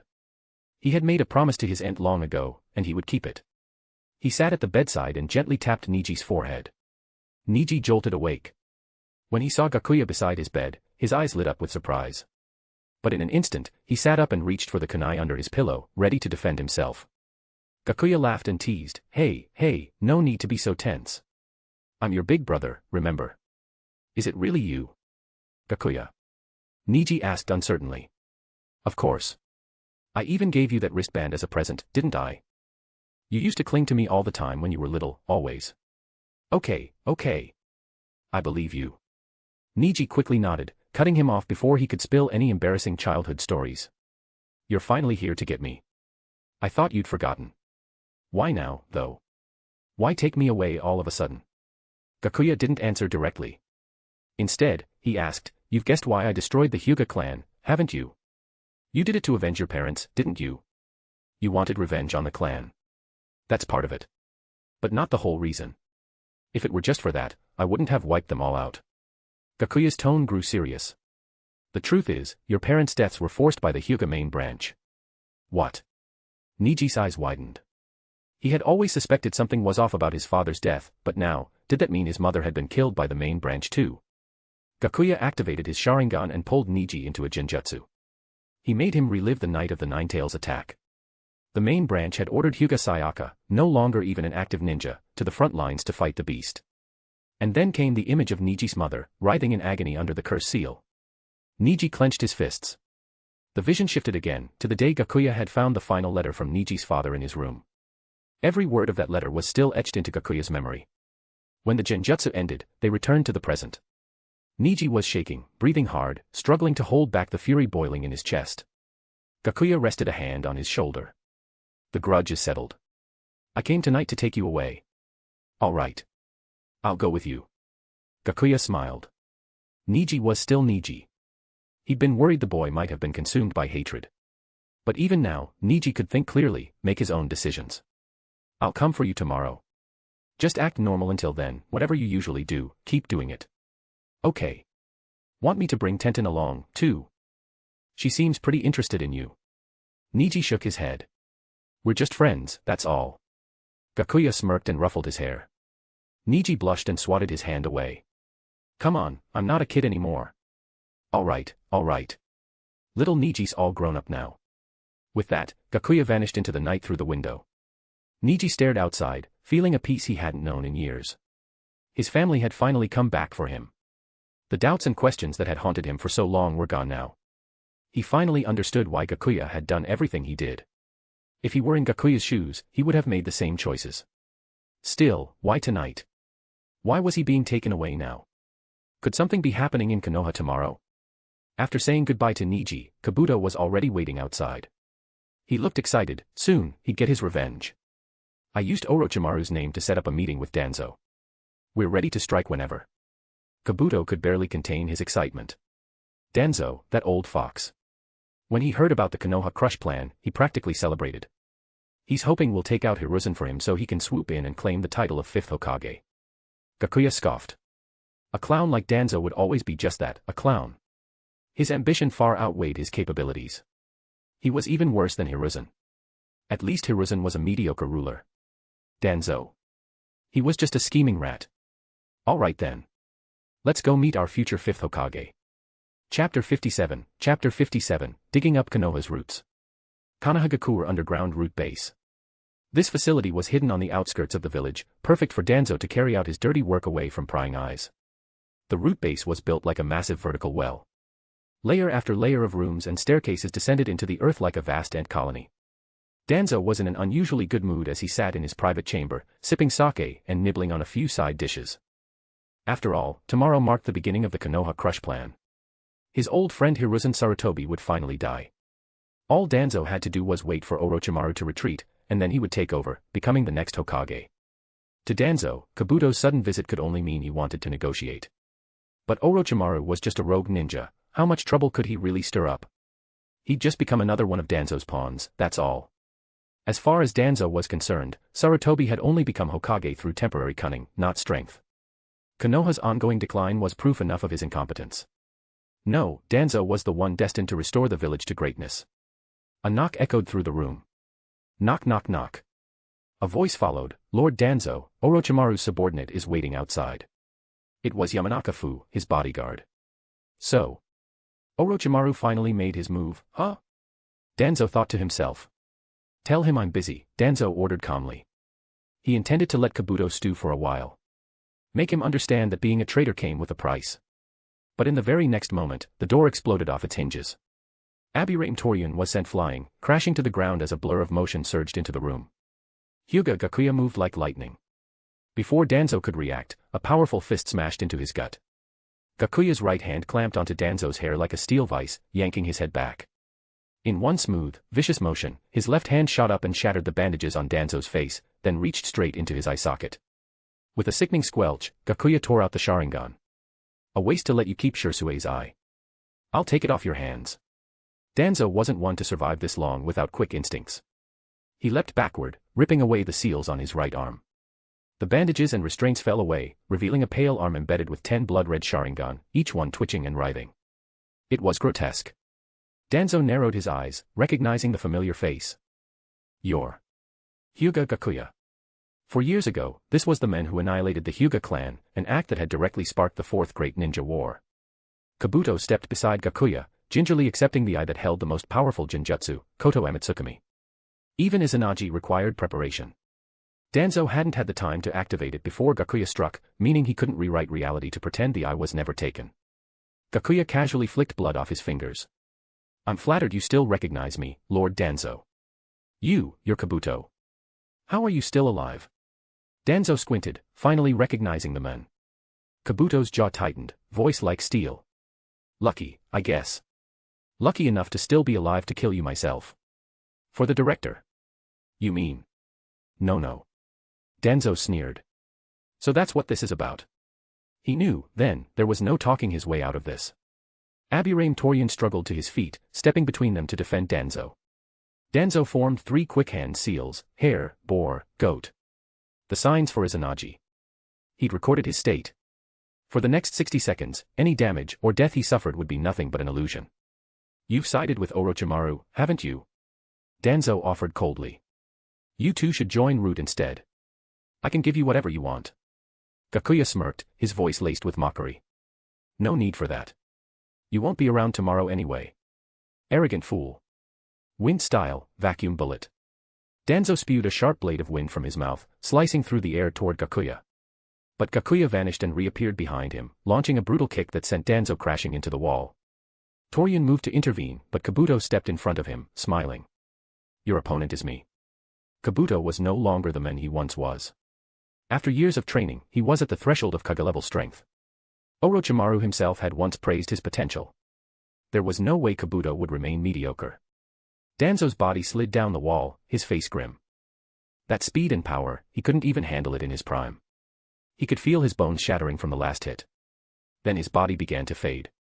Izanagi activated. Reality rewrote itself, his death never happened. But another Sharingan on his arm closed shut forever. Danzo reappeared behind Gakuya, kunai in hand, aiming straight for the kill.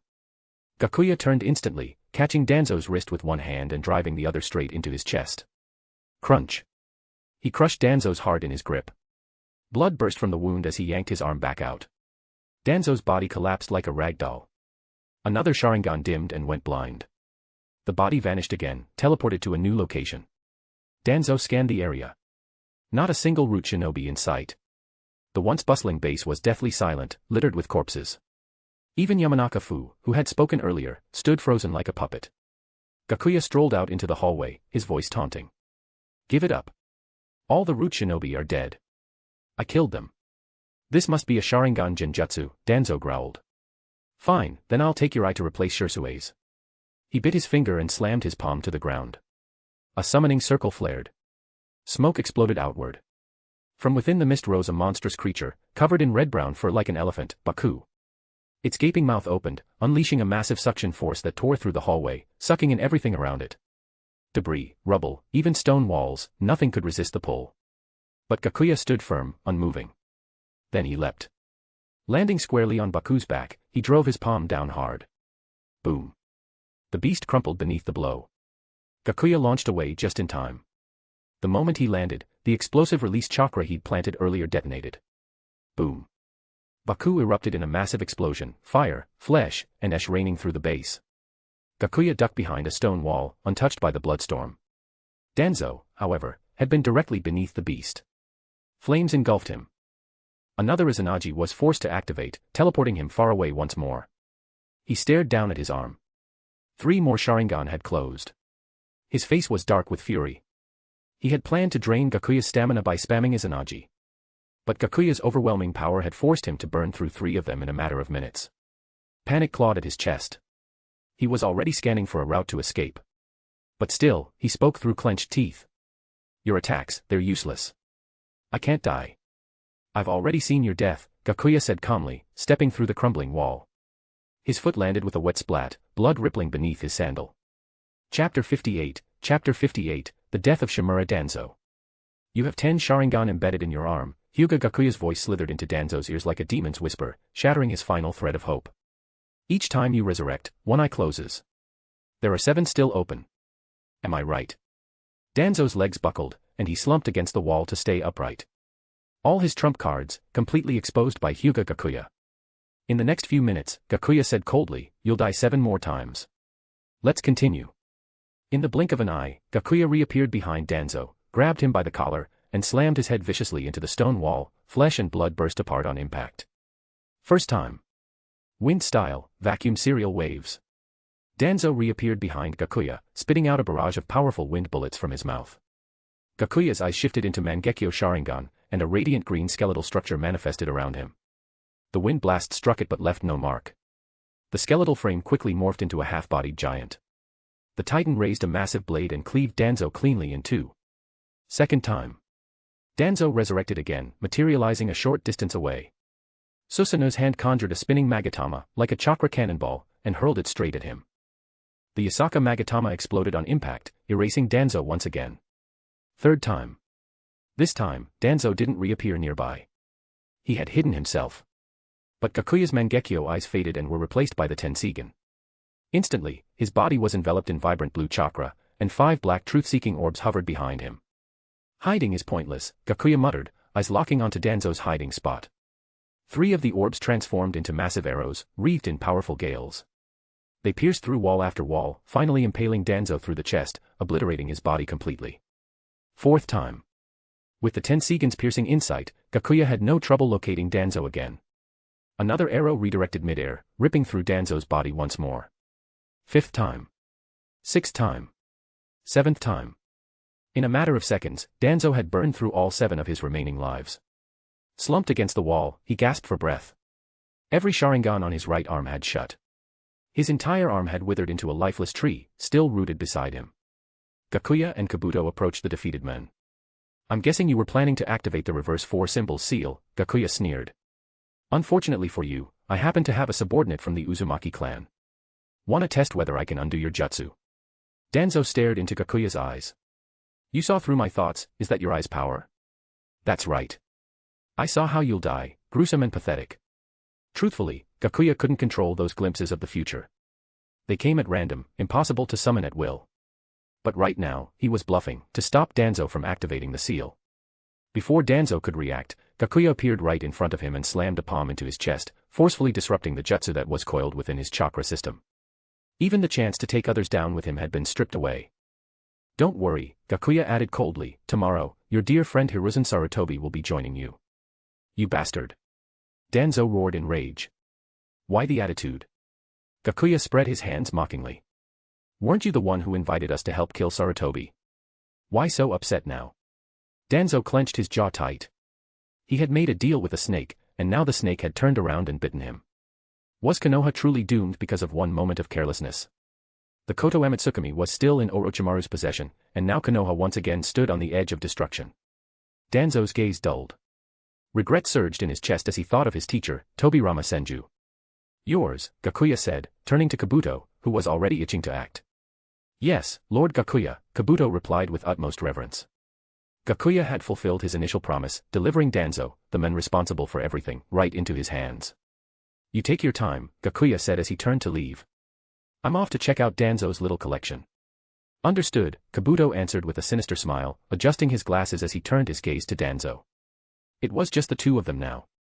As Danzo struggled and thrashed, trying to crawl away, Gakuya walked deeper into the root base. With the Tenseigan, he'd spotted a treasure trove earlier. For all Danzo's talk of protecting Konoha and safeguarding the ninja world, for all his ambition to become Hokage, when it came down to it, he didn't even have the guts to pick up a kunai and end his own life. Gakuya arrived at a hidden chamber. Inside, rows of glass containers held Sharingan in various states, some single tomo, some double, and others fully matured. After all, the fattest loot from the Uchiha Clan's massacre had been claimed by Obito, who single-handedly took out their elite police force. Gakuya didn't hesitate. Activating the bloodline seizure technique, black flesh oozed from his body and shattered the glass. He absorbed every last eye. Switching back to the Sharingan, Gakuya could feel his ocular power rising to a whole new level. After fully digesting the power boost, Gakuya returned to find Kabuto had finished his work. Danzo's body had been sealed into a scroll. Now, Gakuya said, forge an alliance agreement. Say that the leader of Otogekyure, Chiba Mokashu, assisted Danzo in assassinating Sarutobi Hiruzen. In return, Konoha would support Otogekyure's expansion, providing economic aid, tech, and educational support. Most importantly, Konoha will loan the Ninetales Jinchuriki to Otogekyure as a living weapon, free of charge. Make it sound as humiliating as possible.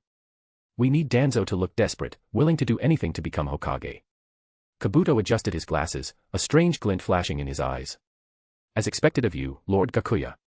He understood what Gakuya intended. With such a document, Otogekyure would stand on the side of righteousness. Make sure you keep a copy, Gakuya said. When the time comes, we'll let Konoha discover it. Root's base sat on the outskirts of Konoha, with soundproofing that ensured the recent battle hadn't been heard. All of Root's ninja had already been eliminated by Gakuya. There was no one left to warn Hiruzen. Even if someone discovered the aftermath, it wouldn't disrupt tomorrow's Chunin exams. The audience would include not just the fire daimyo, but the wind and lightning daimyos as well, along with the Kage of Konoha, Kumogakyure, and Tsunagekyure, and elite nobility from across the lands. Unless Sarutobi Hiruzen died, the exams had to proceed. It was a matter of honor for Konoha and the Land of Fire. And Gakuya only needed to wait.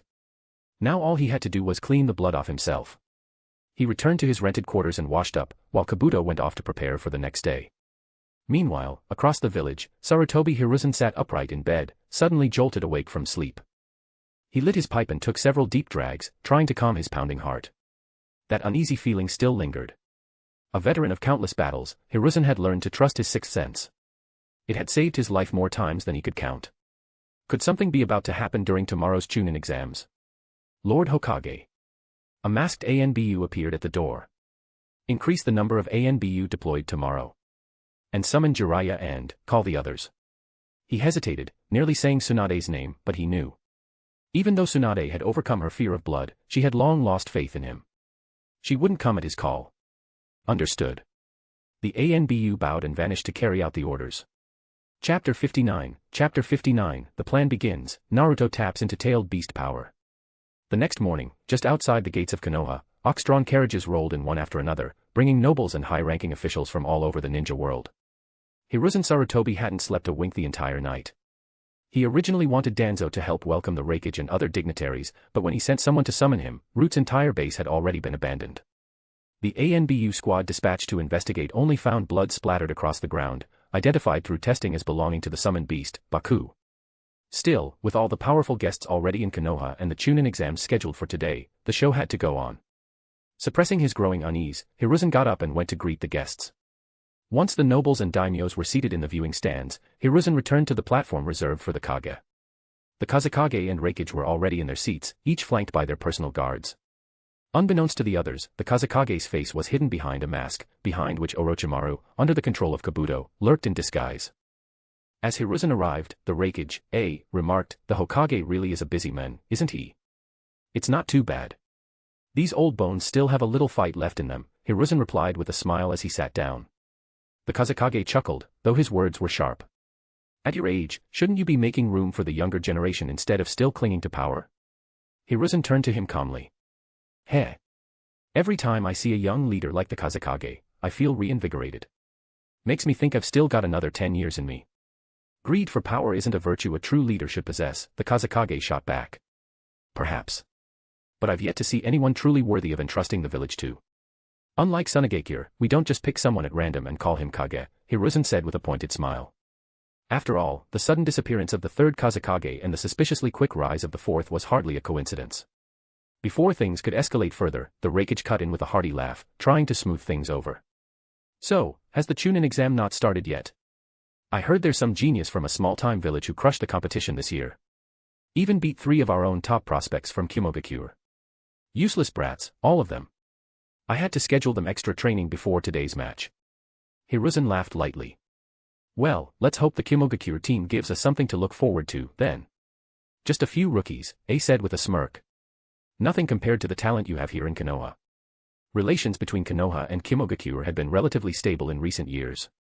Their casual conversation had a natural, relaxed tone, unlike the sharp-edged back-and-forth with the Kazekage. Below the stands, the 9 genin, Naruto Uzumaki, Omoi, Niji Hyuga, Temari, Shikamaru Nara, Hyūga Gakuya, alias Chiba Mokashu, Tenten, Gaara, and Rock Lee, had all gathered and were ready. But Sasuke still hadn't shown up, even though the third round was about to begin. As they waited, Shikamaru noticed something strange. Naruto was unusually quiet, a stark contrast to his normal hyperactive self. "Hey Naruto," Shikamaru leaned in and asked, "What's up with you today? You seem off." Naruto looked up and forced a smile. "It's nothing.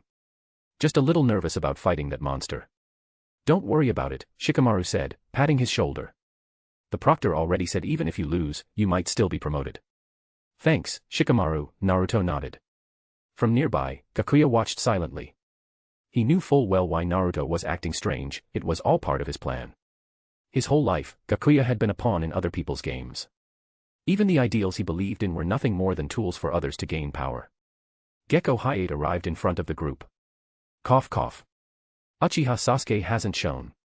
If he doesn't make it to the next match, it'll be counted as a forfeit. The rest of you, return to the waiting area. Only the participants of the first match should stay."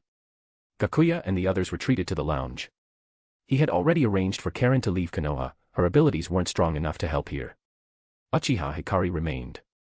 If Naruto still didn't give in to the darkness, then Hikari would use the Yachihoko technique to force his mind into submission. The only ones left in the arena were Gaara and Naruto, 2 Jinchuriki about to face off. Gakuya leaned against the railing, eyes fixed on the field below. The plan was in motion. Niji, meanwhile, wasn't focused on the match. His eyes scanned the crowd, trying to find his brother. "The sand's going to be tainted by your filthy blood," Gaara growled. "Mother's going to be so upset.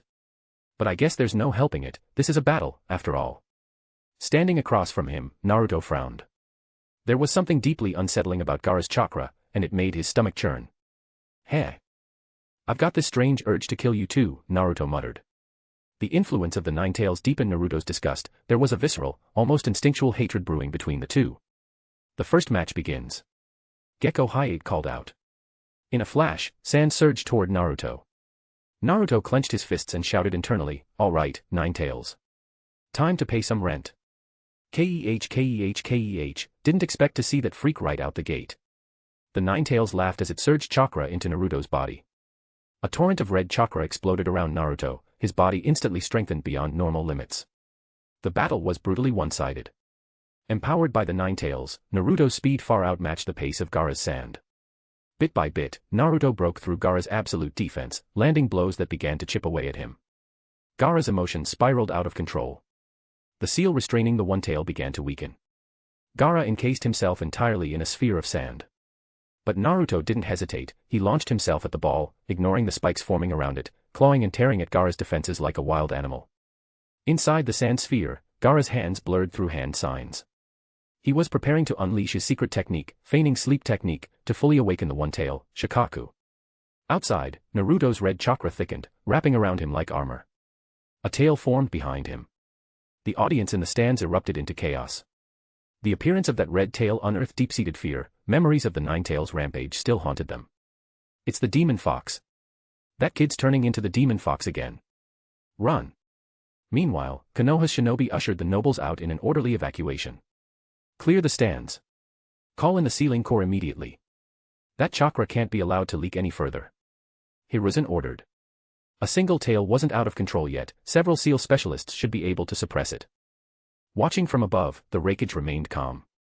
Doesn't look like Konoha's in real danger yet. Gakuya frowned slightly. If Naruto lost control here, he might end up meeting the fourth Hokage's spirit. That could jeopardize everything. But there was no turning back now. With the one tail awakened, the plan had to begin early. Masked ANBU closed in, surrounding Naruto with sealing tools in hand. But Naruto, his eyes now blood-red with vertical slits, glared at the ANBU and the fleeing villagers. A dark satisfaction bubbled up inside him. Hey! My father's not here to save you this time. Let's see what you all do now. Nine Tails. Your turn. The crimson chakra thickened, swallowing Naruto whole. The tail behind him split. One tail. 2. 3. 4. Now fully cloaked in deep red chakra, Naruto dropped to all fours, letting out a guttural roar. Raff. His claws lashed out, chakra arms smashing into the ANBU, sending them flying like rag dolls. Chapter 60, Chiba Mokashu, loyal to his people and his nation. Not good. Hiruzen Sarutobi shot to his feet, finally unable to maintain his calm as he stared at the four massive tails thrashing on stage. Panic-stricken, he rushed down toward the arena. But before he could reach it, a figure blocked his path. It was none other than Orochimaru, his body wrapped head to toe in bandages, draped in the Kazekage's robes. Orochimaru's arm morphed into a tangle of serpents that instantly bound Hiruzen. With a flick, he hurled the third Hokage onto the rooftop. He and the supposed guard beside him, Kabuto in disguise, leapt up after him. At the same time, the Sound Four hidden among the crowd threw off their cloaks and jumped to the corners of the roof. In an instant, the four violet flames formation ignited, walls of glowing chakra sealing off the rooftop from the outside world. The ANBU who had followed them up were incinerated the moment they touched the violet flames, reduced to ashes in seconds. Orochimaru. It's you. Hiruzen stared at the familiar figure still clad in the Kazekage's garb. He. Sensei, you've gotten old, Orochimaru sneered, stripping off the Kazekage robes with a flourish. To think you'd fall for something so obvious. Hiruzen quickly shrugged off his Hokage cloak, revealing the battle armor he wore underneath. Orochimaru licked his lips, grinning. Seems you've accepted your fate, Sarutobi-sensei. Kabuto, who had posed flawlessly as a guard, stood beside Orochimaru, his every move in sync with his master's. Sensei, I brought a gift for you. Summoning Jutsu. With a dull rumble, two coffins rose from the ground. The doors creaked open, and out stepped two familiar figures. Senju Hashirama and Senju Tobirama. Hiruzen's eyes widened in horror. Lord Hashirama. Lord Tobirama. His glare turned murderous as he looked back at Orochimaru. How dare you defile the dead? Hashirama, looking down at his own reanimated body, turned to Orochimaru with a rare scowl. You again. Have you no respect for the dead, boy? Even someone as good-natured as Hashirama was clearly displeased. Tobirama, creator of the Edo Tensei, immediately sensed something was off. While he still retained some self-awareness, he hurriedly warned Hiruzen that Orochimaru, he's being controlled by someone else. He's not the real mastermind here. Be careful. Before he could finish, Kabuto clapped his hands in a sealing gesture, cutting him off mid-sentence. But those words had already reached Hiruzen loud and clear. The masked shinobi behind Orochimaru, he was the one casting the seals. Hiruzen gritted his teeth. Summoning Jutsu, Enma. You've controlled Orochimaru. That's right, Orochimaru answered, but the voice that followed was Kabuto's, no longer bothering to conceal his identity. But Lord Third, you won't have the chance to pass this knowledge on. Hiruzen's eyes gleamed with fury. I will never let you bring chaos to Konoha again. Enma, transform into the adamantine staff. Understood. Meanwhile, down in the arena, Gaara's feigned slumber activated as the sealing squads were distracted. With a roar, the massive form of Shikaku burst forth. About damn time. I'm out. Now die, stupid fox, the one-tail screamed. Rather than lashing out wildly, Shikaku immediately launched an attack at the partially transformed Naruto.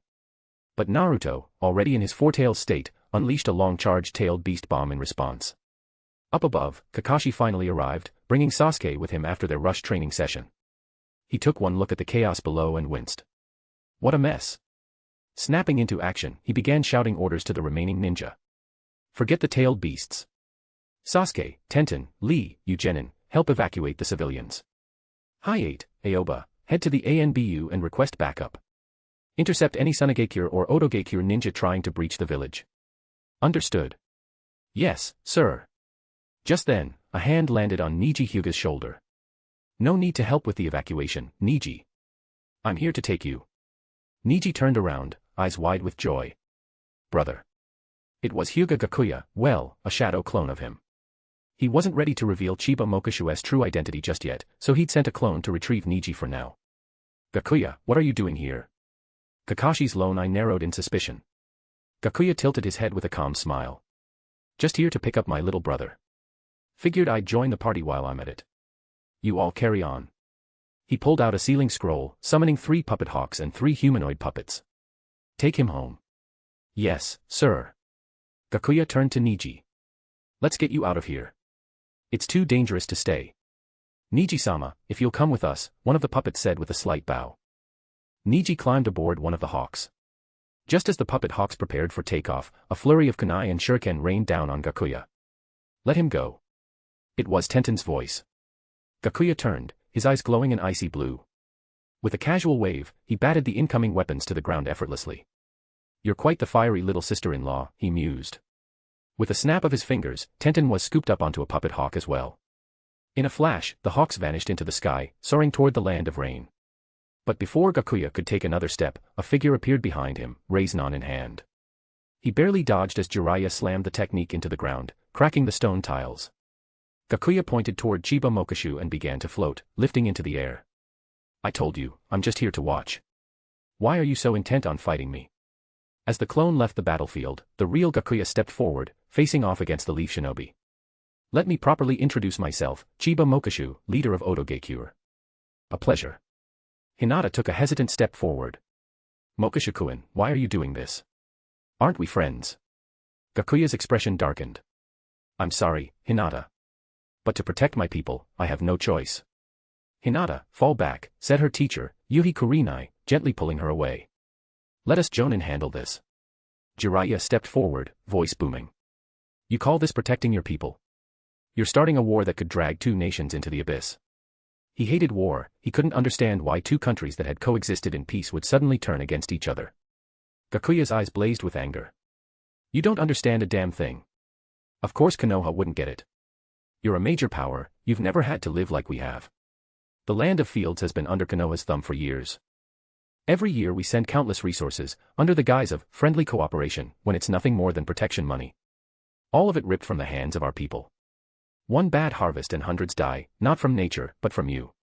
Konoha wages war year after year, and the war chest. It's not just Fire Country gold fueling it. It's the blood and sweat of the land of fields. Chapter 61, Hyūga Gakuya, Sage Mode, versus Konoha's Gauntlet.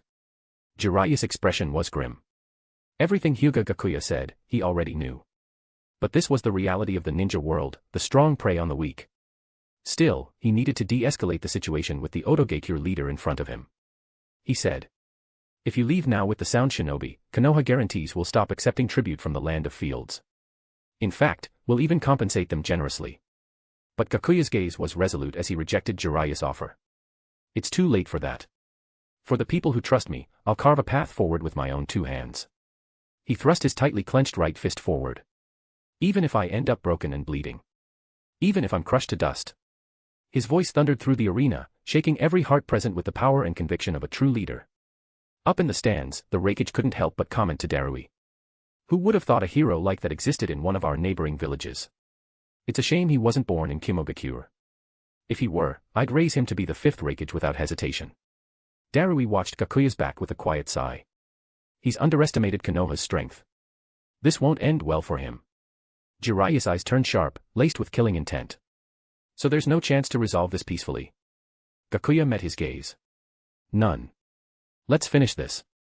Natural energy surged toward Gakuya, flowing into his body as he entered Sage Mode in an instant.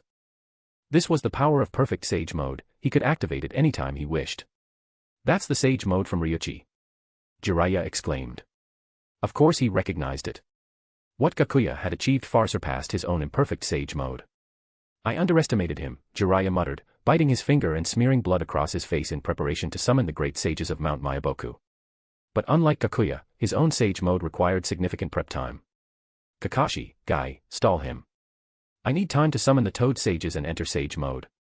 Jiraiya clasped his hands and began focusing his chakra. Understood. Kakashi's eyes sharpened as he unsheathed his ninja blade. Time for Konoha's blue beast to enter the fray. Guy bellowed, charging headfirst toward Gakuya. His speed built rapidly as he shattered stone underfoot, soaring toward Gakuya with a flying kick. Gakuya raised both arms to block. The moment Guy's kick landed, a burst of powerful sound waves exploded from Gakuya's forearms. Guy's bones felt like they were being crushed from the inside out. He retreated instantly. Just then, Kakashi appeared behind Gakuya, his short blade aiming for Gakuya's back. Sage Art, Snake Scales. Scales burst forth beneath Gakuya's clothes, forming a thick armor along his back. Kakashi's blade clashed against them with a sound like steel meeting steel. Gakuya whipped around, his arm transforming into a steel-like whip aimed straight for Kakashi's neck. Die. Kakashi tried to parry, but his blade got caught between the scales. That tiny moment of hesitation placed him in immediate danger. Wood style, deep forest emergence. Suddenly, thick wooden branches burst forth, pushing Kakashi out of harm's way. Gakuya's whip arm smashed into the wood, splintering it instantly. The sheer power behind Gakuya's strike was terrifying. Kakashi tumbled away, barely managing to gain distance. Yamato, you're finally here, Kakashi said with relief. But a quick glance showed the One Tail and Nine Tails were still clashing nearby, and Naruto had sprouted his sixth tail. Yamato, we'll handle things here. See if you can reseal the Nine Tails, Kakashi instructed. I'll try, at least slow him down, Yamato replied, unsure. Gakuya tore Kakashi's short blade from his back and dashed forward. You should be more worried about yourselves. Guy, go all out. Just don't get in close if you can help it. Kakashi called out, his hands forming seals as he spewed fire. Gakuya responded mid-charge, spitting out a torrent of water. Water style, Great Waterfall Jutsu. The elements clashed violently, generating a thick mist from the explosion of steam. 8 gates. 7th gate, Gate of Wonder, open. Guy shouted, his chakra exploding in a shockwave that blew away the fog. He appeared before Gakuya in an instant, throwing a punch with all his might. Gakuya didn't dodge. He met it head-on with a punch of his own. Their fists collided. Gakuya felt a sharp pain in his chest, stumbling backward. But Guy fared worse, his punch had no anchor, and he was blasted away like a missile. Gakuya was startled. He alone knew how much force he'd put into that strike. With the blessings of a sage body, sage art, and perfect sage mode, it should have overwhelmed anyone, but somehow, it had ended in a draw. Gakuya's hands flew through seals. Sage art, white shock technique. A signature move of Ryuchi, it caused air to vibrate violently, grinding opponents' bones to the point of paralysis. It could even sever all 5 senses, sight, sound, smell, taste, and touch. A glowing red dragon surged from Gakuya's mouth, holding a black orb in its claws. It flew over the Konoha shinobi, spinning rapidly before diving into the orb. The orb exploded with a blinding flash and deafening sonic blast. Konoha's ninja were instantly blinded, their ears ringing with white noise. Their bodies ached, muscles paralyzed, completely immobilized. Only Gakuya remained unaffected. He gripped the short blade and lunged again. Jiraiya gritted his teeth through the pain, springing into action as he wove hand seals. Ninjutsu, Wild Lion's Mane. His hair shot out like steel wires under chakra reinforcement, whipping toward Gakuya. But Gakuya's blade, now coated with wind-style chakra, slashed through them with ease. Guy forced his eyes open, barely making out Gakuya's silhouette. He raised his hands. Daytime Tiger. A roaring white tiger surged forward, barreling toward Gakuya. He responded with a massive fire dragon. Fire style, Great Dragon Fire Jutsu.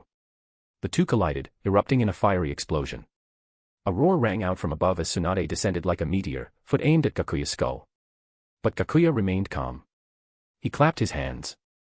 His muscles bulged as he met her head-on. Boom. The ground beneath them gave way, collapsing into the level below. Their impact obliterated everything nearby. Gakuya disappeared under the rubble. Tsunade leapt up first, but Gakuya didn't follow. You're finally here. Jiraiya called out with relief. Tsunade shot him a glance. I'm not about to let Grandpa and Uncle's village be destroyed on our watch. Is he dead? The Konoha shinobi murmured. Under that kind of impact, survival seemed impossible. Just as they dared to hope. The surrounding stone and trees suddenly came alive, hurling themselves at the Konoha shinobi. Several died instantly. Then, from beneath the rubble, a pale hand pushed through the dirt. Gakuya stood again, brushing blood from the corner of his mouth. I said I'd use these hands to clear a path for the people who trust in me. The Konoha ninja stared, stunned. He was their enemy, but in that moment, they couldn't help but respect him. Such willpower. Such strength. Was it truly right to fight someone like this? From afar, Sasuke watched the lone figure with conflicted eyes. If I had power like that, killing Itachi would be no problem. But none of them knew Gakuya's true thoughts. Why the hell hasn't anyone shown up yet? Kabuto, you useless bastard. Chapter 62, Orochimaru breaks free. Within the four violet flames formation, Hiruzen Sarutobi poured every last ounce of strength into the Reaper Death Seal, aiming to seal both Hashirama and Tobirama Senju once and for all. He lunged toward Kabuto, determined to take down the mastermind behind Konoha's crisis, even if it meant dying together. But Kabuto, ever the schemer, had anticipated this and stayed far out of reach, instructing Orochimaru to keep Hiruzen occupied. Hiruzen had no choice. If he delayed any longer, the time on the Death Seal would run out, and with it, his only chance. So he redirected the Shinigami's grasp toward Orochimaru. What Hiruzen didn't expect was that Orochimaru's soul didn't resist at all. It was effortlessly drawn out, both of his armed souls were pulled from his body. But they weren't normal. A faint green hue clung to them. Suddenly, Orochimaru's lifeless eyes regained focus, no longer resembling a puppet. He. Sensei.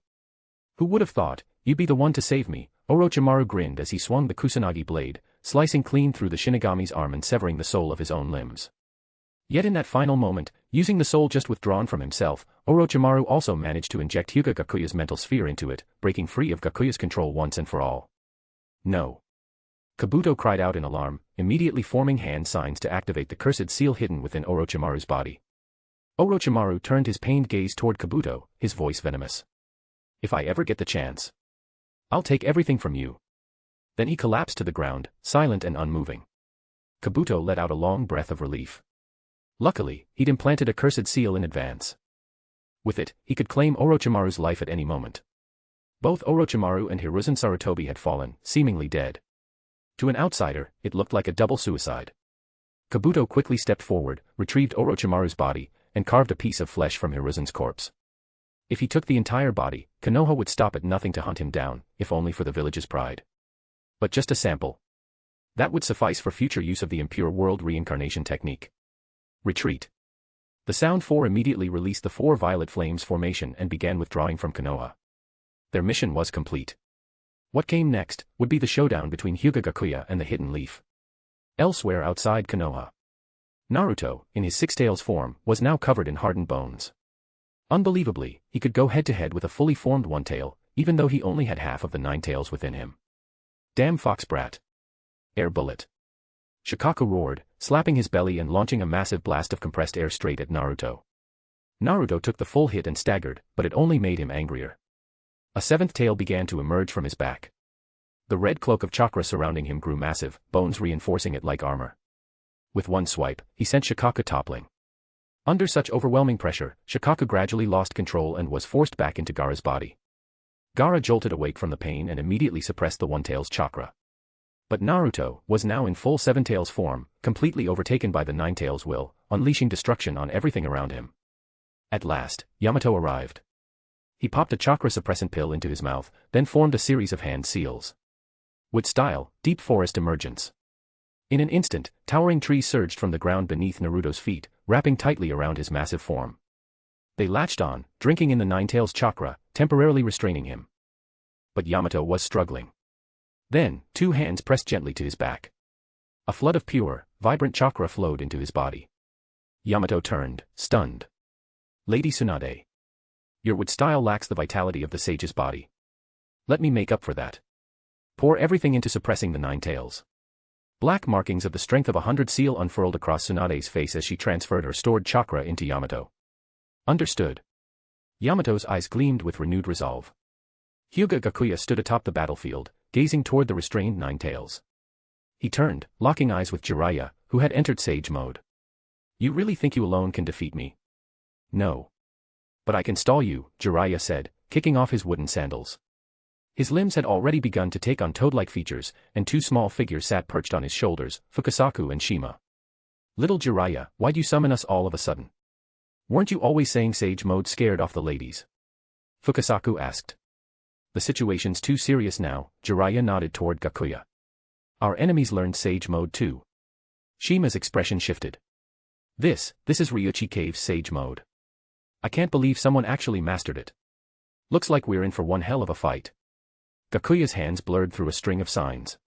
His eyes cold, his voice sharp. The three great sage realms counter one another. And you think you can stop me? What a joke. With a shout, he slammed his palm to the ground. A wave of sonic energy exploded outward, shattering the earth where it struck. Watch out, Jiraiya, both toad sages cried in unison. Got it. Jiraiya leapt high into the air, narrowly dodging the attack. Fukasaku called out. On it. Sage Art, Frog Call. The two toads opened their mouths and let out a thunderous, disorienting croak. But Gakuya didn't flinch. He charged straight through it, completely unaffected. He'd already shut off his hearing. Jiraiya landed on a crumbling wall and shouted, Wind and oil, now. Sage Art, Gomen. Together, Jiraiya and the two toads launched their attack, Fukasaku blowing wind, Shima spitting oil, Jiraiya igniting it all with fire. A wall of searing flames surged forward like a rampaging dragon. Gakuya smacked his hand on the ground. Earth-style, multiple earth walls. Instantly, four massive stone barriers rose up, completely shielding him from the oncoming fire oil inferno. But the moment the flames died down, Jiraiya came crashing from the sky, wielding a Sage Art stone sword. He looked like a wrathful god descending from the heavens. Gakuya's lips curled into a sly smirk. He melted into the ground below, vanishing without a trace. Jiraiya's sword struck only stone, erupting a cloud of dust. Gakuya was nowhere to be seen, only a deep crater remained. Suddenly, the stone walls around Jiraiya began closing in with a life of their own. Reacting fast, Shima fired a jet of water from her mouth, slicing through the encroaching stone. From below, Gakuya emerged behind Jiraiya, hand reaching for his neck. But Jiraiya reacted like he had eyes on his back. He swung his stone sword in a vicious arc, forcing Gakuya to retreat underground. Gakuya reappeared in the distance, hands forming seals once more. From the earth, a forest of stone spikes burst forth, racing toward Jiraiya. Jiraiya had no choice but to sprint for his life, dodging as best he could. Gakuya opened his mouth, emitting a haunting, melodic wail. At the sound, Jiraiya's eyes glazed over. In his mind, he lay peacefully in Tsunade's lap, her generous bosom cradling his head. Damn it. Jiraiya's caught in a genjutsu. Fukasaku fired another jet of water to destroy the stone spikes closing in. Cancel it with your genjutsu, he shouted. Got it. Frog Call. The harsh croak rang out again, snapping Jiraiya back to his senses. We need to close the distance, we can't let him keep dragging this out. Jiraiya barked. Understood. Fukasaku extended his tongue and lashed it around one of the stone spikes near Gakuya, slingshotting Jiraiya toward him. Jiraiya's hand spun, forming a Raiznon, massive, towering over him. He charged straight at Gakuya, Sage Art Raiznon in hand, ready to strike. Chapter 63, Danzo's Madness, still taking the fall after death. Naruto, now transformed with the chakra of the seven tails, thrashed violently as Yamato's would release struggled to contain him. The tailed beast chakra was only growing stronger, and the jutsu could only hold him for so long. Inside Naruto's mindscape, Naruto had completely lost consciousness, consumed by the overwhelming chakra of the nine tails. Slowly, he walked toward the prison gate where the beast was sealed. Faster. Just a little more, the nine tails said, its voice full of excitement. This was the closest it had come to regaining freedom in years. Naruto reached out, his hand about to tear off the sealing tag that held the beast back. But just then, another hand stopped him. A calm and familiar voice echoed through the mindscape. Naruto, are you really going to hurt your comrades in Konoha? That one sentence was enough to clear away the darkness clouding Naruto's mind. His eyes regained focus. Dad. Naruto turned and threw himself into his father's arms, tears streaming down his face like a broken dam. Minato Namikaze looked at his son with loving eyes, gently ruffling Naruto's blonde hair. What's troubling you, my son? Talk to me. Maybe I can help clear your doubts. Naruto pulled back slightly, urgency in his voice. The other day, an ANBU being chased stumbled into our house and gave me intel. It listed a bunch of schemes orchestrated by Hiruzen Sarutobi. Ever since I was born, the villagers have treated me like I'm the Nine Tails itself. They bullied me constantly, because Konoha needed a scapegoat to vent their frustrations. And how did the masked man know exactly where Mom would give birth? That was supposed to be top-secret information. It was Sarutobi who leaked it. He wanted to kill you, take back the Hokage title, and hoard power for himself. And the one who killed you and Mom was your own student, Uchiha Obito. He did it out of hatred, because you couldn't save Rin Nohara, the girl he loved. Naruto poured out everything he knew. The weight of it left Minato stunned. Minato's brow furrowed deeply. No. The third isn't the kind of man who craves power. And Obito, he died years ago. Naruto shouted in response, I also know that when you were Hokage, Sarutobi kept interfering with village policies. He couldn't give up his authority. And Kakashi-sensei's Sharingan, it matched Obito's perfectly. His eye evolved from 2 Tomo to 3. That means Obito survived. He must have learned about Rin's death too. From the sidelines, the Nine-Tails chuckled darkly. There's one thing I'll vouch for, the brat really did take on a lot of my sins himself. The beast sent a sliver of chakra into Minato's body. In an instant, a flood of memories flashed through his mind. He saw Naruto being isolated by other children, chased away by adults, forced to drink spoiled milk and live off instant noodles. The images hit Minato like a blow to the gut. He never imagined it would be like this. Not only was his son not honored as a hero's child, he hadn't even been treated as a normal orphan. Minato's face grew tight. He couldn't argue back. Naruto's intel answered every question surrounding the Nine-Tails attack. It all made too much sense. He thought back to the end of the Third Great Ninja War, when the third Hokage resigned in shame. Why had he recommended Minato as his successor instead of Orochimaru, who had more seniority? Was it because Minato was stronger? Hardly. Orochimaru was no weakling. Was it because Minato had more charisma? Orochimaru had loyal followers too. No, it was because Minato was easier to control. He had no political foundation. Minato remembered how hard it was to get anything done as Hokage. Every attempt to ease tensions with the Uchiha was blocked by the Fire Daimyo's advisors. Minato, always brilliant, finally saw the pattern he'd missed before. He crouched down to meet Naruto's eyes. I'm sorry, son. There are things I didn't do right. Go find Jiraiya. He'll help you investigate. He's my teacher, you can trust him. Tell him everything you just told me. He'll get to the bottom of it. You mean that pervy sage? Naruto blinked, picturing the white-haired man who'd trained him to control the Nine-Tails. Minato gave an exasperated smile. He might be a bit unrefined, but he's dependable when it counts. I even named you after the protagonist of one of his books. What? From one of those dirty novels? Naruto gaped. Minato's sweat dropped. Of course not. It was a very inspiring book. Oh, got it. As Minato's figure faded away, Naruto returned from his mindscape. Back in the real world. Tsunade and a group of ANBU stared in growing dread as Naruto's transformation into the Eight-Tails state escalated. The fully formed Nine-Tails was about to emerge. Yamato's would release was beginning to crack and shake. It wouldn't hold much longer. But Konoha didn't have another fourth Hokage to make a sacrifice. Just as Tsunade prepared to give her life to reseal the Nine-Tails, the beast suddenly went still. Its tail slowly receded. The chakra shrank back into Naruto's body. His transformation reversed. Naruto fell from the sky. Tsunade leapt forward and caught him midair. In a way, Naruto had just saved Konoha. His sudden rampage had forced the village to divert attention, avoiding a simultaneous crisis involving both Chiba Mokashu and the One-Tail. An ANBU appeared at Tsunade's side. Lady Tsunade, we found this in the root space. He handed her a scroll. Tsunade opened it, and what she read made her blood run cold. The scroll read: The Hidden Sound Village promises to eliminate Danzo's obstacles to becoming Hokage. In return, upon assuming the Hokage seat, Danzo shall provide the following to the Hidden Sound. Clause 0, lease Uzumaki Naruto to the Land of Fields as a weapon of war for 10 years. Clause 1, provide a one-time economic aid of 2 billion Ryo, plus yearly purchase of 1,000 tons of grain from the Land of Fields at 10% above market rate. Clause 2, send 10 elite instructors to serve in the Land of Fields for 10 years. Clause 3, provide funding to establish a research base for the Hidden Sound. Clause 4. Clause 8, fund the construction of an orphanage in the Hidden Sound village. Every line was a betrayal. Danzo had conspired with foreign powers, selling out Konoha just to become Hokage. Tsunade clenched her jaw so hard she could barely speak. Even if he did become Hokage through this scheme, no one would recognize that title. Konoha, the village my grandfather founded, is not a tool for Danzo to realize his twisted ambitions. The ANBU bowed. Danzo has disappeared. The two Hokage advisors suggest we accept clauses 1, 2, and 3 as compensation, to minimize the damage. What? They want to submit to a backwater like the Hidden Sound. Tsunade was shocked. In extreme circumstances, yes, the ANBU confirmed. Tsunade let out a long breath. I understand. She wasn't blind to the bigger picture. Even if they defeated the Hidden Sound, Konoha would pay a steep price. After losing the third Hokage, the village couldn't afford further destruction.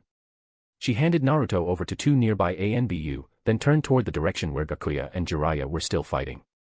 Chapter 64, Yachihoko fails to brainwash. Not long after Tsunade had left, two ANBU escorted Naruto toward Konoha's shelter, only to find Uchiha Hikari standing in their path. The moment they noticed the Sound Village forehead protector on her brow, their eyes filled with alarm. But against the power of the Sharingan, it was all for nothing. Hikari activated her Mangekyo Sharingan, and the two ANBU fell under her genjutsu in an instant. With swift precision, she eliminated both of them and then approached Naruto, casting a healing jutsu over him. Naruto slowly opened his eyes to see her standing before him. Oh, it's you, Hikari. Hikari gave a cool nod, then, without hesitation, cast another genjutsu, plunging Naruto into an illusion. In the illusion world, Hyūga Gakuya's chakra clone stood before him. Wait, Mokashu. What are you doing here? Naruto asked, confused. He'd just emerged from his tailed beast state and had no idea that Chiba Mokashu had invaded the village. Mokashu clapped his hands, and scenes began to appear behind him. I'm here to invite you to join my plan. Huh. Even half corrupted by the tailed beast, Naruto's airhead nature hadn't changed. We're researching a jutsu that can bring the dead back to life. Join us, and one day, I'll have the power to bring your parents back. What do you say? Just imagine it, the chance to reunite with those you've lost. To relive those precious moments. This is your chance to change fate itself, to make your family whole again. Gakuya extended his hand. Naruto wavered. Gakuya's offer was tempting, but then he remembered his father's words, telling him to find the pervy sage. Naruto shook his head firmly. Sorry, I can't go along with that. Where is this, anyway? I have to find the pervy sage. Let me out of here. Gakuya's expression grew cold. No one rejects me. He lifted the genjutsu of his own accord, wiping Naruto's memory of the encounter. In the real world, Naruto suddenly jolted awake and sprang to his feet. Sorry. I gotta go find the pervy sage. He dashed off toward the distance, already spotting Jiraiya locked in battle up ahead. Hikari said nothing, silently watching Naruto leave. Her Mangekyo Sharingan spun again as she activated her ocular technique, Yachihoko. But the moment she did, she felt a surge of pure yang chakra completely block her genjutsu. Naruto remained oblivious, continuing his sprint. If the technique fails, abort immediately and pull back. Hikari echoed Gakuya's instructions to herself, suppressing her doubts as she watched Naruto disappear from view. Gakuya's gaze was icy as he stared down the charging Jiraiya. The Rasengan roared in the Sannin's hand, a deadly force tearing through the air. A twisted grin spread across Gakuya's face. He raised his right hand and called out. Sage Art, Bone Torrent Spiral Drill. In a flash, a massive bone drill formed in his hand, spinning at high speed. Around it, water and wind chakra spiraled together, creating a devastating vortex of power. This was one of the abilities Gakuya had developed after years of absorbing Kimimara's blood. Its destructive potential was terrifying, it could pierce through even a Susanoo's skeletal armor. Jiraiya's eyes narrowed in surprise, but he didn't hesitate. With all his strength, he hurled the Rasengan forward. The two forces collided midair with an earth-shaking boom. The shockwave that followed churned the air, blasting out in all directions. Wind and water clashed against the Rasengan, but the drill pressed onward, violently tearing through its defense. The attack struck Jiraiya dead on, sending him flying. Gakuya immediately closed the distance, now standing over the weakened Sannin. The bone drill hovered just inches from Jiraiya's forehead. Fukasaku and Shima, the sage toads, prepared to act, but Jiraiya cancelled the summoning jutsu himself, sending them back to Mount Myaboku. Goodbye. Jiraiya. Just as Gakuya was about to strike. Stop. We'll agree to your demands. Tsunade appeared in front of him, holding up the fake alliance agreement that Kabuto had forged. Her eyes were full of desperation as they locked onto Jiraiya. Danzo has already been executed by Konoha. Your plan's been exposed. Don't keep pushing this, we're willing to accept the first, second, and third clauses of your terms. Gakuya's eyes widened in surprise, then twisted into frustration. And what's the value of one Kage-level life? Of course, he knew Danzo was dead, he'd been the one to kill him. Since Konoha was taking responsibility, he might as well play along, but the performance had to continue. He moved the drill closer to Jiraiya's throat. Jiraiya stared at the whirling weapon, wind brushing his skin, but there was no fear in his eyes. He just kept his gaze on Tsunade's frantic expression. He never imagined that she'd ever look at him like this. If he died now, it'd be worth it. With that thought, Jiraiya coughed up more blood. We'll also agree to clauses 7 and 8, Tsunade added through gritted teeth. We'll handle war reparations for the Sound Village, and we'll fund the construction of an orphanage in the land of rice fields, providing annual support. Gakuya scoffed, just words. Why should I trust you? If I'm not mistaken, you're not even part of Konoha's upper council. All around them, more ANBU and Konoha shinobi gathered behind Tsunade. Yet behind Gakuya, the remaining Sound shinobi and their summoned beast Garaga stood firm. Even though they were clearly outnumbered and outmatched, not a single one showed fear. They had already been marked by Yachihoko. No matter who they used to be, now they were loyal warriors of the Sound. At that moment, an ANBU knelt beside Tsunade, presenting her the Hokage's hat. Without hesitation, she took the hat and placed it on her head. I swear this as the 5th Hokage of Konoha. Tsunade had taken up the mantle in Konoha's darkest hour. Gakuya glanced around, then said, in that case, let my men leave first. I'll stay behind to negotiate. Tsunade agreed without pause. Fine. The Konoha forces opened a path, allowing the remaining Sound ninja to retreat. But one of them stepped forward firmly. We'll live or die with our leader. Yeah. Live or die together. For the land of rice fields. Gakuya turned to them. You're all brave. But there's no need for more sacrifice. It's time for your leader to carry the burden. Withdraw, this is my command. Yes, sir. The Sound shinobi turned and began their retreat. The Konoha ninja watched them go, their eyes full of awe. Just moments ago, they had tasted the true strength of the Sound. These were warriors who embraced death, who would drag enemies to the grave with them. Even outnumbered, they'd fight tooth and nail. Life for life, wound for wound. Faced with such enemies, how could they not feel fear and respect? These were foes no one would ever want to fight again. Just what kind of person is this Chiba Mokashu, to inspire such unshakable loyalty, even at the cost of life itself? Chapter 65, Negotiating an Alliance Pact. You can let go of Jiraiya now. I've already agreed to your conditions. It's time for you to show some sincerity. Tsunade's eyes were locked on Jiraiya, her meaning clear without needing to be spelled out. Hyūga Gakuya manipulated the chakra serpent coiled around him. It slithered up and bit into Jiraiya's neck, injecting a pulse of chakra into his body. A strange curse mark began to form. Only then did Gakuya release him. He followed up with a healing jutsu, carefully removing Jiraiya's external injuries. Apologies, Gakuya said calmly. I had to be cautious until our alliance was confirmed. But don't worry, once the pact is sealed, I'll lift the curse mark. You bastard. Tsunade hissed through clenched teeth. But there was nothing she could do, not while Jiraiya was still under his control. Just then, another Umbu arrived to deliver a message. Lady Hokage. Lord Mokashu. The 2 elder advisors of the Leaf, as well as the daimyos of the Land of Fire and Land of Fields, are waiting in the Hokage's office. Let's go, Tsunade said, already heading out. Gakuya followed at her side, both of them making their way toward the office. As soon as they left, Medical Nin rushed to Jiraiya's side, trying to analyze and break the curse mark. Gakuya glanced back and warned, that mark comes from Ryuchi. I'd be careful if I were you. If it gets triggered, even I might not be able to save him. Jiraiya coughed up blood, smirking bitterly. You've really covered every base, huh? Caution is essential, Gakuya replied with a faint smile. Inside the Hokage's office, the 2 entered in succession. Hamura Mitokado and Koharu Udatane sat on Konoha's side, with the daimyo of the Land of Fire behind them. Gakuya, representing Otogekure, sat alone across from them, backed by the daimyo of the Land of Fields. The neutral observers, Reikage from Kimogakure and the daimyos of smaller nations like the Land of Waves, Hot Springs, and Valleys, stood as impartial judges. Gakuya gave a slight bow to the daimyo of the Land of Fields. My lord. The daimyo gave a small nod and lazily waved his fan, gesturing at the seat in front of him. Well done. Sit down.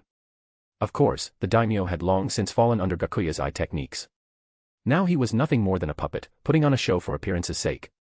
A scribe from the Land of Fire stepped forward to deliver the customary opening remarks, empty formalities, claiming both countries would negotiate on equal footing to establish a peaceful and friendly treaty.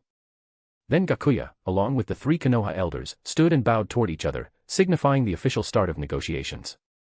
Gakuya picked up a copy of the proposed alliance document and handed it to the scribe beside him. The land of fields has always maintained a peaceful stance. This recent conflict began only because one of your Konoha elders, Shimura Danzo, invited us to step in and help restore order. Koharu immediately shot back. Danzo is now recognized as a traitor to Konoha and has already been executed. Any agreement he made is worthless to us. Gakuya didn't flinch. That's your internal issue. When we signed that alliance, Danzo was still officially serving as your village's advisor. Hamura tried to soften the mood. To show our sincerity, Konoha is willing to agree to clauses 1, 2, 3, 7, and 8 of the treaty. But you must also show goodwill. If Konoha goes to war again, Lord Mokusha must lead Otogekiru's forces as reinforcements on our battlefield. And Otogekiru must acknowledge that they were defeated in this conflict. They were clearly laying the groundwork for the future. With Konoha still in a weakened state, war could erupt at any moment. Having a powerful ally ready to fight at their side could be crucial. As for the second clause, it was mostly symbolic, acknowledging Konoha's victory and saving face for the great nation. Gakuya countered smoothly, then Konoha must provide wartime supplies, pay compensation to the families of fallen shinobi, and regardless of victory or defeat, cover monetary fees for every participating otonin. Hamura and Koharu looked toward Tsunade, silently asking whether Otogekiru's reinforcements were worth the price. They'd never fought alongside them before, so they had no idea what their combat strength was really like. Tsunade nodded once. Only then did the two elders nod back in agreement. Very well. We accept. If Konoha goes to war, Otogekiru will serve as hired reinforcements. We will pay a fair rate for each ninja. Gakuya smirked. And what's the fee for someone of my level? The Konoha representatives exchanged glances, then quoted a number that felt reasonable. 50 million. One-time payment after the war. Gakuya's grin widened. Konoha truly is generous. I look forward to our cooperation. Let's proceed with signing the pact, Hamura said, his expression sour. Konoha had paid a heavy price, but under the current circumstances, it was necessary. Gakuya cut in again. Before we finalize it, we need to discuss the prisoner exchange. I'm still holding onto your Jiraiya. How much are you offering for his release? What? The usually composed elder advisors lost their cool for a moment. They knew full well how powerful Jiraiya was, and it was hard to believe this young upstart had managed to subdue him. They quickly regained their composure. One must never show weakness in a negotiation. 50 million. Same as your personal fee. That's already a generous offer. Of course, Gakuya agreed without hesitation. He was more than happy with the bonus rewards. His true focus remained on matters involving Naruto Uzumaki. As the fifth Hokage, Tsunade gave the final word. Then let's move forward. I ask all parties to uphold fairness and neutrality. Reikage let out a hearty laugh. Naturally. He'd just watched an entertaining performance. Who would have thought the small land of fields would produce such a formidable figure? 2 copies of the treaty were quickly prepared. Gakuya didn't hesitate to sign, using the alias Mokusha Chiba. Next came the signatures of the 2 daimyos. Finally, the neutral witnesses signed as well. Gakuya stood and shook hands with Tsunade, who had only recently stepped into her role as Hokage. Then Hamura piped up again, wearing a crafty smile. Would Lord Mokusha be interested in staying a little longer in Konoha? Perhaps attend the Hokage inauguration ceremony the day after tomorrow. Gakuya had been wondering how to justify sticking around. Now they'd just handed him the perfect excuse. With pleasure. We're unbreakable allies now, after all. Tsunade eyed his grin and felt a deep wave of irritation. Just moments ago, they'd been on the brink of killing each other, and now he was playing the part of a loyal partner. Reikage stepped forward to chat with them as well. I never expected to meet such a capable man among the shinobi. Leaving Kumogakiru today was truly worth it. He had gained a lot this trip, not only discovering Konoha still housed users of wood release, but also catching glimpses of its darker political undercurrents. You flatter me, Gakuya said politely. Tsunade interjected. Let's head to the hospital. Time to lift the curse mark you placed on Jiraiya. Of course, Gakuya nodded. They arrived at the Konoha hospital, where Jiraiya was sprawled out on the bed, snoring loudly. He muttered in his sleep, Tsunade, not there, don't touch that. Tsunade. Gakuya couldn't help but burst into laughter. Tsunade, meanwhile, stood at the door, face twitching. Her clenched fists trembled as she muttered under her breath, he's still a patient, he's still a patient. Before storming into the room.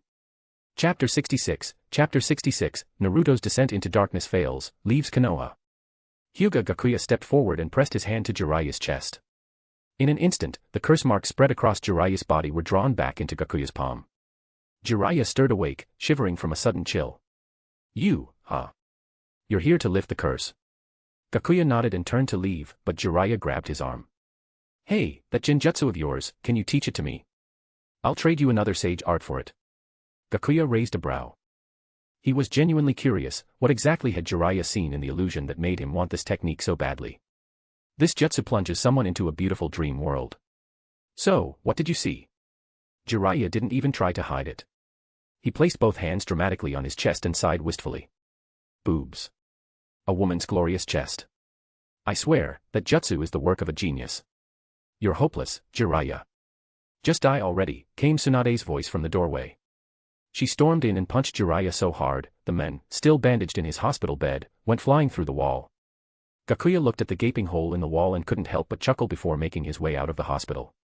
As he stepped outside, he caught sight of Naruto dashing in through the entrance. Hey, Mokashu.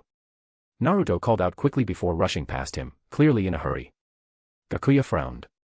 So Naruto wasn't swayed after all. Not even reviving his parents had done the trick. Even the Yachihoko failed to brainwash him.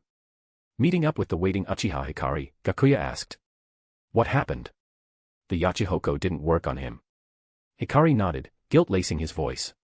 My eye technique was blocked by a chakra so warm it completely nullified it. Gakuya ruffled Hikari's hair. It's not your fault. There was no doubt in his mind that warm chakra had to be the residual power of Asura's reincarnation. But if that's the case, why did it work in Boruto, yet fail now? There was only one explanation: by the time of Boruto, the chakra of Asura's reincarnation had already left Naruto's body.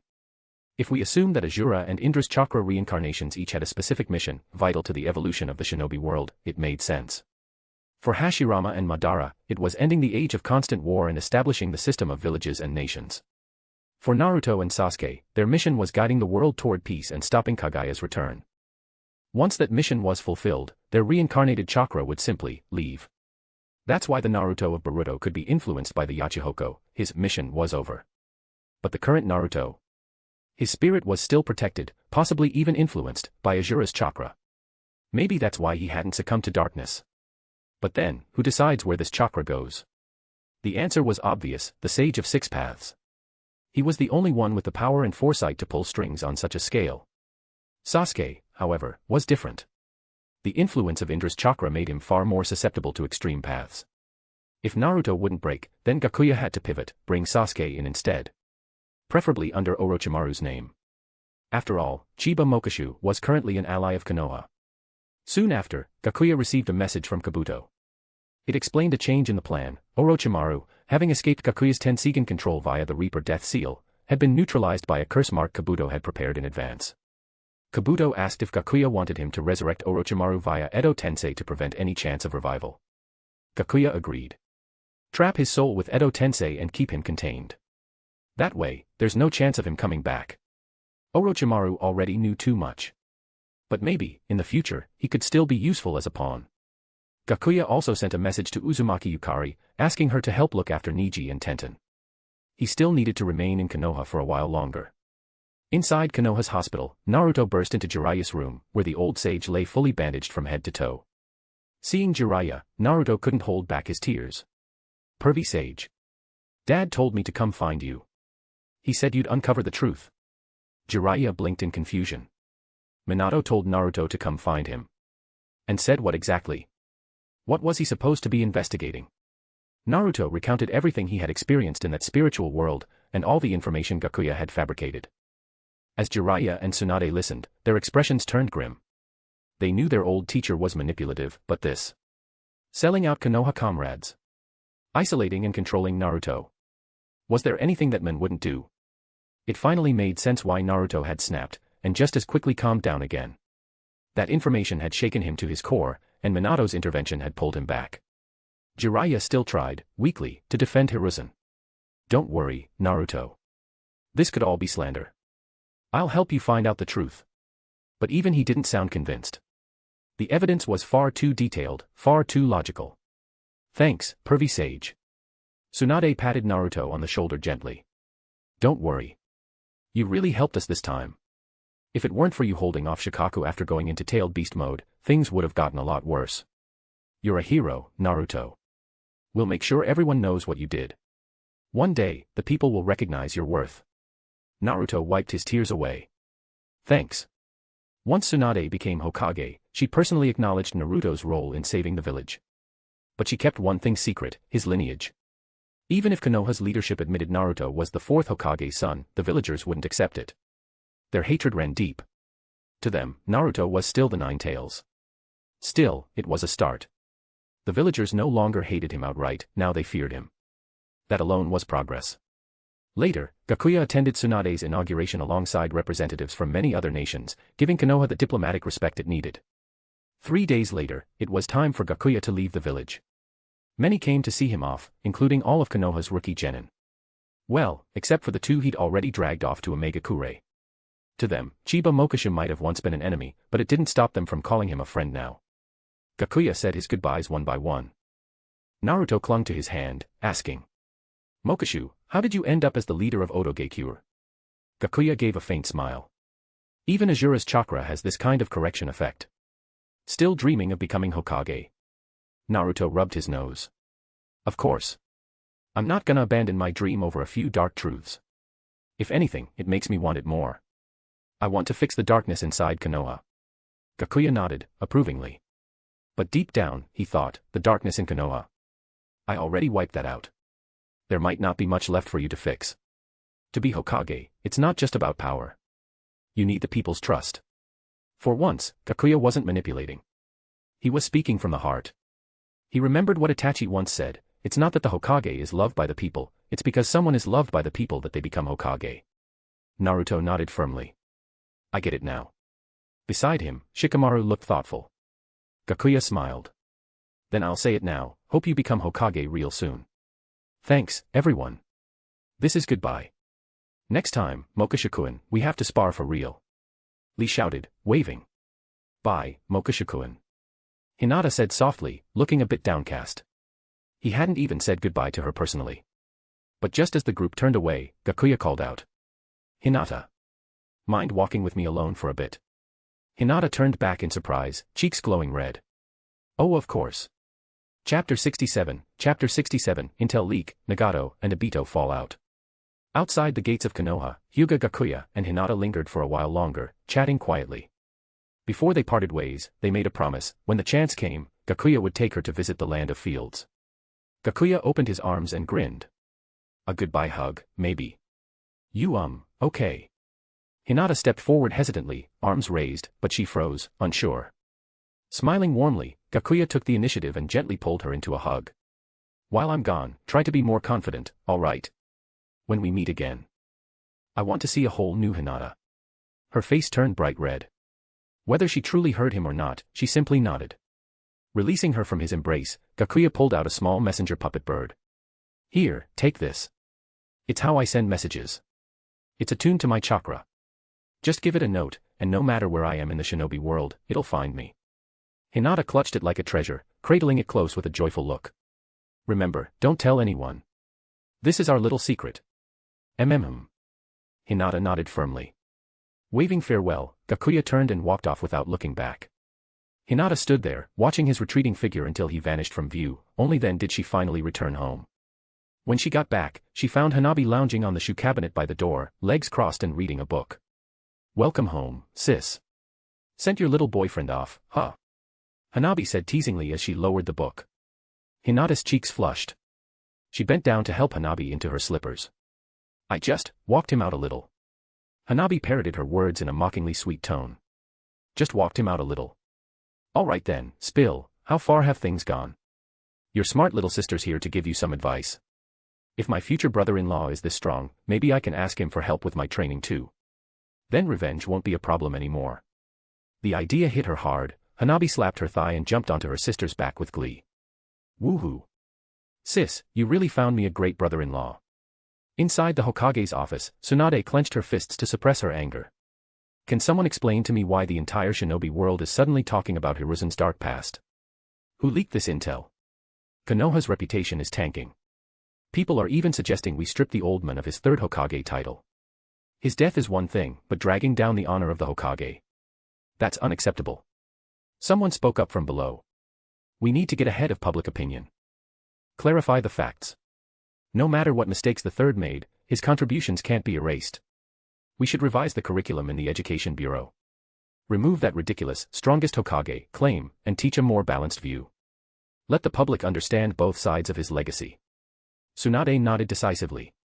Do it. That's a reasonable approach. It was the most stable course of action for now. Rumors about Hiruzen Sarutobi had swept across the shinobi world. Black marks once buried had resurfaced, and some of the intel was true, some, not so much. The scapegoat Danzo once bore was now firmly pinned to Hiruzen, thanks to Hyūga Gakuya's manipulations. Riding atop a puppet as it soared through the wind, Gakuya yawned lazily. Must be quite the media storm back in Konoha by now. Naruto, let's just call this my apology for scheming against you.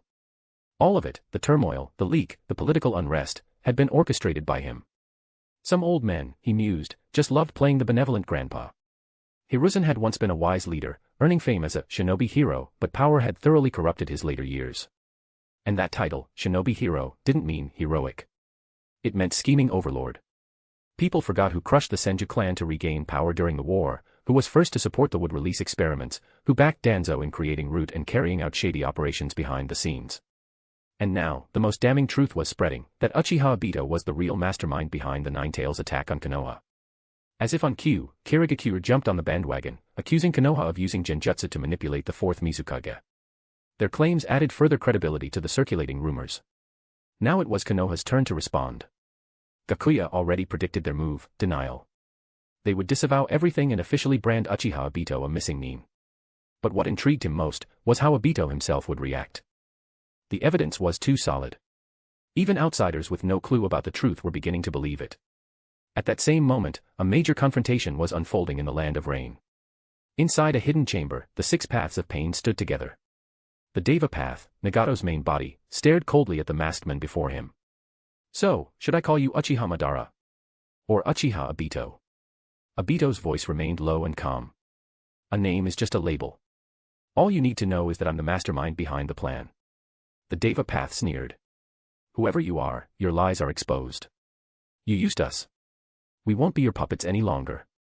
Obito's eyes flickered with irritation, but he quickly masked it. Our goal hasn't changed. Everything I've done has been for peace. Nagato's tone sharpened. I will create peace, without you. Akatsuki was founded by Yahiko, not you. It's not your tool. With that, the six paths turned and walked away, leaving Obito alone in the chamber, deep in thought. He knew now, his original plan had veered off course. But he wouldn't back down. There was no retreat for him. His name was already in ruins. All that remained was to push forward with the Eye of the Moon plan. Obito resolved to operate in the shadows from now on. As long as Nagato hadn't abandoned the Ten Tails project, the plan could still succeed. Even if he'd been cast out of Akatsuki, Kisame and Hyūga Gakuya were still on his side. With them, he could continue working behind the scenes. Nagato would never give up such powerful allies. Still, the shift in control irritated Obito deeply. Everything had been going so smoothly, until suddenly, the whole shinobi world knew that he was behind the Nine-Tails attack and the Kirigakure incident. At that moment, Black Zetsu rose from the ground. Madara, how did it go with Nagato? We've split. He says he'll complete the Ten Tails plan on his own. Let's return to base first. Back at the underground hideout where the original Uchiha Madara had once saved Obito, the masked man took his old place on the stone seat. Obito spoke first. Did you find out who exposed my identity? Black Zetsu nodded. A Konoha Anbu. He connected the dots from the similarities between your eye and Kakashi's. That's how he figured out you were behind the Nine-Tails attack. Is that so? Obito murmured, eyes narrowing. Where is he now? Someone that clever could be useful. White Zetsu grinned. No need. Konoha's already eliminated him. What's our next move? Obito's expression darkened. It doesn't matter. As long as Nagato hasn't abandoned the hunt for the tailed beasts, he'll never escape the palm of my hand. Chapter 68, Return to the Land of Fields, Recognition from Family. Konan asked Nagato, confused, why break off from Obito? Wouldn't it be better to use his strength to complete the plan? Nagato shook his head and coughed lightly. He's not someone who truly desires peace. I'm certain he has his own agenda. Konan didn't press the issue. Should we remove Kisame, Gakuya, and Uchiha Itachi from the organization then? Weren't they all Obito's recommendations? No need. Obito's identity has been exposed, no one will trust him anymore. We just need to carry on with our plan. But with Zetsu gone, we've lost our intelligence network. Konan, I'll leave that part to you now. Understood. Gakuya returned to the land of rain with Uchiha Hikari at his side. As they landed, they were greeted by the familiar faces of Karen, Uchiha Izumi, and Niji Hyūga. After saying hello to each of them, Gakuya turned to Niji. Getting used to living here? It's fine, it's just that it's always raining. No worries, we're about to move to the land of fields. The weather there's pretty similar to the land of fire. Gakuya grinned. So, where's that little girlfriend of yours? Niji immediately tensed up. Brother, you should send her back to Konoha. She's not like me, her parents are still waiting for her. Alright, we'll send her back, Gakuya chuckled, summoning a puppet falcon. You take care of it. Give her a proper goodbye. Niji sighed, recognizing that teasing tone. Got it. Gakuya then turned to Karen and Izumi. You both ready? It's time to leave the land of rain. Yukari nodded. Everything's packed. Karen was also there, lugging her suitcase. Gakuya reached out and ruffled her red hair. Feeling sad. Karen shook her head seriously. Wherever you are, that's home. It was time for a new base of operations. The land of rain had always belonged to Pain, but the land of fields, that was truly Gakuya's domain. Everything there was under his control, and the next phase of his plan would unfold on that soil. Now that Obito had likely severed ties with Nagato, Gakuya knew he would no longer be welcome in Akatsuki either. Just as they were preparing to leave aboard the puppet falcon, sheets of white paper began to flutter down from the sky, forming a person, Conan. You don't have to leave the land of rain, she said. You were just another one of Obito's victims. Gakuya yawned. Doesn't matter if Akatsuki expels me or not. I'm leaving the land of rain either way. If there are missions, just contact me. Conan didn't try to stop him. Akatsuki welcomes those with real power, not schemers. Gakuya smirked to himself. Schemers. Compared to me, Obito's plotting is child's play. That fool Uchiha, not even capable of independent thought. If he'd stopped to think for a second, he would have seen through Madara's plan. Creating a genjutsu world where everyone's dreams come true, where all the people you've killed are reborn in an illusion, what a laughable concept. For the peace of the shinobi world, I'm honored to contribute, Gakuya said with mock sincerity. At that moment, he noticed another puppet falcon flying out of the land of rain, this one carrying Tenten. His eyes immediately shifted to the Sharingan. With a flicker of chakra, he cast a genjutsu to erase all of her recent memories. The situation in the land of rain must not reach Konoha, not yet. Gakuya still needed Akatsuki's help in tracking down the tailed beasts. Bidding farewell to Conan, he and his companion soared across the skies, heading for the land of fields, which lay to the north of the land of fire. Their journey would take several days. Once they arrived and settled in, Gakuya got everyone assigned to their new quarters. Soon after, Black Zetsu approached him. Obito's been expelled from Akatsuki, Zetsu said. He wants you to keep tabs on their movements and continue advancing the Eye of the Moon plan. Where is Obito now? He's holed up in the base that Lord Madara left behind. Obito still has his uses, no need to kill him yet. Gakuya's eyes narrowed. Dead men are often more useful than the living, but you're right. Now isn't the time. That moment will come. Black Zetsu grinned. I look forward to seeing your plan unfold. Since joining forces with Gakuya, everything about the Moon's Eye plan had gone frighteningly smoothly. Gakuya's strength and cunning left nothing to be desired. Zetsu felt closer than ever to saving his mother. If only Gakuya had been born 100 years earlier, he could have devoured both the Azura and Indra reincarnations and revived her long ago.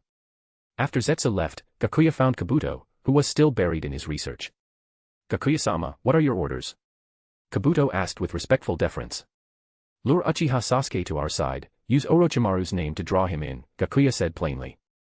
The previous failure had taught him a lesson, he'd underestimated the power of Azura's chakra. Who would have thought a reincarnation could shrug off the Yachihoko, one of the most potent ocular techniques? I understand. Keep it quiet, Gakuya added, though he knew Kabuto was already meticulous to a fault. The reminder was probably unnecessary. He then took Niji on a tour of his research facility. It had gathered talented researchers from across the shinobi world, many of whom had been ignored or stifled by their home villages. Nations had long neglected science. Most of these researchers had led miserable, unfulfilled lives, until Kabuto gave them purpose. With another 10 years, Gakuya believed he could even create clones. Who knows? Maybe one day he could raise a full Otsutsuki army, let those aliens witness the terrifying power of shinobi technology. So, what do you think?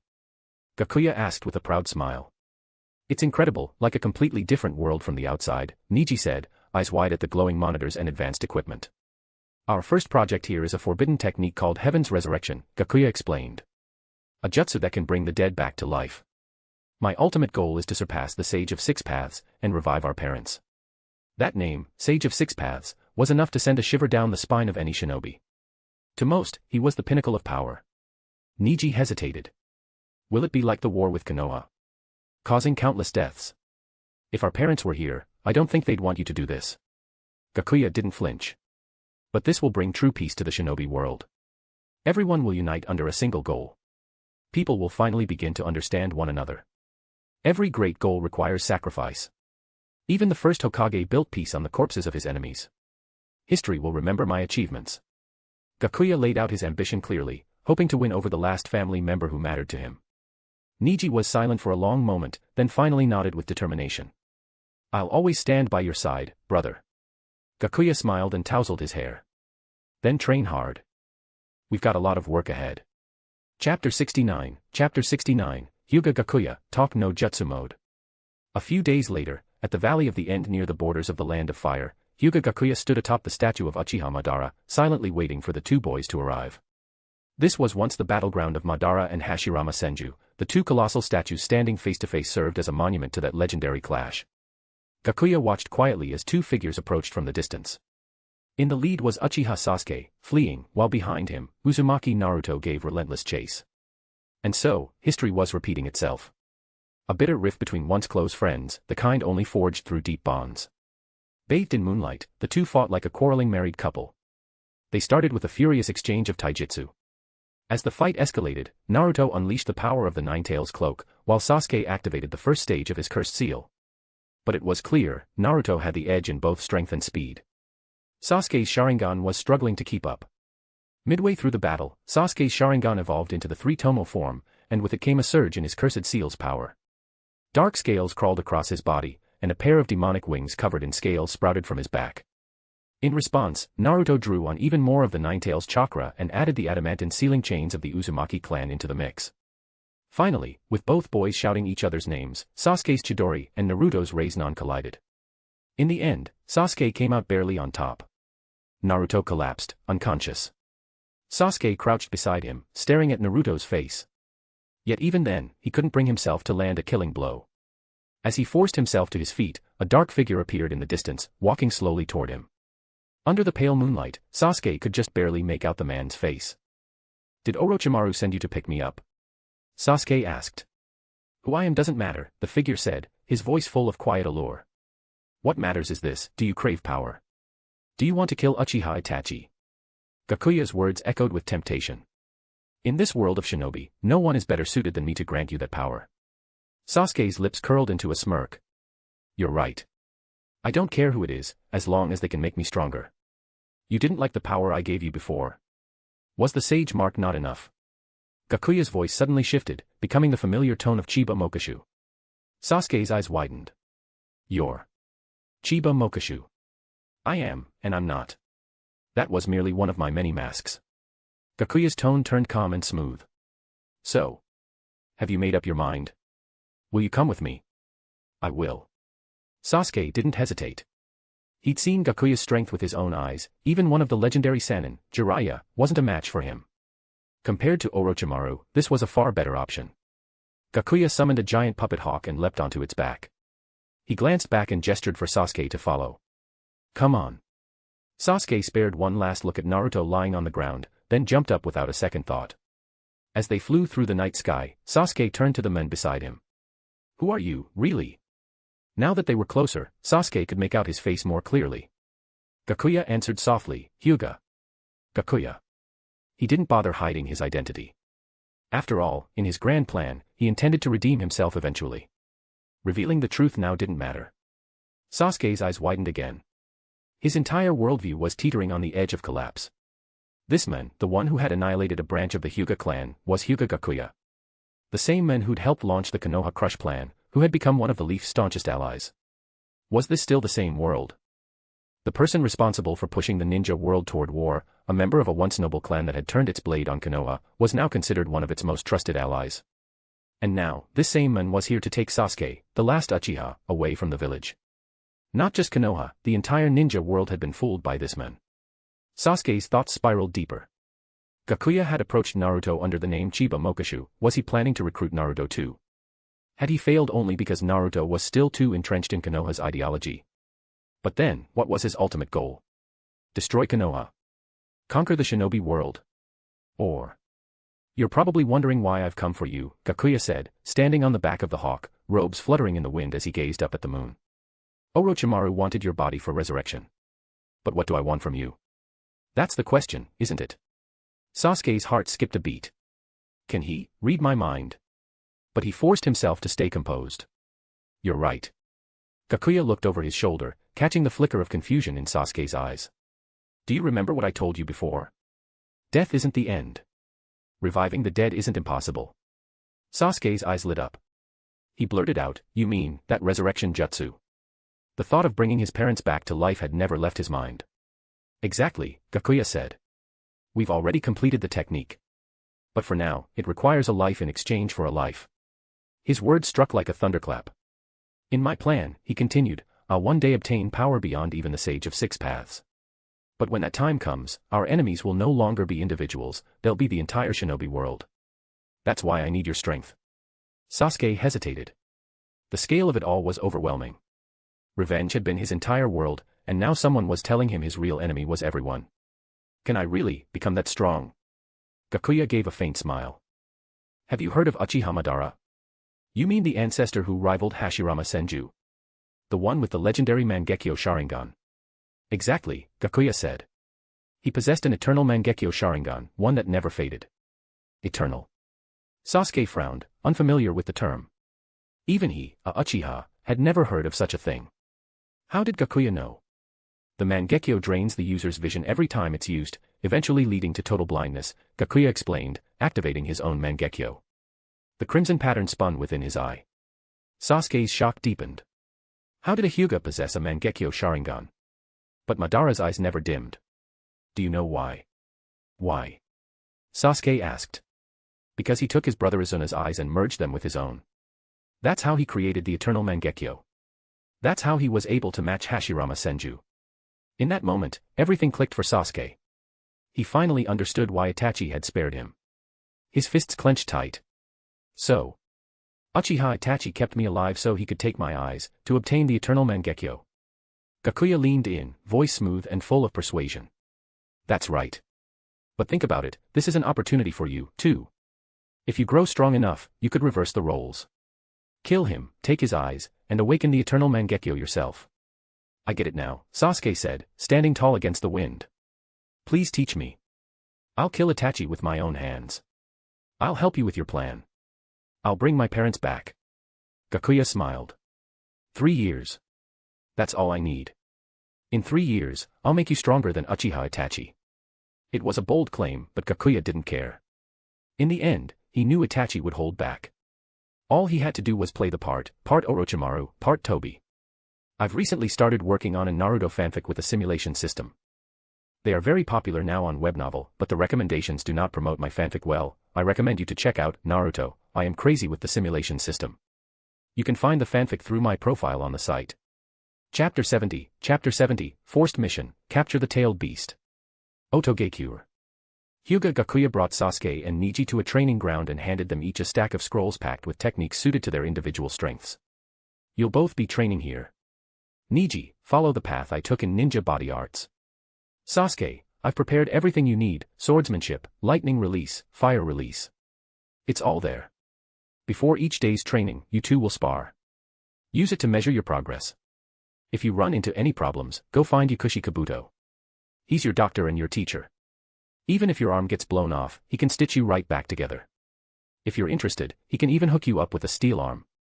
Flesh is weak, mechanical ascension is the future. We've got plenty of experts in Otogekure. After sales support guaranteed. The two boys shuddered in unison at the mental image of themselves maimed from overtraining. Gakuya clapped a hand on each of their shoulders. You're both geniuses. Putting too many limits on you would only hold back your talent. It's in wild, untamed environments like this that true prodigies thrive. Again, the two nodded simultaneously, looking like they'd just been thoroughly bamboozled. Well, since I've got some free time today, I'll be your referee for your first match. All right. Niji's eyes lit up with determination. This was his first time showing off in front of his big brother, no way he could afford to lose. Sasuke clenched his fists too.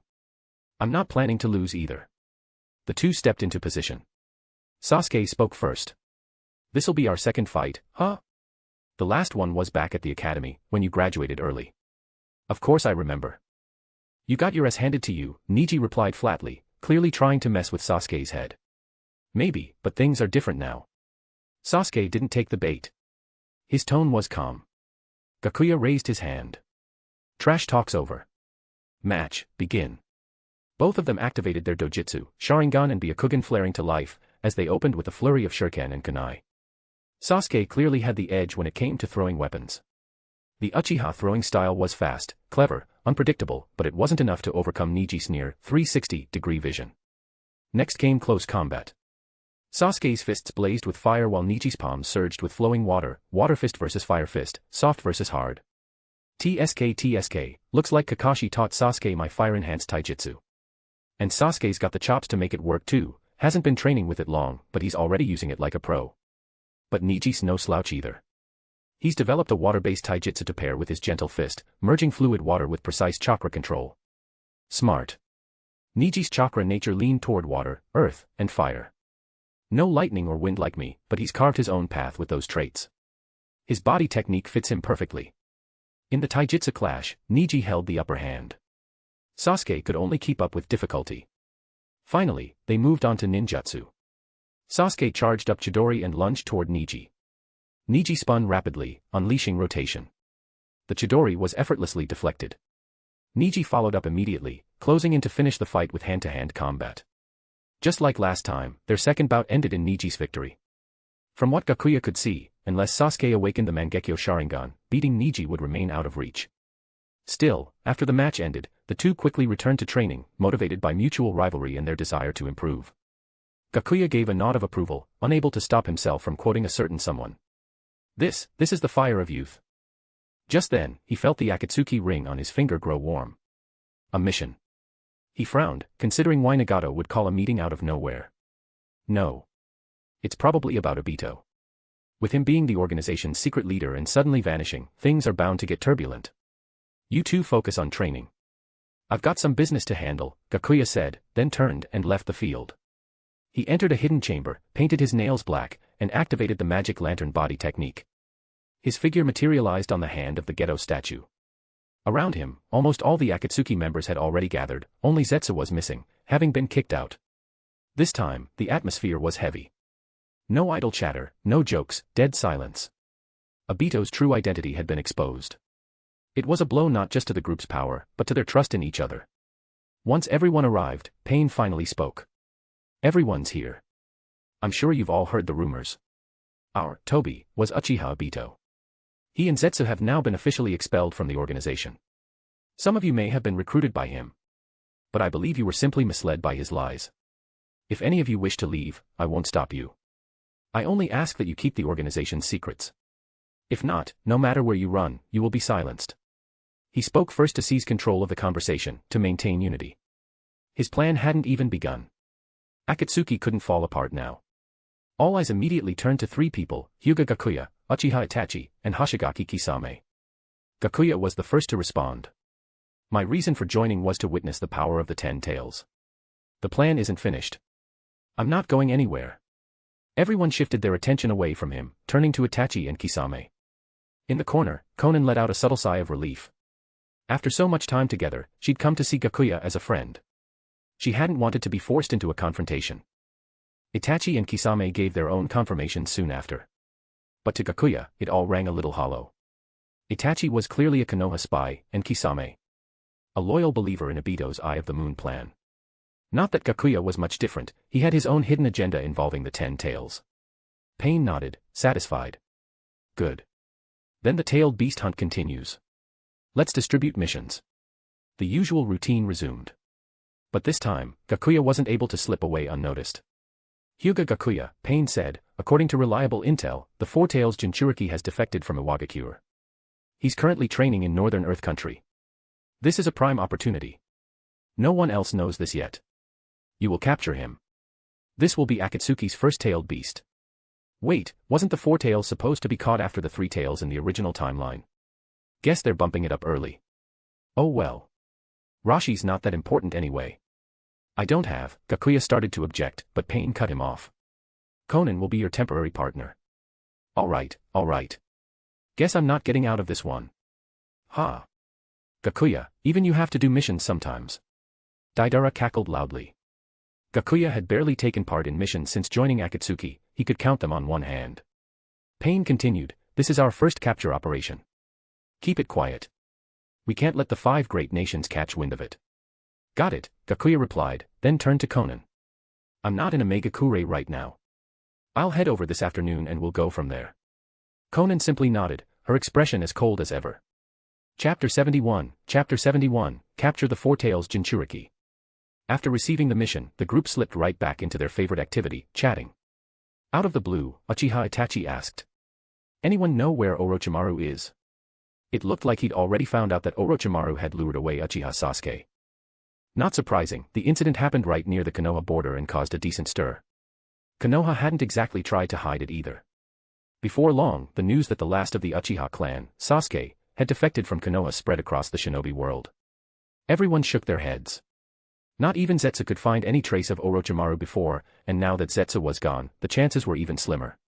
Hyūga Gakuya suddenly spoke up. Orochimaru died during the Konoha battle. He reincarnated into another body, but he won't be able to do it again for another 3 years. At the very least, your little brother's safe for now. He said that just to keep Itachi from losing it. He knew how terrifying Uchiha could get when they snapped. All right. Thank you, Itachi replied sincerely. No need, Gakuya said with a grin. Would Itachi go crazy if he found out I was the one who tricked Sasuke into leaving? Hyūga Gakuya, where have you been lately? Haven't seen you at the meetings for a while, Deidara asked, curious. I went to Konoha. Brought my little brother back. After chatting for a bit with Deidara and Sasori, Gakuya deactivated his magic lantern body technique. His consciousness returned to the hidden chamber in the Sound Village. Stretching lazily, Gakuya muttered. Time to get busy again. He stepped outside and hopped onto his puppet falcon, heading toward the land of rain. 4 days later, in the barren wastelands of northern Iwagakure territory, 2 figures rode atop a puppet falcon. That volcano ahead, huh? Gakuya pointed at the mountain in the distance, molten lava still trickling down its sides. Conan compared their location to the map. Yeah, Intel says he's been training somewhere nearby. This place is seriously desolate. Closest town is over 100 miles away. What does a Jinchuriki even eat out here? Chakra pills every day. Gakuya quipped. Conan didn't reply. Instead, she focused on activating her sensory jutsu, sweeping the area for any sign of the Jinchuriki. She really didn't want to stay here a second longer. The dry, searing heat was torture for someone who'd grown up in the rain-soaked land of rain. Gakuya, as if reading her discomfort, handed over a small jar of cream. Picked this up in that town yesterday. Locals swear by it. Thanks. Conan looked him in the eye and accepted it seriously, gently applying it to her face. Activating his Tenseigan, Gakuya scanned the surroundings carefully. When he looked toward the volcano's crater, he spotted a middle-aged man sitting cross-legged near the edge. Purple robes, red beard, IWA forehead protector, it was Rashi, wielder of the lava release. Gakuya clicked his tongue. There couldn't be much oxygen left up there. What was this guy breathing, anyway? Holding his breath and taking turns. You hang back up here. I'll handle him, Gakuya said, glancing over his shoulder. Conan unfolded her paper wings. I'll go with you. Your technique's a bad matchup against him. Better if I go solo. With that, Gakuya leapt from the falcon, free-falling toward the crater below. Just before hitting the ground, he activated his Tenseigan, halting an inch above the rocky surface. He approached the volcano's edge. Rashi of the lava release. I'm here to capture you. Rashi slowly stood up, eyeing the stranger in the crimson Akatsuki cloak. Who are you? Akatsuki. Gakuya raised a hand toward him. Instantly, Rashi felt an overwhelming gravitational pull trying to drag him forward. Lava style, scorching river rock flow. Rashi shouted, forming hand signs. Balls of lava condensed from the molten rivers around him and launched toward Gakuya. Gakuya had no choice but to switch from attraction to repulsion, blasting the lava spheres away. The lava surged over Rashi's body, and he entered his lava release chakra mode. Those eyes, you can control gravity and repulsion, can't you? That's not all. I'll show you what else they can do. Gakuya floated into the air as turquoise chakra flared around him, 6 black truth-seeking orbs appearing behind him. Rashi had the terrain advantage, surrounded by lava, plus access to the power of the tailed beast. Gakuya could only hope this would be a fun fight. Inside Rashi's subconscious, Son Goku, the Four Tails, stared in shock at the black orbs behind Gakuya. Those are the sage's truth-seeking orbs. Did he awaken the Rinnegan? No, that's not the Rinnegan. Son Goku shouted urgently, Rashi, that guy's eyes aren't normal. If we don't work together, we're both gonna die here.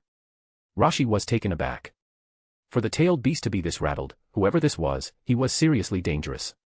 Got it. Lend me your power. Gladly. In the real world, a red tail burst from Rashi's back, and his chakra spiked even higher. So you've synced up, huh? Too bad, it won't matter against absolute power. Gakuya guided the 6 truth-seeking orbs in front of him. 2 of them shifted into massive Fuma shuriken, wrapped in lightning and gales of wind. Go. With a quiet command, the orb spun violently and shot forward, slicing through the air with a high-pitched shriek. Those things can cancel out any jutsu. Rashi, use raw magma to block them. Son Goku yelled. Understood. Rashi's expression hardened as he directed a massive pillar of lava from the volcano, slamming it down between himself and the incoming attack. The shuriken slammed into the lava wall. The wind and lightning layers were shaved away, and the orb slowed, but the sheer momentum still carried them through, piercing the lava and continuing toward Rashi. Don't touch it. Move. Son Goku warned. Without hesitation, Rashi leapt back, landing atop another rising lava pillar. He formed more hand signs. 4 new lava columns erupted from the volcano, roaring like fire dragons as they lunged at Gakuya. Seeing this, Gakuya withdrew the orbs and summoned a shield in front of him. The lava slammed into it from all sides, battering the black sphere. That should do it, Rashi muttered. Don't let your guard down. Son Goku snapped. No sooner had the warning landed than 2 orbs wrapped in turquoise chakra burst through the lava, reuniting with the others. The shield split into 4, each fragment transforming into a glowing orb. From them, countless blue beams of energy erupted, raining down like needles toward Rashi. The searing beams tore through the lava and streaked straight for him. Chapter 72, Silver Will Reincarnation Explosion, the Shattered-Tailed Beast Bomb. Rashi struggled to raise a wall of magma in front of him to defend against the attack, but streaks of bluish light kept piercing through and striking his body. If you trust me, jump into the magma behind you. I swear you won't die. Son Goku, the Four Tails, said with a grave tone. But Rashi hesitated. Even though he was a lava release user and could manipulate magma, jumping into it and swimming wasn't exactly a viable option. There's no but about it, Son Goku growled. The guy in front of us isn't after you, he's after me. Right now, our fates are tied together. Rashi gritted his teeth. If he didn't follow Son Goku's advice, he'd be captured any second now. Might as well gamble everything, at least then he'd fall with dignity. Screw it, hell with you. Rashi cursed loudly and leapt backward into the volcanic magma. Is this his big power-up moment? Hyūga Gakuya watched calmly. He was more than familiar with this type of scene. Protagonists always performed some desperate, seemingly irrational act when pushed to the brink, striking back just when the villain let their guard down. The volcano erupted suddenly. Molten lava spewed forth like a broken dam, cascading in rivers of red, unleashing intense heat and devastating force as it surged skyward. In an instant, thick smoke billowed into the air, blotting out the sun. It felt like the end of the world. The pungent smell of sulfur stung Gakuya's nose. Within the blazing magma, Rashi's body began to transform. He was entering full-tailed beast mode. Son Goku, bathed in lava, climbed out from the heart of the volcano. His enormous body was covered in glowing magma, radiating terrifying power. Rashi and the Four Tails had become one, their shared eyes burned with fury. Roar. A thunderous roar ripped through the sky. A form that didn't even appear in the original story. Interesting, Gakuya murmured. He extended his right hand. 6 truth-seeking orbs began to slowly rotate in his palm, as he gathered power. From behind him, Conan's voice suddenly rang out. Gakuya, fall back. He has the terrain advantage. We can always capture the Four Tails later. Gakuya didn't turn around. He simply raised his left hand and gave a thumbs up to show he understood. Damn idiot, Conan muttered under her breath. In the Four Tails' mouth, yin-yang chakra began to condense, massive amounts of it swirling and gathering. You'll make a fine test subject, Gakuya said, as the blue chakra surrounding him surged like a boiling tide. The 6 orbs in his hand spun faster and faster, ready to unleash the Tenseigan's ultimate technique. Tailed Beast Bomb. A colossal sphere of chakra rocketed toward Gakuya with overwhelming force. Silver Wheel. Reincarnation Explosion. In an instant, blinding silver light exploded outward like a newborn sun. Gakuya's body was completely enveloped in the glow, merging with it. As the silver will reincarnation explosion activated, the 6 truth-seeking orbs spun at extreme speeds, forming a massive silver vortex. The vortex expanded outward at an incredible pace, warping space itself as it passed.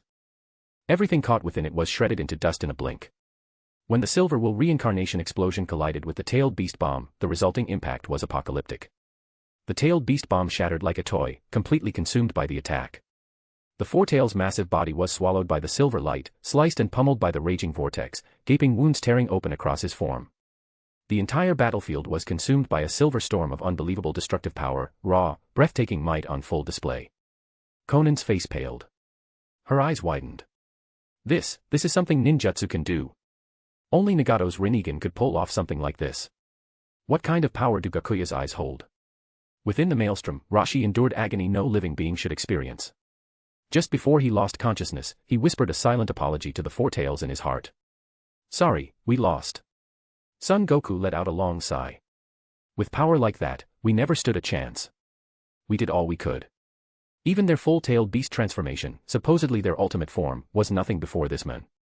Seeing the battle had reached its end, Gakuya finally withdrew the truth-seeking orbs. Rashi, now forced out of tailed beast mode, plummeted from the sky. Gakuya quickly summoned a puppet falcon to catch the falling Rashi before he could plunge into the magma. He flew up and landed beside the unconscious Jinchuriki, checking his condition. The tailed beast couldn't be extracted yet, not until the host was stable.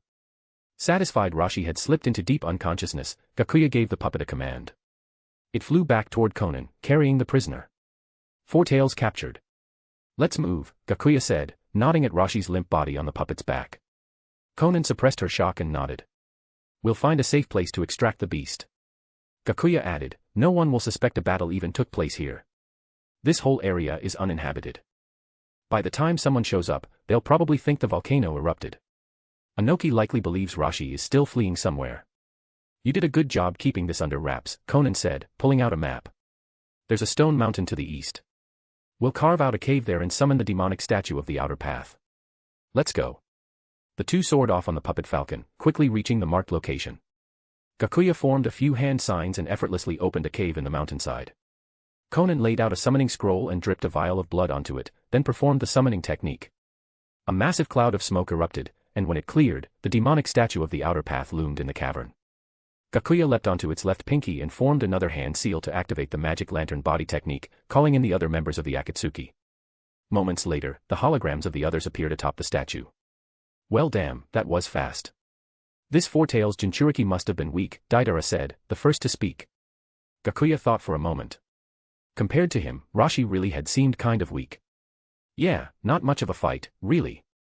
Konan gave him a puzzled look. Weak. Rashi, in his own territory, had fought like a monster. From what she'd witnessed, very few people could have gone toe-to-toe with that kind of power. Only she had seen the full extent of the battle. Gakuya's silver will reincarnation explosion was terrifying. If that attack had shifted downward even slightly, it would have leveled the entire volcano. I knew it, Deidara scoffed. Wouldn't have ended so fast otherwise. Sasori rolled his eyes. God, Deidara, give it a rest. He's comparing Rashi to himself. Don't forget, Rashi fought alongside the Five-Tails Jinchuriki-Han during the Third Great Ninja War. Together, they pushed back the Yellow Flash and even Jiraiya. He's no pushover. Deidara snorted. TCH. Still doesn't sound that strong. So, Gakuya, did you use any of my art this time? Maybe next time, Gakuya chuckled. Pain cut in sharply. Enough chatter. Begin the extraction. Everyone formed hand seals in unison and activated the jutsu. Sealing technique, 9 phantom dragons. 4 ghostly purple dragons burst forth from the statue's mouth, wrapping around Rashi and lifting him into the air. Bit by bit, the chakra of the Four-Tails began to drain from his body into the demonic statue. The statue's eye slowly opened, a symbol that the Akatsuki had successfully captured their first-tailed beast. Chapter 73, the Konoha delegation, Hinata and Hanabi delivered to my door. In the Hokage's office in Konoha, Tsunade sat discussing the aid mission to Otogakure with her 2 advisors. She pulled out a list of personnel and handed it to them. Jiraiya and Nara Shikaku will lead the delegation, she said. The escort will include Kakashi's team and Kurenai's team. I'll also assign a squad of ANBU to protect them in secret. All of them were close friends of Chiba Makusha back when he was in Konoha. It'll make things go more smoothly. Mito Kato Hamura immediately objected. No. We can't allow a Jinchuriki to be part of the delegation. Koharu Uchiha nodded in agreement. And those two girls from the Hyūga clan can't go either. They've got some kind of connection with that Otogekyū leader. The Byakugan bloodline must remain in Konoha. Tsunade, clearly unfazed by their disapproval, crossed her legs and casually scratched her ear. I'm not here to ask for your permission. I'm just following protocol. I'm not the old man, and since you're so against it, feel free to hold on to that opinion. But the delegation's roster stays as is. With that, she stood up and headed for the door. I've got work to do. Later, old-timers. The two elderly advisors were left staring at each other, speechless. Damn it. We never should have let Tsunade become Hokage, Hamura said angrily. She'll lead Konoha to ruin. You're right. Cough, cough, Koharu was so furious she couldn't even finish her sentence without breaking into a fit of coughing. They were powerless now. When Tsunade had been chosen to succeed Hiruzen Sarutobi, they'd assumed she'd rely on their experience and guidance. Instead, her rise had been smooth as silk. The daimyo of the Land of Fire gave her the green light at every step. The funding that had once been denied was now pouring in. Once they learned she was the granddaughter of Senju Hashirama, the gates flung open. They even sent more than she'd asked for. The major clans, long weary of the Sarutobi clan's monopolization of power, quickly aligned themselves with Tsunade. She now had a loyal support base across Konoha. She'd reclaimed her role as director of Konoha Hospital thanks to her unparalleled medical skills and used Kakashi's old ANBU connections to establish her own personal Black Ops unit. Even the Sarutobi clan knew to back off. They voluntarily downsized their operations and relinquished their control over many of Konoha's core industries, ceding power back to the Hokage. After absorbing the tailed beast, the demonic statue of the Outer Path was once again summoned away. Hyūga Gakuya and Konan left the cave and flew toward the Land of Rain. Gakuya needed to escort Konan home. Upon arrival, Gakuya received a letter from Hinata. She wrote that she would soon be accompanying the Konoha delegation to Otogekyū, and that her younger sister Hanabi would be coming along too. Gakuya immediately wrote back, pouring out his deep longing. Not long after, he received another letter, this one from Yakushi Kabuto, asking if Gakuya wanted him to receive the delegation. Gakuya responded with an order, hide both Sasuke and Neji. If they were seen, Chiba Makushu's identity would be compromised. As for himself, he'd be heading back to Otogekyū right away. A week later, outside the gates of Otogekyū, Hyūga Gakuya stood waiting with Kabuto and several high-ranking officials of the village. He had returned several days prior, but the tailed beast hunt had left him feeling a bit overheated, so he'd been regularly visiting Izumi, Hikari, and Yukari to cool off. Life had been rather pleasant, to say the least. Now, at last, the Konoha delegation had arrived. As he looked at the procession slowly approaching in the distance, Gakuya's gaze swept over the cart stacked high with supplies, relief materials, scientific equipment, and most importantly, 10 highly skilled teachers. All precious resources that Otogekyū desperately needed. The money was just icing on the cake. Spotting Jiraiya and the others at the front of the group, Gakuya walked forward like he'd just seen divine messengers. These guys are walking treasure chests, he thought with a grin. It didn't completely make up for the cost of the failed, Child of Prophecy blackening plan, but it helped. Gakuya extended a hand. It's been a while, Jiraiya-senpai. Jiraiya cleared his throat, adjusting his tone. We're here today as a symbol of friendship and mutual support between our two villages. Flashbulbs clicked around them. Journalists snapped photos of the handshake between the two men, already preparing their headlines. A handshake to usher in a century of peace and cooperation. The attending members of both villages erupted in applause. Jiraiya leaned over and whispered, so, awkward, huh? Gakuya gave a dry smile. Feels like I'm the main attraction in a zoo. You'll get used to it, Jiraiya said. I hate this kind of thing too. Their quiet banter, in the eyes of the reporters, looked like the beginning of an era-defining alliance. Gakuya's eyes drifted through the crowd and landed on several familiar faces, Naruto and Sakura from Team 7, Hinata, Kiba, and Shino from Team 8. Behind them, Kabuto was already coordinating the unloading of supplies. It was like money raining from the sky, enough to keep the research division entertained for quite a while. And now that Gakuya had funding, he could finally activate the puppet production assembly line. He hadn't had the resources before, but thanks to Konoha's generosity, production could begin in earnest. Please, allow me to show our Konoha friends around Otogekyū, Gakuya said, gesturing warmly. We may not be as bustling as Konoha, but we're growing strong. He led the delegation on a tour, eventually arriving at Otogekyū's Ninja Academy. It was newly built, little more than a makeshift setup for now. The first batch of students had already enrolled, but qualified instructors were few and far between, and the quality of teaching was still subpar. That, however, was about to change. Konoha had provided 10 experienced academy teachers, which would dramatically improve things. Next was the Otogakure Hospital, and this time, the Konoha delegation was visibly stunned. The facility was even more advanced than Konoha's. Thanks to the joint efforts of numerous experts and scholars, Otogakure's medical capabilities now far surpassed the standards of the current era. Narashikaku looked around with admiration. Your hospital is fully equipped and incredibly professional. He observed every detail as they walked through the corridors. One thing stood out to him, the smiles. The faces of the villagers were full of warmth and satisfaction. Wherever they passed, people looked at Chiba Makusha with deep respect and affection. The village itself didn't resemble a newly founded shinobi village at all. Its infrastructure was already highly developed and well-organized. Every detail reflected that the man standing before them wasn't just a powerful shinobi, he was a truly capable leader. It's all thanks to my assistant, Gakuya said with a smile. He's an exceptional medical nin. All due to Lord Makushu's guidance, Kabuto said with a slight bow, his appearance carefully disguised. As they chatted, a Konoha ANBU agent hurried over and handed a letter to Jiraiya and Shikaku. Shikaku took the letter, glanced at it, then looked up with a polite nod. Apologies, I need to step away for a moment. Of course. He walked off to read it in private, then soon returned, expression serious. His first words stunned everyone. Lord Makushu, the shinobi world may be on the verge of unrest once again. Chapter 74, An Ugly Accident. Not everything goes according to plan. Originally, Hyūga Gakuya was certain their capture operation would go unnoticed. Yet, Iwagakure caught wind of it anyway. Before the Akatsuki even discovered Rashi's whereabouts, Iwagakure's ANBU had already found him. However, during the time it took them to return and report back. By the time Inoki returned with his team, Rashi had vanished once more. This made Inoki start to wonder if something worse had happened, had Rashi been killed. And the only village with the ability to pull something like that off was Konoha. They didn't know what methods Konoha had used, but to Inoki, there was no doubt, it had to be a covert Konoha plot against their Jinchuriki. It was no different from what happened during the Third Great Ninja War.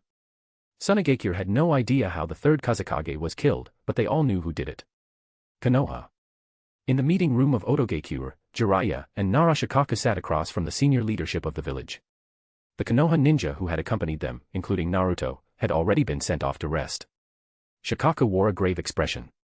Based on reliable intel, he began, Iwagakure has launched a surprise invasion and occupied the neutral territory of the Land of Grass. A war with the Land of Fire could break out at any moment. He went on to explain that this wasn't just an act of aggression, it was a provocation, a test. If they handled it poorly, it could escalate into the start of a fifth great ninja war. Hyūga Gakuya had no idea what drove Inoki to make this move. Internally, he grumbled to himself, has the old man finally lost his mind? In the original timeline, Inoki didn't dare make a move even when Konoha was at its weakest. But now that Tsunade and Jiraiya had returned, he suddenly wanted to stir things up. Gakuya offered a faint smile. Otogakure will honor our alliance agreement. We're prepared to join the war as hired shinobi. Shikaku nodded respectfully. Your integrity is admirable. After all, in the power plays between great nations, smaller villages often get crushed in the crossfire. The Land of Grass was a perfect example, conquered or reborn at any moment, its existence boiled down to being a battlefield buffer. Gakuya leaned forward slightly. How many reinforcements does Konoha require? Do you need me on the front lines as well? Shikaku didn't hesitate. As many as you can spare, and if you're willing to join the fight yourself, even better. Konoha will pay a fair price for every Otonin deployed. We'll also handle all logistics and provide compensation to the families of the fallen. Konoha could afford it now. With the Sarutobi and Shimura clans' industries under new management and frequent financial support from the daimyo, the village was flush with cash. I trust Konoha will make a fair offer, Gakuya replied, you can discuss the details with my assistant. Last time, the alliance agreement between their villages hadn't covered specifics like mercenary rates. So now, everything had to be hammered out on the spot. He gestured toward the men beside him, Kabuto, Otogakure's treasurer. Gakuya had no interest in these matters, it was better left to the professionals. He would simply wait for the results. From that point on, Gakuya stayed silent, leaving the negotiations to Kabuto and Shikaku. After a long and intense discussion, the two finally settled the payment terms for hiring Otogakure's shinobi. Though Kabuto had the weaker bargaining position, the fact that he'd reached such a solid deal with someone from the Nara clan was good enough in Gakuya's eyes. Next came the finer details of the alliance, to ensure smooth cooperation and strong battlefield support for Konoha. Gakuya and Jiraiya wrapped things up. To a fruitful partnership. They signed another temporary treaty and sealed it with a handshake. See that our Konoha guests are shown to their rooms, Gakuya said. It was already late evening by the time the meeting ended. He stifled a yawn, but he couldn't rest just yet. His plan to win over Hinata was still underway. Though this time, Hanabi had shown up too. Isn't she still in the academy? Why is she even here? As long as she didn't get in the way, he didn't care. Fresh out of the bath, Hinata sat quietly on the couch, wrapped in soft pajamas. Her expression was dazed, her thoughts swirling like a storm. She kept seeing Mokushikun's face in her mind, remembering the moment they parted ways. It had been so long since they'd seen each other. What if he's forgotten about me? What if he's fallen for someone else? Those thoughts weighed heavily on her heart. He had told her to become more confident. But now, Hinata feared that if Mokushu saw her like this, he'd be disappointed. A storm of doubt and insecurity churned within her. From the bathroom came Hanabi's cheerful humming, a clear contrast to Hinata's anxious mood. Hanabi, on the other hand, was glowing. She was about to formally meet her brother-in-law. That meant she'd finally have a chance to ask him for training advice. After that, getting revenge would be a piece of cake. Meeting him today had left her thoroughly impressed. Not only was he powerful and respected, but he was also really handsome. Isn't this the perfect male lead template? Big shot clan leader from the next village falls in love with my sister. If the rival weren't my sister, I'd be in the running too. Hanabi chuckled at the thought. Knock knock knock. A knock at the door snapped Hinata out of her thoughts. Is this where Hinata's staying? Came the familiar voice of Chiba Mokushu from outside. Over here. Mokushu-kun, I'm coming, she said, beaming, and ran barefoot to the door. She opened it to find Hyūga Gakuya standing there, smiling warmly, one hand hidden behind his back. Hinata-chan. Long time no see. It hadn't been that long, but Hinata had grown her hair out since then. Her round baby face had matured, and fresh from a bath, her cheeks were rosy and fragrant. Hinata remembered his words of encouragement and nodded. Yeah, it's been a while, Mokushu-kun.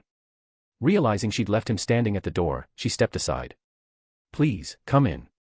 Head over heels in love, Hinata had completely forgotten about her little sister still in the bath, who had no clue anyone else was even here. Gakuya stepped inside and caught a whiff of her sweet, clean scent. From behind his back, he pulled out a small red gift box and offered it to her. Here. I brought you something. Thank you, Mokushu-kun. Hinata bowed slightly and accepted the box with both hands. She gently opened the lid. Inside was a necklace, its silver chain glinting in the light, with a vivid blue gemstone hanging at the center. The gem glowed faintly, brimming with mysterious energy, equal parts seductive and beautiful. The moment she saw it, Hinata panicked. She slammed the lid shut and tried to return the box. This is too much. You should take it back. But Gakuya pulled his hand away. It just looks expensive. That gemstone. I made it with chakra. It's basically worthless. Still, Hinata insisted, no, really, this is too valuable. Please take it back. Gakuya shook his head. There's no such thing as a gift you take back. Just hold on to it, Hinata-chan. As the two lightly bickered, they heard the sound of a door creaking open. I'm done with my bath. Startled, they both turned toward the bathroom. Out stepped Hanabi, completely unaware of the situation. Water droplets clung to her bare skin, running down in little streams. Her wet feet left clear prints across the floor. She hadn't yet opened her eyes, still rubbing at them, trying to clear out the water that had gotten in. Neither Gakuya nor Hinata had remembered she was still in the bathroom. Hanabi, for her part, hadn't heard a thing over the sound of the shower. Chapter 75, a blue pendant. A token of love. The scene unfolding was, well, suggestive, to say the least. Thankfully, Hyūga Gakuya reacted quickly, shoving the gift box into Hinata's hands and immediately turning away to prove his innocence. Just then, Hanabi, having wiped her tears, opened her eyes, only to find a strange man standing in the room, while she herself was completely naked. Ah! Gakuya barely had time to process the scream before the door slammed shut. Hanabi had rushed straight back into the bathroom. Big sis. Why the hell is there a man in the room? Only then did it hit Hinata, she'd forgotten to warn Hanabi when she let Gakuya in. No wonder that awkward disaster had just played out. I'm so sorry, Hanabi, Hinata was at a loss for words. Gakuya heard the scream and wanted to explain, but anything he said now would probably just make things worse. Hinata was visibly frustrated with herself. She blamed her own carelessness and felt deeply guilty toward Hanabi. After a while, Hanabi stepped out of the bathroom, now wearing a bathrobe. Her cheeks were still slightly flushed. She glanced from Gakuya to Hinata, her eyes filled with suspicion and obvious disapproval.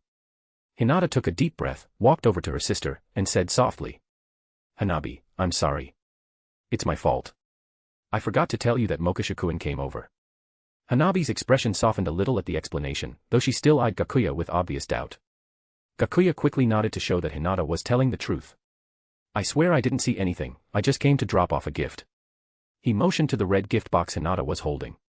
Of course, not seeing anything was a total lie. When Hanabi stepped out of the bath, both he and Hinata had seen her clearly, and he hadn't exactly looked away fast enough. Still, it wasn't anything worth getting excited about.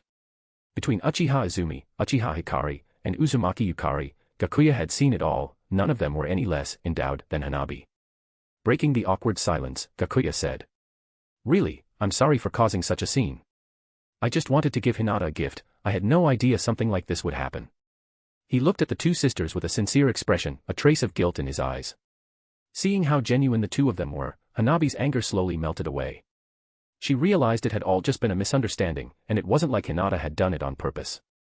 Hinata smiled, glancing down at the box in her hands before offering it to Hanabi. This is a gift from Mokusha-kun. Want to take a look? Whoa, it's beautiful. Hanabi opened the box to find a necklace inside. Gakuya quickly added, it's not worth much. I actually made it myself, condensing it with my chakra. If you like it, I can make you one just like it. Really? It looks super fancy, Hanabi said, her eyes lighting up with interest. Of course. I can bring one for you tomorrow, Gakuya said without hesitation. Yay. Thanks, Mokashu. Hanabi beamed, the perfect picture of a sweet and innocent little sister. Gakuya finally let out a breath of relief. Thank goodness Hanabi was still young and didn't have a strong sense of propriety yet, a shiny necklace was enough to smooth things over. Otherwise, his whole plan might have collapsed on the spot. The pendant itself was something he'd crafted using both his Tenseigan and Sharingan.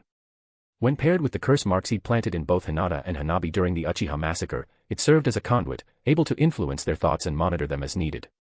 It was self-sustaining too, drawing on the chakra naturally emitted from the wearer's body. This pendant was his insurance, an important part of moving his plan forward. Now that Hanabi wanted one too, he could use that momentum to his advantage. Ahem. Gakuya cleared his throat. Given how well you've both handled this situation, I've decided to offer you a chance to make up for the mix-up. Hanabi's eyes sparkled with mischief. Starting tomorrow, you have to take responsibility for training me. Gakuya looked conflicted. He had more than enough on his plate already, negotiations with Konoha about the war with the Wagakure were still ongoing. Taking Hanabi around with him could be risky.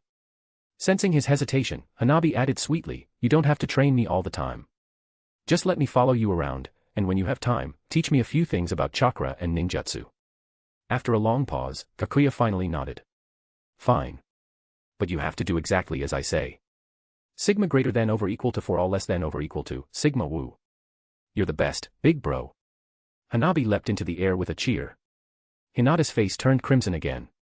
She muttered under her breath, why does she keep calling you big bro? Hanabi poked Hinata's flushed cheek and handed the box back to Gakuya. Here, you should put the necklace on her. I think big sis likes it when I call you that, she said with a teasing smile. Gakuya chuckled softly and gently took the necklace, helping Hinata put it on. This time, she didn't resist. She smiled shyly and whispered. Thank you, Mokashu-kun. He gently brushed a hand through her hair. Hinata, you're beautiful. This necklace was made for you. Hinata blushed, looking down shyly. Mokashu-kun, you always know just what to say. The two shared a tender smile, the air between them warm and peaceful, while Hanabi watched like she was binging a drama, practically squealing at her own ship. What Gakuya didn't expect was what was happening elsewhere. Sasuke, now disguised, had just crossed paths with Naruto, though not in the way one might think. Usually, after training, Sasuke would spend his evenings reading about ninjutsu. But tonight, hearing that Naruto had arrived in Oto-Geikure, he found himself wandering the streets, vaguely looking for somewhere to grab a late-night snack. As he strolled through the night market, he looked up and spotted a ramen shop bustling with customers. Apparently, this shop had been started by Gakuya, and the signature dishes were all his creations. Sasuke walked in and picked a quiet corner. He casually flipped through the menu and ordered a simple bowl of jajang noodles. Not long after, the steaming bowl was placed in front of him. Sasuke followed the lead of the locals, mixing the noodles with the savory sauce. One bite in, he was surprised, the smooth, chewy noodles paired with the sweet savory sauce and fresh toppings made for a surprisingly rich flavor. Huh. Never thought that idiot Gakuya could cook. Not bad. Though Naruto would probably go for something with broth, yeah, he'd definitely get soup noodles, Sasuke thought. Right on cue, a familiar voice rang out from the entrance. Hey. Boss, what kind of noodles do you have here? Sasuke froze for a moment, then smiled subtly and lowered his head, continuing to eat. Hi there. Mind if we sit here? Sakura had approached his table. Sasuke looked around, the only open seats were at his table. Sure, go ahead. Sakura, let's order this noodle board thing. You can add tons of toppings to it. Boss. One full topping noodle board, please. Naruto called excitedly, pointing at the hanging sign. Sakura shut him down immediately. Order whatever you want, I'm getting the beef ramen. No problem. Be ready in a bit, the shopkeeper replied as he returned to the kitchen. Didn't think we'd find such a great noodle place in Odogakure, Naruto said, practically drooling as he sat next to Sasuke.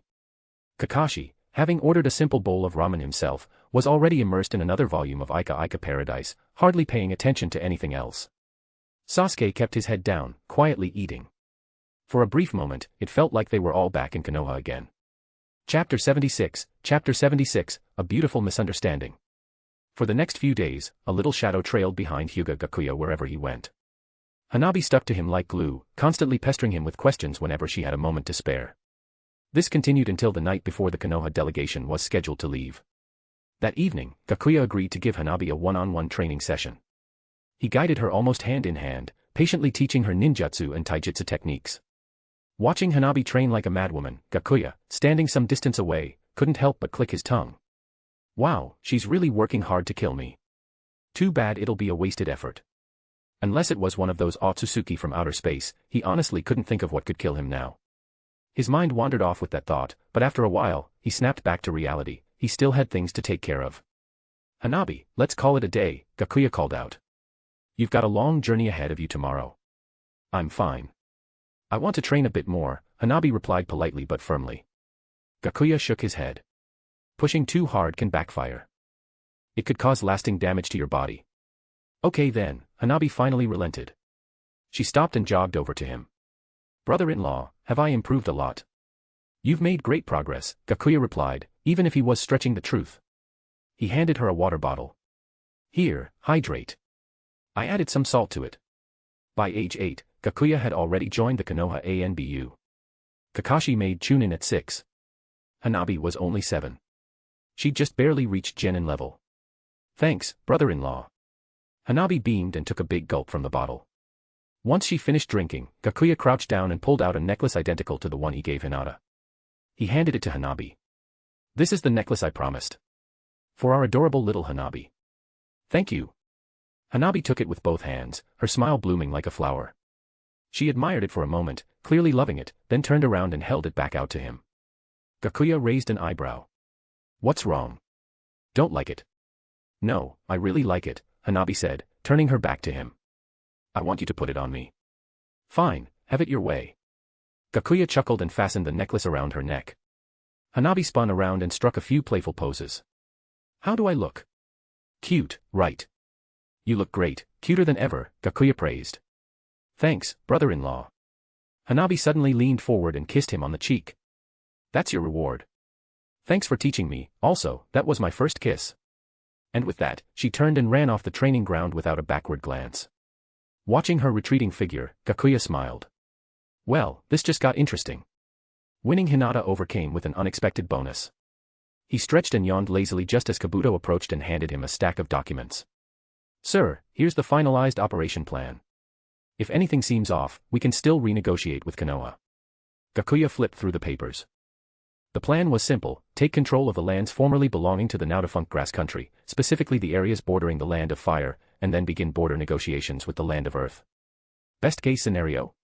Convince the former daimyo of Grass, currently in hiding in the Land of Fire, to return and rebuild the country under Sound's protection. Konoha wanted Grass as a puppet state. Gakuya would lead the Sound Shinobi for this operation, and his asking price alone was a staggering 100 million ryo. Any active involvement? Extra charges applied. It was basically money falling from the sky. Gakuya handed the plan back to Kabuto. Looks good. Go ahead with it. Once we've sent off the Konoha delegation tomorrow, we'll head for the border with the Sound Shinobi. Kabuto nodded, gave a full report on other matters, then returned to his lab to continue his experiments. Gakuya, meanwhile, went back to his room to test the connection with the two dojutsu gemstones. He sat cross-legged on the bed, activated his Tenseigan, and tried syncing with the two gems, one worn by Hinata, the other by Hanabi. He started by locking onto Hinata's location using a chakra seal, then linked with the gemstone around her neck. His vision instantly shifted to what Hinata's gem was seeing. He'd expected to maybe have to use his dojutsu to see through clothing, but that wasn't necessary at all. What he saw was Hinata and Hanabi bathing together, laughing and playing. Since he used Hinata's gem, the perspective was aimed directly at Hanabi. Everything he should, and shouldn't, see was right there. Gakuya cleared his throat awkwardly. Totally by accident. Totally not on purpose. This was for proper purposes only. Really. Just to be safe, he switched over to Hanabi's gem, changing the perspective, only to get a full view of Hinata instead. Hinata, as it turned out, had quite the figure. Definitely some major potential there. Gakuya nodded thoughtfully to himself, then cut the connection with the Tenseigan. Yeah, he needed to cool off. The next day, at the gates of Otogakure, Gakuya and the higher-ups gathered to see off the Konoha delegation. There were handshakes, farewells, and lingering goodbyes. Gakuya shook hands with Jiraiya again, and the two of them exchanged some quiet banter that only they could hear. Reporters swarmed the scene, camera flashes going off non-stop, eager to capture this historic moment. Everyone thought the two great shinobi were discussing matters of war and peace, but in reality, they were chatting about the local food Jiraiya had tried over the past few days. A little ways back, Kurenai Yuhi's eyes landed on the necklaces around Hinata and Hanabi's necks. Those, did Chiba Mokusha give those to you? She asked in surprise. The blue gemstones sparkled beautifully, these weren't cheap trinkets. And Mokusha had casually handed out 2 of them. Yep. Aren't they pretty? Hanabi said proudly. Brother-in-law gave them to us. Kurenai rapped her lightly on the head. I can understand giving one to Hinata, but why you two? At that, Hanabi's face immediately turned bright red.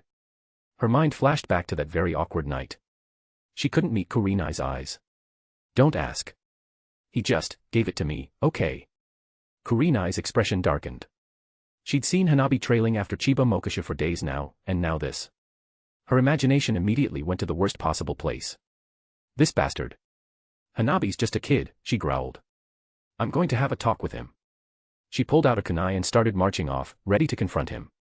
After all, ever since the Hyūga clan's downfall, she'd taken care of Hinata and Hanabi like they were her own daughters. Thankfully, Hinata quickly grabbed her arm and explained the full story. Even so, Kurenai was still furious, but now at least she couldn't justify hunting Mokusha down over it. She crouched beside Hanabi and, in a voice only the two of them could hear, began a heartfelt lecture. You need to protect your body, okay? Don't ever let anyone see you like that again, understand? Hanabi's face turned scarlet again. It was an accident. But, if someone's already seen it, does that mean it's okay if he sees it again? She meant Mokusha. No. Absolutely not, Kurenai snapped. Okay. Hanabi mumbled, nodding. Chapter 77, The War Puppet Production Line. After seeing off the Konoha delegation, Yakushi Kabuto approached Hyūga Gakuya and reported.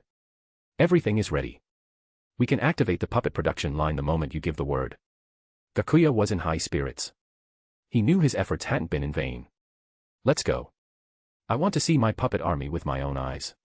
Together, Kabuto and Gakuya stepped into the elevator of the underground Otogakure research facility, descending deep below the surface. When the doors opened, they arrived at a massive underground factory. Row after row of production lines stretched out in perfect order. This enormous space had been carved out using Gakuya's Tenseigan. The complex was fully outfitted, lines assembled, puppet workers prepped, everything ready to go at a moment's notice. Gakuya gazed out at the impressive scale of his mechanical creation, a satisfied smirk playing on his lips. Then he gave the order to the researchers beside him. Start it up. Yes, sir. Powering on now. 10 minutes later, the production line roared to life. The whole facility trembled from the force, the thunderous grind of machinery echoing endlessly. The line used a hybrid system powered by electricity and thermal energy, sourced directly from magma beneath the ground. Gakuya had used his Golden Will reincarnation explosion to cleave open vast stretches of earth, redirecting magma flows to fuel the plant. As for the labor force, tireless, round-the-clock puppet workers handled everything. Minutes later, the first batch of war puppets rolled off the line. They came in a variety of forms, each model painstakingly designed by the R&D teams.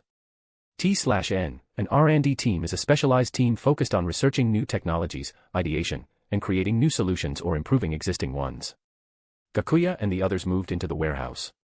There, he activated one of the war puppets by condensing a spiritual orb with his Tenseigan. Jump, he ordered casually. The puppet, equipped with a tachi and shield, instantly leapt into the air. T/N, a tachi is a type of saber-like traditionally made Japanese sword. Squat. It obeyed. Dance.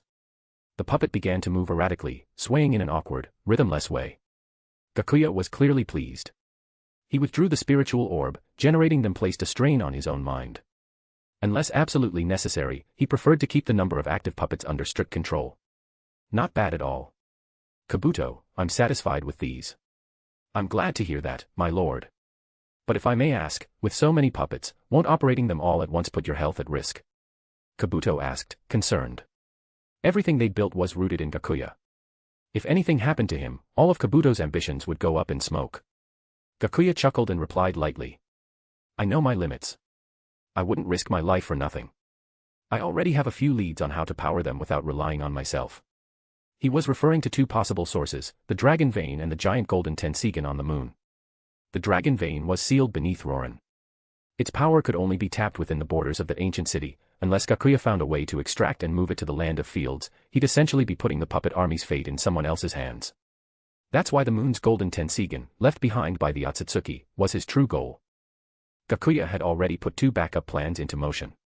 First, he sent his loyal, albeit scheming, partner Black Zetsu, along with a swarm of white Zetsu, to locate the underground spring that connected Earth to the moon. Second, he was watching the two girls, Hinata and Hanabi, who each carried fragments of ocular power. For the last surviving member of the Otsutsuki on the moon, Tonari, to awaken the Tenseigan, he would have to steal their Byakugan. But Gakuya had eyes on them at all times. The moment Tonari appeared, he'd blast him into dust with a golden will reincarnation explosion and claim the Tenseigan for himself. Then Gakuya turned to Kabuto and asked. With Konoha's recent funding and our savings over the years, plus materials imported from the Land of Iron, how long can we keep the production line running? How many puppets can we build? Kabuto gave a vague estimate. After subtracting the funds needed to maintain the Land of Fields and Oto Gakuya, we should be able to produce around 10,000 war puppets across various models. Gakuya shook his head. That number didn't sit well with him. Black Zetsu had 100,000 white Zetsu, he needed at least that many himself. Sure, in a battle of Kage or 6 paths level powers, these would just be fodder. But if plans changed, he could always spark a full-blown shinobi war. And when it came to funding a nation, there were only two real paths, cut spending or increase revenue. Cutting costs. Not happening. Oto Gakuya's research teams were constantly applying for grants, new projects, experimental tech, draining the treasury dry. Financial officer complained to Kabuto daily. So the only option left was expanding revenue. The Land of Fields had already reached its limit under Kabuto's "science revitalizes the nation" doctrine. Without territorial expansion or a population boom, there was no more room to grow. And the quickest way for a state to make money fast. Borrow like a cartel. That's what Gakuya had in mind.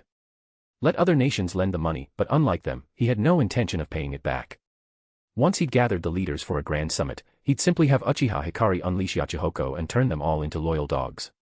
Of course, he needed a proper excuse. Something that looked respectable on the surface to fool the great nations. That's when the idea came to him, he could form a federal government, pulling in the smaller surrounding countries to form a new unified nation.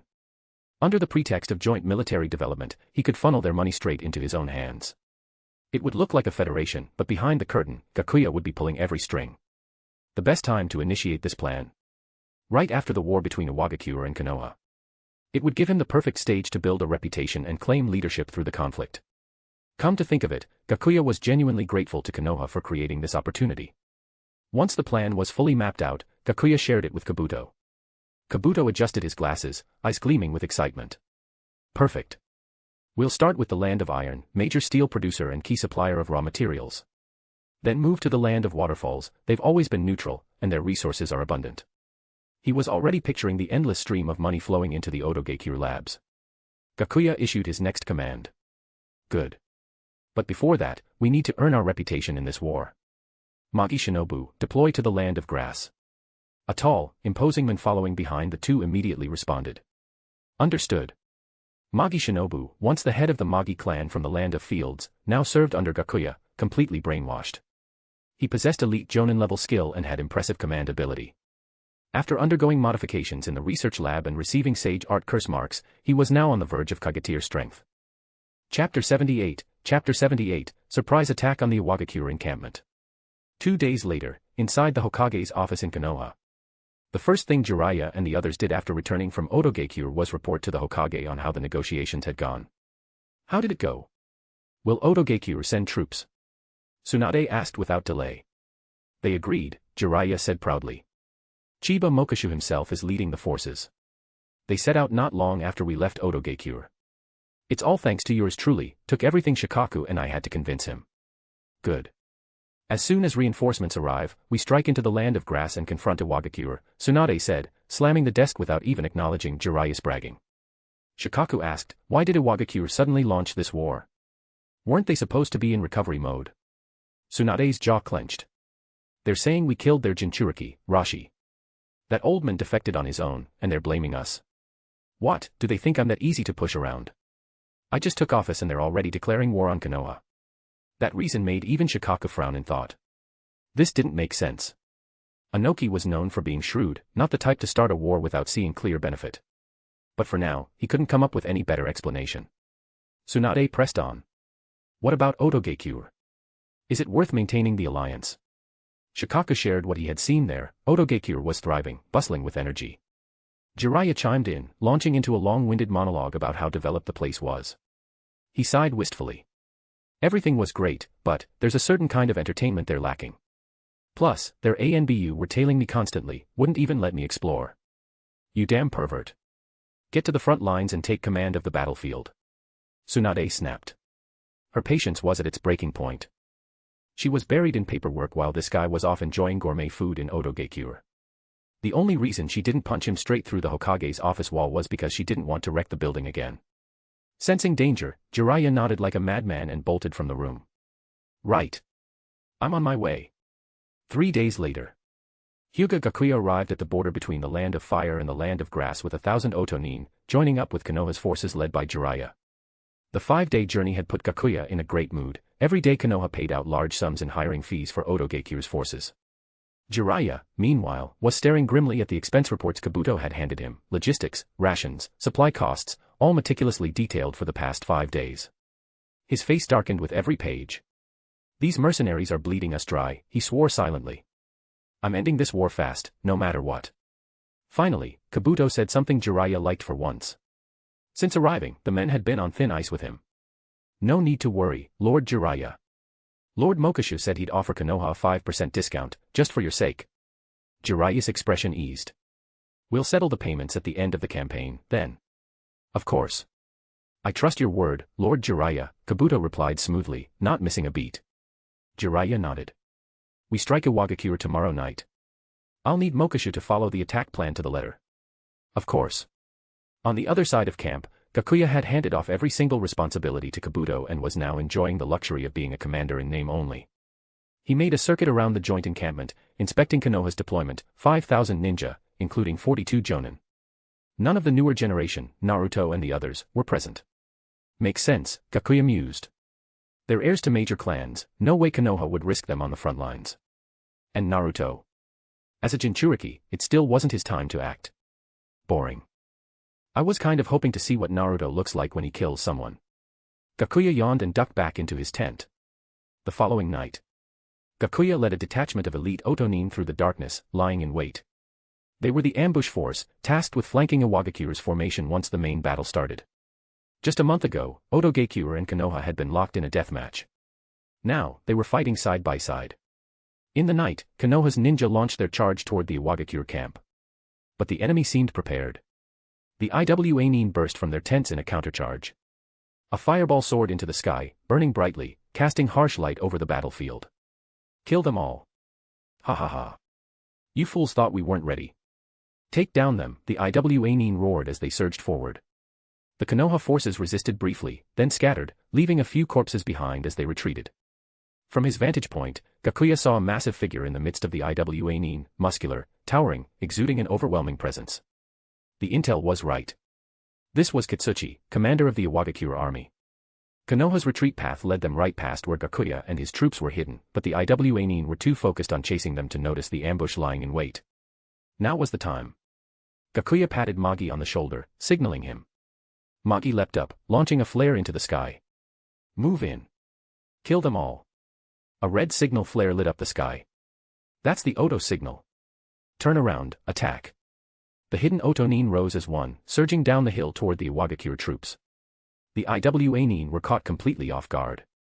Their intel had been wrong, they'd walked right into a trap. Break west. No enemy forces that way. Kitsuchi bellowed. The Iwanin surged in that direction like a crashing wave, desperate to escape. Gakuya stood tall, his eyes flashing as he entered sage mode in an instant. 2 bone blades extended from his palms. With a single leap, he hurled himself into the midst of the fleeing Iwanin like a meteor. Boom. He landed, and 2 enemy bodies collapsed at his feet. Blood sprayed as he pulled his bone blades free, painting him in crimson. Kill him, someone shouted. Iwanin swarmed toward Gakuya.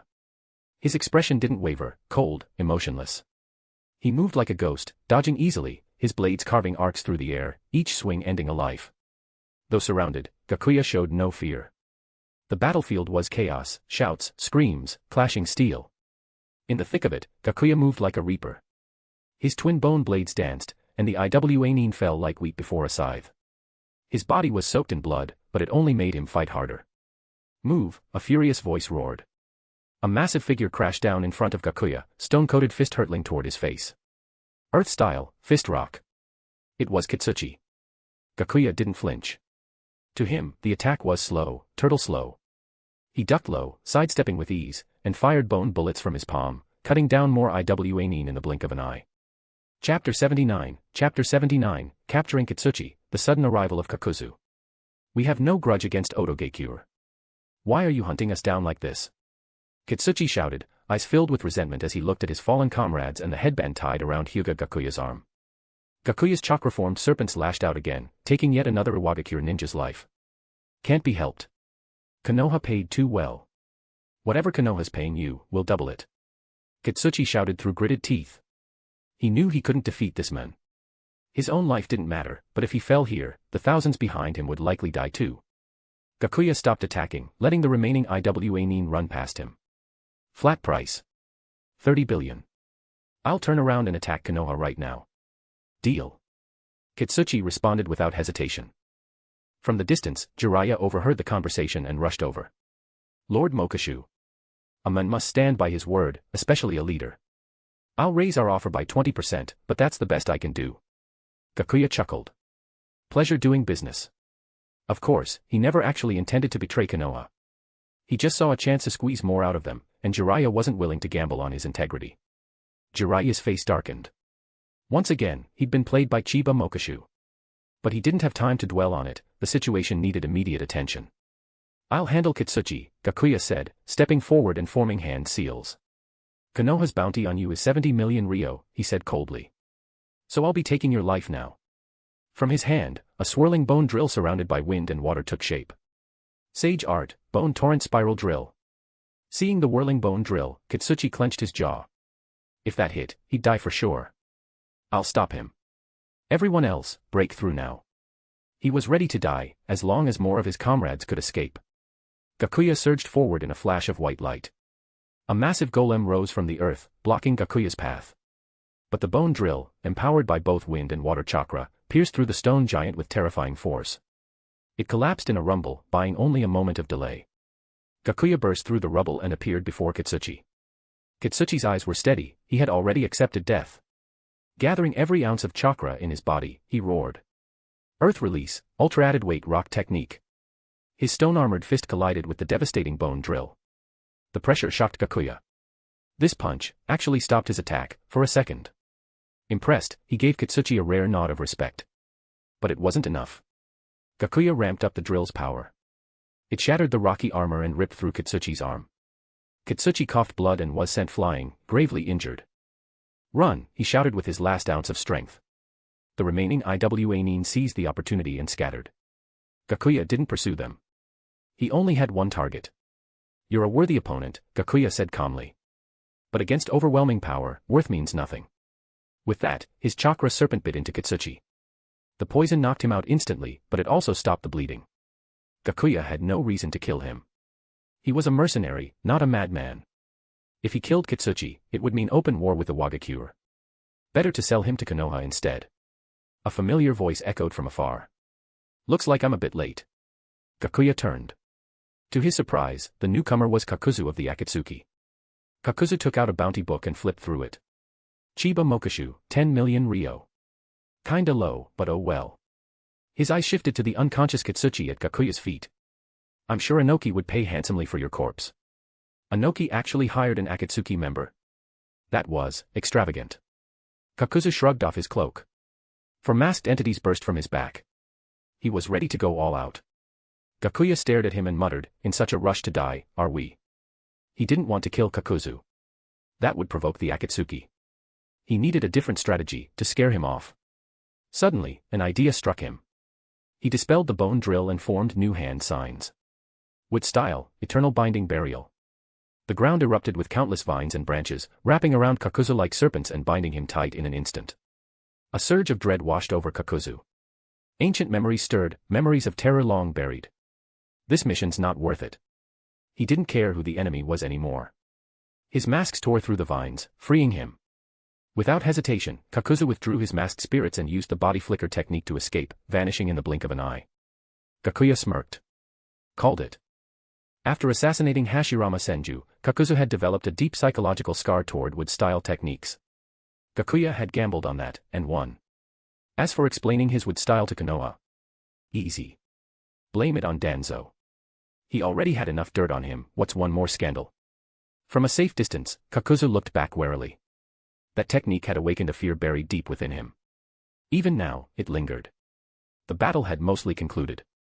The Iwa-nin who managed to escape were long gone. The ones left behind were either too cowardly and surrendered, or too proud and committed suicide. Now came the cleanup, gathering corpses and clearing the battlefield. Magi, ever tactful, let the Otonin assist the Konoha forces. Of course, none of the loot was turned over to Konoha. Everything was gathered and stored for the finance division to sort out and redistribute later.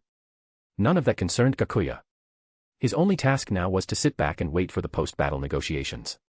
Jiraiya walked over, cautiously probing. That jutsu you used earlier, what was it? Wood style. Wood style. Jiraiya repeated, disbelieving. He had thought it was some kind of sage technique. Yep.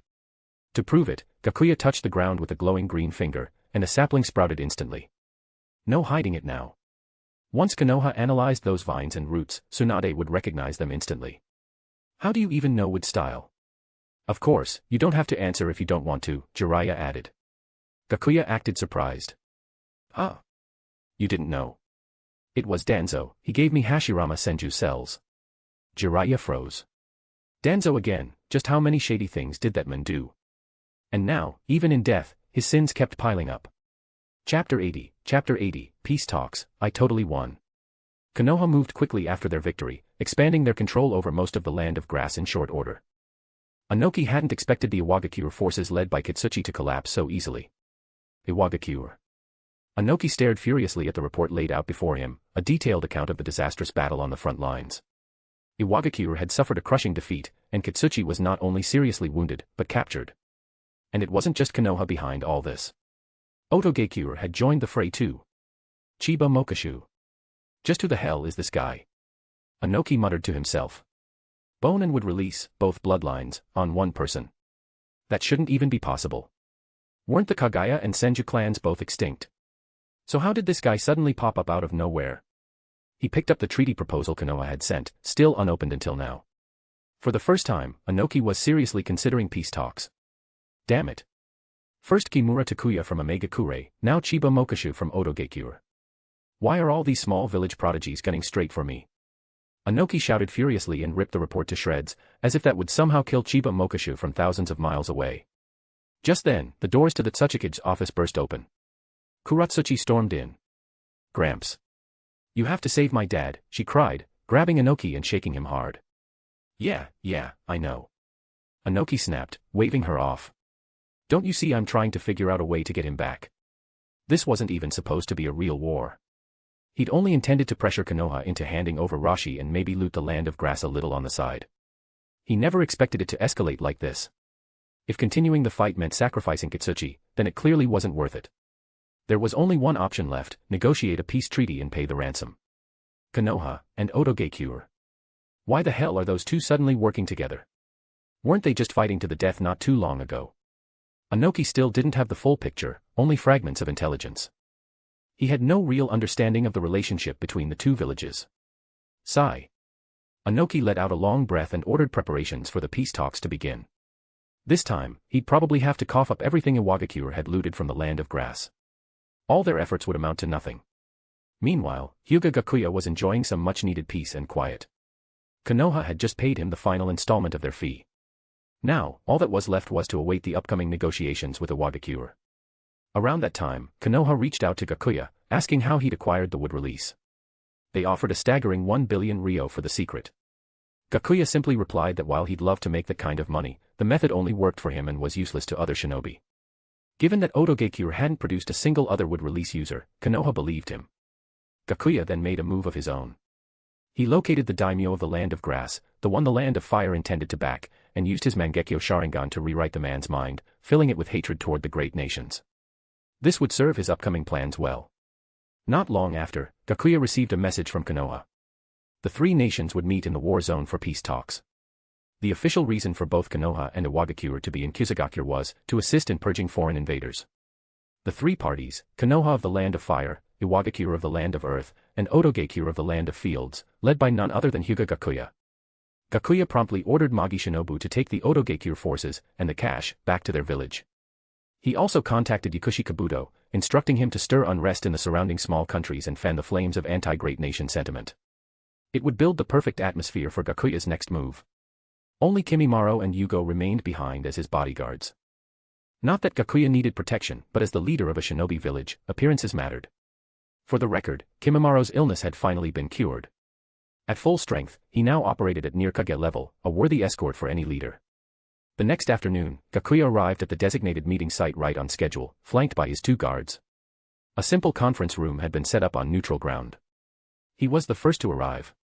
Scanning the area, he didn't sense any signs of trouble or ambush. No hidden enemies trying to sabotage the talks. He found his seat, one placed on equal footing with the other two nations. That was mildly disappointing. He'd been hoping for a chance to stir the pot. Soon after, Tsunade arrived with her entourage, Narashikaku and Yamanaka Inoichi as her escorts. Gakuya greeted her with a pleasant smile. Lady Hokage. Long time no see.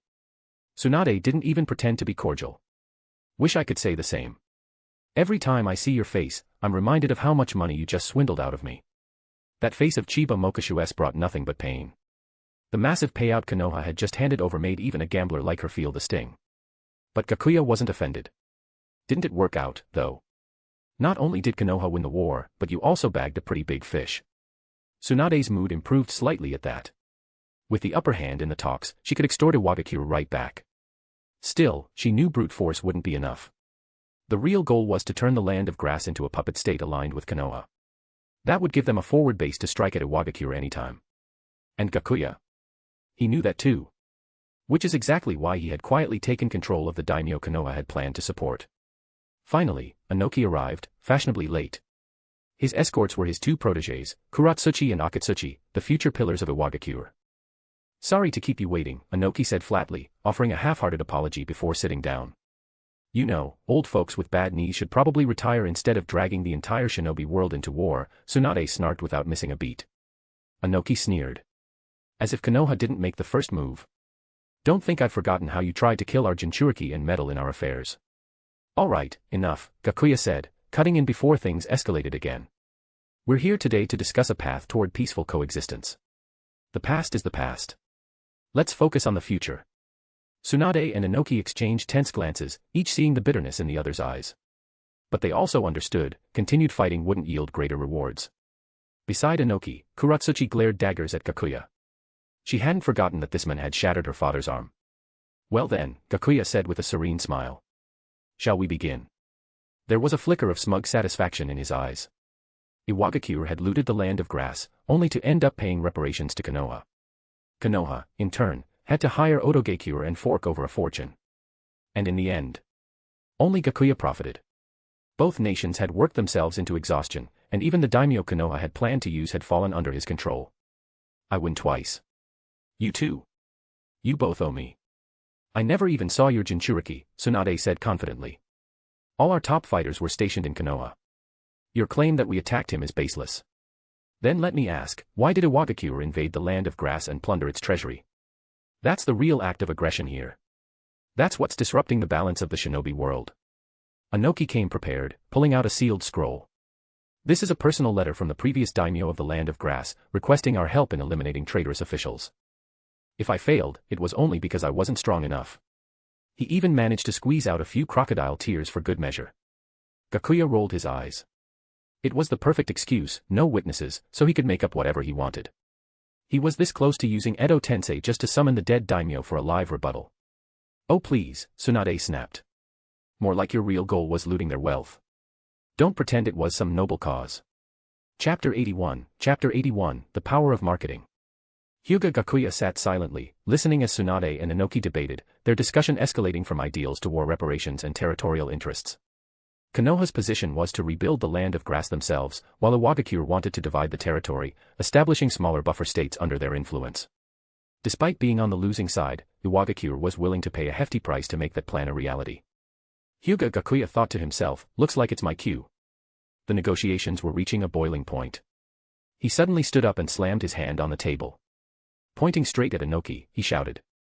It was Iwagakure that invaded the land of grass in the first place. Otogakure and Konoha came to uphold peace and justice. You're a defeated nation. And yet you're still trying to treat the land of grass like a bargaining chip. Do you really think great nations can toy with smaller ones at will? Have you no shame? Because I'll tell you this, Otogakure and Konoha aren't here to be pushed around. As he spoke, Gakuya deliberately invoked Konoha, making it clear he was standing up for their shared interests. Inoki let out a cold snort. This isn't a conversation for some second-rate nation. What we're doing is in service of long-term peace across the shinobi world. He found Gakuya's words immature and naive. Sure, he was strong, but strength alone didn't change the rules of this world. Everyone in the shinobi world knew that smaller nations were simply battlegrounds and pawns for the great powers. Even Hanzo the Salamander, once hailed as a demigod, had tried to change his country's fate, and where did that get him? Driven out and long forgotten. There hadn't been a peep from a Megakure in years. Hyūga Gakuya let out a scornful laugh. How noble of you. Your so-called peace means sacrificing smaller nations. If that's your version of peace, I want no part of it. He scanned the room, his gaze unwavering. Today, I speak for Otogakure. We will not tolerate such injustice. If you insist on this course, then we will defend the land of grass's sovereignty, no matter the cost. He looked every inch the hero of justice, vowing to secure freedom and peace for the land of grass. Even Tsunade couldn't help but praise him silently. Well played. The guy's definitely earning his paycheck. Inoki's expression turned grim. He hadn't expected Gakuya to push back this hard. Just then, Tsunade spoke. Lord Mokashu is right. This war was instigated by Iwagakure. And now you want to carve up the land of grass. That's absolutely out of the question. Tensions flared. Neither side was willing to give an inch. The negotiations were on the verge of collapse. Humph. You just want to tear apart what little peace remains, Inoki growled. Gakuya didn't back down. If you don't want peace talks, then so be it.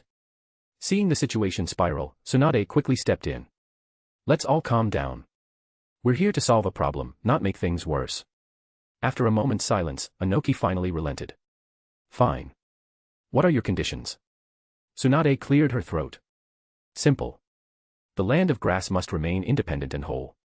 Iwagakure must cease all interference in its affairs. You must also issue a formal apology and pay reparations. Konoha will assist the land of grass in rebuilding. Inoki frowned. That's just an excuse for Konoha to install a puppet government. Gakuya replied, then let Otogakure handle the reconstruction. We're willing to take on the responsibility of aiding other nations. Tsunade nodded in agreement. The daimyo of the land of grass already leaned toward Konoha, so it didn't really matter who did the rebuilding as long as it wasn't Iwagakure. Inoki thought hard. His son was still in enemy hands. Letting Otogakure lead the reconstruction was at least better than Konoha. Besides, the land of grass wouldn't truly submit to Otogakure, at most, they'd gain an ally. Finally, he nodded. Very well. I accept your terms. The talks resumed. Both sides began drafting the peace treaty on the spot, settling on formalities and responsibilities. The final agreement outlined reparations from the land of earth to Konoha, including the return of most of the plundered wealth from the land of grass. Konoha would return captured prisoners of war. Meanwhile, Iwagakure would pay a hefty sum to Odogakure to fund the Land of Grass's reconstruction, with both Iwagakure and Konoha serving as oversight authorities. The deal was struck, and all interests divvied up. Iwagakure coughed up the loot and walked away from the war empty-handed. Konoha, after factoring in the costs of war and the fee paid to Odogakure, barely broke even. But Hyūga Gakuya, he walked away with massive profits. Konoha had fronted the costs and lost troops, all he had to do was show up and collect. To lasting peace, Gakuya said with a smile, shaking hands with both of them. Anoki's face was dark with frustration. This whole failure was half Gakuya's fault.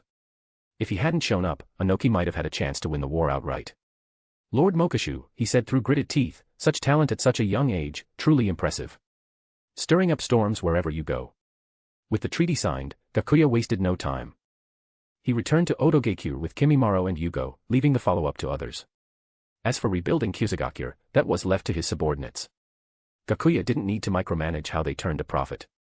Naturally, all rebuilding supplies would be sourced from Odogakure, boosting its economy. His job was the big picture, and more importantly, cultivating his image. Within days of Gakuya's return to Odogakure, small nations across the shinobi world erupted in protests against the five great nations. They were painted as the root of all instability, the source of smaller nations' suffering. And Chiba Mokashu, Odogakure's leader, was heralded as the voice of justice. His verbal takedown of Anoki during the peace talks spread like wildfire across the continent. To countless civilians, Chiba Mokashu became a hero, a fearless leader who dared to challenge the great powers. Tales of his battlefield prowess followed, cutting down elite enemy shinobi like ants, defeating Jiraiya, and even taking down Katsuchi with ease. His name quickly became synonymous with rebellion against oppression, a symbol of hope for the weak. A Megakure. Far away in the land of rain, Pain read the report in silence, staring at Chiba Mokashu's name like he was looking at a kindred spirit. At last, someone else who could see through the falsehoods of the great nations. Conan, make preparations.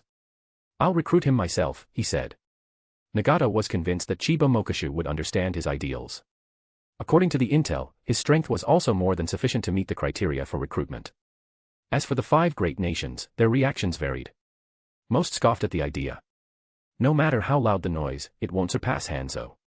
The demigod of Megakure had once been just as powerful, a hero of small nations, a symbol of resistance. And now? He'd vanished into obscurity, just another forgotten relic. Only the hopeless fools of tiny nations still believed in saviors like that. Chapter 82, The Future Shinobi Federation.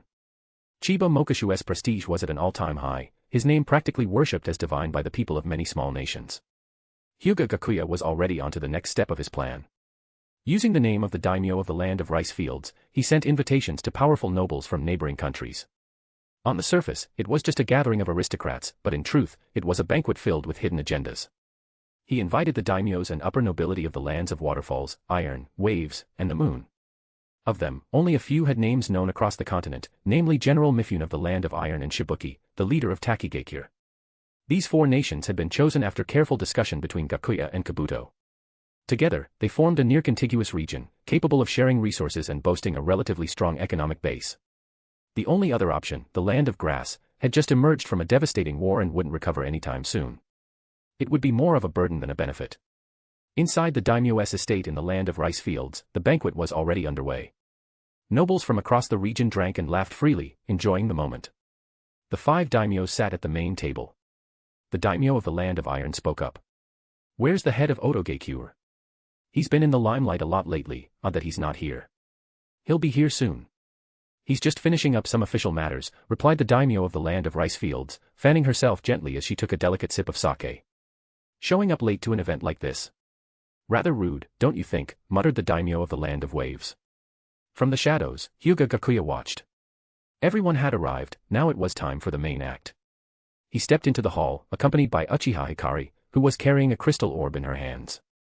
The daimyo of the land of rice fields smiled at Gakuya's arrival and gestured at the sake jug. Mokashidano, you're late.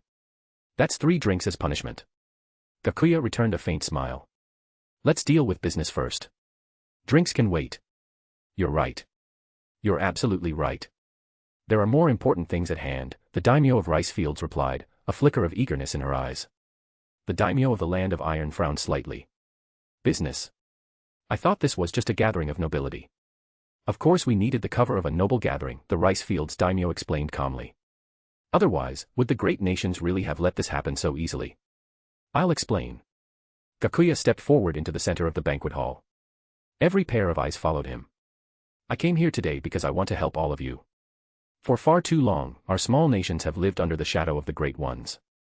The only way to break free is by standing together. He took on the role perfectly, his voice clear and compelling, his gaze firm as he swept it across the room. We can't just sit back and wait for salvation. We must act. I believe that if we unite, we can change the fate of our lands. A murmur began to ripple through the crowd. Some looked skeptical. Others, intrigued. The great nations won't sit back and let us do that, someone challenged. They'll crush any alliance we try to build. Gakuya took a breath. That's why we need deeper cooperation. We'll build shared strategies, exchange resources, support each other. And we must nurture talent, strengthen ourselves from within. He paused, then added, voice firm, most importantly, we must have the courage to resist the great nations and protect our rights. One man scoffed. Easy for you to say. Sounds more like you want to use us to serve your own ambitions. A hint of regret crossed Gakuya's face. His words alone weren't enough to win everyone over just yet. He gestured toward Uchiha Hikari. Please, everyone, take a look. All eyes turned to the crystal orb in her hands. A crimson Mangekyo Sharingan shimmered in Hikari's eyes. Using a specially crafted crystal orb developed by their research division, she projected the power directly into the minds of everyone present. The strongest ocular jutsu, Yachihoko, was activated. In that instant, the consciousness of everyone in the hall was forcibly altered. Gakuya spoke again. Now then, let's take another look at my proposal. No more thinking, it's the right move. Exactly. I've had enough of those arrogant great nations. The crowd roared in agreement, brimming with sudden zeal, as if they were ready to take on the 5 great nations right then and there. That was a bit too effective, Gakuya thought to himself. He raised a hand to quiet them. Let's not be hasty. We need to grow stronger before we face the great nations head-on. For now, we'll operate in the shadows, strengthening our alliance in secret. My assistant will now explain what comes next. Just as he finished speaking, a man stepped through the doors, none other than Kabuto. Gakuya clapped a hand on his shoulder. It's in your hands. Bring the 4 nations together. Kabuto's glasses caught the light as he nodded. Understood, Mokusha-sama. So, what should this new nation be called? The Shinobi Federation, Gakuya replied, without even turning back. With that, he left the banquet hall. His part was done. In a year, Kabuto would complete the integration of the 4 nations and announce the founding of the Federation. All that remained was for the 5 great nations to push back. Sooner or later, one of them would cave under the pressure and declare war on the Federation. That would be Gakuya's moment, to force the world's hands and gain recognition for this new power as the 6th great nation. All he had to do now was wait. But what Gakuya didn't expect was a very different kind of guest that night. He reclined in a chair while Uchiha Hikari, ever loyal, grilled meat and gently fed each slice to him. After years of working tirelessly for peace in the shinobi world, didn't he deserve to enjoy it a little? These daimyos sure knew how to indulge. No wonder most of them had no desire to stand against the major powers, they lacked the ambition. The land of grasses daimyo was one of the rare exceptions. Most could live in comfort no matter how deep their nation sank into chaos, more focused on women and pleasure than politics or war. As Gakuya savored another bite of grilled meat, he suddenly sensed 2 distinct chakra signatures enter the estate. They weren't hiding themselves at all, walking straight through the front gate, like they owned the place. It was none other than the long-absent Pain and Conan. Gakuya needed only a moment to guess their intentions. Recruitment, of course. With the name, Chiba Mokishu, now legendary across the shinobi world, it was only natural that someone like Nagato, who also hated the great nations, would take notice. Gakuya held out his hand toward Hikari. With a flicker of chakra, he changed her appearance. After all, the last time they met in the Land of Rain, Pain and Conan had seen Hikari's real face, he couldn't risk blowing their cover now. He stood up and walked outside to the courtyard, gazing down at the 2 visitors from above. Unexpected guests. He raised a cup of sake, taking a slow sip before saying calmly, entering uninvited. I take it you're not here for friendly conversation. Chapter 83, Akatsuki's second invitation, Hozuki Castle. Chiba Mokishu, I'm here to invite you to join Akatsuki. Pain's voice was cold and emotionless. Gakuya looked intrigued. Akatsuki. Sounds familiar. I've looked into you. Aren't you just a group of missing Nin mercenaries? And you're trying to recruit the leader of a shinobi village. That's only our surface identity, Pain replied calmly. Akatsuki has the power to bring peace to the shinobi world. Gakuya, seated atop a flight of stairs, raised an eyebrow. Peace, huh, that's a word I haven't heard in a long time. So, what exactly are you offering? And why should I join you? As expected, the mention of peace caught his interest. Pain silently noted the reaction. This was a man who shared a similar dream. You want to establish a sixth great nation, Pain continued. A place to protect the common people, don't you? All it had taken was a glance at the banquet for Pain to understand Gakuya's intentions. Despite the elite jonin stationed there, none had noticed Pain or Konan's infiltration. Gakuya's eyes narrowed, his killing intent erupting. If you know my secret, aren't you afraid I'll kill you right now? Pain smirked, unfazed by the overwhelming bloodlust. You won't. We share the same dream. The same dream, huh? Gakuya's killing intent faded, and he chuckled with disdain. What a beautiful lie. So many have fallen chasing their dreams. Author's note, as someone writing web novels, I deeply relate to this. So many writers, passionate about their craft, collapse on the path to godhood, sigh. Pain continued, unhurried. Let me tell you a story, maybe you'll see a reflection of yourself in it. Warning bells rang in Gakuya's mind. Logically, he knew this was a classic, talk no jutsu attempt. Pain was trying to draw parallels between their ideals to sway him into joining Akatsuki. So familiar, wasn't this exactly how I manipulated Uchiha Hikari? 27 years ago in the Land of Rain, there were 3 children. They had met amidst the chaos of war, survived by leaning on one another, and shared a common dream, peace. To realize that dream, they founded Akatsuki. But their hopes were crushed by repeated setbacks and the betrayal of Hanzo and Danzo. The death of a close friend shattered their innocence. From that pain, one of them decided the only way to achieve peace was through the power of the tailed beasts, to plunge the world into suffering. Only when everyone has felt pain, Pain said, will they truly fear war. That is how we will create lasting peace. He finished the story with remarkable patience. Anyone else would have used Shinra Tensei by now just to make their point. Our ideals don't exactly align, Gakuya replied, rising to his feet. I want to unify the shinobi world. One voice, one will, not a world steeped in suffering. War is an extension of politics, and politics reflect economic interests. When the balance of interests breaks, war becomes necessary to reshuffle the deck. Konoha has never initiated a war, because they already hold the lion's share of benefits. Your understanding of war is far too shallow. Pain fell silent, absorbing Gakuya's words. But Gakuya shrugged, if your offer is good enough, I could be convinced to join. Pain snapped out of his thoughts. I can help you repel the great nations and establish your sixth great nation. Gakuya clapped his hands, grinning. Good. In that case, I assume you're the ones who captured the 4 tails. That's right. Then send the one who caught it to assist me.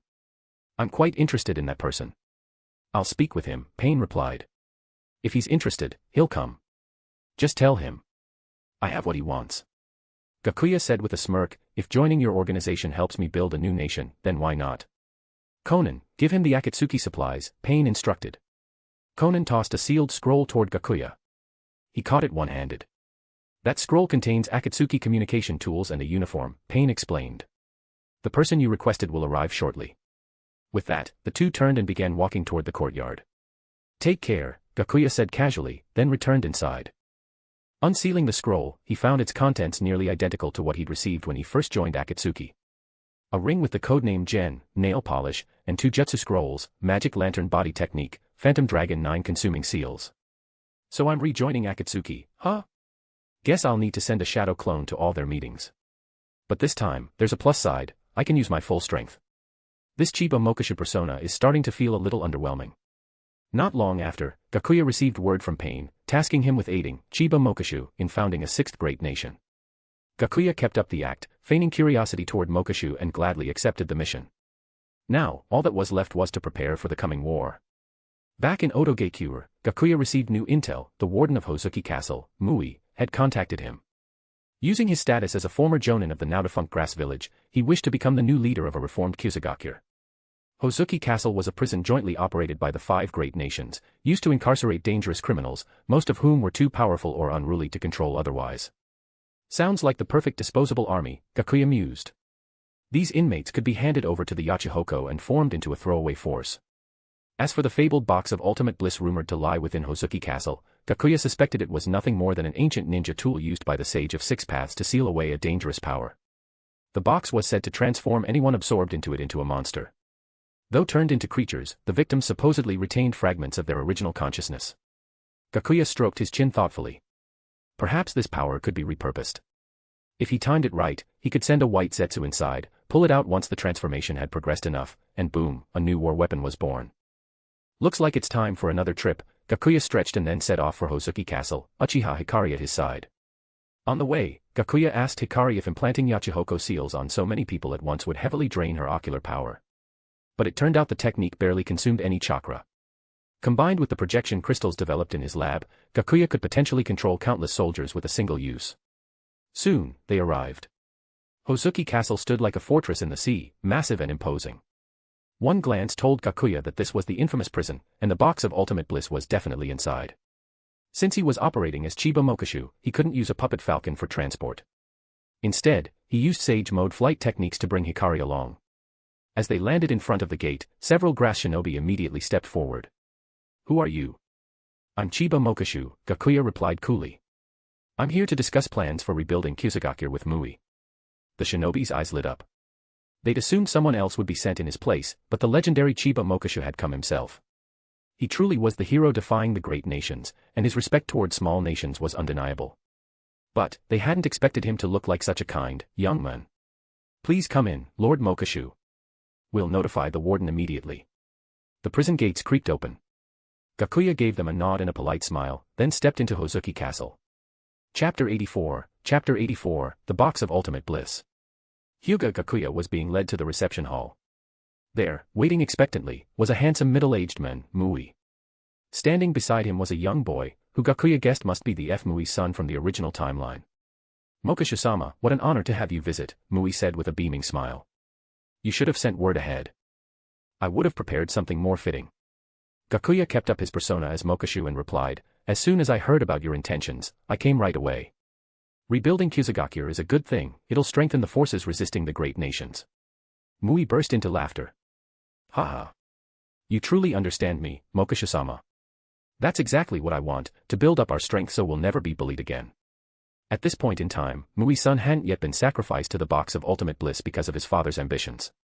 Mui was still just a man with vision and ambition. "Please, come in." Mui gestured warmly for them to enter. Inside the reception hall, everyone took their seats. Gakuya glanced at the young boy beside Mui and smiled. "This young man must be your son. Quite the fine young gentleman." "This is my boy, Muku," Mui said proudly. "Muku, come greet Mokashu-sama. Isn't he the one you admire most?" "Mokashu-sama," Muku said with a bow, his eyes sparkling with admiration. Gakuya had originally planned to have Uchiha Hikari use the Yachihoko technique to brainwash them immediately, but now it seemed unnecessary. Mui clearly already held deep resentment toward the major nations. You could see it reflected in his son as well. These two had nearly become victims of conquest when the land of grass was on the brink of destruction. It was only Gakuya's words at the peace conference that gave them the courage to demand the re-establishment of their country. The respect in their eyes was unmistakably genuine. Rather than resort to underhanded tricks, Gakuya figured it'd be more effective to talk them into handing over the box of ultimate bliss themselves. He smiled. "How could I not bring a gift?"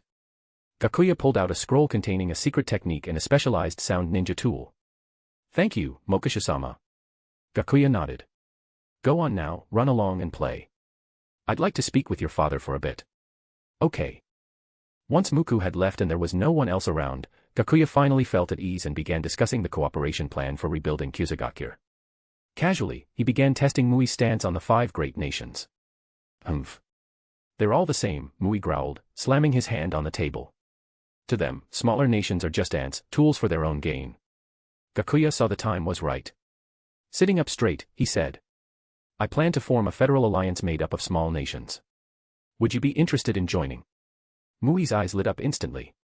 "Please, go on, Mokashu-sama." Gakuya smiled slightly, knowing the bait had been taken.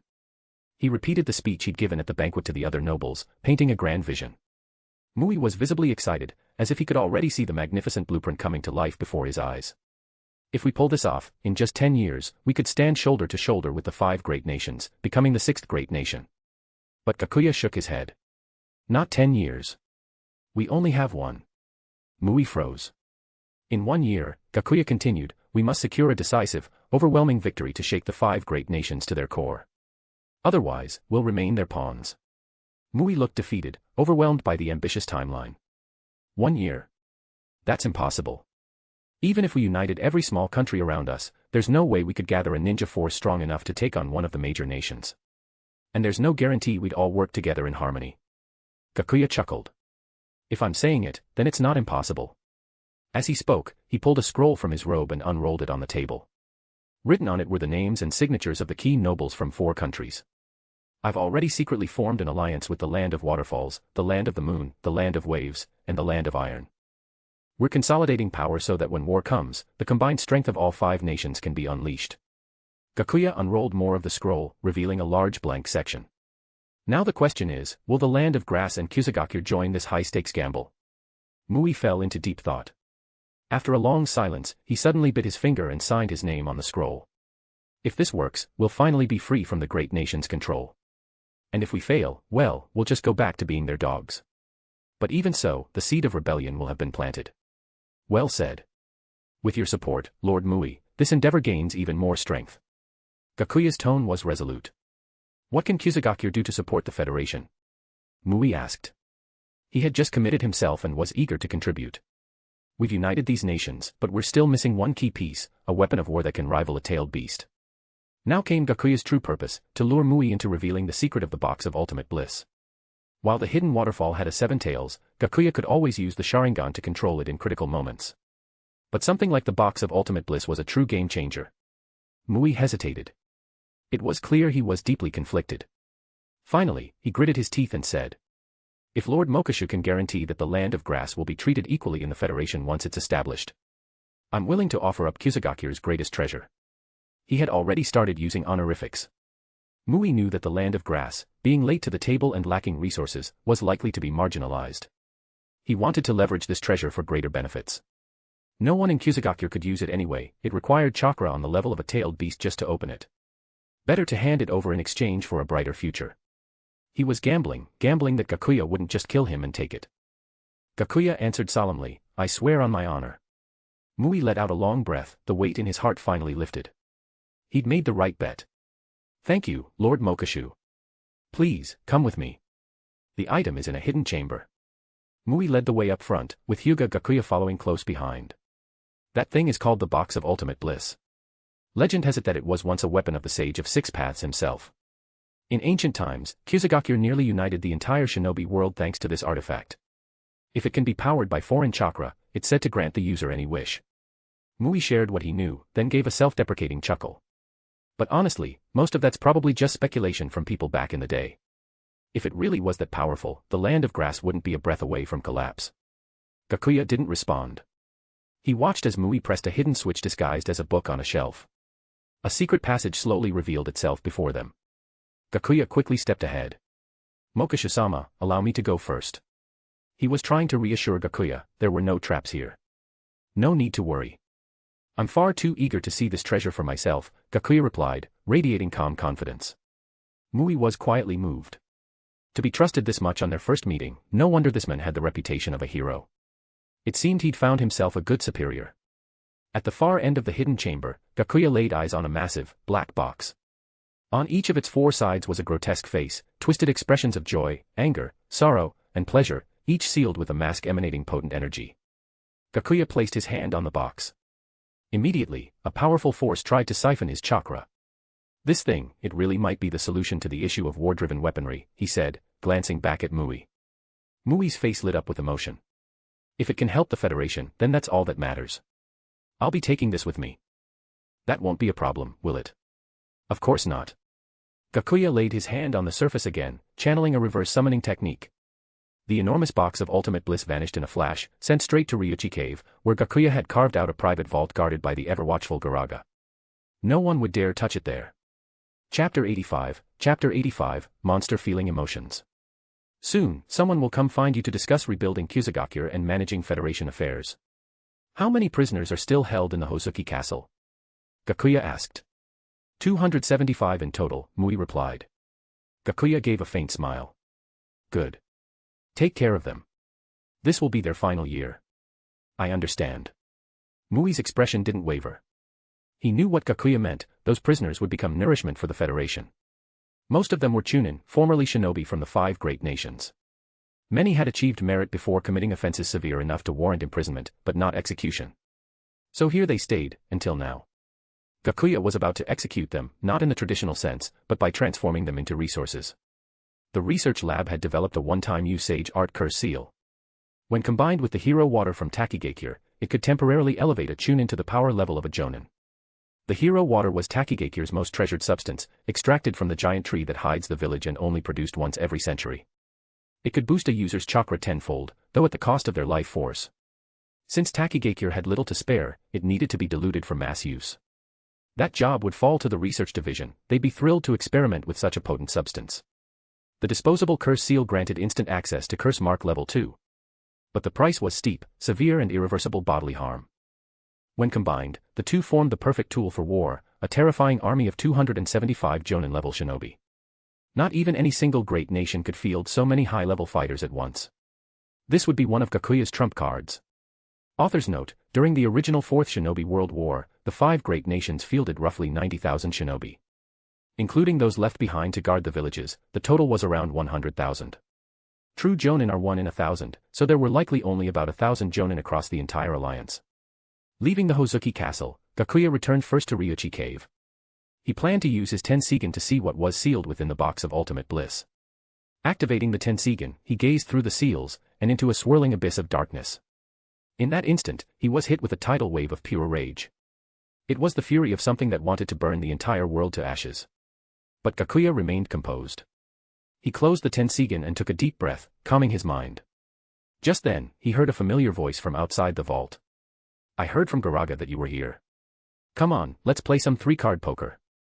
The teasing voice belonged to Uchiha Shimahime as she floated into the chamber.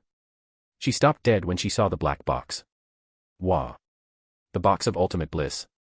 "How do you have that?" she gasped, scrambling to her feet. "You know what it is?" Gakuya asked. "Can you tell me about its origins?" No way. That's something that belongs to Ryuchi Cave." Before she could finish, Gakuya cut her off.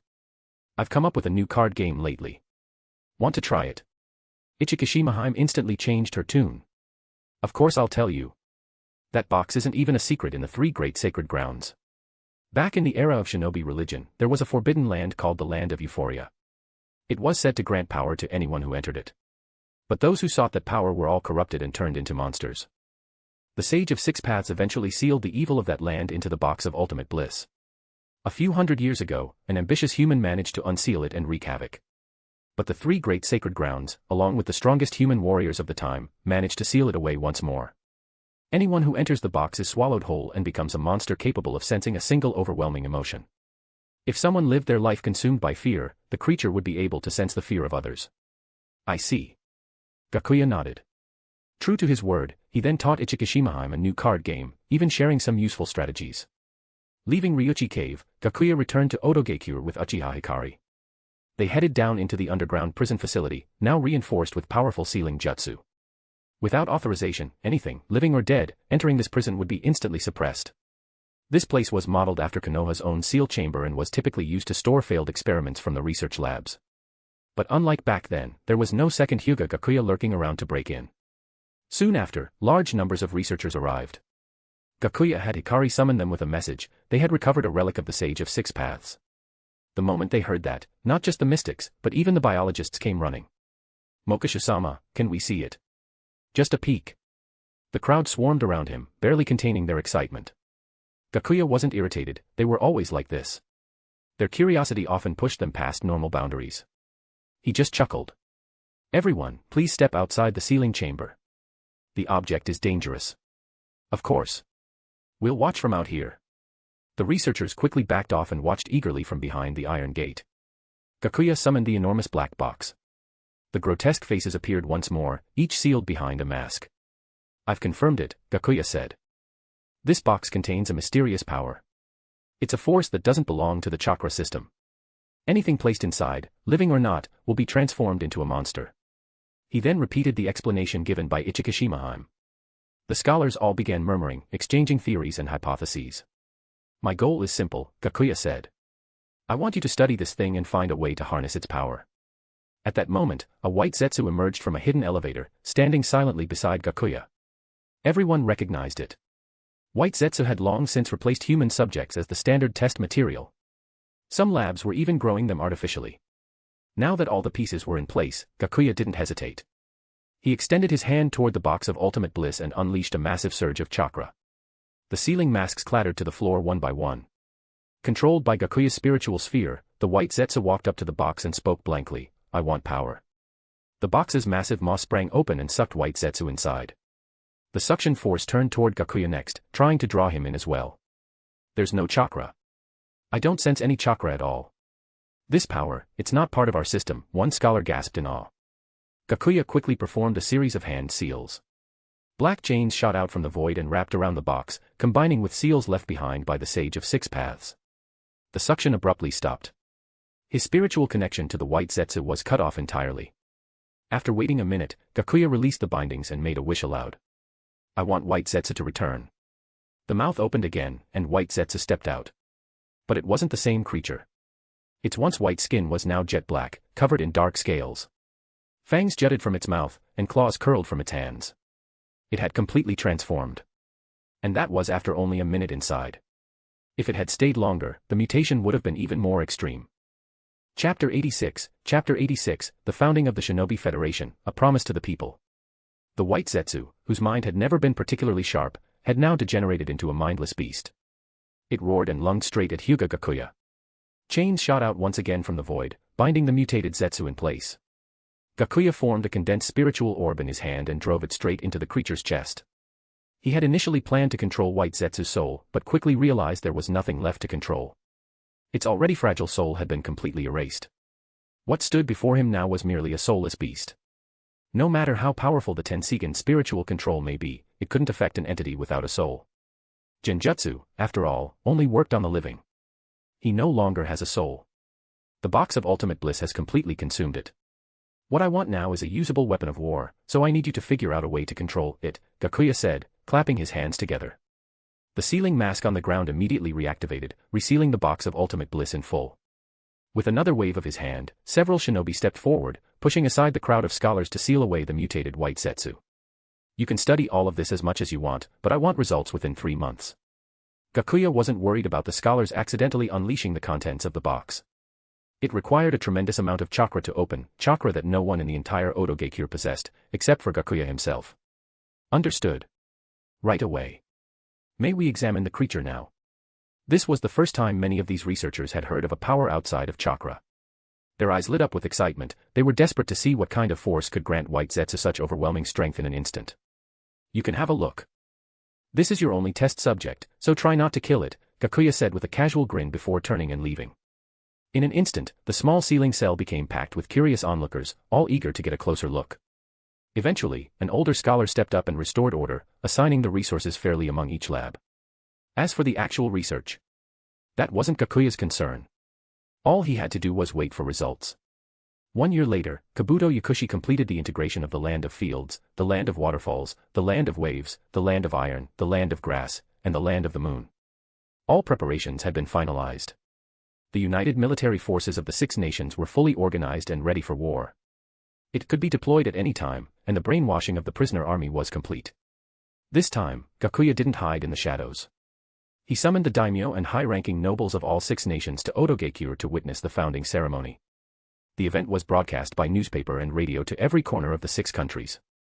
The old system of nation-states was being dismantled. The daimyo would now serve only as symbolic figures. The Shinobi Federation would replace them and take direct responsibility for the people.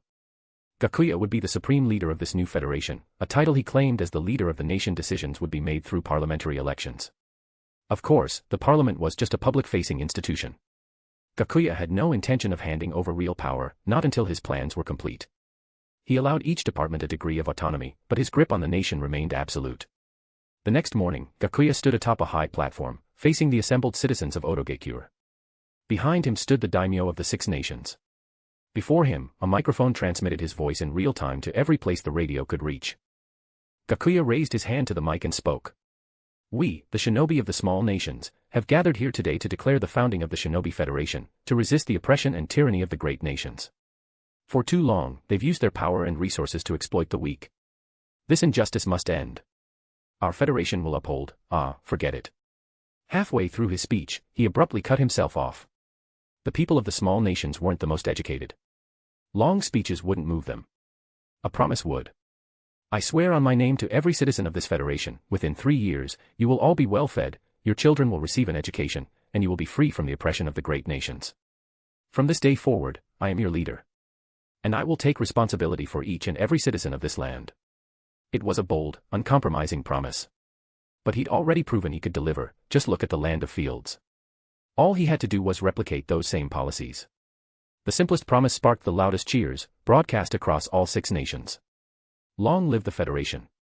Long live the leader. No one doubted Gakuya would deliver. Over the past year, the economic and technological aid from Otogekyū had already brought tangible benefits. Rice yields had soared. New technologies were more useful than anyone imagined. Combined with the propaganda painting Chiba Mokishu as the savior of the small nations, a reincarnation of the Sage of 6 Paths, he had become a legendary figure among the common people. These were just rumors, and since they hadn't reached the 5 great nations, no one there took them seriously. The arrogant leaders of the great nations didn't bother acknowledging such gossip. But soon, they would pay for their arrogance. Among the crowd, several foreign spies concealed in civilian clothing watched the wild cheers and fervent faces around them. A chill ran down their spines. This intelligence needed to be reported immediately. In the shadows, several Otogekyū Anbu watched the spies quietly leave, but made no move to stop them. Gakuya remained atop the platform, basking in the adoration of the crowd. Now, all that remained was the war that would follow the nation's founding. The news of the Federation's founding exploded across the 5 great nations, each reacting differently, but almost all of them with hostility. There was no question, the Federation Gakuya created would shake the foundations of the existing power structure. Konoha Gakuya. Tsunade wasted no time convening a war council to discuss their response to the new regime. We must launch a strike immediately, before they're fully established, a hardline Shinobi declared without hesitation. The Federation now surrounds Konoha. If we go to war, we'll be attacked from all sides, someone countered. A member of the pro-peace faction added, we already have an alliance with their leader, Mokishu. He could become our buffer against future invasions from the land of Earth. Konoha can't afford another war. The council erupted in fierce debate. Tsunade, caught in the middle, turned to Shikaka Nara, the men most likely to offer a strategic answer. Shikaka took a moment to consider. We don't need to rush into war. There's someone else who's even more anxious than us. The Land of Lightning's only remaining connection to the outside world was just severed by the Federation. And now that the Land of the Moon has joined them, it's as if Kumogaku's front door has been slammed shut. Within a month, war will break out between those two. If Kumogaku defeats the Federation, we'll be in a position to benefit from the chaos. Someone immediately raised a concern. And what if the Federation wins? Another dismissed the idea. Impossible. They've only just been founded. There's no way they could go toe-to-toe with a great nation. Jiraiya spoke up, quiet but firm. I know Mokishu. He never does anything without a contingency plan. He's been preparing for this for a long time. Shikaka nodded and added, then we continue diplomatic relations. Maintain the alliance for now. Someone shot up from their seat. No way. What are we supposed to tell the daimyo? He's demanding immediate military action. Tsunade exhaled slowly, then made her decision. Let me handle the daimyo. This is the safest path forward. Chapter 87, Epic Level Operation, Lightning and Wind Nations Joint Siege. The Konoha 11 stared at the latest headline from the Shinobi World Times in stunned silence. The article detailed how the Land of Fields had united with the lands of Waves, Grass, Taki, Iron, and Moon to form a new Shinobi Federation government. Chiba Mokishu had been appointed as the head of state, overseeing both military and political affairs. The Shinobi World Times was a publication Hyūga Gakuya had commissioned. With experience from 2 lifetimes, he understood all too well the importance of controlling public opinion. Within a year, the paper had spread to every corner of the Shinobi world, backed by wireless radio stations for long-range broadcasts. Wait, does this mean Mokishu has basically become a daimyo? Naruto asked, puzzled as he held the paper. Shikamaru caught the deeper implication. No, it's even more than that. A daimyo usually shares power, military and political leadership are separated in the Land of Fire. But Chiba Mokishu has both. He's not just a daimyo now, he's also essentially a kage. He broke it down in simpler terms for the others in the room. So, Mokishu is already a national leader. Man, when will I get to be like him? Naruto muttered, his gaze lingering on the picture of Hyūga Gakuya standing on a high platform, addressing a cheering crowd. The look in his eyes revealed a longing, not just for power, but for recognition from the people of Konoha. Shikamaru rolled his eyes. That's at least 100 times harder than becoming Hokage, he thought. He couldn't help but wonder how those 6 daimyos had agreed to relinquish all their authority and become mere figureheads. Unless. A chill ran down his spine. Did Chiba Mokishu use genjutsu? That kind of mass manipulation would be a direct challenge to the entire shinobi world. Controlling 6 daimyos like that, it was a move so bold it bordered on reckless. If the 5 great nations felt threatened enough, they might unite to crush the Federation. No matter what, the Land of Fire's daimyo was probably seething. Shikamaru feared the Hokage might try to emulate Mokishu and declare himself a head of state too. Meanwhile, Hinata stared quietly at the photo. Mokishu-kun had climbed to a height she could barely comprehend. She clenched her fists. If she wanted to keep up, she'd have to train harder, much harder. Iwagakure. Anoki, the Tsuchikage, lounged leisurely in his chair. Even with the Federation established, it didn't border the Land of Earth, so it posed no immediate threat. What worried him more was the Land of Lightning. His old friends in Kimogakure were already being hemmed in near their border. He guessed they were probably mobilizing troops by now. There was no way they'd let the Moon Country's gate fall into enemy hands.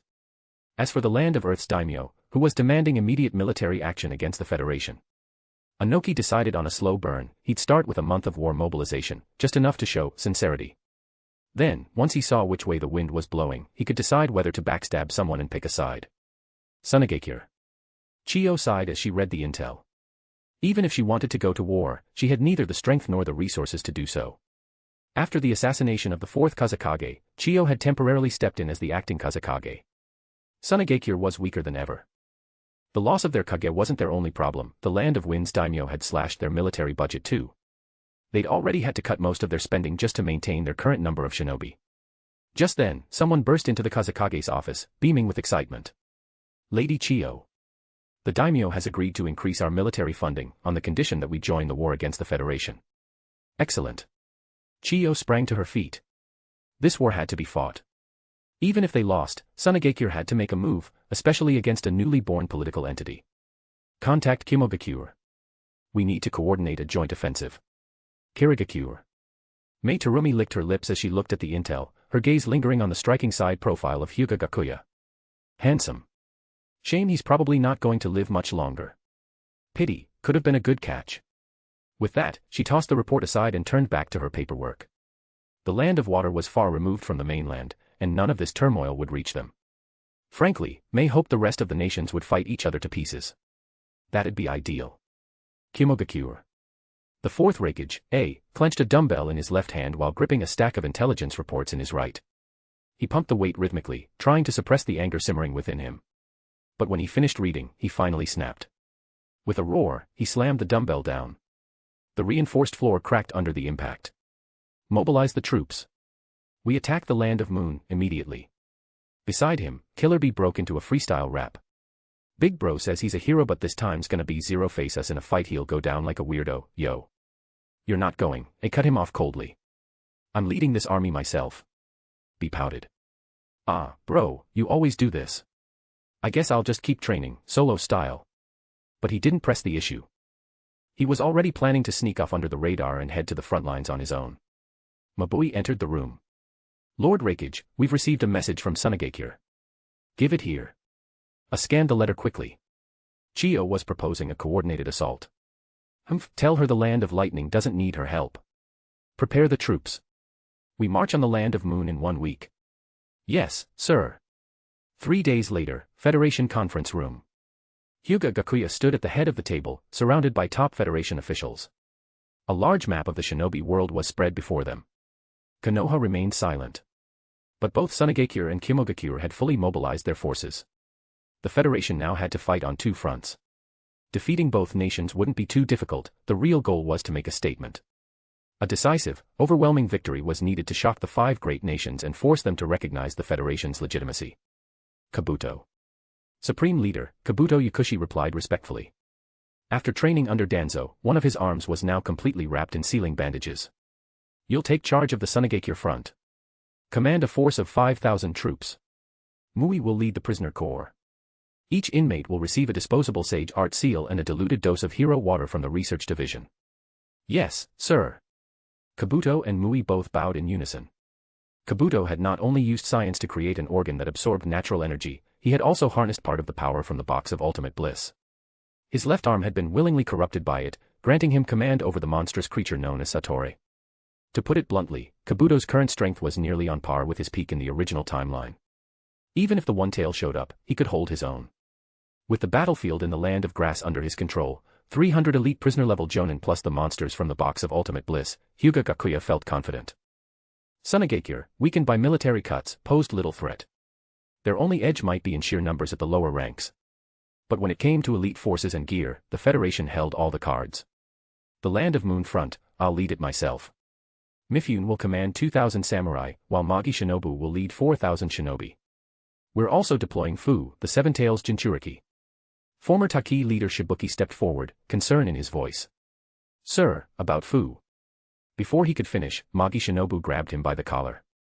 Are you questioning the Supreme Leader's judgment? And not at all. Hyūga Gakuya's voice cut through the tension. Magi Shinobu, let him go. The council exists to voice concerns. Shibuki is just worried for his comrade. It's understandable. He gave Shibuki a reassuring look.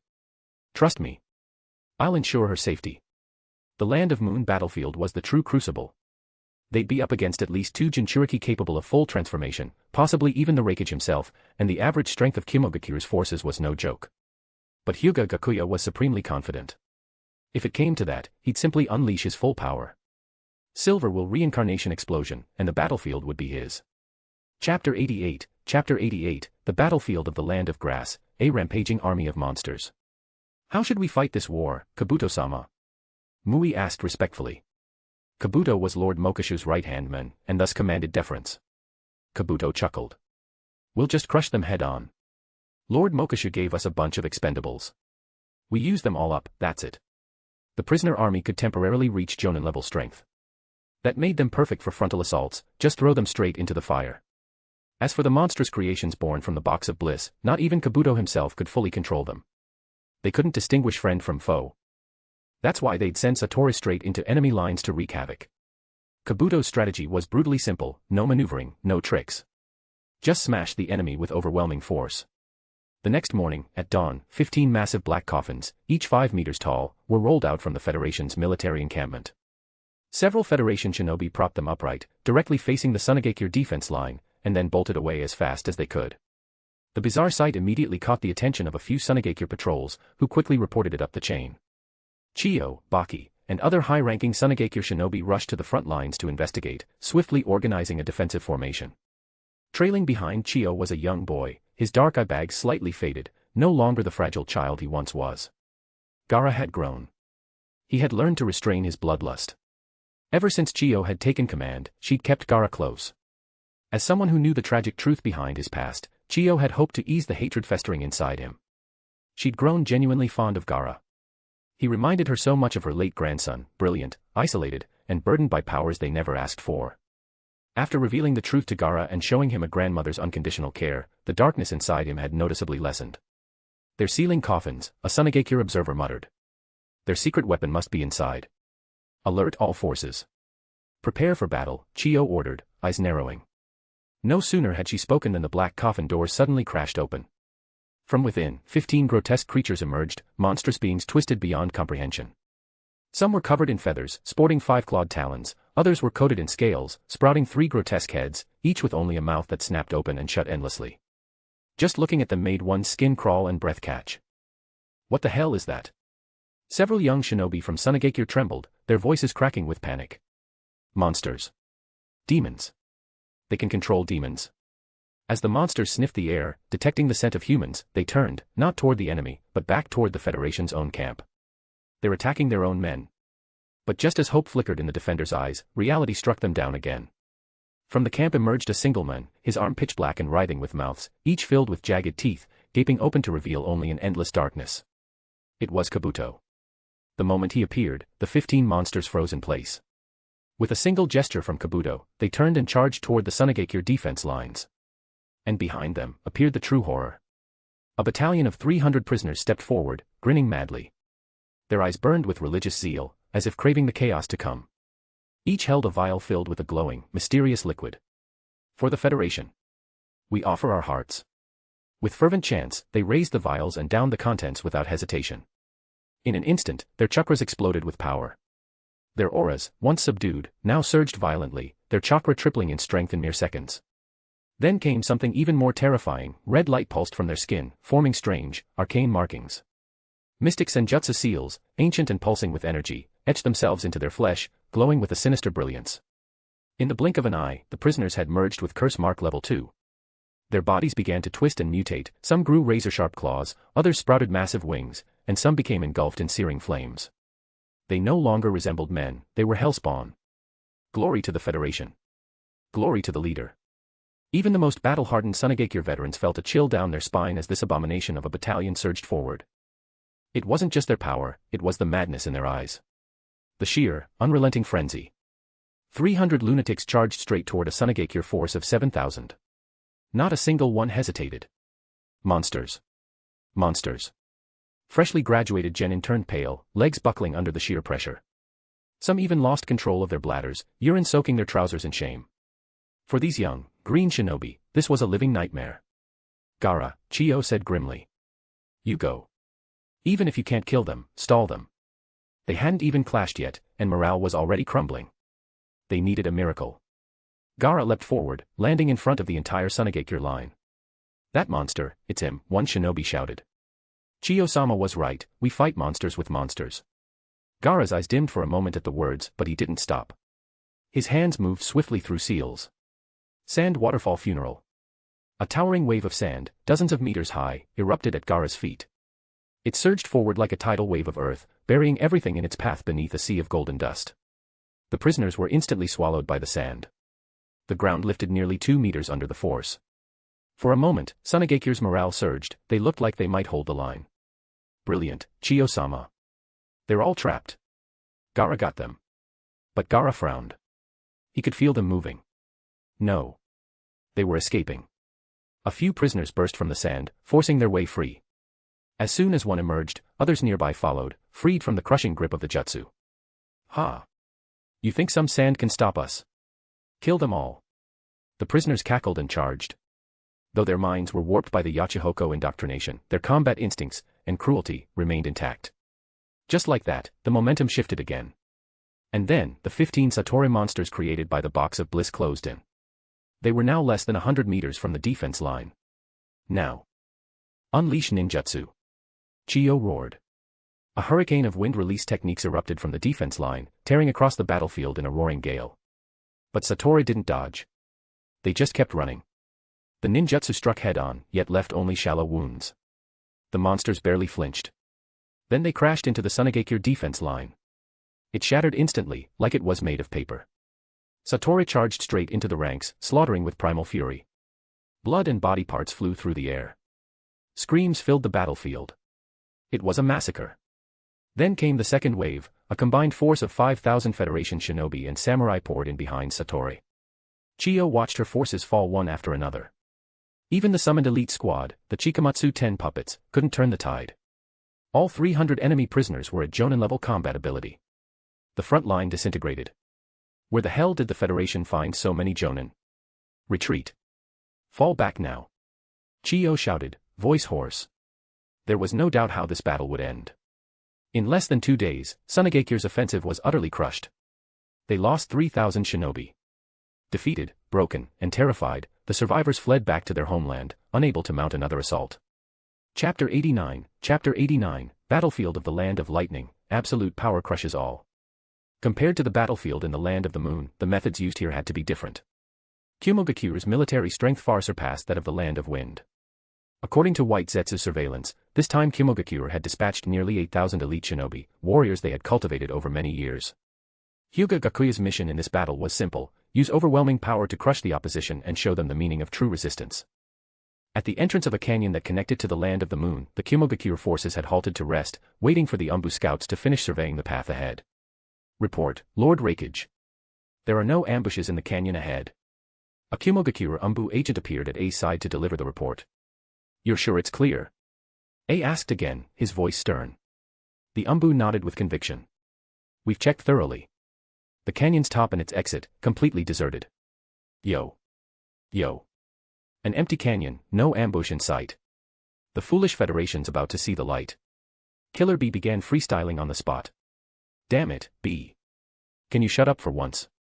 I smashed his fist into his brother's head, slamming him straight into the rocks behind them. Move in 4 waves. First and second squads, cross the canyon and set up a defensive perimeter immediately. Cover the rest as they follow. I barked his orders. Though he often seemed reckless, his strategy was anything but careless. Up in the clouds, Gakuya appeared in his true form, cloaked in his usual white robes. He watched as 2,000 shinobi split from the main force, preparing to advance through the canyon first. So the Raikage isn't completely brain-dead after all, Gakuya said with a light smirk. Still, it makes no difference. No matter how many soldiers they send, they're all just cannon fodder. His gaze sharpened. The once dark pupils in his eyes transformed into brilliant orbs of blue, swirling like galaxies, the Tenseigan. A surge of blazing azure chakra exploded from his body, and behind him, 7 truth-seeking orbs emerged, glowing with mysterious light. In an instant, he entered the Tenseigan chakra mode. Nature energy in the air began to swirl around him, drawn to his presence. He activated Sage mode once more, and the 2 powerful forces fused together seamlessly. The pressure radiating from him swept away the surrounding clouds like a hurricane. The 7 truth-seeking orbs at his back spun rapidly.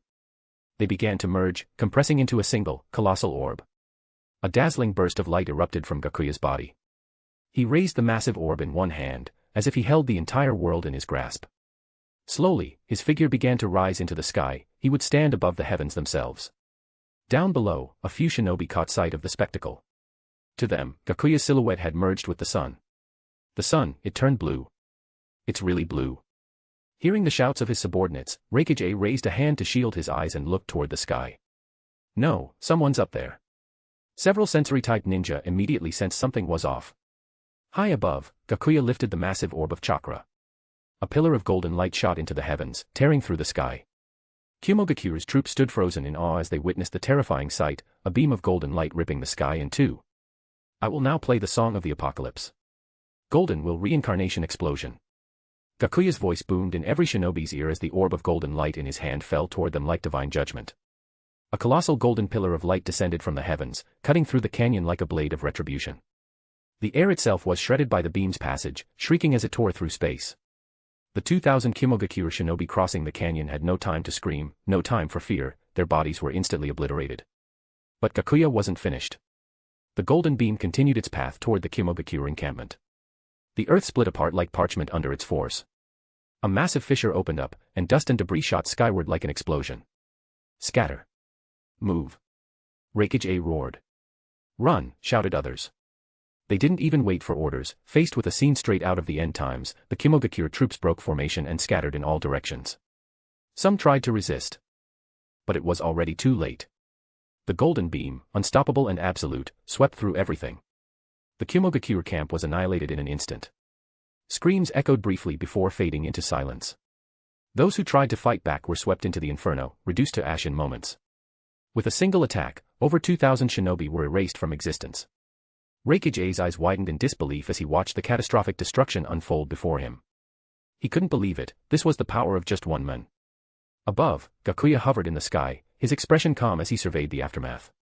There was no pity in his eyes, only cold detachment for the enemy below. He descended slowly. Raikage, Killer Bee, Yujito C, Darui, and Dodai surrounded him cautiously, attempting to box him in. Dodai's eyes narrowed. He'd seen this man before, years ago, perhaps. Inside Killer Bee, the 8 tails stirred. Like the 4 tails before it, it recognized the orbs behind Gakuya. Those are truth-seeking orbs. I never thought I'd see them again in this era. B, the 8 tails said grimly, you can't win. That man's black spheres, they're called truth-seeking orbs. I once saw them behind the Sage of Six Paths himself. Who are you? Raikage asked, forcing down his fury. A ninja of the Federation. Why fight for them? You'd be better off. Gakuya cut him off coldly. I am Hyūga Gakuya. Under orders from Mokashu's head of state, I've come to repel the Hyūga invasion. If your forces persist in this path, then I will have no choice but to end this through force. Dodai's eyes flew open in realization. He remembered now, this was the same man from 10 years ago during the Konoha peace talks. A former Konoha Umbu. A traitor from the Hyūga Clan, the one who orchestrated the clan's downfall. He had disappeared for years, and now, he'd returned in terrifying form. Gakuya didn't wait for a response. He rose into the sky and flew off, vanishing in an instant, uncaring whether the Raikage replied or not.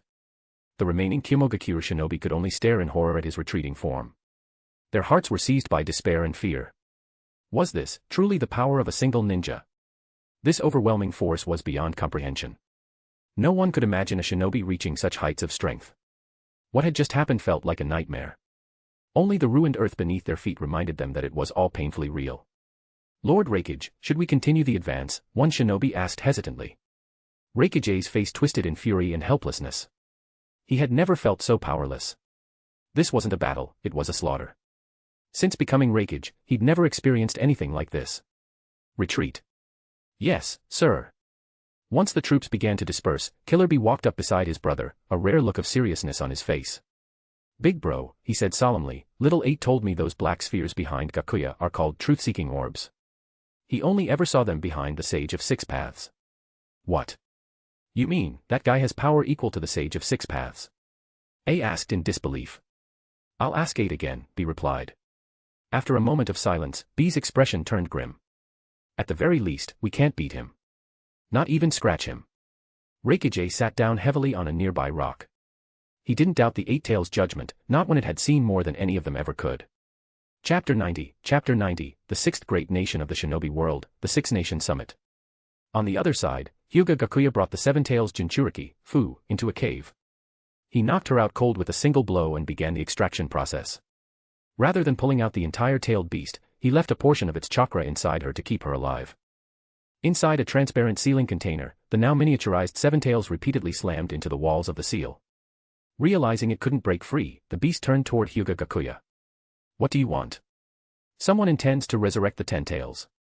We need your power, Gakuya said flatly. His eyes shifted into the Sharingan, and he took control of the beast. He would hand it over to Nagato as part of a future deal with the Akatsuki. But he still needed someone to perform the 10 Tails resurrection ritual. 2 near-effortless victories, Tsunagaku's forces crushed by a monstrous army, and Hyūga Gakuya repelled by a single man. News of these decisive wins spread like wildfire. Within days, the entire shinobi world was buzzing. The Federation had secured 2 overwhelming victories. Citizens of the Federation rejoiced and shared the news with fervor. These were people from minor nations who had never dreamed of triumphing over the mighty great powers. And Hyūga Gakuya's brutal and overwhelming tactics were printed in every newspaper across the land. Konoha Gakuya. Tsunade stared at the intelligence report in her hands. Both Tsunagakuya and Hyūga Gakuya had been repelled within a week, while the Federation's casualties were fewer than 1,000. That's impossible, she muttered in disbelief, passing the report to Shikaku, Jiraiya, Kakashi, and the others. Each one wore a stunned expression. A nation barely a month old, cobbled together from minor countries, had just crushed 2 of the 5 great nations in quick succession. Even a nation like the Land of Wind shouldn't be vulnerable to such an alliance of smaller states. We need to re-evaluate Konoha's relationship with the Federation, Shikaku said seriously. I agree. We should put our plans for military intervention on hold, Tsunade replied. But this Hyūga Gakuya has been in hiding for quite some time. Then he suddenly appears and wipes out 2,000 troops from Hyūga Gakuya, just because he was hired. Shikaku rested his chin in his hand thoughtfully. According to his psychological profile, he's not the type to sit idly by. He's definitely planning something. Whatever it is, we need to remain on high alert. He pulled a photo from the intel file, a wide shot of shattered earth and deep chasms. If he attacks Konoha with this kind of power, we wouldn't stand a chance. Tsunade rubbed her temples, a headache forming. The old man left me such a mess. It's like cleaning up after a storm that never ends. A knock came from the door. Shizen's voice followed, Lady Tsunade, a message from the Federation. Come in. Shizen entered the Hokage's office. Go ahead and give it to me straight. Yes. 1 week from now, Federation leader Chiba Mokashu has invited you to participate in a Six-Nation Summit. They propose holding it here in Konoha. Identical messages were sent to the other 4 Kage as well. Land of Rain.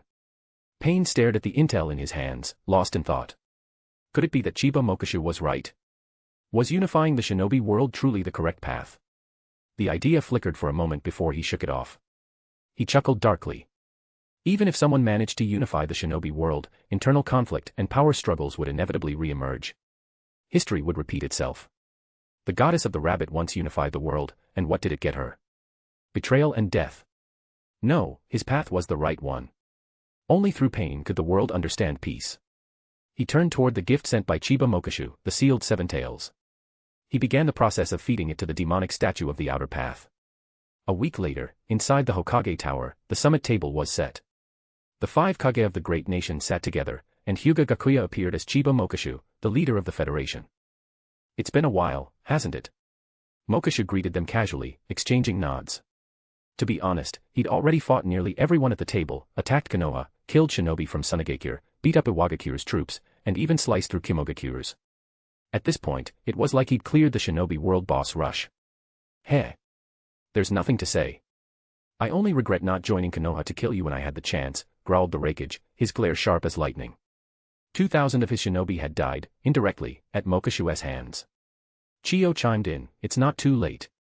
Why don't we all team up and finish him now? I'm sure you've all received the daimyo's orders to eliminate the Federation. It was a bluff meant to intimidate Gakuya and gain an upper hand in negotiations.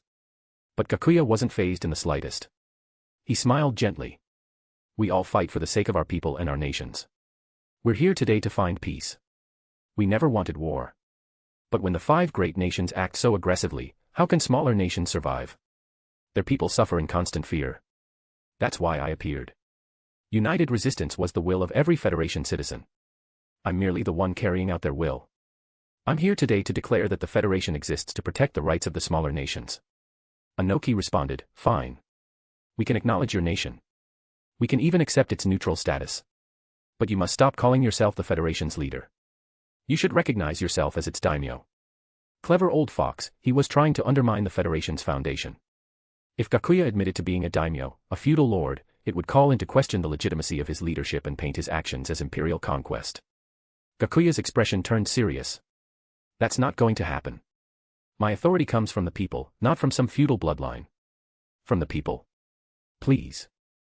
You've probably just hypnotized those daimyo with genjutsu, Chiyo shot back, backing Anoki's argument. The 2 old-timers had found common cause in self-interest. You're free to send your own ninja to inspect the former daimyo residences. See if any of them are under genjutsu, Gakuya said, his voice steady. For a moment, it was as if golden light radiated behind him. This is the harvest of the evil you yourselves planted. The small nations have suffered under your tyranny for too long. Even if it wasn't me, someone else would have stood up. If you insist on clinging to your delusions, then I guess we'll meet on the battlefield. His words struck a nerve. None of the great nations dared escalate. The Federation's strength was simply too overwhelming, at least in appearance. Unless the 5 great nations united, they couldn't guarantee victory. And just Gakuya alone, the power he demonstrated was enough to destroy a village. Sure, Chiba Mokashu wouldn't always have Gakuya at his command, but who could be certain? All it would take was one strike, and an entire nation could vanish. If there are no objections, I hope everyone can set aside past grievances and treasure the peace we've managed to reach. I'm only using this stage to announce the Federation's role and ideals. He turned toward the Raikage. As for the border issue, we're open to continued discussions. Some of the uninhabited zones along the border can be sold to the Land of Lightning. They'll serve as buffer regions. You may build outposts there, our Federation won't interfere. He didn't need all that empty land. Better to sell it and earn some goodwill, lowering the threat level for a neighboring nation. All in all, the negotiations were moving exactly as Hyūga Gakuya had planned. The 5 great nations were forced to recognize the Federation's existence and establish diplomatic relations. Chapter 91, The Reanimated Hokage. The negotiations had wrapped up relatively smoothly. Before leaving, Hyūga Gakuya took a moment to connect with Hinata and her sister, reinforcing their emotional bond and making sure everything was still on track. With that done, Gakuya found himself with very little left on his agenda. Now all that remained was to wait for the Eye of the Moon plan to unfold. He had some time to kill, and since he was still in Konoha, he figured it was the perfect opportunity to pay a visit to the mask storage hall and retrieve the Shinigami mask. It never hurt to have a few more pieces on the board. Konoha had only managed to uncover the technique for using the Reaper Death Seal, but not how to undo it. That meant the area wasn't even guarded. Gakuya slipped in without issue and retrieved the mask that held the souls of the 4 Hokage. Once that was done, he returned to the Hidden Sound village. Kabuto, bring out Orochimaru and release the souls of the 4 Hokage, Gakuya ordered after finding him. Understood. Summoning Jutsu. Kabuto slapped his palm to the ground, and with a puff of smoke, a pale white coffin bearing Orochimaru's symbol appeared before them. Orochimaru stepped out stiffly, took the mask from Gakuya's hand, and placed it on his face. With a spin, he turned around and began the ritual to undo the Reaper Death Seal. Moments later, the flames of the 4 Hokage's souls lit up the underground chamber. Without delay, Gakuya summoned 4 white Zetsu clones. Summoning Jutsu, Reanimation Jutsu. Sheets of paper enveloped the clones. When the swirling mass settled, the 4 reanimated Hokage stood before them once again. Gakuya was still using the identity of Chiba Mokashu, so he wasn't concerned about Hiruzen Sarutobi recognizing him. For Hashirama Senju, this was the 3rd time his eternal rest had been disturbed. Even the most patient man would have had enough by now. He immediately sensed what was happening and exploded with chakra. You've gone too far. Hashirama's chakra surged as he tried to break free from Gakuya's control.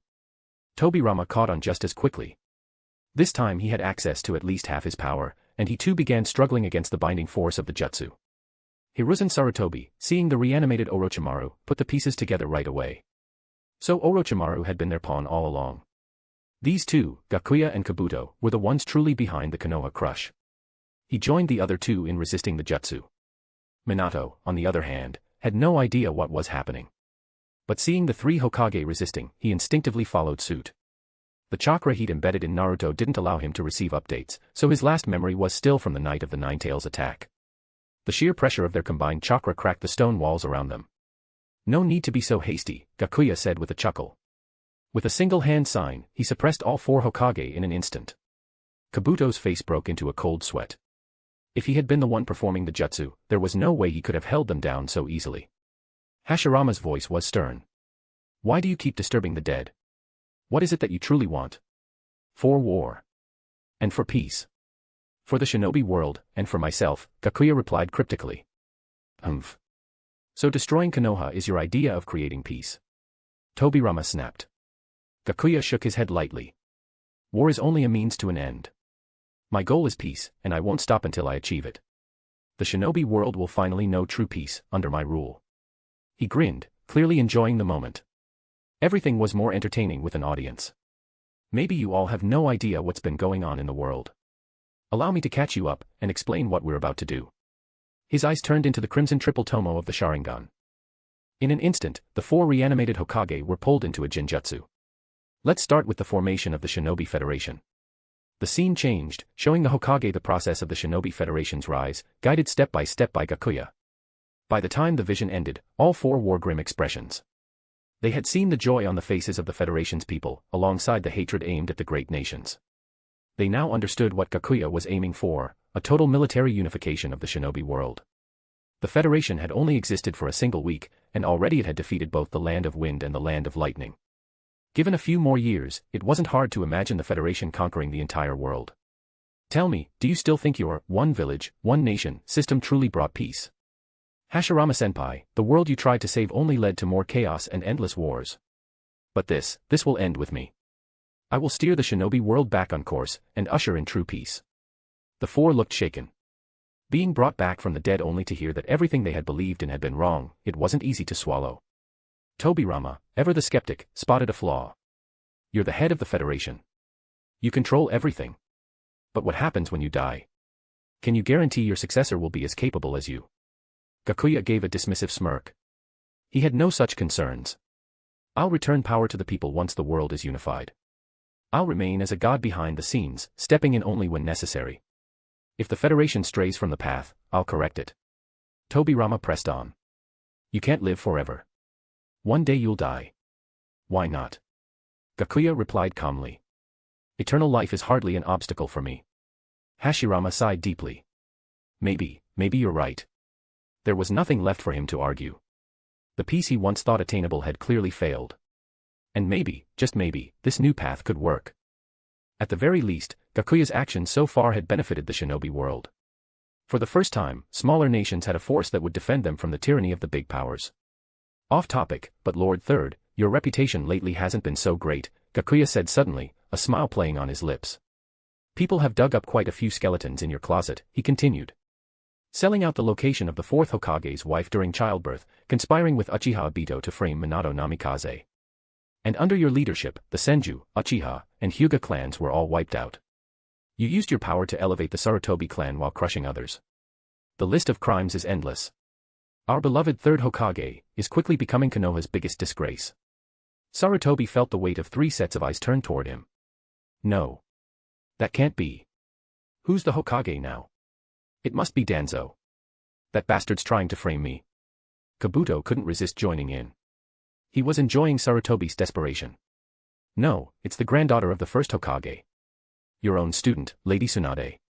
What? The four of them were stunned. Hashirama could already picture Tsunade using Konoha's treasury to pay off her gambling debts. Minato frowned. Wait, that can't be right. Uchiha Obito was kind-hearted. He was my student, and he died saving a comrade. How could he have attacked Konoha? Tobirama cut in sharply. Fourth, you've been deceived. The Uchiha are born treacherous. That's their nature. Gakuya calmly laid out all the intelligence on Obito and, for good measure, showed Minato a vision of Naruto's childhood. When Minato saw the suffering his son had endured, Gakuya let out a long sigh. So this is how the child of a hero is treated. You really got what you deserved, Lord Third. Minato, please, let me explain, Hiruzen said, his face pale. My intent was to protect Naruto by hiding his identity.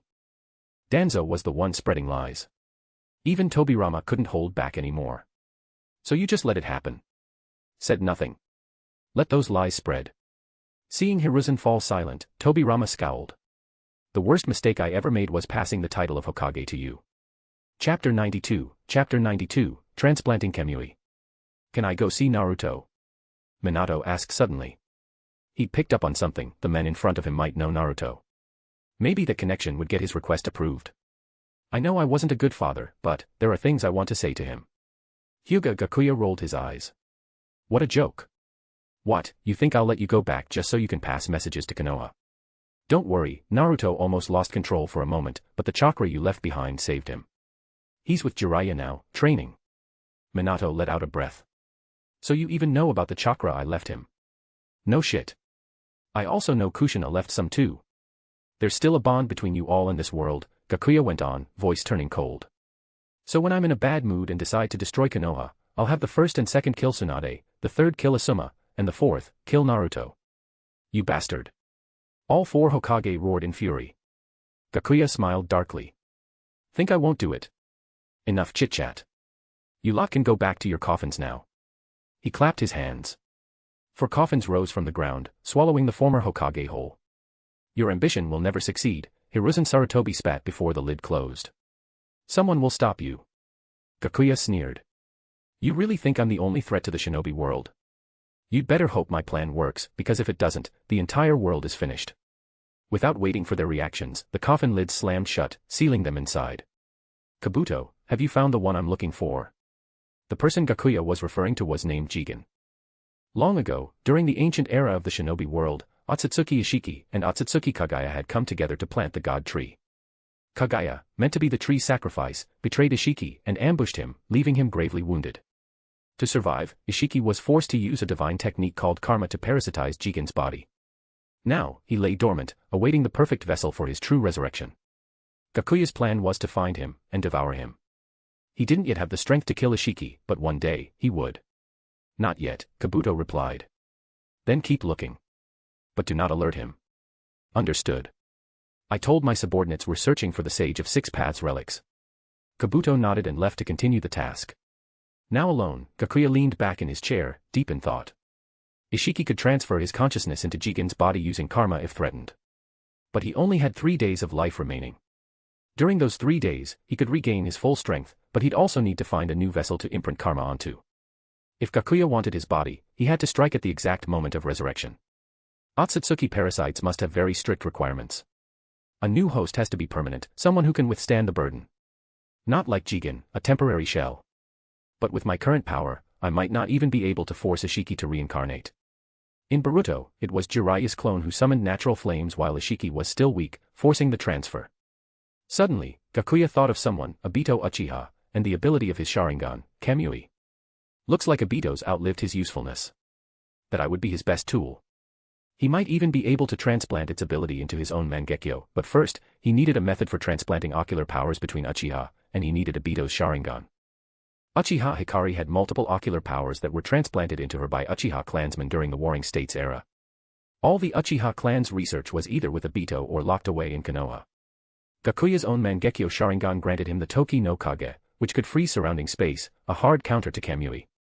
Tenseigan's raw power was enough to break through even Susanoo, while Kamui could only distort what it could see. White Zetsu. Yes, boss. A white Zetsu rose from the floor near Gakuya's feet. Go get black Zetsu for me. On it. White Zetsu immediately slipped back into the ground to carry out the order. Gakuya sat in silence, waiting. Before long, the familiar figure appeared, half white, half black. Did you find the underground spring on the moon? Gakuya asked. Not yet, Black Zetsu answered. I've only been able to send a small number of White Zetsu. Obito's watching me. No problem. Soon you'll be able to mobilize them all. Where is Obito now? Black Zetsu hesitated. You're planning to kill him. Exactly. He's a major variable in the Eye of the Moon plan. Agreed. His two Mangekyo are the biggest threat to our entire operation, Black Zetsu said. He'd long grown tired of Obito. Compared to Obito, Gakuya was far more efficient. Since he'd joined, the Four Tails and Seven Tails had been captured in quick succession. The plan was progressing smoothly, and he'd even founded his own nation, infiltrating the 5 great nations from within. Obito was too paranoid, he didn't even trust Black Zetsu. But Gakuya, he only cared about power. That made him easier to manipulate. Do you know how to transplant ocular techniques from one Sharingan to another? Gakuya asked. You're after Obito's Kamui, aren't you? That confirmed Black Zetsu's suspicions. Gakuya's thirst for power wouldn't let him pass up such an ability. That's right. Kihihi. You must have heard about it from Uchiha Hikari. Black Zetsu chuckled darkly, now certain Gakuya had no intention of relying on Obito anymore. It's not complicated. Just the same method Uchiha used, they fused all the Mangekyo the Uchiha had accumulated over the years into Hikari's eyes. But fusing non-bloodline Mangekyo usually leads to massive rejection. Best case, blindness. Worst case, loss of control and death. Gakuya narrowed his eyes. Then how did Hikari survive? The Uchiha used a forbidden technique, Black Zetsu explained. They gave up on evolving to the eternal Mangekyo and instead used Hikari's life force to force the fusion. That explained it. There had been a period when Hikari seemed extremely weak. Gakuya had pumped her full of life energy just to stabilize her. Currently, Gakuya only had one Mangekyo, Shirsue's eye. Koto Amatsukami was a nice ability, but not very useful for Gakuya. Against powerful foes, it wasn't effective. Against weaklings, his Joka technique worked better anyway. As for Hikari's eyes, there was no way he could take them now. She had control over the minds of every major political power in the Federation. If he even thought of taking her eyes, years of effort building the Federation would go up in smoke. Gakuya rose to his feet. Let's go. It's time to claim Obito's Sharingan. You're just going to walk in? Black Zetsu asked, shocked. What else would I do? Black Zetsu was worried. Obito's heart has a curse mark left behind by Madara. I can teach you how to activate it. Once triggered, his heart will stop beating. That won't kill him immediately. With Hashirama's cells in his white Zetsu half, he'll survive for a while. Finally, after all that rambling, Gakuya had gotten the real prize. He stopped walking. With that, I'll have a much better shot at killing him. Black Zetsu shrugged. Didn't think you'd move on Obito this fast. Then, he began teaching Gakuya the method to activate the curse mark on Obito's heart. Gakuya had what he needed. Even so, he wasn't planning to make the first move himself. Obito was a rogue ninja from Konoha. After all, why not let Konoha wear him down first? Chapter 93, Konoha's Pursuit, Uchiha Obito. The next day, Konoha Gakuya received a telegraph from the Federation. While on a mission, Federation Shinobi had discovered what appeared to be a base belonging to Uchiha Obito, a known missing nin from Konoha. They asked if Konoha wanted assistance with the matter and included both the base's coordinates and intel related to Obito's Kamui. Hyūga Gakuya's exact words were: the existence of Uchiha Obito poses a serious threat to the Federation's national security. If Konoha doesn't take action, the Supreme Leader will be forced to clean house on your behalf. When this intel landed on Tsunade's desk, she rubbed her temples in frustration. If the Federation made a move before Konoha did, it would send a message to the other nations that Konoha was powerless. But the problem was, Uchiha Obito wasn't just any rogue ninja, he was an S-rank missing nin. He once controlled the Nine Tails and was indirectly responsible for the death of the 4th Hokage. Even as Hokage, Tsunade didn't have enough capable hands to throw at this. She could only entrust the mission to Jiraiya again. With intel on Obito's dojutsu and support from the Umbu, it should be enough. Summon Jiraiya, Shikaku, Inoichi, and Choza. Bring them here, Tsunade ordered. Yes, ma'am. Not long after, the 4 arrived at the Hokage's office, with Naruto trailing behind them. Naruto, step outside for now. No. I'm going. I want to help Pervy Sage take revenge for my parents. Naruto clenched his fists. Tsunade frowned and turned to Jiraiya. How did he find out? Jiraiya shrugged and pulled out a newspaper. Shinobi World Times. Front page headline, Uchiha Obito, Konoha S-rank missing Nin, spotted in the Federation. Konoha fails to act. The Federation's putting pressure on us. We don't have the luxury of ignoring this anymore. Tsunade was furious. She knew how much influence the Shinobi World Times held. If Konoha didn't take swift action, mission requests would start drying up fast, an economic disaster for the village. While celebrities and nobles fought tooth and nail to appear on the front page, Hyūga Gakuya casually handed the spotlight to Obito. Naruto had been a loyal fan of Battle Across the Shinobi World, the serialized story backed by Gakuya, so when he saw the report, he immediately connected the dots and realized Gakuya had prepared that intel for him. This was Gakuya's second move, ensuring Kakashi, Naruto, and the others learned the truth. Kakashi, who Obito could never bring himself to kill, would be key to weakening him. With Kakashi in play, Gakuya's plan was halfway complete. Unfortunately, Rin's corpse was most likely still in Obito's possession.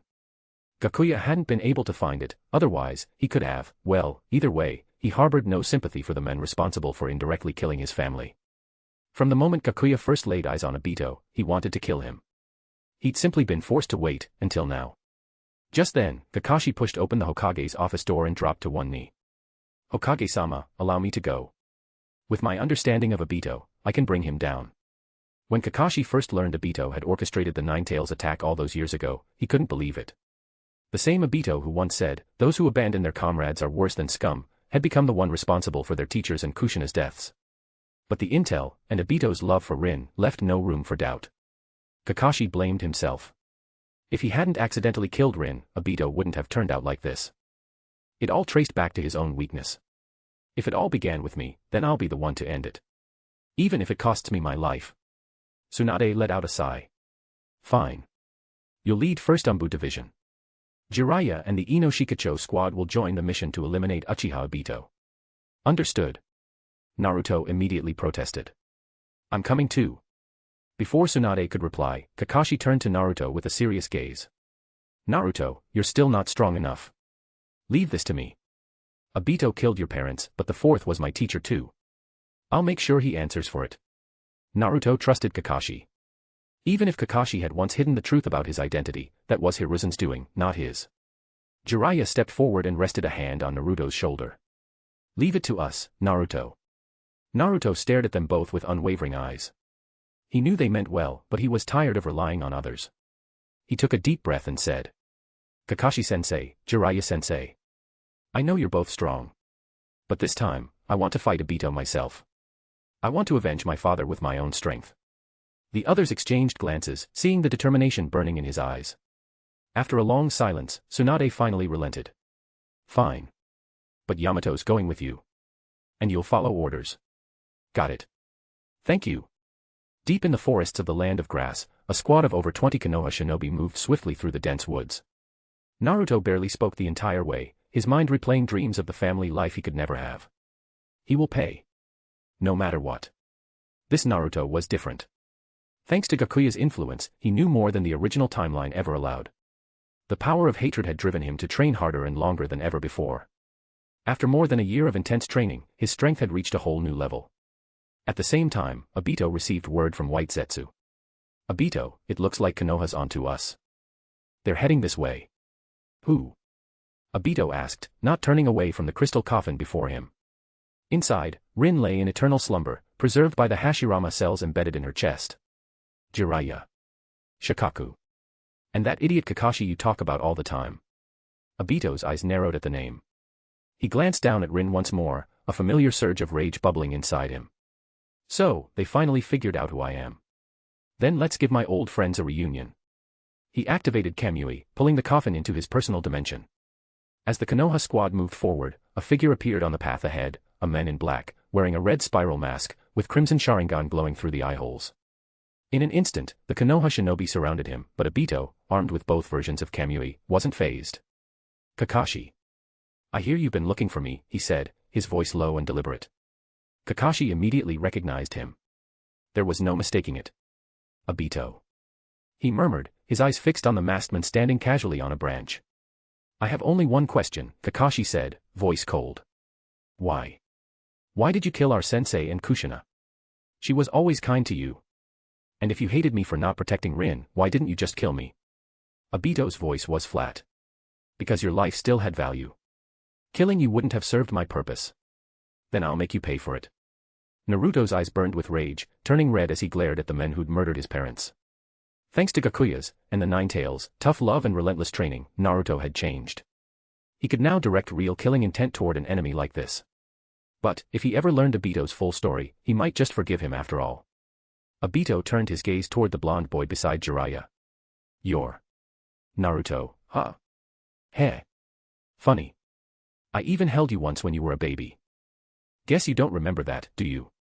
Chapter 94, Intertwined Bonds. Two figures stood silently high above the battlefield, observing the scene below. They were none other than Namikaze Minato, fresh from a deal with the devil, and Hyūga Gakuya.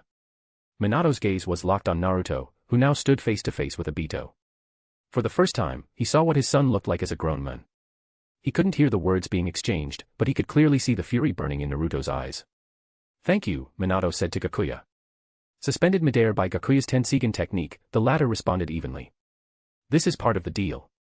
I brought you here to see Naruto, and in return, you'll use the Flying Thunder God mark you left on Obito during the Nine Tails incident to help me track him.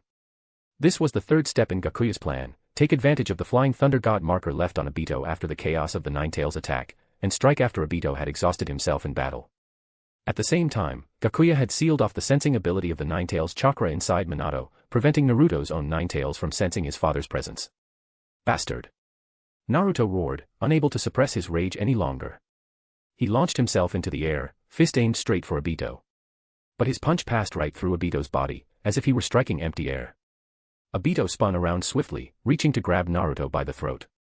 Just as he was about to seize him, a kunai came whistling through the air, forcing Obito to phase out once again. His hand passed harmlessly through Naruto. Naruto used the chance to flip backward and land steadily on the ground. So you figured out my ability. I'm guessing that intel came from Minato-sensei. Obito's voice was cold. Though hidden beneath the mask, his expression clearly soured. No one answered. No one would be foolish enough to confirm something that critical. No response. Then I'll just capture one of you and beat the truth out of you. The three tomo of Obito's Sharingan spun and connected, and space around Kakashi began to warp. He was trying to pull Kakashi into the Kamui dimension.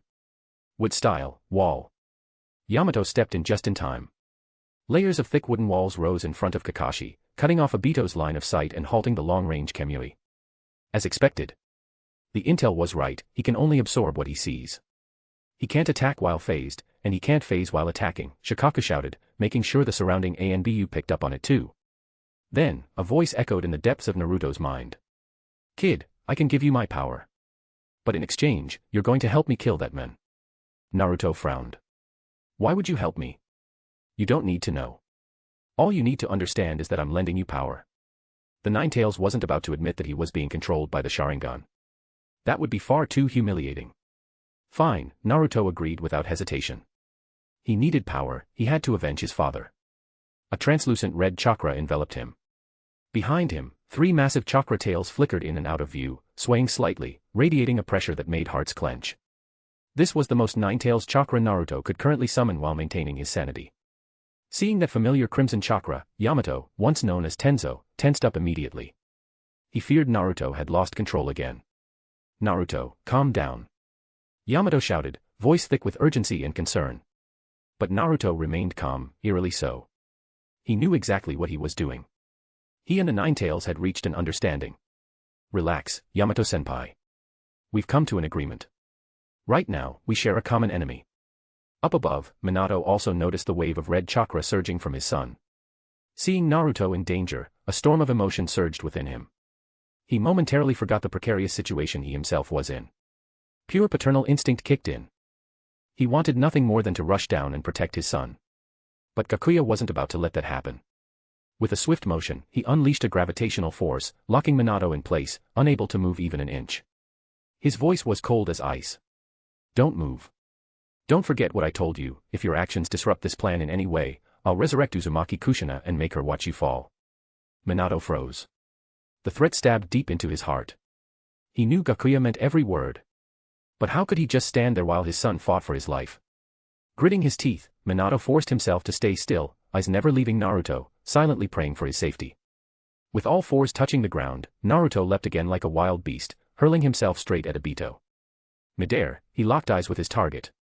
Foolish, Obito muttered, activating a genjutsu through his Sharingan. Naruto's pupils went dull in an instant. Caught in the illusion, Naruto lost consciousness and began drifting toward Obito, who extended his hand to grab him. I shouldn't have brought Naruto here. Jiraiya cursed inwardly, full of regret. He, Kakashi, and the others moved at once. Raiznan and Chidori blazed to life in their hands as they rushed toward Naruto. They couldn't let Obito get his hands on him, not if they ever wanted to face Minato again. But just as Naruto was about to fall into Obito's grasp, he suddenly looked up, and raised his hand like a claw, slashing toward Obito. Thanks to his pact with the Nine Tails, Naruto was now a pseudo-perfect Jinchuriki. The moment his consciousness was caught in a genjutsu, the Nine Tails was able to pull him back in the mental realm. Caught off guard, Obito still reacted swiftly. He phased just in time, letting Naruto pass through him harmlessly again. Then Obito drew the long blade from his waist, swinging it in a backhand slash. Naruto didn't turn, he didn't need to. The red chakra at his back coalesced into a massive claw, lashing out toward Obito. Once again, forced into phasing, Obito evaded the blow. Both attacks met only air. Let's see how you dodge this in midair. Obito activated Kamui, space around Naruto warping and twisting, ripples distorting the air. But just then, like phantoms, Jiraiya and Kakashi appeared on either side of Obito. Bright chakra surged in their hands. Chidori. Raiznan. The attacks howled toward Obito in unison. This time, Obito didn't phase immediately. His eyes widened, just for a second. It worked. That's Jiraiya-sensei for you. Even Minato, normally calm and composed, couldn't help but cry out in excitement. Based on his battle experience during the Nine Tails rampage, this strike had to hit. But just as the attacks were about to land, a brilliant blue skeletal frame erupted around Obito. Susanoo. The ethereal armor wrapped around him like an impenetrable shell. Jiraiya and Kakashi's strike slammed into it with thunderous force, the impact echoing across the battlefield, but it was useless. The Susanoo didn't even crack. It stood like an iron fortress, unyielding, immovable, unbreakable. Chapter 95, The Death of Uchiha Obito. From high above the battlefield, Hyūga Gakuya floated leisurely in the air, watching the fight below with great interest. Beside him, Namikaze Minato looked grim. Thanks to the intel Gakuya had provided, Konoha's forces were holding their own against Obito. Under Shikaku's tactical guidance, they had nearly landed several decisive blows. Suddenly, an opportunity arose. Shikaku's shadow imitation technique extended through the hole left by Kakashi's earth-style headhunter jutsu, linking to Obito's shadow. Shadow imitation technique, success. Yamanaka Inoichi, the veteran of countless operations with the Inoshikacho trio, acted without needing a cue. Mind-body switch technique. Obito's body stiffened. The half-formed Susanoo protecting him dissolved in an instant. Attack now. Don't worry about me. Obito shouted, though his body remained under control. Without hesitation, Kakashi surged forward, driving a short blade into Obito's chest. Squelch. Blood sprayed as a gaping wound opened. Ugh! Inoichi's consciousness snapped back to his own body, blood spurting from his mouth due to the backlash of his jutsu. Obito clutched at his bleeding chest and leapt back. Kakashi, you're still just as ruthless with your comrades. But I'll let you in on a little secret. He raised a trembling hand and pointed at Kakashi. Everyone thinks I learned about Kushina's location during childbirth through a deal with Hiruzen Sarutobi, but that's not it. You're the one who told me, yourself. Everyone froze in shock. Obito didn't let up. Don't believe me. Let me jog your memory. Right in front of my grave, you said it yourself, remember. You were my accomplice, Kakashi. I spared you so you could suffer in this world with me. Kakashi's eyes widened as fragments of a distant memory surfaced, words murmured in guilt at Obito's gravestone. The short blade slipped from his hand. Hey, good. Atone for your sins during what's left of your life. With that, Obito activated Kamui and disappeared from the battlefield. What a show, Gakuya said from above. Minato-senpai, we should get going too. Keep tracking Obito. Though he hadn't heard their full exchange, Minato felt a wave of sorrow. Understood. Inside the Kamui dimension, Obito finished patching up his wounds. He stood before the crystal coffin, gazing quietly at the girl sleeping within. Rin, wait for me. I'll build a world of true peace. Then we can be together again. He pressed a hand to the glass, as if trying to reach her. Memories of Rin washed over him, moments full of warmth and light. I've never stopped, for the sake of peace. For the world we dreamed of, Rin. That's my promise to you. My life's goal. Taking a deep breath, Obito turned and exited the Kamui space. But the moment he reappeared in the real world, Minato and Gakuya were already waiting. Minato had marked Obito with Flying Thunder God earlier and used it to teleport instantly. Gakuya's long-prepared attack landed the instant Obito emerged. Mangekyo ability, Toki no Kage, lock. Time froze inside the cave. Everything, every particle of dust, every ripple of air, stopped moving. Except Obito's consciousness. He couldn't move a muscle, but his mind kept racing. Gakuya stepped forward and reached for the Sharingan beneath Obito's mask. A complete Sharingan was the key to Obito's full power, snatch just one, and he'd be neutered. But Obito had predicted this. Just before the time-freezing jutsu hit, he activated Kamui. Gakuya's hand passed harmlessly through him. Their bodies phased through each other, and they landed back to back. Seeing no further use in wasting chakra, Gakuya released the time lock. "You're betraying me. Don't you want the fruit of the god tree?" Obito's voice was cold and lethal. "Heh. Even if I kill you, the plan can move forward. I'll be the Ten-Tails Jinchuriki. I'll plant the god tree. I don't need you anymore." Gakuya flexed his fingers, buying time. He just needed one more minute for Toki no Kage's cooldown. Obito had used a lot of Kamui time during the earlier battle. He should be close to his limit. "You're not going to have a heart-to-heart with your old sensei." Gakuya taunted. Obito ignored Minato. "You found me using the Flying Thunder God mark Minato-sensei left on me, right? Black Zetsu told you. He chose you as the new executor of the Eye of the Moon plan. After all, only Black Zetsu knew Obito's true identity, aside from a few white Zetsu under his control. It all makes sense now.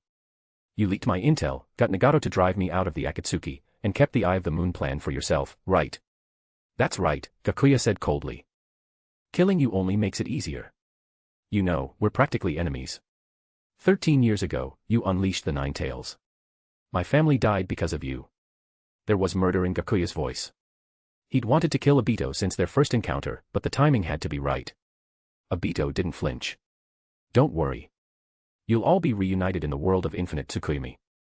And here's a little secret of my own, Black Zetsu might not be Madara's will at all. He knows things even Madara didn't." Minato stayed silent, absorbing every word. He didn't rage at seeing his former student condemned. Instead, he sought to understand the truth. Gakuya dropped all pretense. "Of course I know. He's not Madara's will. I also know the Eye of the Moon plan is fake. So is infinite Tsukuyomi. Everything you worked for. Just a smokescreen. All for my benefit." His Mangekyo flared. Toki no Kage, lock. This time, Gakuya poured even more chakra into the technique. He blinked before Obito, too fast to react, and this time Obito had no chakra left to trigger Kamui. Squelch. Gakuya's hand plunged into Obito's eye socket. Blood gushed as his hand gripped the Sharingan. He activated the seal planted in Obito's body. Obito's heart shattered with a sickening crunch. Emotionless, Gakuya twisted Obito's neck. Snap. He withdrew his hand as Obito's body crumpled to the ground. Minato stood over the corpse, torn inside. Obito deserved death. But, if only he'd saved Rin, maybe none of this would have happened. Yet even more terrifying than Obito was the man before him, Hyūga Gakuya. A manipulator who had orchestrated even Obito's downfall. Hopefully, his ambition really was for the sake of the shinobi world. Gakuya shook the blood from his hand and collected both the Sharingan and Obito's body. Obito may have died, but his image would live on. The world still believed he was alive. When the time came, Gakuya could always reanimate him with Edo Tensei to take the blame again. But now, Gakuya would need a new executor for the Eye of the Moon plan, someone ambitious, strong, and controllable. Later, he muttered, snapping his fingers. A white coffin rose from the ground. "Minato-senpai, hop in. Our deal is done." Minato stepped inside. The lid sealed. With that, Gakuya's work here was finished. He retrieved the Sharingan and winced, his eyes throbbed from the overuse of his jutsu. Even with the dozens of Sharingan he'd integrated, there was still strain. But no matter. More eyes were on the way. And Black Zetsu and Kabuto should have finished their part of the plan by now. Back in Otogekyure, Kabuto and Black Zetsu had made all the necessary preparations. A wall lined with Sharingan awaited Gakuya's arrival. Without hesitation, Gakuya activated the bloodline seizure. Black flesh exploded from his body, crashing through the glass and devouring every last Sharingan. His vision burned with pain, but his chakra surged. He had finally reached the threshold of the Mangekyo's limit. Prep the surgery. I'm going to integrate Obito's Sharingan. Yes, Lord Gakuya. Kabuto, having studied Uchiha records extensively, found this procedure easy. 3 hours later, the operation was a success. But using Obito's eyes without being blood kin caused fierce rejection. Gakuya's vision felt like it was on fire. No wonder only family eyes can create the eternal Mangekyo. This rejection is insane. Normal people would go blind. Bandaged and pale, Gakuya sat up from the table. The pain made everything clear now, why the eternal Mangekyo required a blood relative's eye. Kabuto handed him a vial. A custom formula to reduce rejection and accelerate fusion. No need, Gakuya muttered. Instead, he poured his own chakra into Obito's eyes, dominating and fusing them through sheer force of will. Moments later, he tore off the bandages. His eyes, eternal Mangekyo Sharingan. Crimson. Radiant. And the Tomo pattern was far more intricate than before. Incredible, he fused them through willpower alone. Black Zetsu whispered from the shadows. Hyūga Gakuya. White Zetsu murmured.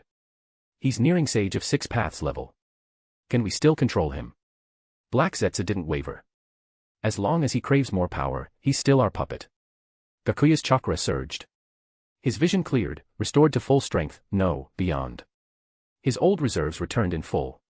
But to go further, to awaken the Rinnegan, he needed chakra from Ashura and Indra, the ones reincarnated in Naruto and Sasuke. Sure, he'd absorbed some of their chakra in the past, but guiding the two powers to merge would take time. Even Uchiha Madara took 20 years. And Gakuya estimated he'd need twice as long. So why not just eat Kagaya Otsutsuki? With that thought, he began experimenting with Kamui. He opened his eternal Mangekyo and used Kamui on the medicine bottle, warping it into the pocket dimension. Then he followed it in. The Kamui dimension remained unchanged, because these were still Obito's eyes, and they shared the same space. Originally, Gakuya had planned to revive Obito later, let him enjoy some time in the Pure Land with Rin. But on second thought, it was better to Edo Tensei him now. If someone else revived him, they'd have a weapon capable of countering Gakuya's own powers. Landing in the dimension, Gakuya spotted the crystal coffin in the distance. One jump brought him to Rin's side. So this is Rin. He murmured, watching the subtle rise and fall of her chest. Her soul's already returned to the Pure Land. The Hashirama cells are keeping the body alive. Keep her. Might be useful for threatening Obito later, he thought coldly. With that, he left Kamui's space. The technique was ridiculously convenient. Even if Konoha had figured out its weaknesses, it still made for an ideal escape and transport jutsu. Outside, Kabuto was waiting. Congratulations, Lord Gakuya, on evolving your Mangekyo. Recruiting Kabuto had been one of Gakuya's smartest moves. A skilled, all-purpose subordinate who could also deliver praise on cue, perfection. Gladly. Prepare a white Zetsu for me. I can't leave Obito in the Pure Land, he's connected to my Kamui space. I won't risk letting someone else get a hold of him, said Hyūga Gakuya. He couldn't guarantee that Black Zetsu didn't have some of Obito's cells. On the surface, he and Black Zetsu seemed to be cooperating well, but in truth, it was just mutual exploitation. And who knew when that fragile alliance would fall apart? Gakuya couldn't afford to let that kind of weakness fall into someone else's hands. Is it over? Obito kept his eyes shut. He never imagined things would end like this. From beginning to end, the Eye of the Moon plan had been nothing but a lie. Just then, a soft voice called out, laced with a playful tone. Still refusing to open your eyes and look at me? I've been waiting for you a long time. That familiar voice made Obito's eyes fly open. Rin. There she was, the girl he'd longed for day and night. His heart skipped a beat. But after everything he'd done, could she ever truly forgive him? Sorry I kept you waiting. Rin reached out and gently took his hand. You've been down a twisted path, haven't you? Will you tell me about it? Yeah. Obito nodded, guilt flickering in his eyes. Just then, a bright light shone down on him. The Edo Tensei, it's that guy, damn it, Obito muttered. Sorry, Rin. I might have to. Rin smiled, cutting him off. It's okay. I'll always be waiting for you. That's my promise. Rin. In that moment, Obito felt like the biggest fool in the world. The one person he wanted to see had been waiting for him all along. Chapter 96, I, Hyūga Gakuya, Win with Virtue. The moment Obito was resurrected through Edo Tensei and opened his eyes, he immediately activated Kamui and aimed it at Hyūga Gakuya. How dare you interrupt me, and Rin, do you have a death wish? Gakuya calmly formed a seal again, instantly regaining control over the furious Obito. That corpse in the Kamui dimension, that must be the legendary Nohara Rin, right? He smiled faintly. You wouldn't want me disturbing her soul, would you? Just as expected, Obito fell silent. His gaze, however, remained fixed on Gakuya with a burning intensity. The weight of those words was undeniable. His love for Rin ran deep, deep enough that even the idea of disturbing her after death was intolerable. I won't touch her, Gakuya said smoothly, as long as you play your part obediently. Obito took a deep breath, visibly forcing down his rage, then nodded. Fine. I'll be your puppet. My soul's already tainted anyway. But you must never disturb Rin's rest. Of course. Between a Mangekyo wielder and a medic nin, the choice is obvious, isn't it? Obito nodded again, this time more wearily. From the ground, a coffin slowly rose. Gakuya gestured toward it. In you go. Without another word, Obito stepped inside. The lid slid shut and sank back into the earth, waiting for Gakuya's next summon. I, Hyūga Gakuya, always conquer with virtue. Kabuto, he said, turning away, start searching for powerful deceased shinobi. Within 2 years, I want a full-fledged Edo Tensei army. It was time to move on to the next phase of his plan. The shinobi world, after Gakuya's arrival, had fallen into a rare era of peace. 2 years passed in the blink of an eye. During that time, much had changed. On Gakuya's side, the Federation continued to grow steadily. Its economy and technology advanced rapidly. Diplomatic ties were established with all nations. Under Gakuya's guidance, the Federation had essentially become the police of the shinobi world, protecting smaller countries, assisting in development, and maintaining balance. The forbidden technique Heaven's Resurrection had finally been completed. But no one, Gakuya included, had the chakra or life force needed to activate it. Still, he had mastered it. For when the time came, he had also built up a fearsome Edo Tensei army. The graves of every known Kage-level shinobi the 5 great villages could still find had already been emptied. Over in Konoha, the plan to win over Hinata and Hanabi was progressing nicely. Thanks to Gakuya's frequent diplomatic visits and letter exchanges, both sisters had fallen deeply for him. Naruto had returned from his training with Jiraiya. Alongside Sakura, who had trained under Tsunade, and a former Root member named Sai, the new Team 7 was formed. Not all Root agents had died in the massacre, some had been away on missions and survived. In Sunagakure, Gaara, with Chiyo's help, successfully became the 5th Kazekage. The other 3 major villages had remained relatively quiet. Meanwhile, the Akatsuki had begun their plan to hunt the tailed beasts. With the 3 tails resurrected, all 9 beasts now existed in the world once more. In the Land of Rain, the Akatsuki convened for a meeting.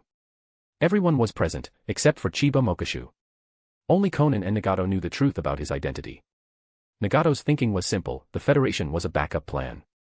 If the Ten Tails project failed, then it would prove his own path was flawed. And if he were to die, then Chiba Mokashu would take over Akatsuki and continue the mission of unifying the shinobi world. Tendo Pain sat at the head of the table, assigning targets for the tailed beast capture missions. 1 tail, Daidara and Sasori. 2 tails, Kakuzu and Haiden. 3 tails, Kisame and Uchiha Itachi. 5 tails, Hyūga Gakuya. 6 tails, Konan and myself. Pain looked around. Any objections to the plan? Seeing none, he nodded. Good. This mission must proceed without a single error. True peace is within reach. The One-Tails Jinchuriki is now Kazekage and should still be in Sunagakure. Daidara, Sasori, you may begin. I'll notify the rest of you as we locate the other Jinchuriki. Gakuya knew how this mission would go. Daidara would have his arm crushed. Sasori would lose his life. That was the path they'd each chosen. Still, Gakuya offered, need a hand. I've always wanted to see this Kazekage in action. Daidara scoffed. What, you think we can't handle it? Just wait for the good news. Sasori, too, declined. The 2 of us are more than enough. Suit yourselves, Gakuya said, letting it go. To a shinobi, death was just another Tuesday. If they died, it only meant he'd add their names to his resurrection list. Although, he should collect Sasori's body afterward. The man's puppets were masterpieces, far too valuable to leave to that amateur Kankuro. As the 2 departed, Gakuya stood as well. Before leaving, he turned to Itachi. Konoha recently found Orochimaru's corpse. Confirmed dead. Your brother killed him. Of course, that was all staged, meant to be seen by Naruto and Itachi. Just as he'd expected, Itachi visibly relaxed at the news. Gakuya added with a smirk, according to intel, he took 3 of Orochimaru's experiments with him. He's out there now, hunting you down. Stronger than his canon counterpart, equipped with cutting-edge ninja tech, and accompanied by 3 former Orochimaru subordinates Gakuya had handpicked to replace the likes of Karen and Suigetsu. I see, Itachi replied coldly. Oh, I'm very much looking forward to your brotherly reunion. With that, Gakuya exited the meeting room, anticipation building. Soon, Sasuke would awaken his Mangekyo. And then, another eternal Mangekyo would be his. A worthwhile investment, finally paying off. He activated Kamui and warped back to his Federation office. Inside, his personal secretary, Karen, stood waiting. Contact Sunagakure, he instructed. Tell them the Supreme Leader will be visiting in person to discuss cooperation. 2 years had changed Karen. Now fully grown, she didn't rush off right away. Instead, she rounded the desk, plopped herself into Gakuya's lap, and rubbed herself against him with deliberate intent. Licking her lips, she murmured, "Let's handle the important matters a little later." Chapter 97, Temari's desperation. Sunagakure. Events unfolded much like they had in the original story. With help from a spy embedded in Sunagakure, Sasori infiltrated the village. Deidara took charge of the operation to capture Gaara. In a desperate effort to save his home, Gaara unleashed all his chakra to move Deidara's C1 explosives away from the village, only to be defeated and taken captive, his life hanging by a thread. As the clay bird carrying Gaara faded into the distance, only Kankuro and a few others dared to give chase. The rest were stopped by Sunagakure's upper echelon, who ordered them to remain in the village to prevent opportunistic attacks from other nations. A day later, Kankuro was brought back, gravely poisoned. Even Chiyo, the legendary puppeteer, was powerless against the venom. The Sunagakure Council convened immediately. Sitting in the position reserved for the Kazekage was none other than Chiyo herself, called out of retirement once more. There was simply no one else. The meeting was filled with debate. Some advocated for a rescue mission, while others claimed that Gaara was likely already dead and that mounting a rescue would be meaningless. But Gaara's sacrifice had moved many. Ultimately, those supporting the rescue operation won out. There was also the matter of face. Leaving the Kazekage's corpse outside their borders would be a national disgrace that Sunagakure couldn't afford. "We've already sent a request for aid to our allies in Konoha, someone said. Their reinforcements should arrive soon. Once they do, they'll join the team we dispatch ourselves." "Then who do we send?" another voice chimed in. "This isn't just some scouting mission. We're talking about fighting 2 Akatsuki-level threats." While the room continued to buzz with argument, Chiyo finally spoke. "I'll go myself." "No," someone immediately protested. "You need to stay here and lead the village." "There may be another way," another official suggested. "The Federation's diplomatic delegation is en route to Sunagakure as we speak. Among them is Chiba Mokashu." "That's absurd. Why would the leader of a nation take part in this personally? He wouldn't need to. We'd only need to convince one of his guards to intervene. They're all elite shinobi in their own right." Chiyo scowled, her voice tinged with anger. "Sunagakure doesn't need help from our enemies. Chiyo-sama, the Federation isn't our enemy anymore. They've established diplomatic ties with all major nations. This visit is to discuss cooperation and mutual trade. We need their markets, this is a vital opportunity." The reality was harsh. Due to its harsh desert environment, Sunagakure lacked many resources. They needed trade to export their unique goods. For the Federation, losing Sunagakure as a partner would be a minor loss. But for Sunagakure, losing access to the Federation's markets could be devastating. Chiyo let out a faint sigh, her expression clouded. She knew she was no longer in step with the times. "Fine." At that moment, Temari stood up. "I'll go. I'll personally request the Federation's aid. Both of my brothers were targeted by the Akatsuki.